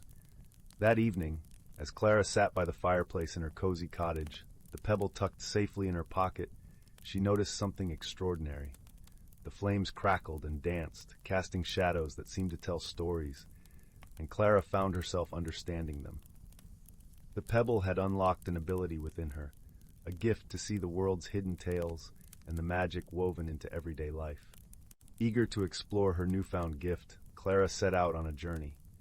She wandered beyond the familiar paths of her village, through sun-dappled forests and across fields of wildflowers swaying gently in the breeze. Along the way, she encountered a cast of enchanting characters. First, there was Oliver, a wise old owl with feathers like autumn leaves. Oliver had a knack for riddles and often perched on Clara's shoulder, guiding her with his sage advice. Then there was Lila, a sprightly fox with a coat like burnished copper, whose laughter tinkled like wind chimes. Lila was quick and clever, always ready with a playful jest or a clever solution to a puzzle. Together, they traveled to the heart of the whispering woods, where ancient trees reached for the sky and the air hummed with the secrets of the forest. It was here that Clara faced her greatest challenge. At the center of the woods stood a great stone archway, draped in ivy and glowing with an otherworldly light. Legends spoke of a treasure hidden beyond the arch, a treasure that could only be claimed by one who was truly wise. Clara, Oliver, and Lila approached with awe and a hint of trepidation. As they stood before the archway, a gentle voice echoed around them, soft as a summer breeze. "To pass through, you must answer this. What is the greatest treasure in all the world?" Clara pondered deeply, recalling the stories and lessons she had learned from her journey and her companions. She thought of the beauty in the simple things, the laughter shared with friends, the warmth of a sunset, the wisdom of the forest. She realized that the greatest treasure was not something tangible, but the bonds of friendship and the love that filled her heart. With a smile, Clara spoke her answer aloud. The archway shimmered and opened, revealing a path through which sunlight streamed like liquid gold. They stepped through together, discovering not a chest of jewels, but a grove where the trees sang of joy, and flowers bloomed in colors beyond imagination. Clara had found the true treasure, the understanding that magic lies not in objects, but in the connections between us and the love we share. As the sun began to set, painting the sky with shades of lavender and rose, Clara, Oliver, and Lila made their way back to the village.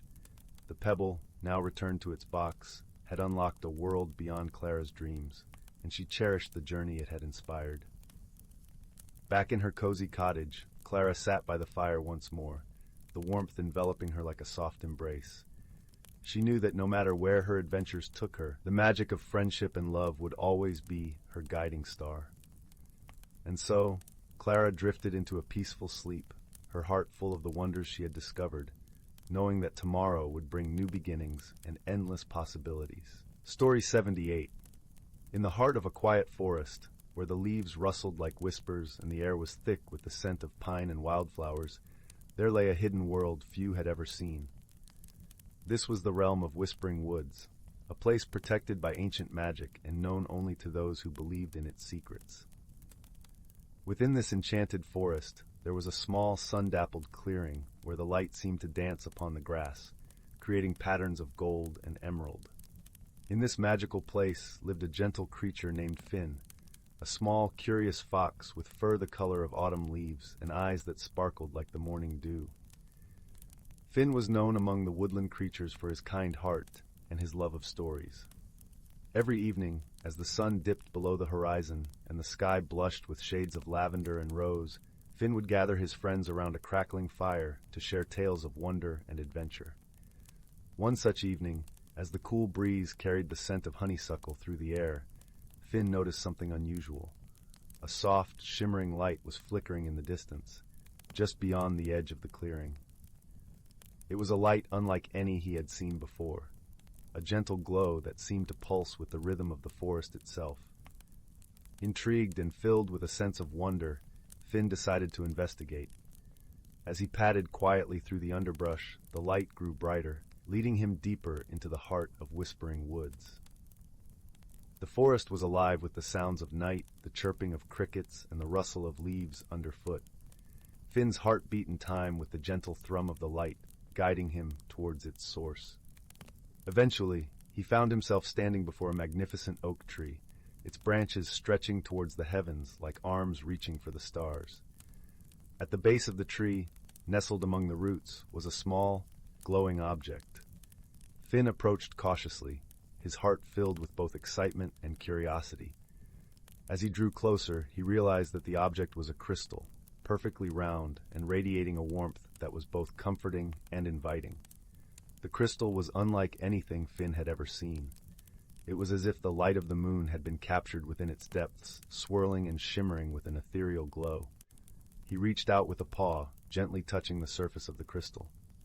As he did, a soft, melodic voice filled the air, echoing through the forest like a gentle breeze. "Welcome, Finn," the voice whispered, its tone soothing and kind. "You have found the heart of the forest, a gift of magic and wonder.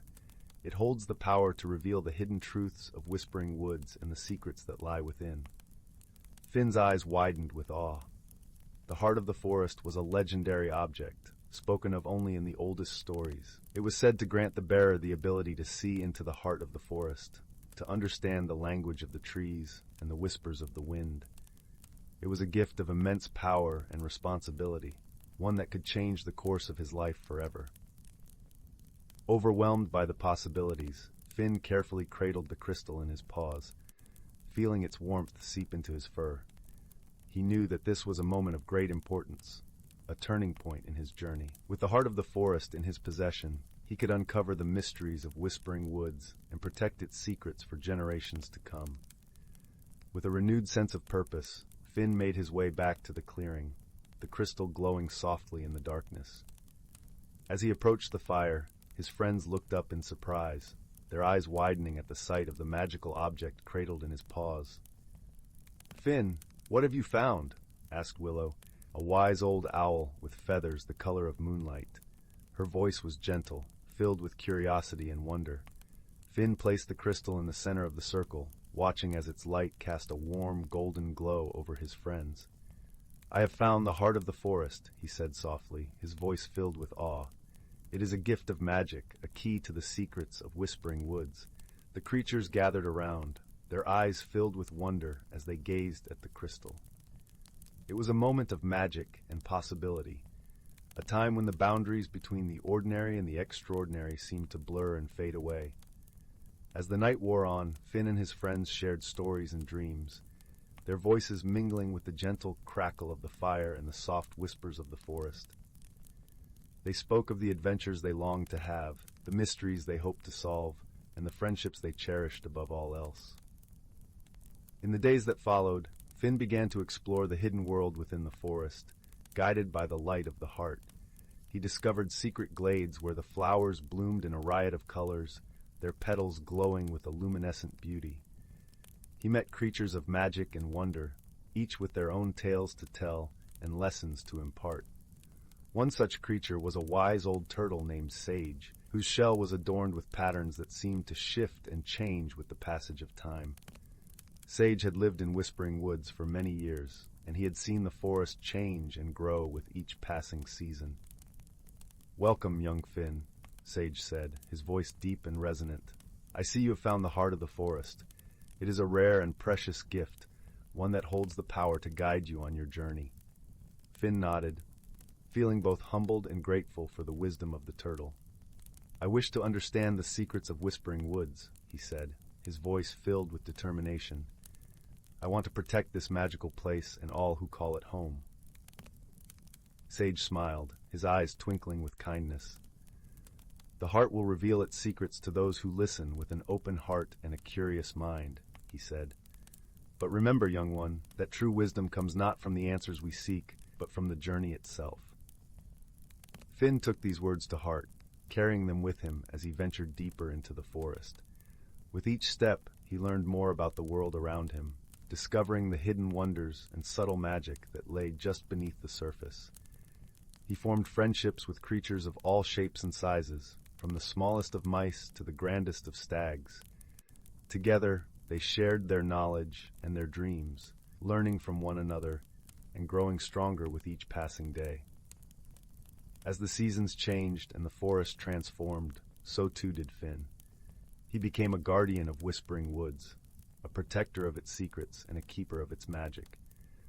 The heart of the forest guided him on his journey, illuminating the path and revealing the hidden truths that lay within. Through his adventures, Finn discovered that the true magic of Whispering Woods lay not in the power of the heart, but in the friendships he forged and the wisdom he gained along the way. He learned that the greatest mysteries were not those that could be solved, but those that could be shared and celebrated with others. And so, as the sun set once more over the forest, casting a warm, golden glow over the trees, Finn gathered his friends around the fire. The heart of the forest glowed softly in the center of the circle, its light reflecting the warmth and love of those who had come together to share in its magic. In the heart of Whispering Woods, under a sky filled with stars, Finn and his friends shared their stories and dreams, their voices mingling with the gentle whispers of the night. It was a moment of peace and contentment, a time when the world seemed filled with endless possibilities. And as the fire crackled and the night deepened, Finn knew that he had found his place in the world, a place where friendship and wisdom were the true treasures, and where the magic of the forest could be felt in every heartbeat and every breath. Story 79.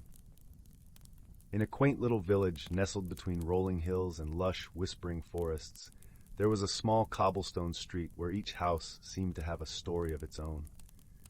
On this street, in a cozy cottage with a thatched roof and a garden of wildflowers, lived a girl named Clara. Clara had twinkling green eyes and a heart full of curiosity. She spent her days wandering through meadows and listening to the wind play its gentle melodies. One crisp autumn afternoon, as golden leaves danced down from the trees, Clara decided to explore an old, forgotten path she had never noticed before. The path meandered through the woods, and soon Clara found herself in a clearing bathed in warm sunlight. There, half buried in a carpet of vibrant moss, was a peculiar object, a small, intricately carved wooden box. Its surface was etched with vines and tiny woodland creatures, and it seemed to hum softly, as if whispering secrets only the trees knew. Clara knelt beside the box, brushing away the moss with careful fingers. Her heart fluttered with excitement and a sense of wonder. Gently she lifted the lid. Inside lay a delicate silver key, shimmering with an ethereal glow. As Clara held the key, she felt a gentle warmth spread through her fingers, as if the key was alive, pulsing with its own quiet magic. Unbeknownst to Clara, this key was no ordinary trinket. It held the power to unlock hidden doors, not just in the physical world, but within the heart and mind. Intrigued and a little daunted by her find, Clara decided to take the key home, slipping it into her pocket as she retraced her steps through the forest. That evening, as the sun dipped below the horizon and stars began to twinkle in the velvet sky, Clara sat by her window, the key resting in her palm. She wondered what doors it might open, what mysteries it might reveal. Her grandmother, wise and gentle, noticed the contemplative look on Clara's face and joined her by the window. "What troubles your mind, dear Clara?" her grandmother asked, her voice soft as the night breeze. Clara showed her the key and shared the story of her discovery. Her grandmother's eyes twinkled knowingly. "Ah, the key of whispers," she said, a smile playing on her lips. "It is said to reveal what is hidden to those who seek with an open heart." The next morning, Clara set out on a journey, guided by a feeling deep within her that the key had a purpose she needed to uncover. Her path led her to the edge of the village, where she met an eccentric old man named Finn, known for his love of riddles and puzzles. Finn lived in a small cottage overflowing with books and curiosities, and he had a reputation for helping those in need of guidance. "Ah, Clara," Finn greeted her with a twinkle in his eye. "I see you found something special." Clara showed him the key, and Finn nodded thoughtfully. "The key chooses its bearer, you know. It seeks those with courage and kindness. But remember, Clara, not all doors are meant to be opened, and not every answer lies in plain sight." With Finn's words echoing in her mind, Clara continued her journey, guided by whispers of intuition and the gentle tug of the key. The forest seemed to come alive as she walked, the rustle of leaves and the songs of birds forming a symphony that accompanied her steps. As she traveled deeper into the woods, Clara came across a small hidden glade where a brook babbled cheerfully over smooth stones. In the center of the glade stood an ancient oak tree, its branches spreading wide like a protective canopy. Beneath its boughs sat a wise old owl named Sage, whose feathers shimmered with an otherworldly luminescence. Sage regarded Clara with a knowing gaze. "I have been expecting you, young one," he hooted softly. "The key you carry holds the power to mend what is broken, to heal what is wounded. But first, you must listen. Listen to the whispers that are often drowned out by the noise of the world." Clara sat beneath the oak, closing her eyes and allowing the sounds of the forest to wash over her. Slowly, she began to hear a faint melody, a song of longing and hope carried on the breeze. It was then she realized that the key was guiding her towards something more profound than any physical door. It was leading her on a journey of self-discovery, to a place where her own heart could open and heal. As days turned to weeks, Clara's journey unfolded in unexpected ways. She met new friends, each with their own stories and wisdom to share. There was Lila, the gentle deer who taught Clara the importance of patience and grace, and Jasper, the mischievous squirrel who showed her the value of laughter and lightness. Together they faced a challenge that required not strength but understanding. The forest was suffering from a mysterious blight, its ancient trees losing their leaves, the once vibrant flowers wilting. The animals were worried, for the forest was their home, their sanctuary. Clara remembered Finn's advice and Sage's wisdom. She realized that the key's magic wasn't about changing the world with a single turn, but about unlocking the potential within herself and her companions.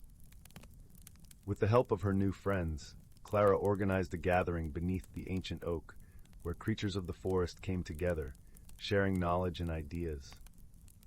It was during this gathering that Clara discovered the true power of the key. It was a symbol, a catalyst for unity and collaboration. By listening and learning from one another, the creatures found ways to heal their home, nurturing the earth and planting seeds of renewal. As the forest began to flourish once more, Clara felt a deep sense of peace and fulfillment. Her journey had taught her that sometimes the most extraordinary magic lies in the simplest of actions, in kindness, in listening, and in the bonds of friendship. With her heart full of gratitude, Clara returned to her village, the key still in her possession, a cherished reminder of her journey. She knew now that the real treasure wasn't the key itself, but the wisdom and love it had helped her discover. And so, under the soft glow of the moon and the gentle hum of the night, Clara found herself back in her cozy cottage, a warm fire crackling in the hearth. She tucked the key safely away, knowing that its magic would always be a part of her, guiding her through life's adventures with grace and an open heart.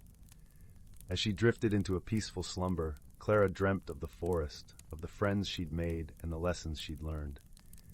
And in her dreams, the key shimmered softly, a beacon of light and hope, reminding her that even in the quietest of moments, extraordinary wonders await those who dare to dream. Story 80. Once upon a time, in the quiet village of Briar Glen, where the air always smelled faintly of lavender and the gentle hum of bees provided a melodious backdrop to daily life, there lived a young girl named Lily. Lily was known for her lively spirit and the way she could find wonder in the simplest of things. She had a knack for spotting the beauty in the world around her, whether it was the intricate patterns on the wings of a moth or the way sunlight danced across the surface of a brook. Her greatest joy was to wander through the woods that bordered the village, losing herself in the whispers of the trees and the secrets of the underbrush. One evening, as the sun began to set and the sky turned a palette of pinks and oranges, Lily ventured deeper into the forest than she had ever gone before. The air was crisp, carrying the scent of pine and earth, and the path beneath her feet was a tapestry of fallen leaves, crunching softly with each step. Lily's heart sang with a sense of adventure, and her eyes sparkled with the thrill of the unknown. As she walked, she noticed a peculiar glimmer off to the side of the path.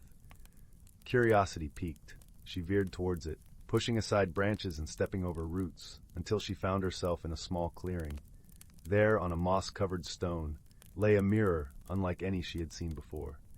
Its frame was adorned with intricate carvings of vines and flowers, and its surface shimmered as if it were made of liquid silver. Drawn to it, Lily knelt down and gently picked up the mirror. As she gazed into it, her reflection wavered and then disappeared, replaced by an image of a world unfamiliar yet wondrous. It was a land of soft, rolling hills and sparkling streams, where the trees seemed to glow with an inner light and the air was filled with the sound of bird song. Lily's heart fluttered with a strange, compelling longing. The mirror, it seemed, was magical. It offered a glimpse into a hidden world, a place of mystery and beauty that called to her. But more than that, it was a gateway, a portal that promised adventure and discovery. With a deep breath, Lily made a decision. She would step through the mirror and explore this enchanting realm. As she did so, she felt a tingling sensation, like a gentle breeze brushing against her skin, and then she was there, standing in the lush landscape she had seen in the mirror. The colors around her were brighter, the scents more vivid, and the sounds clearer than anything she'd ever experienced. It was as if she had stepped into a dream. Lily started to explore, her heart light with wonder. She wandered along a path lined with flowers of every hue, their petals soft as silk beneath her fingers. She dipped her hands into a clear stream, the water cool and refreshing, and watched as fish darted playfully beneath the surface. Everywhere she looked, there was something new and magical to discover, and Lily felt a sense of joy and freedom she had never known before. As the day wore on, Lily came across a small cottage nestled among the trees. Smoke curled lazily from its chimney, and the scent of baking bread wafted through the air, inviting and warm. Feeling a sudden pang of hunger, Lily approached the door and knocked softly. A moment later, the door swung open to reveal an elderly woman with twinkling eyes and a kind smile. Her hair was silver, and her hands were gentle as she beckoned Lily inside. "Welcome, dear traveler," she said in a voice as soothing as a lullaby. "I am Marigold, the keeper of this realm. Come in and rest." Gratefully, Lily entered the cottage, which was cozy and inviting. The walls were lined with shelves filled with books and jars of herbs. A fire crackled in the hearth, casting a warm glow over the room. Marigold led Lily to a table where a loaf of fresh bread and a pot of honey awaited. As they ate, Marigold told Lily about the hidden world she had stumbled upon. It was a place where time moved differently, a sanctuary for those seeking solace and inspiration. "This realm," Marigold explained, "mirrors the heart of its visitor. It reveals what lies within and helps them find their true path." Lily listened, captivated by the idea that this magical world could help her understand herself better. She shared her own story with Marigold, speaking of her love for nature and her desire to find her place in the world. Marigold nodded, her eyes filled with understanding. "You have a kind heart, child," she said softly, "and this realm will guide you on your journey of self-discovery. But remember, the true magic lies within you." Encouraged by Marigold's words, Lily spent many days exploring the hidden world. She discovered that she could speak to the animals and learn from the wisdom of the trees. Each day was a new adventure, and with each experience, Lily felt herself growing, changing, becoming more attuned to the rhythms of nature and her own heart. One day, as she wandered along a sun-dappled path, she met a creature unlike any she had seen before. It was a fox, but its fur shimmered with hues of amethyst and sapphire, and its eyes sparkled with intelligence. The fox approached Lily with a mischievous glint in its eyes, and Lily felt an instant connection, as if they were old friends meeting anew. "Greetings, young traveler," the fox said in a voice that was both playful and wise. "I am Zephyr, the guide of this realm. I have watched your journey and seen the light within you grow." Lily smiled, feeling a warmth spread through her heart. "Thank you, Zephyr," she replied. "This world has taught me so much, and I feel at home here." Zephyr nodded, his eyes twinkling. "But the time has come for you to return to your own world, to share the wisdom and joy you have found here. Remember, the magic is yours to carry with you, wherever you go." Though she felt a pang of sadness at the thought of leaving, Lily knew that Zephyr was right. She had come to understand herself better, and it was time to bring that understanding back to Briar Glen, to share it with those she loved. With a heart full of gratitude and a spirit alight with newfound confidence, Lily prepared to return through the mirror. As she did, Marigold and Zephyr stood by her side, their presence a comforting reminder of the journey she had undertaken and the friends she had made. "Remember, the world is full of wonders, both seen and unseen," Marigold said, her voice a gentle benediction. "And you, dear Lily, are part of that wonder." With a final farewell, Lily stepped through the mirror, feeling the familiar tingling sensation as she returned to her own world. The forest around her was the same, yet somehow different, filled with a new vibrancy and promise. As she made her way back to the village, the sun setting in a golden blaze on the horizon, Lily felt a deep sense of peace and purpose. She carried with her the magic of the hidden world, a magic that lived within her heart, a magic that would guide her on her path and illuminate her life with beauty and joy. And so, with the gentle whisper of the wind in the trees and the soft rustle of leaves underfoot, Lily embraced her journey, knowing that the world was full of possibilities, and her heart was open to them all. From that day forward, Lily shared her stories and wisdom with the people of Briar Glen, inspiring them to see the beauty in the world and the magic within themselves. Her adventures in the hidden realm became tales of wonder and delight, passed down through generations, a testament to the power of friendship, discovery, and the enduring magic of the heart. And as the stars began to twinkle in the night sky, Lily knew that her journey had only just begun, and the world was waiting, full of dreams and wonders yet to be discovered. Story 81. In a quaint little village nestled between rolling hills and lush forests, there lived a young girl named Clara. The village was a serene place, where the air was always tinged with the sweet scent of blooming wildflowers, and the gentle murmur of a nearby brook could be heard.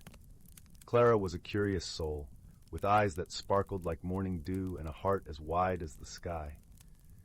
She lived with her grandmother in a cozy cottage at the edge of the village, a place where stories seemed to linger in every corner, waiting to be discovered. Clara's grandmother, wise and gentle, often spoke of a hidden world that lay beyond the forest, a world where magic danced on the breeze and dreams took flight. "The world is full of wonders, my dear," she would say, her eyes twinkling with secrets untold. "You just have to know where to look." One crisp autumn morning, as the leaves painted the world in hues of gold and crimson, Clara set out on a journey. She was driven by an insatiable curiosity and a whisper of adventure that the wind carried to her ears. Her grandmother handed her a small, intricately carved wooden box before she left. "This," she said, "is a family heirloom. It holds a special magic of its own. It will guide you if ever you find yourself lost." Clara tucked the box into her satchel, feeling a warmth emanate from it, as if it held a tiny sun inside. With a heart full of hope, she ventured into the forest, her footsteps light on the path strewn with fallen leaves that crunched softly underfoot. The forest was a realm of shadows and light, where ancient trees stood like sentinels, their branches weaving a tapestry against the sky. As Clara walked deeper into this emerald world, she felt the rhythm of the earth beneath her feet, a gentle pulse that spoke of life and mystery. The air was cool, and she could hear the rustle of leaves, a chorus sung by the wind. After what seemed like hours, Clara stumbled upon a clearing bathed in sunlight. At its center stood a magnificent tree, its trunk wide and gnarled, with roots that twisted and turned like the stories her grandmother wove. Hanging from its branches were tiny, luminescent orbs that glowed softly, casting a warm, enchanting light. Drawn to the tree, Clara approached it with a sense of wonder. She could feel the air around it humming with energy. As she reached out to touch the bark, she felt a gentle vibration, as if the tree was alive with secrets. It was then that the wooden box in her satchel began to glow, a soft, inviting light that beckoned her to open it. With careful hands, Clara opened the box, revealing a small, delicate key that seemed to shimmer with its own inner light. She felt a connection between the key and the tree, as if they were bound by an invisible thread. Holding the key, she walked around the tree until she found a small, hidden keyhole nestled within the bark, obscured by a tangle of vines. With a deep breath, Clara inserted the key into the keyhole and turned it gently. There was a moment of stillness, as if the world held its breath, and then the tree began to transform. Its bark rippled, and the roots shifted, creating an opening that revealed a hidden passage leading down into the earth. Clara hesitated for a moment, her heart pounding with a mix of fear and excitement. But the warmth from the box seemed to reassure her, and she felt a surge of courage. With determined steps, she entered the passage, leaving the sunlit clearing behind. The passage led her into a world unlike any she had ever imagined. It was a realm of vibrant colors and ethereal beauty, a hidden world teeming with life. Flowers of every shade blossomed in abundance, their petals shimmering like jewels. Streams of crystal-clear water flowed gently, their surface reflecting the iridescent glow of the sky above. It was a place where magic was tangible, a living, breathing force that enveloped her. As Clara explored this wondrous world, she encountered creatures she had only heard of in her grandmother's tales. There were tiny, winged beings that flitted about like living stars, their laughter a melody that filled the air. Majestic foxes with fur that sparkled like stardust watched her with wise, knowing eyes. And in the distance, she could see the silhouette of a unicorn, its mane a cascade of silver. Amidst this beauty, Clara felt a sense of belonging, as if she had found a piece of herself that had been missing. She wandered through this magical realm, entranced by its wonders, until she came upon a small, quaint cottage nestled among the trees, its roof covered in soft moss, blending seamlessly with the landscape. Curiosity piqued, Clara approached the cottage and gently knocked on the door. To her surprise, it was opened by an elderly man with a kindly face, his eyes twinkling with the same warmth and wisdom she had often seen in her grandmother's gaze. "Welcome, young traveler," he greeted her with a smile. "I've been expecting you." Clara's eyes widened in surprise. "Expecting me? How did you know I would come?" The old man chuckled softly, a sound like the rustling of leaves. "This world has a way of calling to those who are meant to find it, and you, my dear, have a heart attuned to its song." Inviting her in, the man introduced himself as Eldrin, the guardian of the hidden world. His cottage was filled with trinkets and treasures, each with its own story, and Clara felt a sense of wonder as she listened to his tales. Eldrin explained that the hidden world was a place of balance, where harmony between nature and magic was nurtured and protected. "But even here," he said, his voice tinged with a hint of sadness, "there are challenges. The magic that sustains this world is fading, and we need help to restore it." Clara listened intently, her heart moved by the plight of this beautiful realm. She knew she wanted to help, to do something meaningful. "How can I help?" she asked, her voice steady with resolve. Eldrin smiled, his eyes filled with gratitude. "There is a magical object, a rare flower known as the heart's blossom, which grows deep within the enchanted grove. It holds the power to renew the magic of this world, but it can only be found by one with a pure heart." Clara felt a sense of purpose welling up inside her. She knew that this journey was meant for her, a path she had to walk. With Eldrin's guidance, she set out towards the enchanted grove, determined to find the heart's blossom and restore the magic. The journey was not without its challenges. The path to the grove was winding and fraught with obstacles. Dense thickets blocked her way, and the air was thick with the scent of wild herbs and damp earth. But Clara pressed on, her spirit unyielding, guided by the light of the wooden box that seemed to glow brighter with each step. As she ventured deeper into the grove, she encountered a curious creature, a small, mischievous sprite named Finn. His eyes sparkled with mischief, and his laughter was like the tinkling of bells. At first Finn was wary of Clara, darting around her with playful antics. But as she spoke to him with kindness and patience, he warmed to her, intrigued by her determination. "Why do you seek the heart's blossom?" Finn asked, his voice a blend of curiosity and skepticism. Clara smiled, her eyes earnest. "This world is beautiful, and it deserves to thrive. I want to help restore its magic and protect it." Finn regarded her for a moment before nodding, a grin spreading across his face. "Very well, I'll help you. The grove can be tricky, but together we can find the way." With Finn as her guide, Clara navigated the grove's labyrinthine paths, each turn revealing new wonders. The air was filled with the soft hum of magic, and the trees seemed to sway in time with an ancient melody. Clara felt a kinship with the world around her, a connection that filled her heart with joy. At last, they reached the heart of the grove, a secluded glen bathed in a gentle, ethereal light. There, nestled among a bed of emerald moss, bloomed the heart's blossom. Its petals were a deep, radiant blue, shimmering with an inner light that seemed to pulse with the rhythm of the earth. Clara approached the flower with reverence, feeling its magic resonate within her. As she gently plucked it, a warmth spread through her, a comforting presence that filled her with peace. She knew she held something precious, a gift that could renew the world she had come to love. With the heart's blossom in hand, Clara and Finn made their way back to Eldrin's cottage.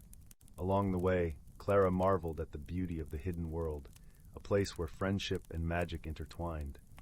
She felt a sense of fulfillment, knowing she was part of something greater, a story woven into the fabric of this enchanted realm. Upon their return, Eldrin welcomed them with open arms, his eyes shining with joy. "You have done it, Clara," he said, his voice filled with pride. "You have found the heart's blossom, and with it, the magic of this world will be restored." Clara watched as Eldrin placed the flower in a special vessel, its light spreading throughout the cottage, filling it with a warmth that reached into every corner. The hidden world responded to the magic, its colors deepening, its energy renewed. It was a sight that filled Clara's heart with happiness, a testament to the power of hope and friendship. As the sun began to set, casting a golden glow over the land, Clara knew it was time to return to her village. Eldrin and Finn accompanied her to the edge of the forest, their presence a comforting reminder of the journey they had shared. "Thank you, Clara," Eldrin said, his voice soft with gratitude. "You have given us a gift beyond measure. This world will always welcome you whenever you choose to return." Finn nodded, his grin wide and genuine. "You'll always have friends here, Clara. Never forget that." With a heart full of love and a spirit buoyed by adventure, Clara bid farewell to her newfound friends, promising to return. As she stepped back into the familiar embrace of the village, she felt a sense of transformation, a growth that had taken root within her soul. Her grandmother awaited her by the cottage, her eyes warm with understanding. "You found it, didn't you?" she asked, her voice gentle and knowing. Clara nodded, a smile lighting up her face. "I did, and so much more." That night, as Clara lay in her bed, she felt the magic of the hidden world lingering around her, a gentle reminder of the journey she had undertaken. The wooden box, its warmth now a comforting presence, rested by her side, a token of the adventure that had changed her forever. And as she drifted into sleep, Clara knew that the world was indeed full of wonders, waiting to be discovered by those who dared to dream. The hidden world had revealed its secrets, and in doing so, had opened her heart to the endless possibilities that lay beyond the horizon. The end. Story 82. In a secluded forest glade, where sunbeams danced through the canopy of ancient trees, there lived a young girl named Luna. Her golden hair shimmered like threads of sunlight, and her eyes sparkled with the wisdom of someone who had seen beyond the veil of the ordinary world. One day, as Luna wandered through the forest, she stumbled upon a peculiar object nestled among the roots of an ancient oak tree. It was a smooth, polished stone, but not like any ordinary rock. This stone seemed to hum with a gentle energy, and when Luna held it in her hands, she felt a warmth pulsing from its core. Mesmerized, Luna slipped the stone into her pocket and hurried home, her mind buzzing with curiosity. That night, as she drifted off to sleep, the stone began to glow softly, bathing her room in a warm, ethereal light. In her dreams, Luna found herself transported to a hidden world, a realm where the boundaries between reality and imagination blurred. She walked along winding paths lined with trees that seemed to whisper ancient secrets.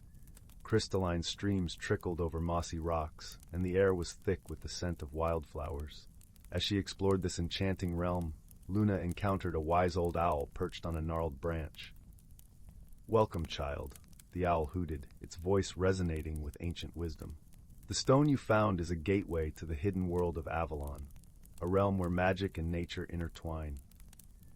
The owl explained that the stone was a powerful talisman, capable of granting its bearer the ability to communicate with the spirits of nature and unlock the secrets of the forest. However, with this gift came a great responsibility: to protect and nurture the delicate balance of the natural world. Filled with wonder, Luna embarked on a journey through Avalon, her newfound connection to the spirits, allowing her to see the forest in a whole new light. She learned the language of the trees, the songs of the birds, and the intricate dance of the woodland creatures. Along the way, she met a young fox named Ember, whose fiery spirit and unwavering loyalty became her constant companion. Together they faced challenges and solved mysteries that threatened the harmony of Avalon, forging an unbreakable bond of friendship that defied all expectations. One day, they stumbled upon a hidden grove where the ancient trees had been twisted and gnarled by a dark force. Luna could sense the pain and suffering of the forest spirits, and she knew she had to unravel the mystery behind this blight. With Ember by her side, Luna followed the trail of darkness, which led them deep into the heart of Avalon. There, they discovered a group of misguided humans who had unwittingly unleashed a powerful curse upon the land, fueled by greed and a disregard for the natural world. Luna realized that the only way to break the curse was to confront these humans and help them understand the true value of the forest. With her newfound wisdom and the guidance of the forest spirits, she embarked on a journey of personal transformation, shedding her fears and doubts like the layers of an onion. Through patience, compassion, and a deep understanding of the interconnectedness of all life, Luna managed to reach the hearts of these lost souls. One by one, they saw the error of their ways and vowed to protect and nurture the forest they had once sought to exploit. As the curse lifted, the twisted trees began to straighten, their leaves unfurling in vibrant shades of green. The forest spirits rejoiced, and Luna felt a profound sense of accomplishment and growth. From that day forward, Luna became a guardian of Avalon, using her connection with the stone and the wisdom she had gained to ensure the balance between the natural and human worlds was maintained. She taught others the importance of respecting and nurturing the earth, and her friendship with Ember continued to blossom, their bond becoming a beacon of hope in a world that often forgot the beauty and magic of the natural realm. And whenever Luna felt the weight of her responsibilities, she would gaze upon the polished stone, now infused with a warm, pulsing glow, and remember the enchanting journey that had led her to this sacred calling, a journey that had transformed her into a true friend of the forest, a protector of the hidden world of Avalon. Story 83. In the heart of an ancient forest, where the air hummed with secrets and the trees whispered their age-old tales, there was a place where magic and nature intertwined in perfect harmony. This forest, a tapestry of emerald leaves and sunlit paths, was home to creatures who lived in harmony with the rhythm of the earth. As dawn stretched its rosy fingers across the sky, the forest awoke with gentle murmurs. Beams of golden sunlight filtered through the canopy, dappling the forest floor in a dance of light and shadow. The air was sweet with the scent of pine and earth, a calming fragrance that promised the start of another blessed day. Among the inhabitants of this enchanted realm was a wise old tortoise named Olwen, whose shell was etched with the stories of the ages. Olwen was revered by all creatures for his vast knowledge and gentle spirit. His eyes, like pools of deep amber, held the wisdom of countless seasons. Olwen began his morning with a slow, purposeful journey to the forest glade, a sacred place where all the creatures gathered to share news and celebrate the day. As he moved, the world around him seemed to come alive. The soft rustle of leaves spoke of a gentle breeze, and the distant babble of a brook sang a soothing melody. In the glade, a gathering of creatures awaited Alwyn's arrival. There were squirrels with tails like plumes of cinnamon, chirping birds with feathers glistening in the morning light, and deer with eyes as gentle as spring rain. Among them was a young fox named Fen, whose bright eyes sparkled with curiosity and a thirst for knowledge. "Good morning, Alwyn," Fen called out, his voice a sweet trill that echoed through the glade. "Good morning, dear Fen," Alwyn replied, his voice as warm as the sunbeams that kissed the earth. With everyone settled, Alwyn began to speak. "Today, I shall tell you of the magic that binds our forest, a magic that is as old as the world itself and as simple as the changing of seasons." The creatures leaned in closer, their eyes wide with anticipation.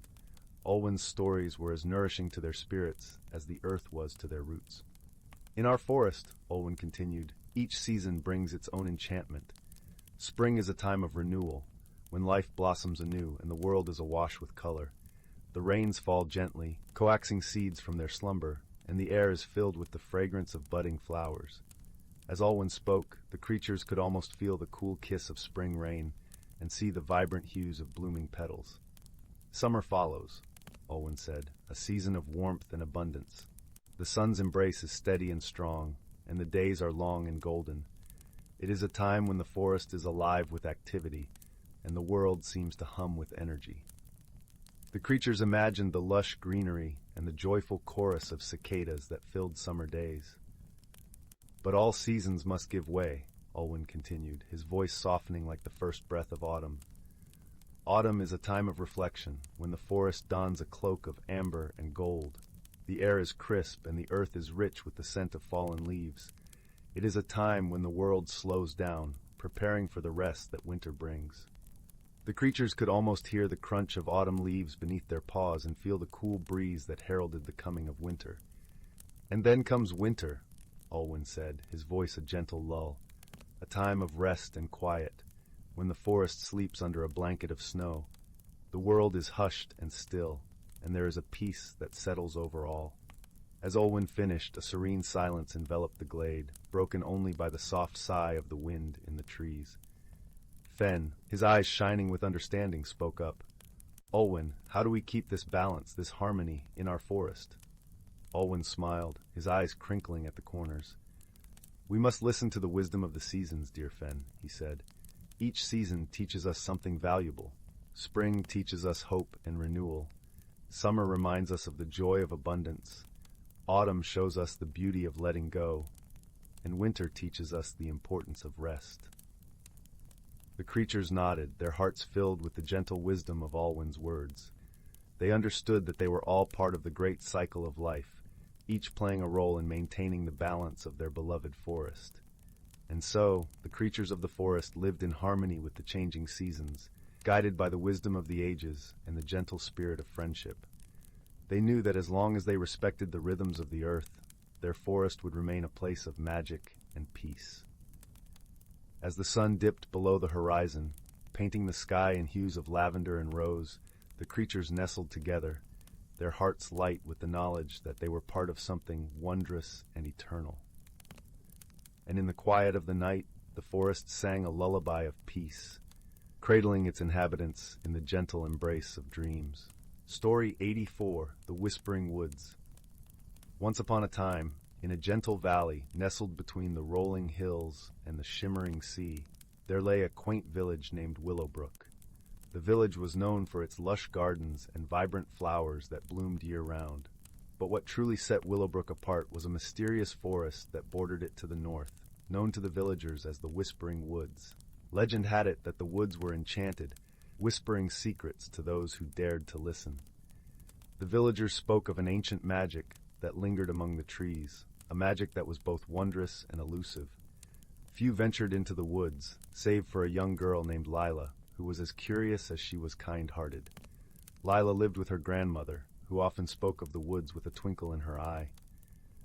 "The woods hold many secrets, dear Lila," she would say, her voice as soft as the morning breeze. "But remember, the greatest magic of all is the magic of friendship and understanding." One crisp autumn morning, as the leaves painted the ground in shades of gold and crimson, Lila decided to explore the woods.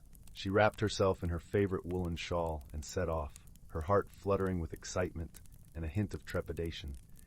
As she stepped beneath the canopy of ancient trees, a gentle rustle of leaves greeted her. Sunlight streamed through the branches, casting dappled patterns on the forest floor. The air was filled with the sweet scent of pine and the distant melody of a babbling brook. Lila wandered deeper into the woods, her senses attuned to the whispers that seemed to dance around her. Suddenly, she stumbled upon a clearing where a peculiar sight awaited her. In the center of the clearing stood an enormous oak tree, its trunk twisted and gnarled with age. At its base, nestled among the roots, lay a shimmering silver key. Intrigued, Lila picked up the key, feeling its cool weight in her palm. As she did, a soft voice echoed in her mind. "The key to the heart opens doors unseen," it whispered. "Seek the hidden path, and you shall find where your journey begins." Determined to uncover the mystery, Lila continued her exploration, the key safely tucked in her pocket. She followed a narrow path that wound through the forest, where the trees seemed to lean in as if eager to share their secrets. Before long, Lila came upon a brook that glistened like liquid crystal.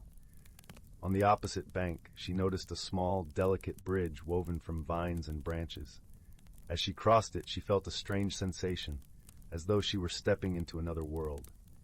On the other side of the bridge, Lila found herself in a realm unlike any she had ever known. The air was thick with magic, and the colors of the forest were more vibrant, more alive. Flowers with petals like velvet bloomed in abundance, and birds of every hue flitted through the air, their songs weaving a symphony of joy. As Lila wandered through this hidden world, she encountered a peculiar creature perched on a moss-covered rock. It was a small, furry being with eyes as bright as sapphires and a mischievous grin. "Welcome, traveler," the creature said with a bow. "I am Finn, guardian of the Whispering Woods." Lila was taken aback by the creature's friendliness, but she felt a warmth radiating from him. "I've never met a creature like you before," she said, her voice filled with wonder. Finn chuckled, his laughter like the tinkling of bells. "The woods are full of surprises, dear Lila, and you, with your heart open to magic, have unlocked a door few can see." Together, Lila and Finn explored the hidden wonders of the woods. They discovered a grove of trees that sang with the wind and a meadow where the flowers glowed softly in the twilight. As the day wore on, Lila learned that the woods were not just a place of beauty, but also a haven for creatures seeking solace and friendship. As the sun began to set, casting a warm golden glow over the forest, Lila realized it was time to return home. She thanked Finn for his companionship and promised to visit again. As she retraced her steps, the silver key felt warm in her pocket, a reminder of the magic she had found. Back in Willowbrook, Lila shared her adventure with her grandmother, whose eyes shone with pride. "You see, my dear," her grandmother said softly, "the woods whisper only to those who listen with their hearts." From that day on, Lila visited the Whispering Woods often, each time uncovering new wonders and forging friendships with the creatures who dwelled there. She learned that true magic lay not in the enchantments of the woods, but in the bonds of friendship that crossed the boundaries of the known and the unknown. And so, in the heart of Willowbrook, where the sea kissed the land and the woods whispered secrets of old, Lila's journey of discovery continued. With wisdom and kindness as her guide, she embraced the magic of the world around her, finding joy in the simplest of moments and cherishing the friendships that bloomed like the wildflowers in the enchanted forest. As the years passed, Lila grew, her heart as boundless as the sky above. She became a storyteller, sharing tales of the Whispering Woods with children and villagers alike, weaving lessons of love, courage, and understanding into every story. And though the silver key remained a cherished token of her adventures, Lila knew that the true key to happiness lay in the connections she had formed and the gentle magic of friendship that had transformed her life. In the quiet of the night, beneath a blanket of stars, Lila would often sit by the fireplace, her voice soft and soothing as she recounted her tales. And as the flames danced, casting shadows that flickered like the leaves in the Whispering Woods, her stories would carry listeners to a world where magic lived in every heart. And the whispers of the woods were a gentle reminder that we are never truly alone.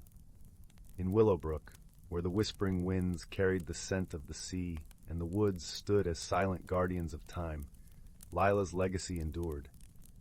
Her stories continued to inspire generations, reminding each listener that the greatest adventure of all is the journey within, where the heart discovers the magic of friendship and the endless possibilities of love. And so, beneath the starlit sky, with the crackling fire keeping the chill at bay, the tales of the whispering woods were told and retold, a timeless reminder of the beauty and wonder that lay just beyond the veil of our everyday world, a world where the heart's whispers held the key to endless enchantment and everlasting friendship. The end. Story 85.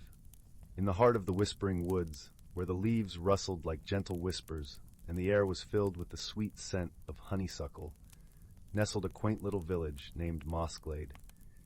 It was a place where the sun always seemed to set in hues of pink and gold, casting a warm, magical glow over the cobblestone streets and thatched-roof cottages.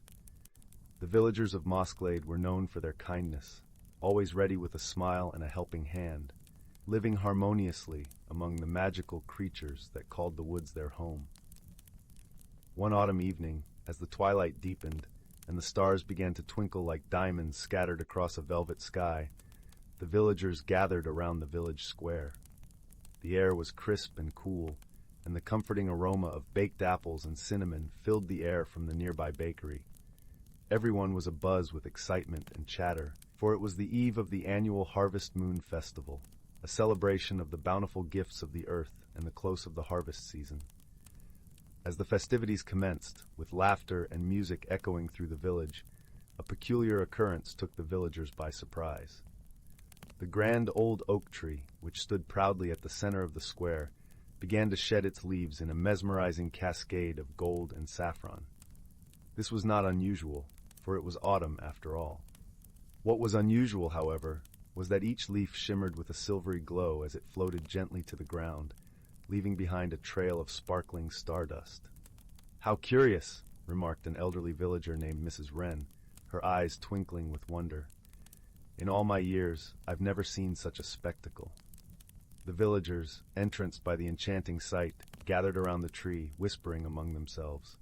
Some thought it a sign of good fortune, while others speculated it might be the work of the mischievous pixies known to dwell in the woods. But no one knew for certain.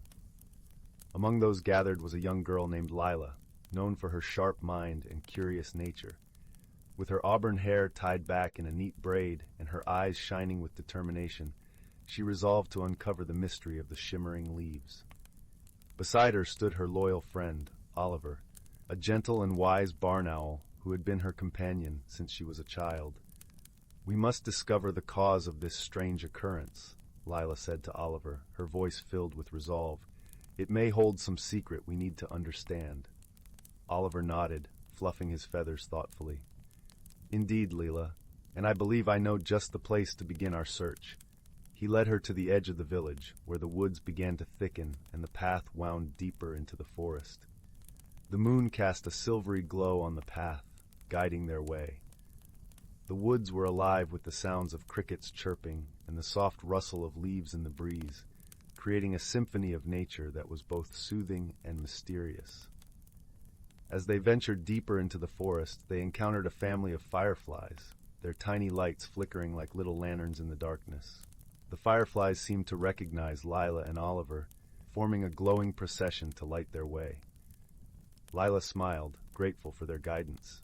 Their journey led them to the abode of a wise old tortoise named Thistle, renowned for his knowledge of the forest and its secrets. His shell was a mosaic of greens and browns, blending seamlessly with the forest floor where he rested. Thistle greeted them with a slow, gentle smile, his eyes twinkling with wisdom. "Ah, young Lila and Oliver," he said in a voice that rumbled like distant thunder. "What brings you to my humble dwelling on this moonlit night?" Lila explained the strange phenomenon of the shimmering leaves and their desire to understand its cause. Thistle listened patiently, nodding as she spoke. "The whispering woods have seen many such wonders," Thistle mused, "but the secret of the shimmering leaves lies in the heart of the forest, where the ancient willow stands. It is said that the willow holds the memories of the forest, and can reveal truths hidden from the eyes of those who seek with an open heart. With a nod of gratitude, Lila and Oliver thanked Thistle for his guidance and set off towards the heart of the forest. The path was winding and overgrown, but their spirits were undaunted. The fireflies continued to light their way, their soft glow creating a magical aura around the travelers. As they approached the ancient willow, they could feel a gentle breeze rustling through its branches, as if the tree itself were whispering secrets of the ages. The willow's trunk was gnarled and twisted with age, its roots stretching deep into the earth and its branches reaching high into the sky. Lila approached the tree with reverence, placing her hand gently on its trunk. She closed her eyes, focusing her thoughts as she had been taught by her grandmother, who had once been a guardian of the forest. In that moment, the forest seemed to hold its breath, and Lila felt a warm sensation spread through her fingertips, as if the tree were sharing its wisdom with her. Images and sensations flooded her mind, of seasons changing, of creatures great and small living in harmony, and of a mysterious presence that had recently stirred in the woods. As Lila opened her eyes, she turned to Oliver with a newfound understanding. "The shimmering leaves are a sign," she said softly. "A sign that the forest is awakening to an ancient magic, one that has been dormant for centuries. It is the magic of harmony, a reminder that we must live in balance with nature." Oliver nodded, his eyes reflecting the moonlight. "And it seems the grand oak was chosen to remind us, through its leaves, of the beauty and mystery that surrounds us." With their mystery solved, Lila and Oliver made their way back to the village, their hearts filled with wonder and gratitude. As they emerged from the forest, they were greeted by the sight of the villagers still gathered around the grand oak, their faces lit with the glow of lanterns and their voices humming with songs of the harvest. Lila shared the story of their journey and the wisdom of the ancient willow, and the villagers listened with rapt attention. They understood now that the shimmering leaves were a message, an invitation to cherish the magic of the world around them and to live in harmony with nature and each other. The night continued with joyous celebration, the villagers dancing under the starry sky, their hearts light and their spirits united. As the last notes of music faded into the night, Lila felt a warmth in her heart, knowing that the village had found a deeper connection with the forest and its wonders. And so, as the harvest moon hung high in the sky, casting its gentle glow over Mossglade, the mystery of the shimmering leaves was resolved, leaving behind a legacy of wisdom and friendship that would echo through the forest for generations to come. The villagers returned to their cozy homes, lulled by the comforting promise of the forest's magic, and drifted into a peaceful slumber, dreaming of silver leaves and whispering woods. Story 86. In the heart of the whispering woods, where the leaves sang soft lullabies and beams of moonlight danced among the branches, there lay a quaint little village called Misty Hollow. The air was always filled with the sweet scent of blooming moonflowers, and the gentle hum of the nearby brook provided a soothing melody that echoed through the night. Misty Hollow was home to creatures and folk who lived in harmony, guided by the wisdom of the forest and the warmth of shared stories. At the edge of the village lived a young girl named Lyra, with eyes as bright as the midnight stars and hair as dark as the forest shadows. Lyra was known for her kindness and curiosity, always eager to learn the secrets whispered by the woods. Her closest companion was a small, wise owl named Orin, whose feathers shimmered like silver in the moonlight. Orin had been Lyra's friend since she was a child, sharing tales of the forest and guiding her with gentle wisdom. One crisp autumn evening, as the leaves fell like golden rain, a peculiar event began to unfold in Misty Hollow. The villagers noticed that their morning dew, usually crystal clear and refreshing, had turned a soft shade of lavender. At first, they marveled at the beauty of it, but as the days passed, the lavender hue persisted, perplexing the villagers who wondered what caused this enchanting change. Lyra, intrigued by the mystery, felt a flutter of excitement in her heart. She decided it was time to uncover the secret behind the strange lavender dew. With Orin perched on her shoulder, she set out to explore the forest, hoping to find clues that would reveal the cause of this curious phenomenon. As they wandered deeper into the woods, the air grew thick with the scent of pine and moss. The gentle rustling of leaves accompanied their steps, creating a symphony of nature's whispers. Lyra and Orin soon found themselves at the edge of the enchanted glade, a place known for its vibrant energy and shimmering light. In the center of the glade, they discovered a gathering of small, luminous creatures known as the Glimmer Sprites. These gentle beings, with wings that sparkled like sunlight through raindrops, were known for their joyful dances and playful nature. Lyra approached them with a kind smile, and the sprites paused their frolic to greet her. "Dear Glimmer Sprites," Lyra began softly, "we seek the wisdom of the forest to understand the mystery of the lavender dew. Can you share what you know?" The sprites giggled and twirled in the air, their voices chiming like delicate bells. "The dew has changed, dear Lyra, because the moonlit lily has awakened," they sang in unison. Orin's eyes widened with understanding. "The moonlit lily," he hooted softly, "is a rare and magical bloom that appears only once every 100 years. Its presence affects the forest, bringing beauty and magic, but also requires balance to thrive." Lyra nodded, her curiosity piqued. "Do you know where we might find this moonlit lily?" she asked gently. The Glimmer Sprites twirled and pointed deeper into the woods. "Follow the path of the silver stream," they chimed, "and you shall find the lily dancing in the moonlight." With gratitude in her heart, Lyra thanked the sprites and continued her journey, guided by the moon's gentle glow and the soft murmur of the stream. As they walked, Orin shared tales of the moonlit lily, its legend woven into the fabric of the forest's history. At last they reached a clearing bathed in silvery light, where the moonlit lily stood in all its glory. Its petals shimmered with every shade of purple, from the palest lavender to the deepest plum, and its fragrance filled the air with a sweet, enchanting perfume. Lyra and Orin gazed at the lily in awe, understanding that its magic was both a blessing and a challenge. The lily's presence had indeed transformed the dew, a sign of its powerful magic seeking harmony within the forest. With careful observation and gentle wisdom, Lyra realized that the lily needed to be nurtured to maintain the balance it brought to Misty Hollow. She and Orin decided to gather the villagers, sharing their discovery and inviting them to witness the lily's beauty. Together, the villagers learned how to care for the moonlit lily, tending to it with love and respect. They watered it with the purest rainwater and sang to it the songs of the forest, forming a bond of friendship with the magical bloom. As the days turned to weeks, the lavender dew slowly returned to its crystal clarity, and the villagers cherished the memory of the moonlit lily's visit. The mystery had been solved, not through magic alone, but through the kindness and wisdom of a young girl and her feathered friend.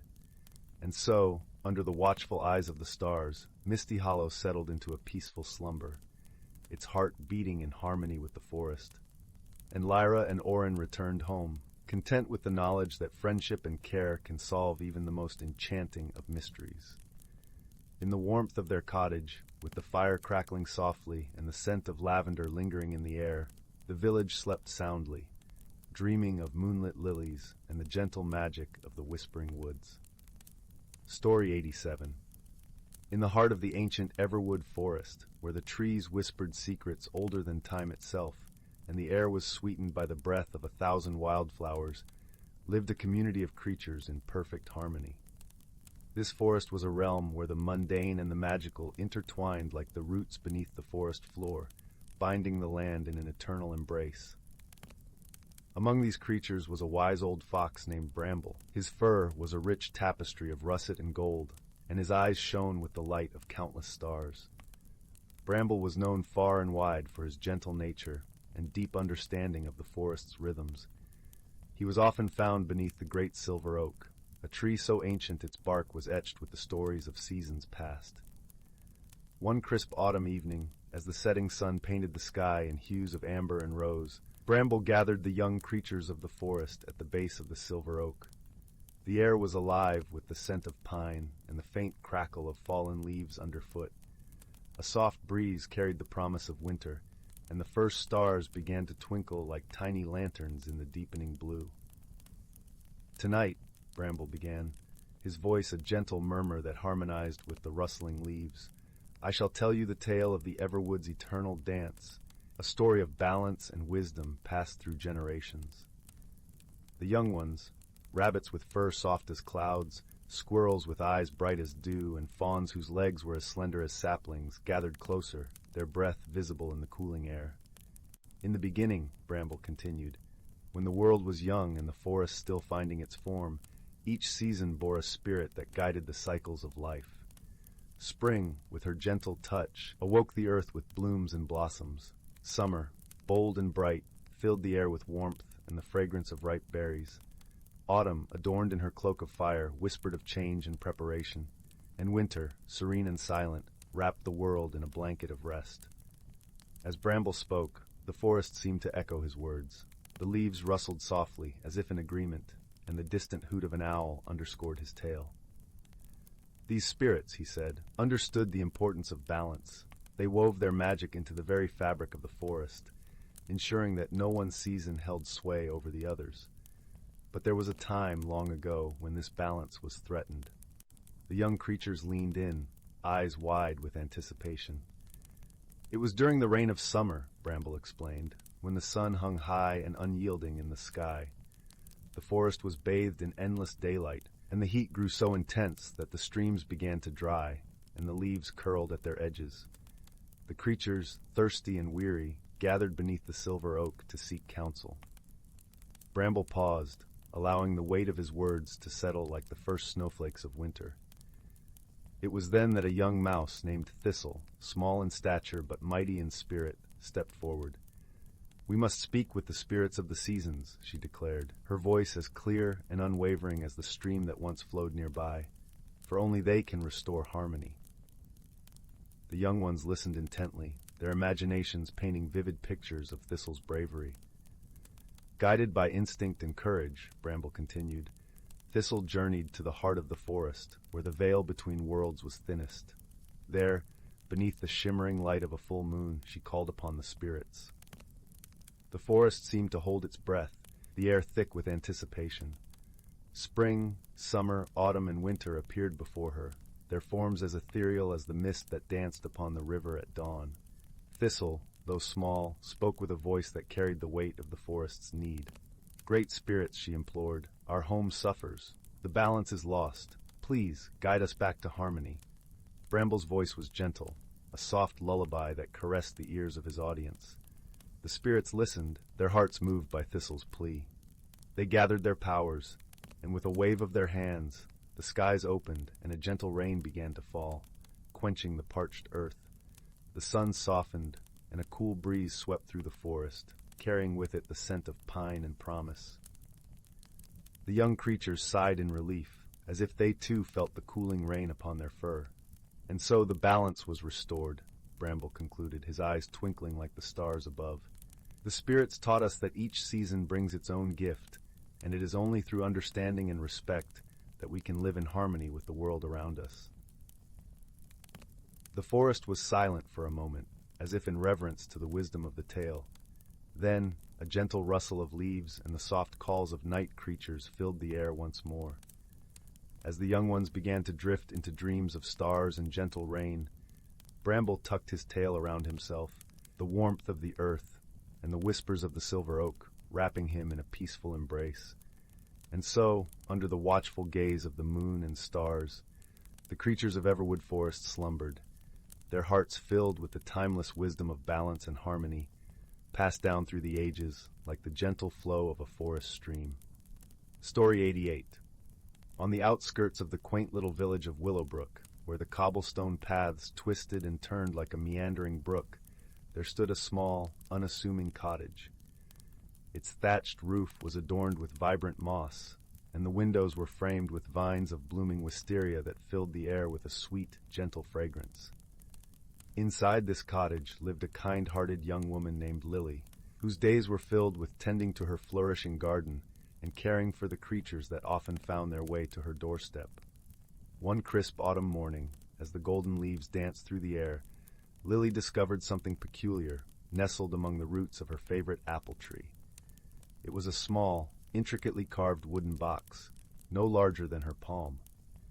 The box was as warm to the touch as a sunbeam, and emitted a faint, melodious hum, like the distant song of a morning lark.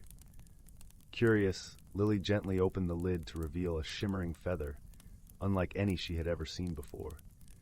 It glowed with hues of silver and sapphire, and as she held it, a gentle warmth spread through her fingertips, filling her with an inexplicable sense of peace. Intrigued by the feather's mysterious allure, Lily decided to visit the village's wise elder, a gentle soul named Marin, known for his tales of the mystical and the magical. His small, cozy home was filled with the scent of lavender and cinnamon, and the walls were lined with countless books and trinkets, each telling a story of its own. As she entered, Marin greeted her with a warm smile that crinkled his eyes like sunbeams on a rippling pond. After listening intently to Lily's discovery, Marin's eyes twinkled with a blend of curiosity and understanding. "Ah, the feather of serendipity," he mused, stroking his silver beard thoughtfully. "It is said to bring clarity and guidance to those who hold it, leading them to their heart's true path." Lily's heart fluttered with excitement at the thought of embarking on a journey of discovery. With Marin's kind counsel, she set out on a path less traveled, following the gentle pull of the feather that seemed to guide her like a whisper on the wind. As she ventured beyond the familiar fields and forests of Willowbrook, she met a host of charming companions who joined her along the way. First, there was Finn, a sprightly squirrel with a penchant for acorns and a knack for spotting hidden trails. His bushy tail flicked with enthusiasm as he chattered about the wonders of the woodland. Then came Nara, a wise old tortoise who moved with deliberate grace and shared stories of the stars and the secrets they held. Lastly, there was Pip, a whimsical little robin with a joyful song that lifted everyone's spirits. Together, they journeyed through sun-dappled glades and across babbling brooks, each step revealing the beauty of the world around them. The feather of serendipity seemed to illuminate the path ahead, guiding Lily and her friends toward a place where the earth met the sky in a dazzling display of light and color. As they traveled, they encountered a challenge that tested their courage and wisdom. They came upon a vast, shimmering lake, its surface as smooth as glass, reflecting the sky's endless expanse. At its center stood an island shrouded in mist, where the air was thick with the scent of jasmine and the sound of gentle waves lapping against the shore. To reach the island, they would need to cross the lake, but there was no bridge or boat in sight. It was then that Finn, with his sharp eyes, noticed a series of stepping stones hidden just beneath the water's surface. However, the stones were not static. They shifted and moved like a playful dance, requiring patience and trust to navigate. Remembering Marin's words about the feather's guidance, Lily held it close to her heart, allowing its warmth to calm her racing thoughts. "We must trust in the journey and each other," she said softly, looking to her friends for their wisdom. Nora, with her steady gaze, nodded in agreement. Sometimes the path is not what it seems, and it is in the stillness that we find our way. With this in mind, they began their crossing, moving with the rhythm of the water and the guidance of the feather. Each step was a dance of balance and trust, and though the path was uncertain, their friendship and faith in one another illuminated the way.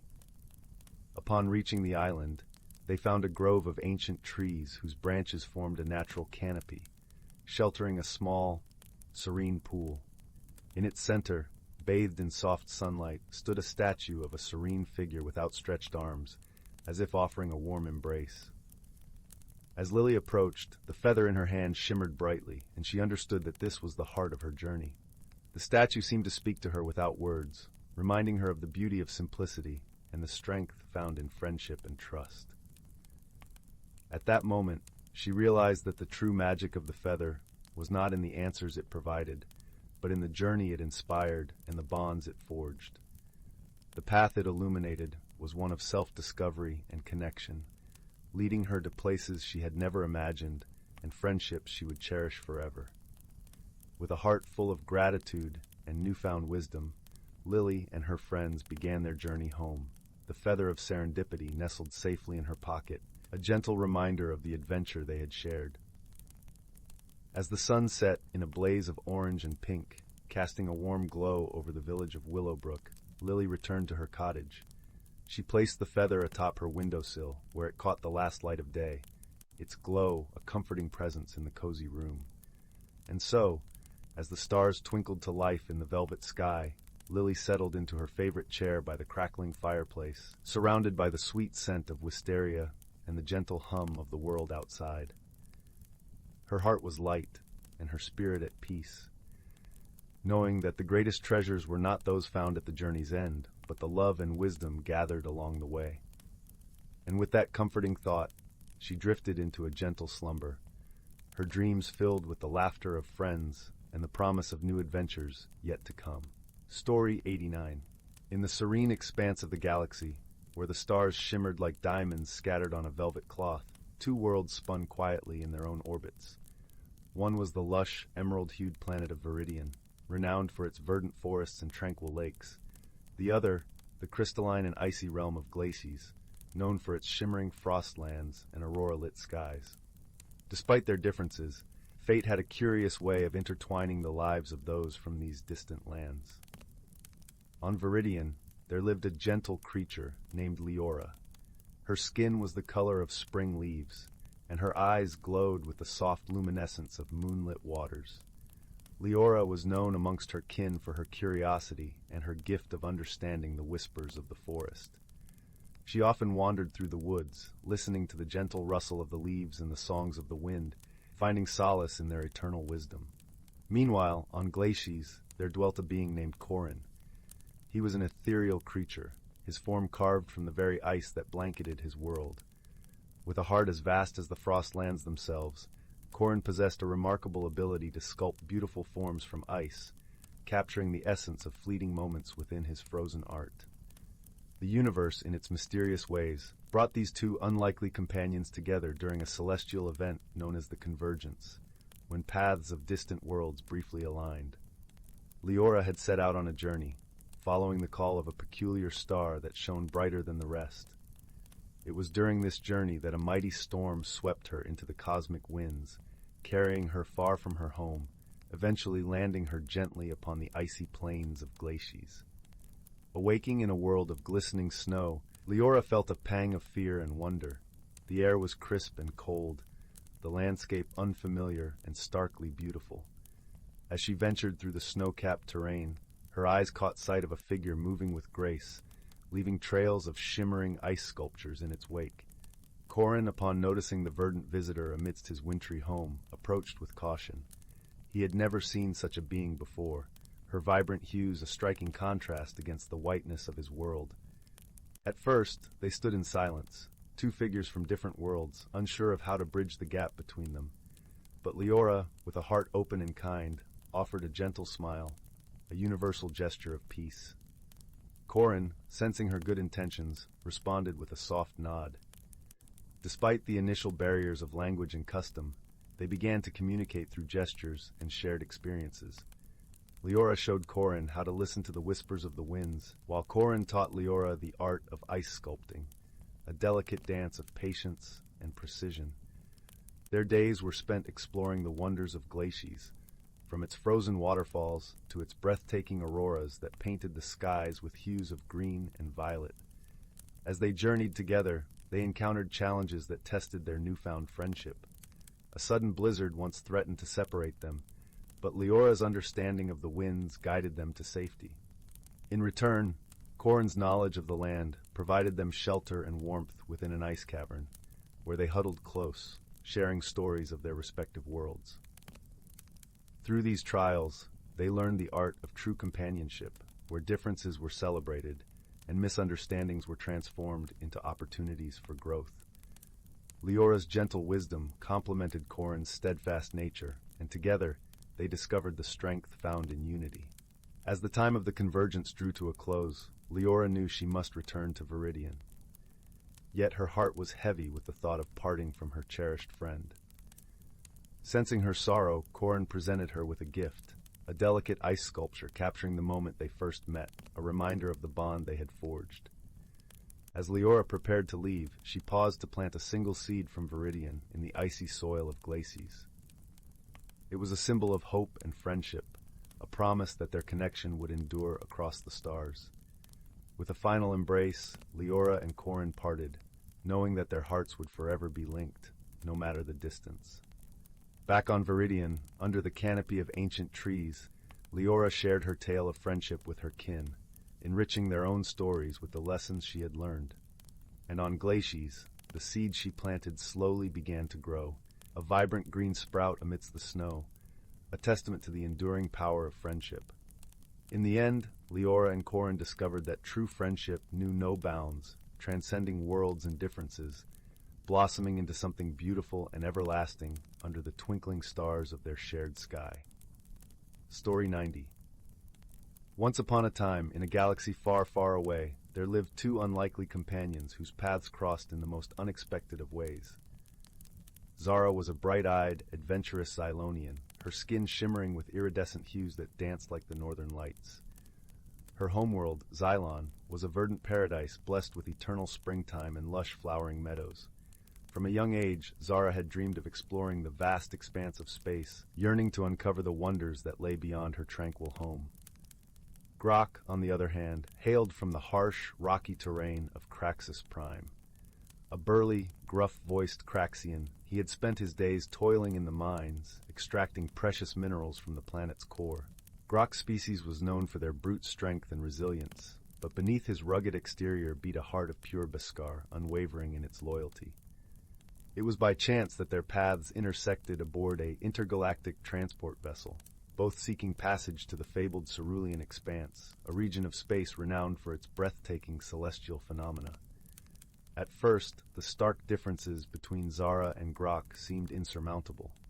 Zara's boundless enthusiasm and incessant curiosity grated on Grok's stoic demeanor, while Grok's gruff mannerisms and blunt speech often left Zara feeling bewildered. Yet, as they journeyed together, a series of mishaps and shared challenges brought them closer than either could have imagined. When their transport encountered a meteor shower, it was Grok's quick thinking and brute strength that saved them from certain peril, deflecting the hurtling rocks with his mighty fists. In turn, Zara's vast knowledge of celestial navigation guided them safely through an uncharted nebula, her keen senses attuned to the faintest cosmic whispers. As they faced each obstacle together, their misconceptions began to melt away, revealing the true essence of friendship that had been buried beneath the surface. Grok found himself captivated by Zara's infectious wonder and insatiable thirst for knowledge, while Zara came to admire Grok's unwavering determination and steadfast loyalty. In moments of respite, they would exchange tales of their homeworlds, painting vivid pictures of the verdant meadows of Xylon and the rugged, mineral-rich landscapes of Craxus Prime. Zara would regale Grok with stories of the celestial dances her people performed under the twin moons, while Grok would recount the ancient mining rituals passed down through generations of Craxians. Slowly but surely, their differences became a source of strength, each complementing the other's unique qualities and perspectives. When faced with a treacherous ion storm, it was Zara's keen spatial awareness that alerted them to the impending danger, while Grok's quick reflexes and brute force ensured their survival, navigating them through the turbulent currents with unwavering resolve. As they ventured deeper into the Cerulean Expanse, witnessing sights more wondrous than either had dared to imagine, their bond grew stronger with each passing day. They had become more than just traveling companions. They were family, bound by an unbreakable thread of friendship that transcended species and circumstance. In the end, their journey was not just one of physical exploration, but of self-discovery and mutual understanding. As they gazed upon the breathtaking celestial tapestry that unfolded before them, they knew that the true treasure they had uncovered was the love and respect they held for one another, a bond forged in the fires of adversity and strengthened by their shared experiences. And so, as the twin suns of the Cerulean Expanse dipped below the horizon, bathing the universe in a warm, comforting glow, Zara and Grok embraced, knowing that no matter where their paths might lead, their friendship would shine as brightly as the stars themselves, a beacon of hope and understanding in a vast, ever-expanding cosmos. Story 91. Once upon a time, deep within an ancient forest, there lived a young girl named Willow. She was a curious child with a heart full of wonder and a mind that yearned for adventure. Little did she know the forest she called home held secrets far more magical than she could ever imagine. One crisp autumn day, as Willow wandered through the tapestry of golden leaves, she stumbled upon a peculiar sight, a twinkling, round object nestled between the roots of a towering oak tree. Drawn to its ethereal glow, she reached out and gently picked it up, only to find that it was a small, enchanted orb. As soon as her fingers brushed its surface, the orb came to life, pulsing with a warm, radiant light. A tinkling voice echoed in Willow's mind, introducing itself as the keeper of the hidden realm, a mystical world that existed within the very forest she knew so well. The keeper explained that the hidden realm was a sanctuary for all the creatures and beings that had been driven from their homes by the ever-encroaching human world. It was a place of wonder, magic, and harmony, where the natural order was protected and cherished. However, a dark force had recently emerged, threatening to disrupt the delicate balance of the hidden realm. The keeper pleaded with Willow to undertake a quest, for she was the only one who could restore the equilibrium and save this enchanted world. Willow, her heart swelling with curiosity and a newfound sense of purpose, agreed without hesitation. With the orb as her guide, she stepped through an invisible veil and found herself in a realm unlike anything she had ever seen before. The hidden realm was a verdant paradise, where vibrant colors danced across the landscape, and every tree, every flower, every blade of grass seemed to hum with life. Willow marveled at the towering mountains that pierced the clouds, the crystalline rivers that flowed with liquid rainbows, and the whimsical creatures that darted through the undergrowth. As she ventured deeper into this wondrous world, Willow encountered a group of beings who would become her closest companions. A wise old oak tree named Gnarled Root, a mischievous pixie named Glimmer, and a majestic unicorn named Stardust. Together they embarked on a journey to unravel the mystery of the dark force that threatened their home. Along the way, they faced challenges that tested their courage, their wit, and their friendship. They navigated treacherous landscapes, solved ancient riddles, and confronted fearsome foes, each obstacle pushing them to grow and discover hidden strengths within themselves. In the depths of a shadowy forest, they uncovered a forgotten relic, a mirror that reflected not only their physical forms, but also their innermost desires and fears. As they gazed into its depths, they were forced to confront their own doubts and insecurities, learning valuable lessons about self-acceptance and the true meaning of strength. Their quest eventually led them to the heart of the hidden realm, where they discovered the source of the dark force, a corrupted spirit that had been twisted by greed and a lust for power. In a climactic battle, Willow and her companions combined their unique abilities, employing courage, wisdom, and the pure magic of friendship to vanquish the malevolent force. As the darkness dissipated, the hidden realm was restored to its former glory, its vibrant colors and harmonious melodies once again filling the air. Willow, having proven her worth and her unwavering spirit, was offered the chance to remain in this enchanted world forever. However, after much contemplation, she realized that her true purpose lay in bridging the gap between the human world and the hidden realm. Armed with the knowledge and wisdom she had gained, she vowed to be a guardian, protecting the natural wonders of her forest home and sharing the magic with those who truly cherished it. With a heavy heart, Willow bid farewell to her newfound friends, promising to keep the hidden realm's secrets safe and to always honor the bonds of friendship that had been forged through their incredible journey. As she stepped back into the familiar forest, she carried with her a newfound appreciation for the world around her and a determination to make a positive impact, no matter how small. From that day on, Willow became a champion of the natural world, sharing her stories and her experiences with anyone who would listen.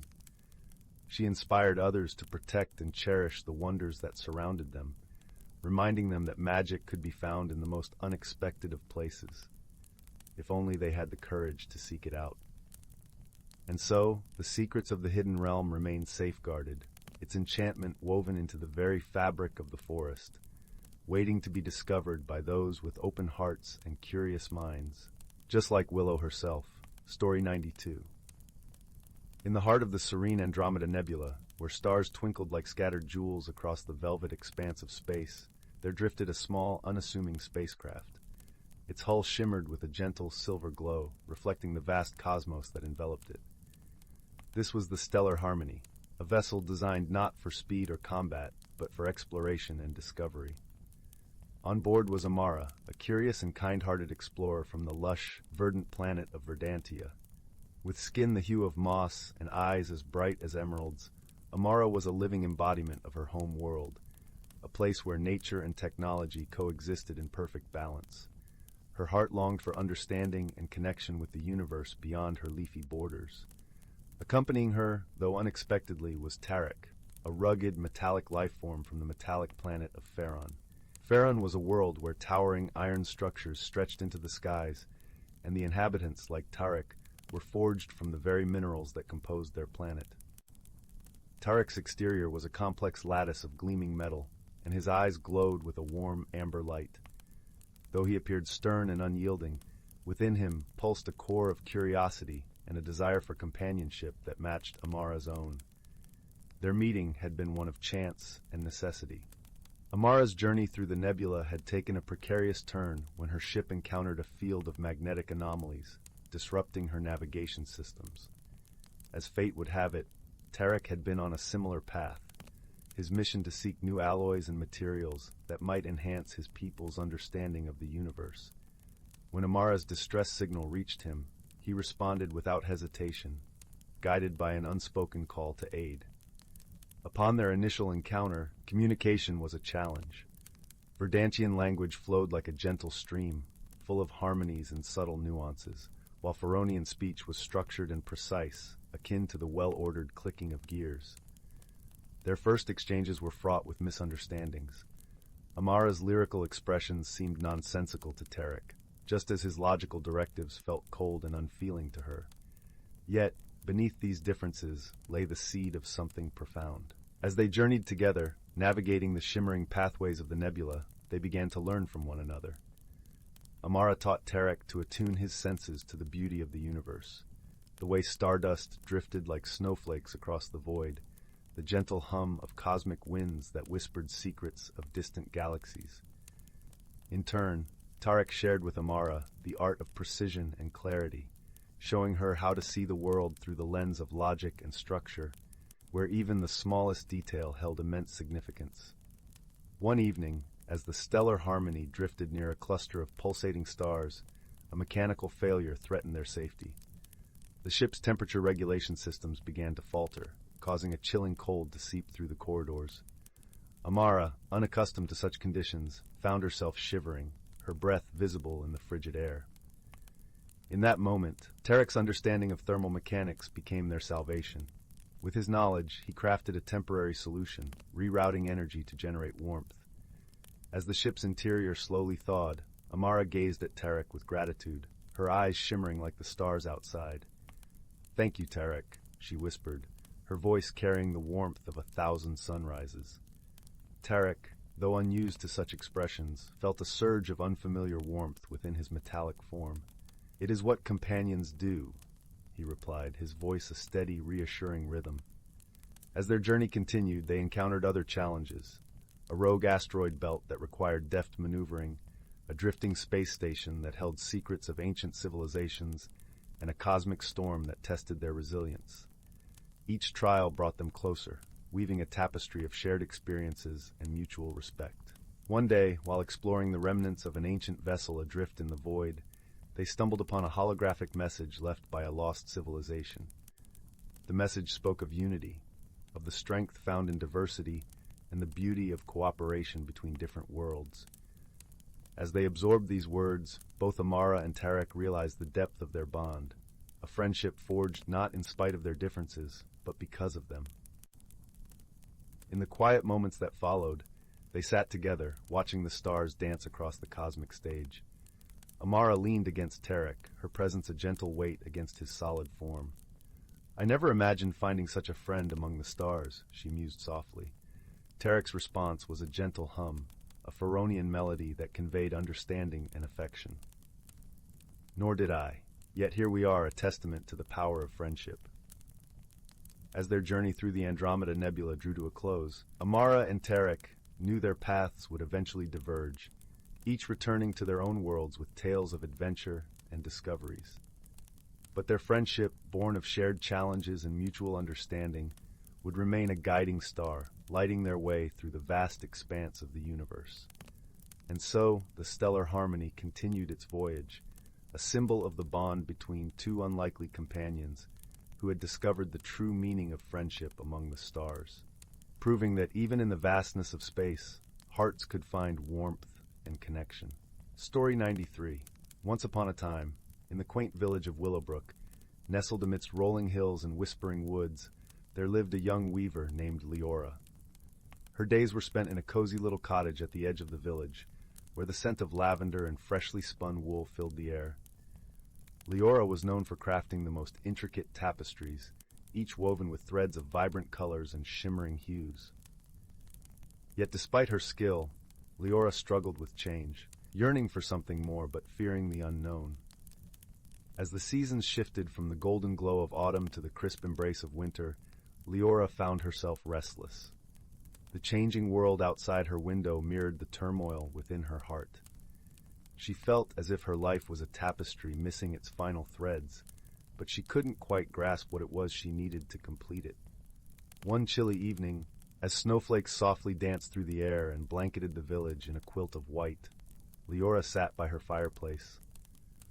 The warmth of the flames and the gentle crackling of logs created a serene atmosphere, yet her thoughts were anything but peaceful. She gazed at the unfinished tapestry hanging on her loom, its vibrant threads leading nowhere. Sighing, Leora decided to take a walk through the woods, hoping the crisp night air might clear her mind. As she wrapped herself in a woolen shawl, the sense of comfort it provided reminded her of the security she felt in the familiar, yet she knew deep down that growth required stepping beyond her comfort zone. The moon hung low in the sky, casting a silvery glow over the snow-dusted forest. The trees stood like sentinels, their branches glistening with frost. As Leora wandered deeper into the woods, she noticed a soft, ethereal light flickering between the trees. Drawn by curiosity, she followed the glow until she reached a small clearing. In the center of the clearing stood an ancient oak tree, its trunk wide and gnarled, its branches reaching for the heavens. Beneath the tree, a gentle light emanated from a pool of crystal-clear water. Leora approached cautiously, her breath forming small clouds in the cold air. Kneeling by the water's edge, she peered into its depths. To her astonishment, the pool reflected not just her own image, but a myriad of scenes, moments from her past, dreams she had once abandoned, and possibilities she had never dared to consider. It was as if the water held the tapestry of her life, every thread woven together in an intricate dance of light and shadow. As Leora gazed into the pool, a soft voice interrupted her thoughts. "Do not fear change, dear one. It is the loom upon which the tapestry of life is woven." Startled, Leora looked up to see a gentle figure standing beside her. It was an elder woman, her eyes twinkling with wisdom and kindness. Her presence was as comforting as a soft blanket on a cold night. The woman introduced herself as Marin, the guardian of the forest, and explained that the pool was enchanted, a mirror of one's true self. "Your heart knows the path it must take," Marin said softly. "But you must trust in its wisdom, even when the way forward is unclear." Leora listened intently, feeling a warmth spread through her chest. The words resonated deeply, like a melody she had always known but never quite understood. She realized that her fear of change was not an obstacle, but a call to embrace the unknown with courage and grace. Marin continued, sharing stories of others who had faced similar struggles, weaving tales of transformation and growth. Each story was a gentle reminder that life, like a tapestry, was ever-changing, and that every thread, whether bright or shadowed, had its place in the grand design. The two spent the night beneath the ancient oak, surrounded by the peaceful whisper of the forest. As dawn broke, painting the sky in hues of pink and gold, Leora felt a newfound clarity. She thanked Marin for her guidance and promised to return, knowing that the forest and its guardian would always be there to comfort her.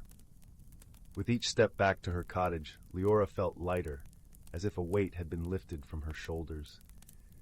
The world around her seemed to sparkle with possibility, every snowflake a reminder of the beauty that lay in transformation. In the days that followed, Leora returned to her loom with a renewed sense of purpose. She began to weave once more, her hands guided by the wisdom she had gained. Each thread was chosen with care, reflecting the lessons she had learned and the dreams she now dared to pursue. Her tapestries grew more vibrant and complex, each one a testament to her journey. The villagers marveled at her work, sensing the magic woven into every piece. Yet the greatest transformation was within Leora herself, who had come to embrace change not as something to be feared, but as a natural and beautiful part of life. As the winter days slowly gave way to the first blush of spring, Leora often returned to the forest to visit Marin. Together they would sit by the enchanted pool, sharing stories and laughter, their friendship a tapestry of its own, a rich blend of wisdom, warmth, and shared understanding. And so, in the heart of Willowbrook, amidst the ever-changing seasons, the gentle weaver found her place in the world, her heart open to the magic of transformation and the endless possibilities that lay ahead. The lessons she had learned were woven into the very fabric of her being, a reminder that personal growth was a journey, one to be embraced with courage, kindness, and an unwavering belief in the beauty of life's unfolding tapestry. And with that, Leora lived her days in peaceful contentment, her spirit forever entwined with the magic of the forest and the gentle wisdom of its guardian. Story 94. Title: The Secret of Willowbrook Woods. In the heart of a countryside that seemed to stretch endlessly under a vault of azure sky, tucked away beyond fields of golden wheat and blooming wildflowers, lay the enchanting Willowbrook Woods. These woods were whispered about in the village of Brambleton, known for their gentle beauty and tales of old magic. The woods were a place where sunlight filtered through tall, wise trees and babbling brooks sang gentle lullabies to any who wandered near. Living on the edge of these woods was a young girl named Lila. She was a curious soul with eyes the color of pine needles and hair the hue of autumn leaves. Lila loved nothing more than exploring the nooks and crannies of Willowbrook, where every stone and stream seemed to hold an untold secret. Her heart brimmed with stories of woodland creatures and whispered legends she had heard from the elders, and she believed deeply in the magic that was said to dwell there. One particular morning, as the sun rose like a golden coin in the sky, Lila set out on her usual adventure. The air was crisp, carrying the scent of earth and moss, and the dew-kissed grass beneath her feet sparkled in the morning light. As she walked, she hummed a soft tune, her fingers trailing along the bark of ancient oaks that stood like sentries guarding the secrets of the woods. As Lila delved deeper into the forest, she stumbled upon a narrow path she hadn't noticed before. It was lined with ferns and bluebells, their petals nodding in the gentle breeze. Intrigued, Lila decided to follow this new path, her heart beating with the thrill of discovery. The path wound through the trees, leading her to a clearing she had never seen. In the center of this clearing stood an old, gnarled oak, its branches stretching wide like welcoming arms. Beneath this mighty tree, Lila saw something glinting in the sunlight. As she approached, she realized it was a small, intricately carved wooden box. The box was adorned with patterns of leaves and stars, its craftsmanship so exquisite that it took Lila's breath away. With careful fingers, she lifted the lid, revealing a delicate silver necklace with a pendant shaped like a crescent moon. As she held the necklace, a sensation of warmth and calm washed over her. The pendant seemed to shimmer with its own light, and Lila felt as though the woods around her were holding their breath, waiting. She slipped the necklace around her neck, and in that instant, the world shifted subtly, like a curtain being drawn back to reveal a hidden stage. The air shimmered, and the clearing was filled with the soft, melodic voices of the woods. It was as if the trees were speaking to her, their whispers caressing her ears like a gentle breeze. Lila felt a connection to the forest she had never experienced before, as though she had become a part of its ancient story. Eager to understand this newfound magic, Lila decided to confide in her closest friend, Oliver. Oliver was a kind-hearted boy with a penchant for adventure and a mind full of questions. He was the sort of friend who listened with his whole heart, and Lila knew he would believe her fantastic tale. The next day, under a sky brushed with pink and orange hues, Lila led Oliver to the clearing and showed him the necklace. Oliver, eyes wide with wonder, listened as Lila recounted her experience. Together, they speculated about the necklace's origin and its purpose, their imaginations weaving stories as vibrant as the colors of the sunset above them. Determined to unravel the mystery, Lila and Oliver decided to explore deeper into Willowbrook woods. As they ventured further, guided by an invisible pull from the necklace, the landscape around them began to change. The trees grew denser, their trunks twisted and intertwined like the pages of a well-loved book. The air was filled with the scent of wild jasmine, and the ground beneath their feet was soft and yielding, like the forest itself was welcoming their journey. After hours of walking, the children stumbled upon a sight that took their breath away, a hidden valley bathed in a golden glow. It was a paradise of lush greenery, dotted with wildflowers that swayed in harmony with the gentle breeze. In the center of this valley stood a crystal-clear pond, its surface reflecting the sky like a perfect mirror.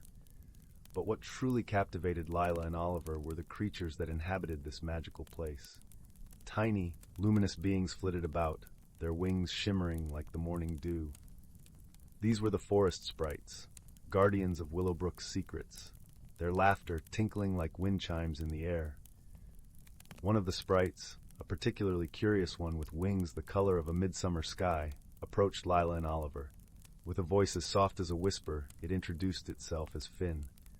The sprite explained that the necklace Lila found was a gift from the forest, a token of trust granted to those with pure hearts and kind spirits. "You see," Finn said, its eyes twinkling like stars, "the necklace allows you to hear the true voice of the forest and guides you to those in need. Willowbrook is a sanctuary, a place where the lost and weary find solace and healing." Lila and Oliver listened, their hearts swelling with a mix of awe and responsibility. They realized that their adventures had only just begun, for the forest had chosen them as its friends and protectors. With each passing day, they learned more about the hidden wonders of Willowbrook and the delicate balance that sustained its magic. Their friendship with Finn and the other sprites blossomed, and together they embarked on small quests to help creatures in need. Whether it was guiding a lost hedgehog back to its burrow or helping a family of birds rebuild their nest after a storm. Each task strengthened their bond with the forest, teaching them lessons of kindness, empathy, and the importance of harmony with nature. As the seasons changed, painting the forest in hues of emerald, gold, and silver, Lila and Oliver grew in wisdom and courage. They discovered that the true magic of Willowbrook lay not in the necklace, but in the love and friendship they shared with each other and the forest's inhabitants. One crisp autumn evening, as leaves danced to the ground like golden confetti, Lila and Oliver sat by the pond, their reflections mingling with the stars above. Finn joined them, its wings brushing against the cool night air. "Thank you," Finn said, its voice warm with gratitude. "You have brought new life to the forest and reminded us all of the power of hope and friendship." Lila smiled, feeling a deep sense of fulfillment and joy. She realized that she and Oliver had grown, not just in the eyes of the forest, but in their own hearts. They had learned that the greatest adventures were those that brought people together, the kind that changed not only the world around them, but also the world within. As the night deepened and the first whispers of winter touched the air, Lila and Oliver made their way home, their hearts aglow with the promise of new adventures and the comfort of their unbreakable bond. Willowbrook Woods would always be a place of magic, a sanctuary where the dreams of the young and the wise danced together under the watchful gaze of the stars. And so, under a canopy of shimmering constellations, the children drifted into a peaceful sleep, their dreams woven with the gentle lullabies of the forest and the tender embrace of friendship that would guide them through all the seasons of their lives. And thus, the tale of the secret of Willowbrook Woods came to a close, leaving behind a trail of warmth and wonder that would linger in the hearts of those who dared to believe in the magic of the world around them.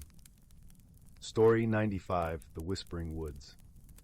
In the heart of a small village, cradled by lush rolling hills and dense whispering woods, lived a young girl named Lily. Her days were filled with the simple joys of childhood, chasing butterflies, picking wildflowers, and climbing the old oak trees that towered like silent sentinels over her home. But what set Lily apart was her insatiable curiosity and the gentle kindness that seemed to infuse every fiber of her being. One crisp autumn evening, as the sun dipped below the horizon, painting the sky with strokes of orange and pink, Lily's grandmother, Ada, called her inside. The scent of freshly baked bread wafted through their cozy cottage, mingling with the earthy aroma of burning wood from the fireplace. As Lily settled beside her grandmother, the fire crackling softly, Ada handed her a small, worn book bound in faded green leather. "This," Ada began, her voice like a gentle breeze, "is no ordinary book. It holds stories of our land, tales of magic and wonder that have been passed down through generations. But there's a mystery within these pages that only you can uncover." Lily's eyes widened with intrigue. Her fingers traced the embossed title on the cover, The Whispering Woods. She glanced up at her grandmother, whose eyes twinkled with secrets untold. "Why me?" Lily asked, her voice barely above a whisper. "Because," Ada replied, her smile as warm as the fire's glow, "you have the heart to listen and the spirit to see what others might overlook."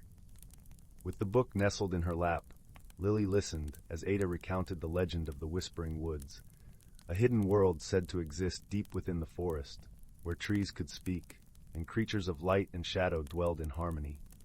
But the woods, Ada explained, were cloaked in mystery, revealing themselves only to those who truly believed in their magic. That night, as Lily lay in bed, the wind sang through the trees outside her window, carrying with it the promise of adventure. She dreamt of the woods, of towering pines and whispering leaves, and of a path that seemed to call her name. The next morning, with the sun casting golden light across the fields, Lily set out to explore. She followed the familiar trail that wound through the forest, her heart fluttering with anticipation. The air was crisp, the scent of pine mingling with the earthy aroma of fallen leaves. As she walked, the forest seemed to come alive, the rustling of branches like soft murmurs of encouragement. After what felt like hours, Lily came upon a part of the forest she had never seen before. The trees here were ancient, their gnarled trunks thick with moss, and their canopies formed a verdant cathedral overhead. Sunlight filtered through the leaves, casting dappled patterns on the forest floor. It was there, in that serene sacred space, that Lily heard it, a gentle, melodic whisper that seemed to come from everywhere and nowhere all at once. "Welcome, dear child," the woods seemed to say, the voice as soothing as a lullaby. "You have found us." Lily's heart soared with wonder. She moved deeper into the grove, her senses tingling with magic. It was then she noticed a peculiar sight, a small glowing orb hovering just above the ground, pulsating with a soft, steady light. Drawn to it, Lily reached out, her fingers grazing its ethereal surface. The orb felt warm and alive, and as her touch met its glow, a vision unfolded before her eyes. She saw the forest as it once was, a vibrant realm where humans and nature coexisted in harmony. But then came a shadow, a darkness born of greed and fear, threatening to unravel the delicate balance. The orb revealed a prophecy, a time when a child of pure heart would come to the woods, bringing hope and healing. As the vision faded, Lily understood her purpose. She was the child the woods had waited for, the one destined to mend the rift between her world and theirs. But she could not do it alone. Determined and invigorated, Lily retraced her steps, the orb's glow guiding her back through the forest. She returned home, her heart brimming with stories to share. That evening, as the stars began their nightly dance across the sky, Lily gathered her friends. Tom, a gentle soul with a heart as big as the sky, and Annabelle, whose laughter was as infectious as it was bright. Together, they formed a plan. With the orb's magic guiding them, they would venture into the woods, seeking to restore the harmony lost so long ago. Their journey would not be easy, but they had something far more powerful than fear: friendship. As the days turned into weeks, the trio spent their afternoons in the forest, learning the ways of the woods. They listened to the whispers of the trees, deciphering their ancient language, and discovered hidden paths that led to secret glades and sparkling streams. Each day brought new challenges, but with each obstacle, their bond grew stronger. One chilly morning, as the first frost dusted the autumn leaves, the children stumbled upon a creature unlike any they had ever seen. It was a creature of shadow, its form shifting and ethereal, eyes glowing with a soft, warm light. Though it seemed to be made of darkness, there was no malice in its gaze. "You are the one the woods have called," the creature spoke, its voice like the rustle of leaves in a gentle breeze. "I am Silas, guardian of these woods. Long have I watched over this land, awaiting the day when balance would be restored." Lily stepped forward, her heart steady. "We are here to help. What must we do?" Silas nodded, a smile flickering across its shadowy face. "To heal the woods, you must heal the heart of the forest, the ancient oak that stands at its center. Its roots are entwined with the life of this land. But beware, for darkness lingers there, drawn to its power." With Silas as their guide, the children journeyed to the heart of the forest, a place few had ever seen. The path was arduous, but they pressed on, their resolve unwavering. As they neared the ancient oak, its colossal form looming like a guardian of time, they felt the air grow heavy, charged with a strange energy. The oak was magnificent, its trunk wide enough to house a family, its branches stretching toward the heavens. But its bark was marred, streaked with black lines like veins of shadow. At its base, a swirling pool of darkness pulsed, a manifestation of the imbalance that plagued the woods. Lily approached the tree, the orb glowing brightly in her hand. She could feel the oak's pain, its longing for peace. Closing her eyes, she reached out with her heart, sending a wave of warmth and light toward the tree. Her friends joined her, their hands linked, their spirits united in purpose. The darkness writhed, but the light of their friendship was stronger. Slowly, the shadows began to dissolve, the black lines receding into the bark, leaving it whole and unscarred. The pool of darkness vanished, replaced by a shimmering light that spread through the forest like a breath of fresh air. As the last tendrils of shadow faded, the woods erupted in song. The trees swayed in harmony, their leaves whispering a melody of gratitude and joy. Creatures of light emerged from the underbrush, their forms dancing in the newfound peace. Silas bowed to the children, its shadowy form shimmering with light. "You have done what none before you could. The woods are whole again, thanks to your courage and friendship." Lily and her friends beamed with pride, their hearts filled with the warmth of accomplishment. They had faced the darkness and emerged stronger, their bond unbreakable. As they made their way home, the sun setting in a blaze of color, Lily knew their journey had changed them. They had discovered the magic within themselves, a power that came not from a glowing orb or whispered prophecy, but from the strength of their friendship and the kindness in their hearts. The villagers marveled at the transformation of the woods, the air once again alive with the sweet scent of pine and the gentle rustle of leaves. They spoke of the children who had brought back the magic, their tales inspiring a new generation to cherish the land and its secrets. Years passed, but the legend of the Whispering Woods endured, a story told by firesides and in the hushed corners of the forest. Lily and her friends grew, their lives intertwined with the land they had saved. And though the magic of the woods was now a part of them, they knew it was a gift meant to be shared with all who dared to believe. In the end, the Whispering Woods became a place of wonder for all who entered, its mysteries opened to those with the heart to listen and the courage to see. And as the stars twinkled above, the forest whispered its eternal song, a melody of light and shadow, of hope and harmony, and of the magic that lived in every heart. Story 96. In a quaint village nestled between rolling hills and lush, whispering woods, there lived a gentle young tailor named Milo. The village, with its cobblestone paths and thatched roof cottages, seemed to be cradled in the arms of the earth itself.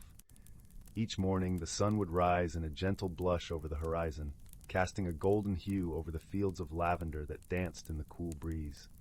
Birds sang the day's first notes, and the village awoke in a serene symphony of life. Milo, with his warm smile and kind eyes, was known for his exquisite skill in crafting garments that seemed to weave the very essence of the seasons into their threads. His cottage, filled with the scent of fresh linen and the soft rustle of fabric, was a haven where the villagers would gather, sharing stories and laughter as they waited for their clothes to come alive in Milo's hands. Yet, Milo harbored a secret dream, a yearning he kept tucked away like a cherished letter. Ever since he was a child, he had heard tales of a mysterious enchanted cloak, said to be woven from the stars themselves. It was rumored to grant its wearer the ability to journey between worlds unseen, and Milo, with the heart of a dreamer, longed to find it. He imagined the cloak as a shimmering tapestry of midnight blue, dotted with tiny twinkling lights that mirrored the night sky. One crisp autumn evening, as the sun dipped below the horizon and the world was bathed in a twilight glow, Milo sat by the fireplace, the flames casting a warm, flickering light across his workshop. The room was alive with the hum of crickets from the open window, their song a gentle lullaby. He was mending an old winter coat, his needle moving deftly through the fabric, when a soft knock echoed through the room. At the door stood an elderly woman, her eyes twinkling like the stars on a clear night. She wore a cloak of deep emerald, its folds whispering secrets of the forest. "Good evening, Milo," she greeted, her voice as soothing as a lullaby. "I have come to ask for your help." Milo welcomed her inside, offering her a seat by the hearth. As the warmth embraced them, the woman revealed her name was Seraphina, and that she was a keeper of ancient stories. "I have heard of your kindness and skill," she began, "and I believe you are the one destined to find the Cloak of Stars." Milo's heart skipped a beat. The Cloak of Stars. He leaned forward, eager to hear more. Seraphina continued, her voice weaving a tapestry of tales as vivid as the colors in his dreams. She spoke of a hidden world, a realm of magic and wonder, where the cloak lay guarded by creatures of the forest and spirits of the night. "But the path is not easy," she cautioned, her eyes serious yet kind. "It requires a heart filled with courage and the wisdom to see beyond what is visible." Milo listened, his heart a melody of hope and determination. As the fire crackled softly, he promised Seraphina he would seek the cloak and return it to its rightful place in the world of stories. The next morning, as dawn painted the sky in hues of rose and gold, Milo set out on his journey. He packed a small satchel with essentials, a loaf of bread, a flask of water, and his trusty needle and thread. With a deep breath, he stepped onto the path that wound through the village and into the heart of the whispering woods. The woods, with their towering trees and soft carpet of leaves, seemed to welcome Milo as an old friend. Sunlight filtered through the canopy, casting dappled patterns on the ground, and the air was filled with the scent of pine and earth. Birds flitted from branch to branch, their songs weaving an intricate melody that guided Milo deeper into the forest's embrace. As he walked, Milo encountered many wonders, a stream that shimmered like liquid silver, its banks lined with wildflowers, a family of deer that watched him with gentle curiosity, and a clearing where butterflies danced in a kaleidoscope of colors. Each sight filled his heart with joy and a sense of connection to the world around him. Yet, as the day wore on, the path grew more challenging. The forest thickened, its shadows deepening, and the air turned cool. Milo's steps slowed as he navigated the twists and turns, guided only by the faint glow of fireflies that began to dot the evening air. Just as doubt began to whisper in the corners of his mind, Milo came upon a hidden glade, bathed in the soft glow of moonlight. In the center stood a grand oak tree, its branches stretching towards the heavens, cradling the night sky in their embrace. Beneath it, a small figure lay curled up, a fox with fur as white as snow and eyes that gleamed like amber. The fox stirred at Milo's approach, lifting its head with a curious tilt. "Good evening, traveler," it spoke, its voice a gentle murmur that blended with the rustling leaves.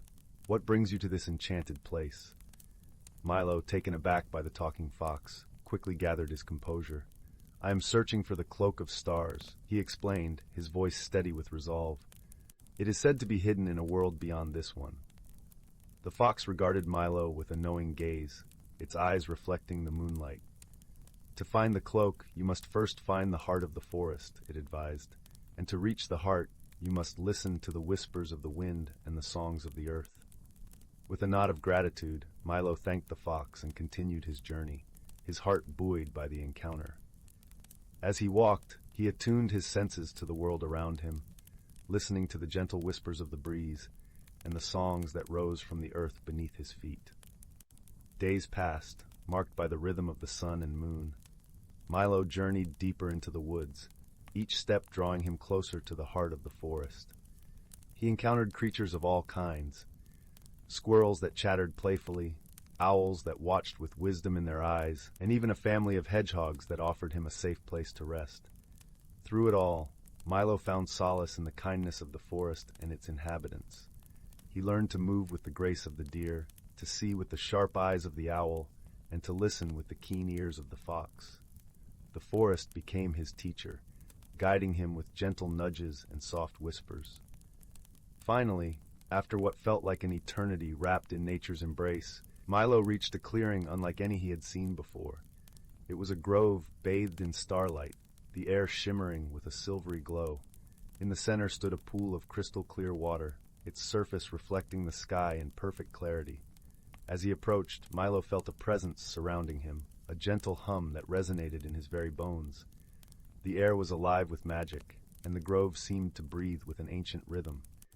It was here, in this sacred space, that Milo knew he would find the cloak. Gazing into the pool, Milo saw not just his reflection, but the stars above, twinkling in a celestial dance. He reached into his satchel and took out his needle and thread, feeling the familiar weight in his hands. With a deep breath, he began to sew, his fingers moving with a skill honed by years of practice and a heart guided by dreams. As the needle dipped and rose, Milo wove the fabric of the cloak, each stitch a constellation, each thread a path of light. He poured his hopes, his dreams, and his love for the world into the garment, until at last it shimmered in his hands, a cloak woven from the stars themselves. In that moment, the forest came alive with a gentle breeze, carrying the scent of blossoms and the song of 1,000 nightingales.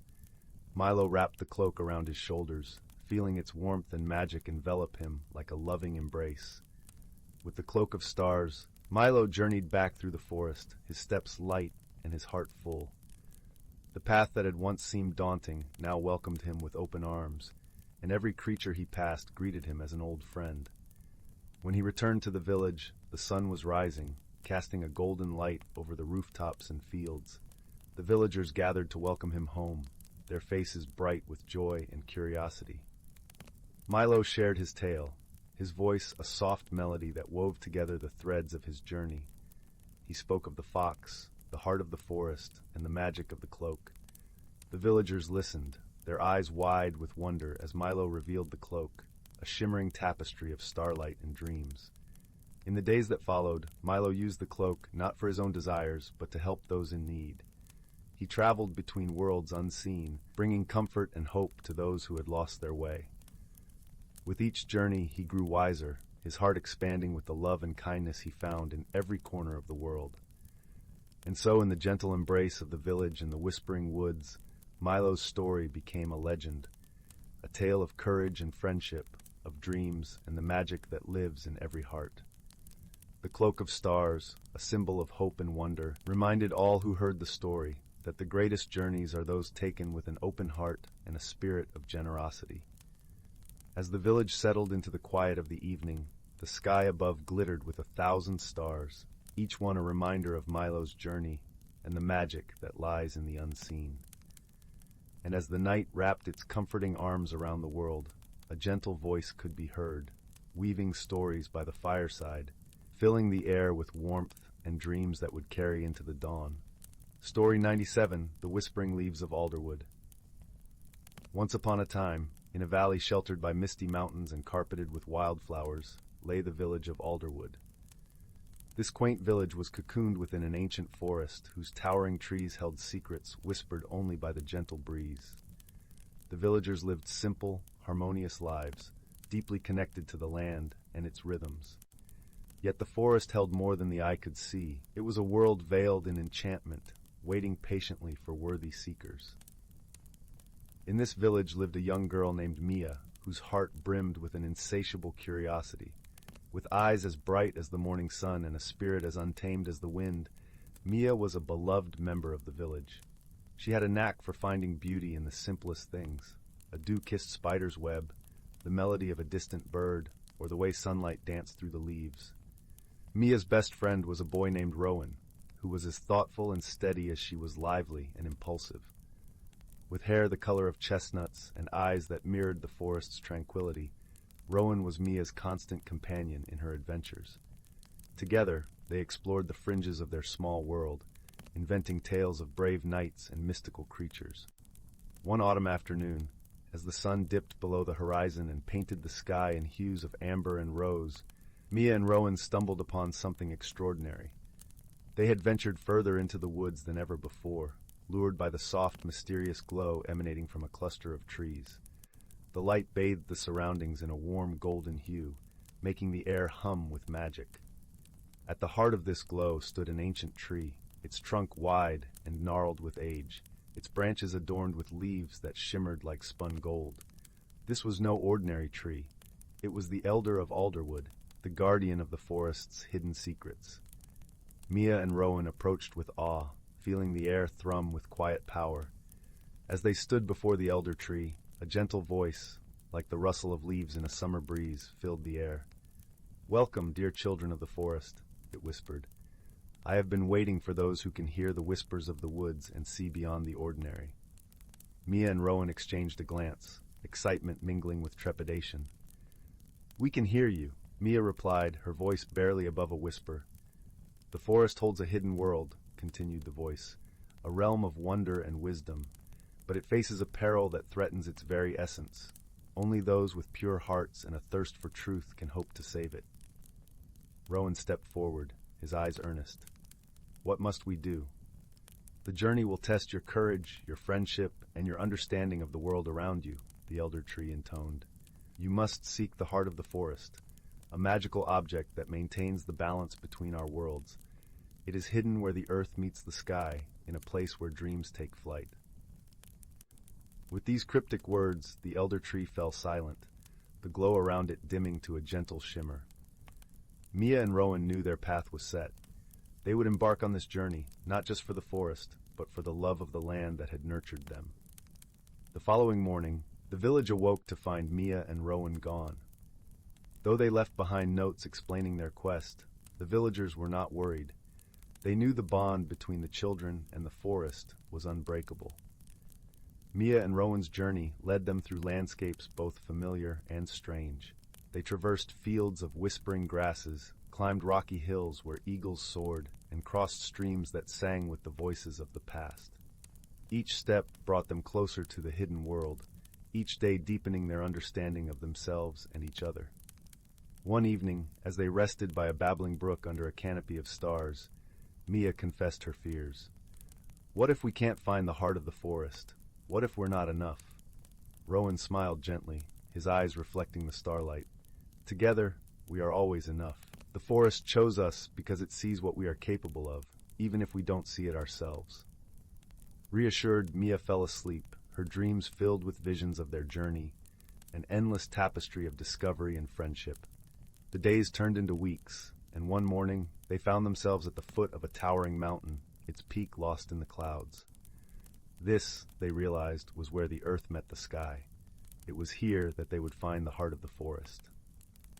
The climb was arduous, the path steep and treacherous, but Mia and Rowan persevered, driven by the promise of their quest and the strength of their friendship. As they ascended, the air grew thin and crisp, the world below shrinking to a distant memory. At last they reached the summit, where the sky stretched wide and endless above them. And there, nestled among the rocks, was a small, intricately carved chest. It glowed with a soft, ethereal light, pulsing like a heartbeat. They had found the heart of the forest. With reverence, they opened the chest, revealing a crystal of unparalleled beauty. It shimmered with colors that danced like sunlight on water, a symphony of light that filled them with warmth and peace. This was the source of the forest's magic, its life and soul. As Mia and Rowan gazed at the crystal, they understood the true essence of their journey. It was not just about finding the heart of the forest, but about discovering the strength within themselves and their bond. The forest had given them a gift far greater than magic. It had shown them the power of unity and love. With the crystal in hand, they began their descent, the path now clear and welcoming. As they returned to Alderwood, the forest seemed to come alive, its leaves whispering songs of gratitude and joy. The villagers welcomed them back with open arms, their hearts swelling with pride for the brave souls who had saved their cherished home. Mia and Rowan placed the heart of the forest within the elder tree, restoring the delicate balance between the worlds. The forest thrived once more, its magic woven into the fabric of life, a testament to the courage of two young adventurers. And so, life in Alderwood continued, enriched by the tale of Mia and Rowan's journey. The village prospered, its people forever connected to the whispering leaves and the secrets they held. Mia and Rowan, their friendship stronger than ever, continued to explore the wonders of their world, their spirits forever intertwined with the magic of the forest. As the years passed, their story became legend, a bedtime tale told by crackling firesides, its warmth and wisdom enveloping all who listened. And the forest, with its hidden world and ancient secrets, watched over them all, a guardian of dreams and a keeper of stories. Thus, the whispers of the leaves carried the promise of adventure and the power of friendship, a gentle reminder that within each of us lies the heart of the forest, waiting to be discovered. And in the quiet corners of Alderwood, one could still hear the soft, eternal song of the elder tree, a lullaby of nature's eternal embrace.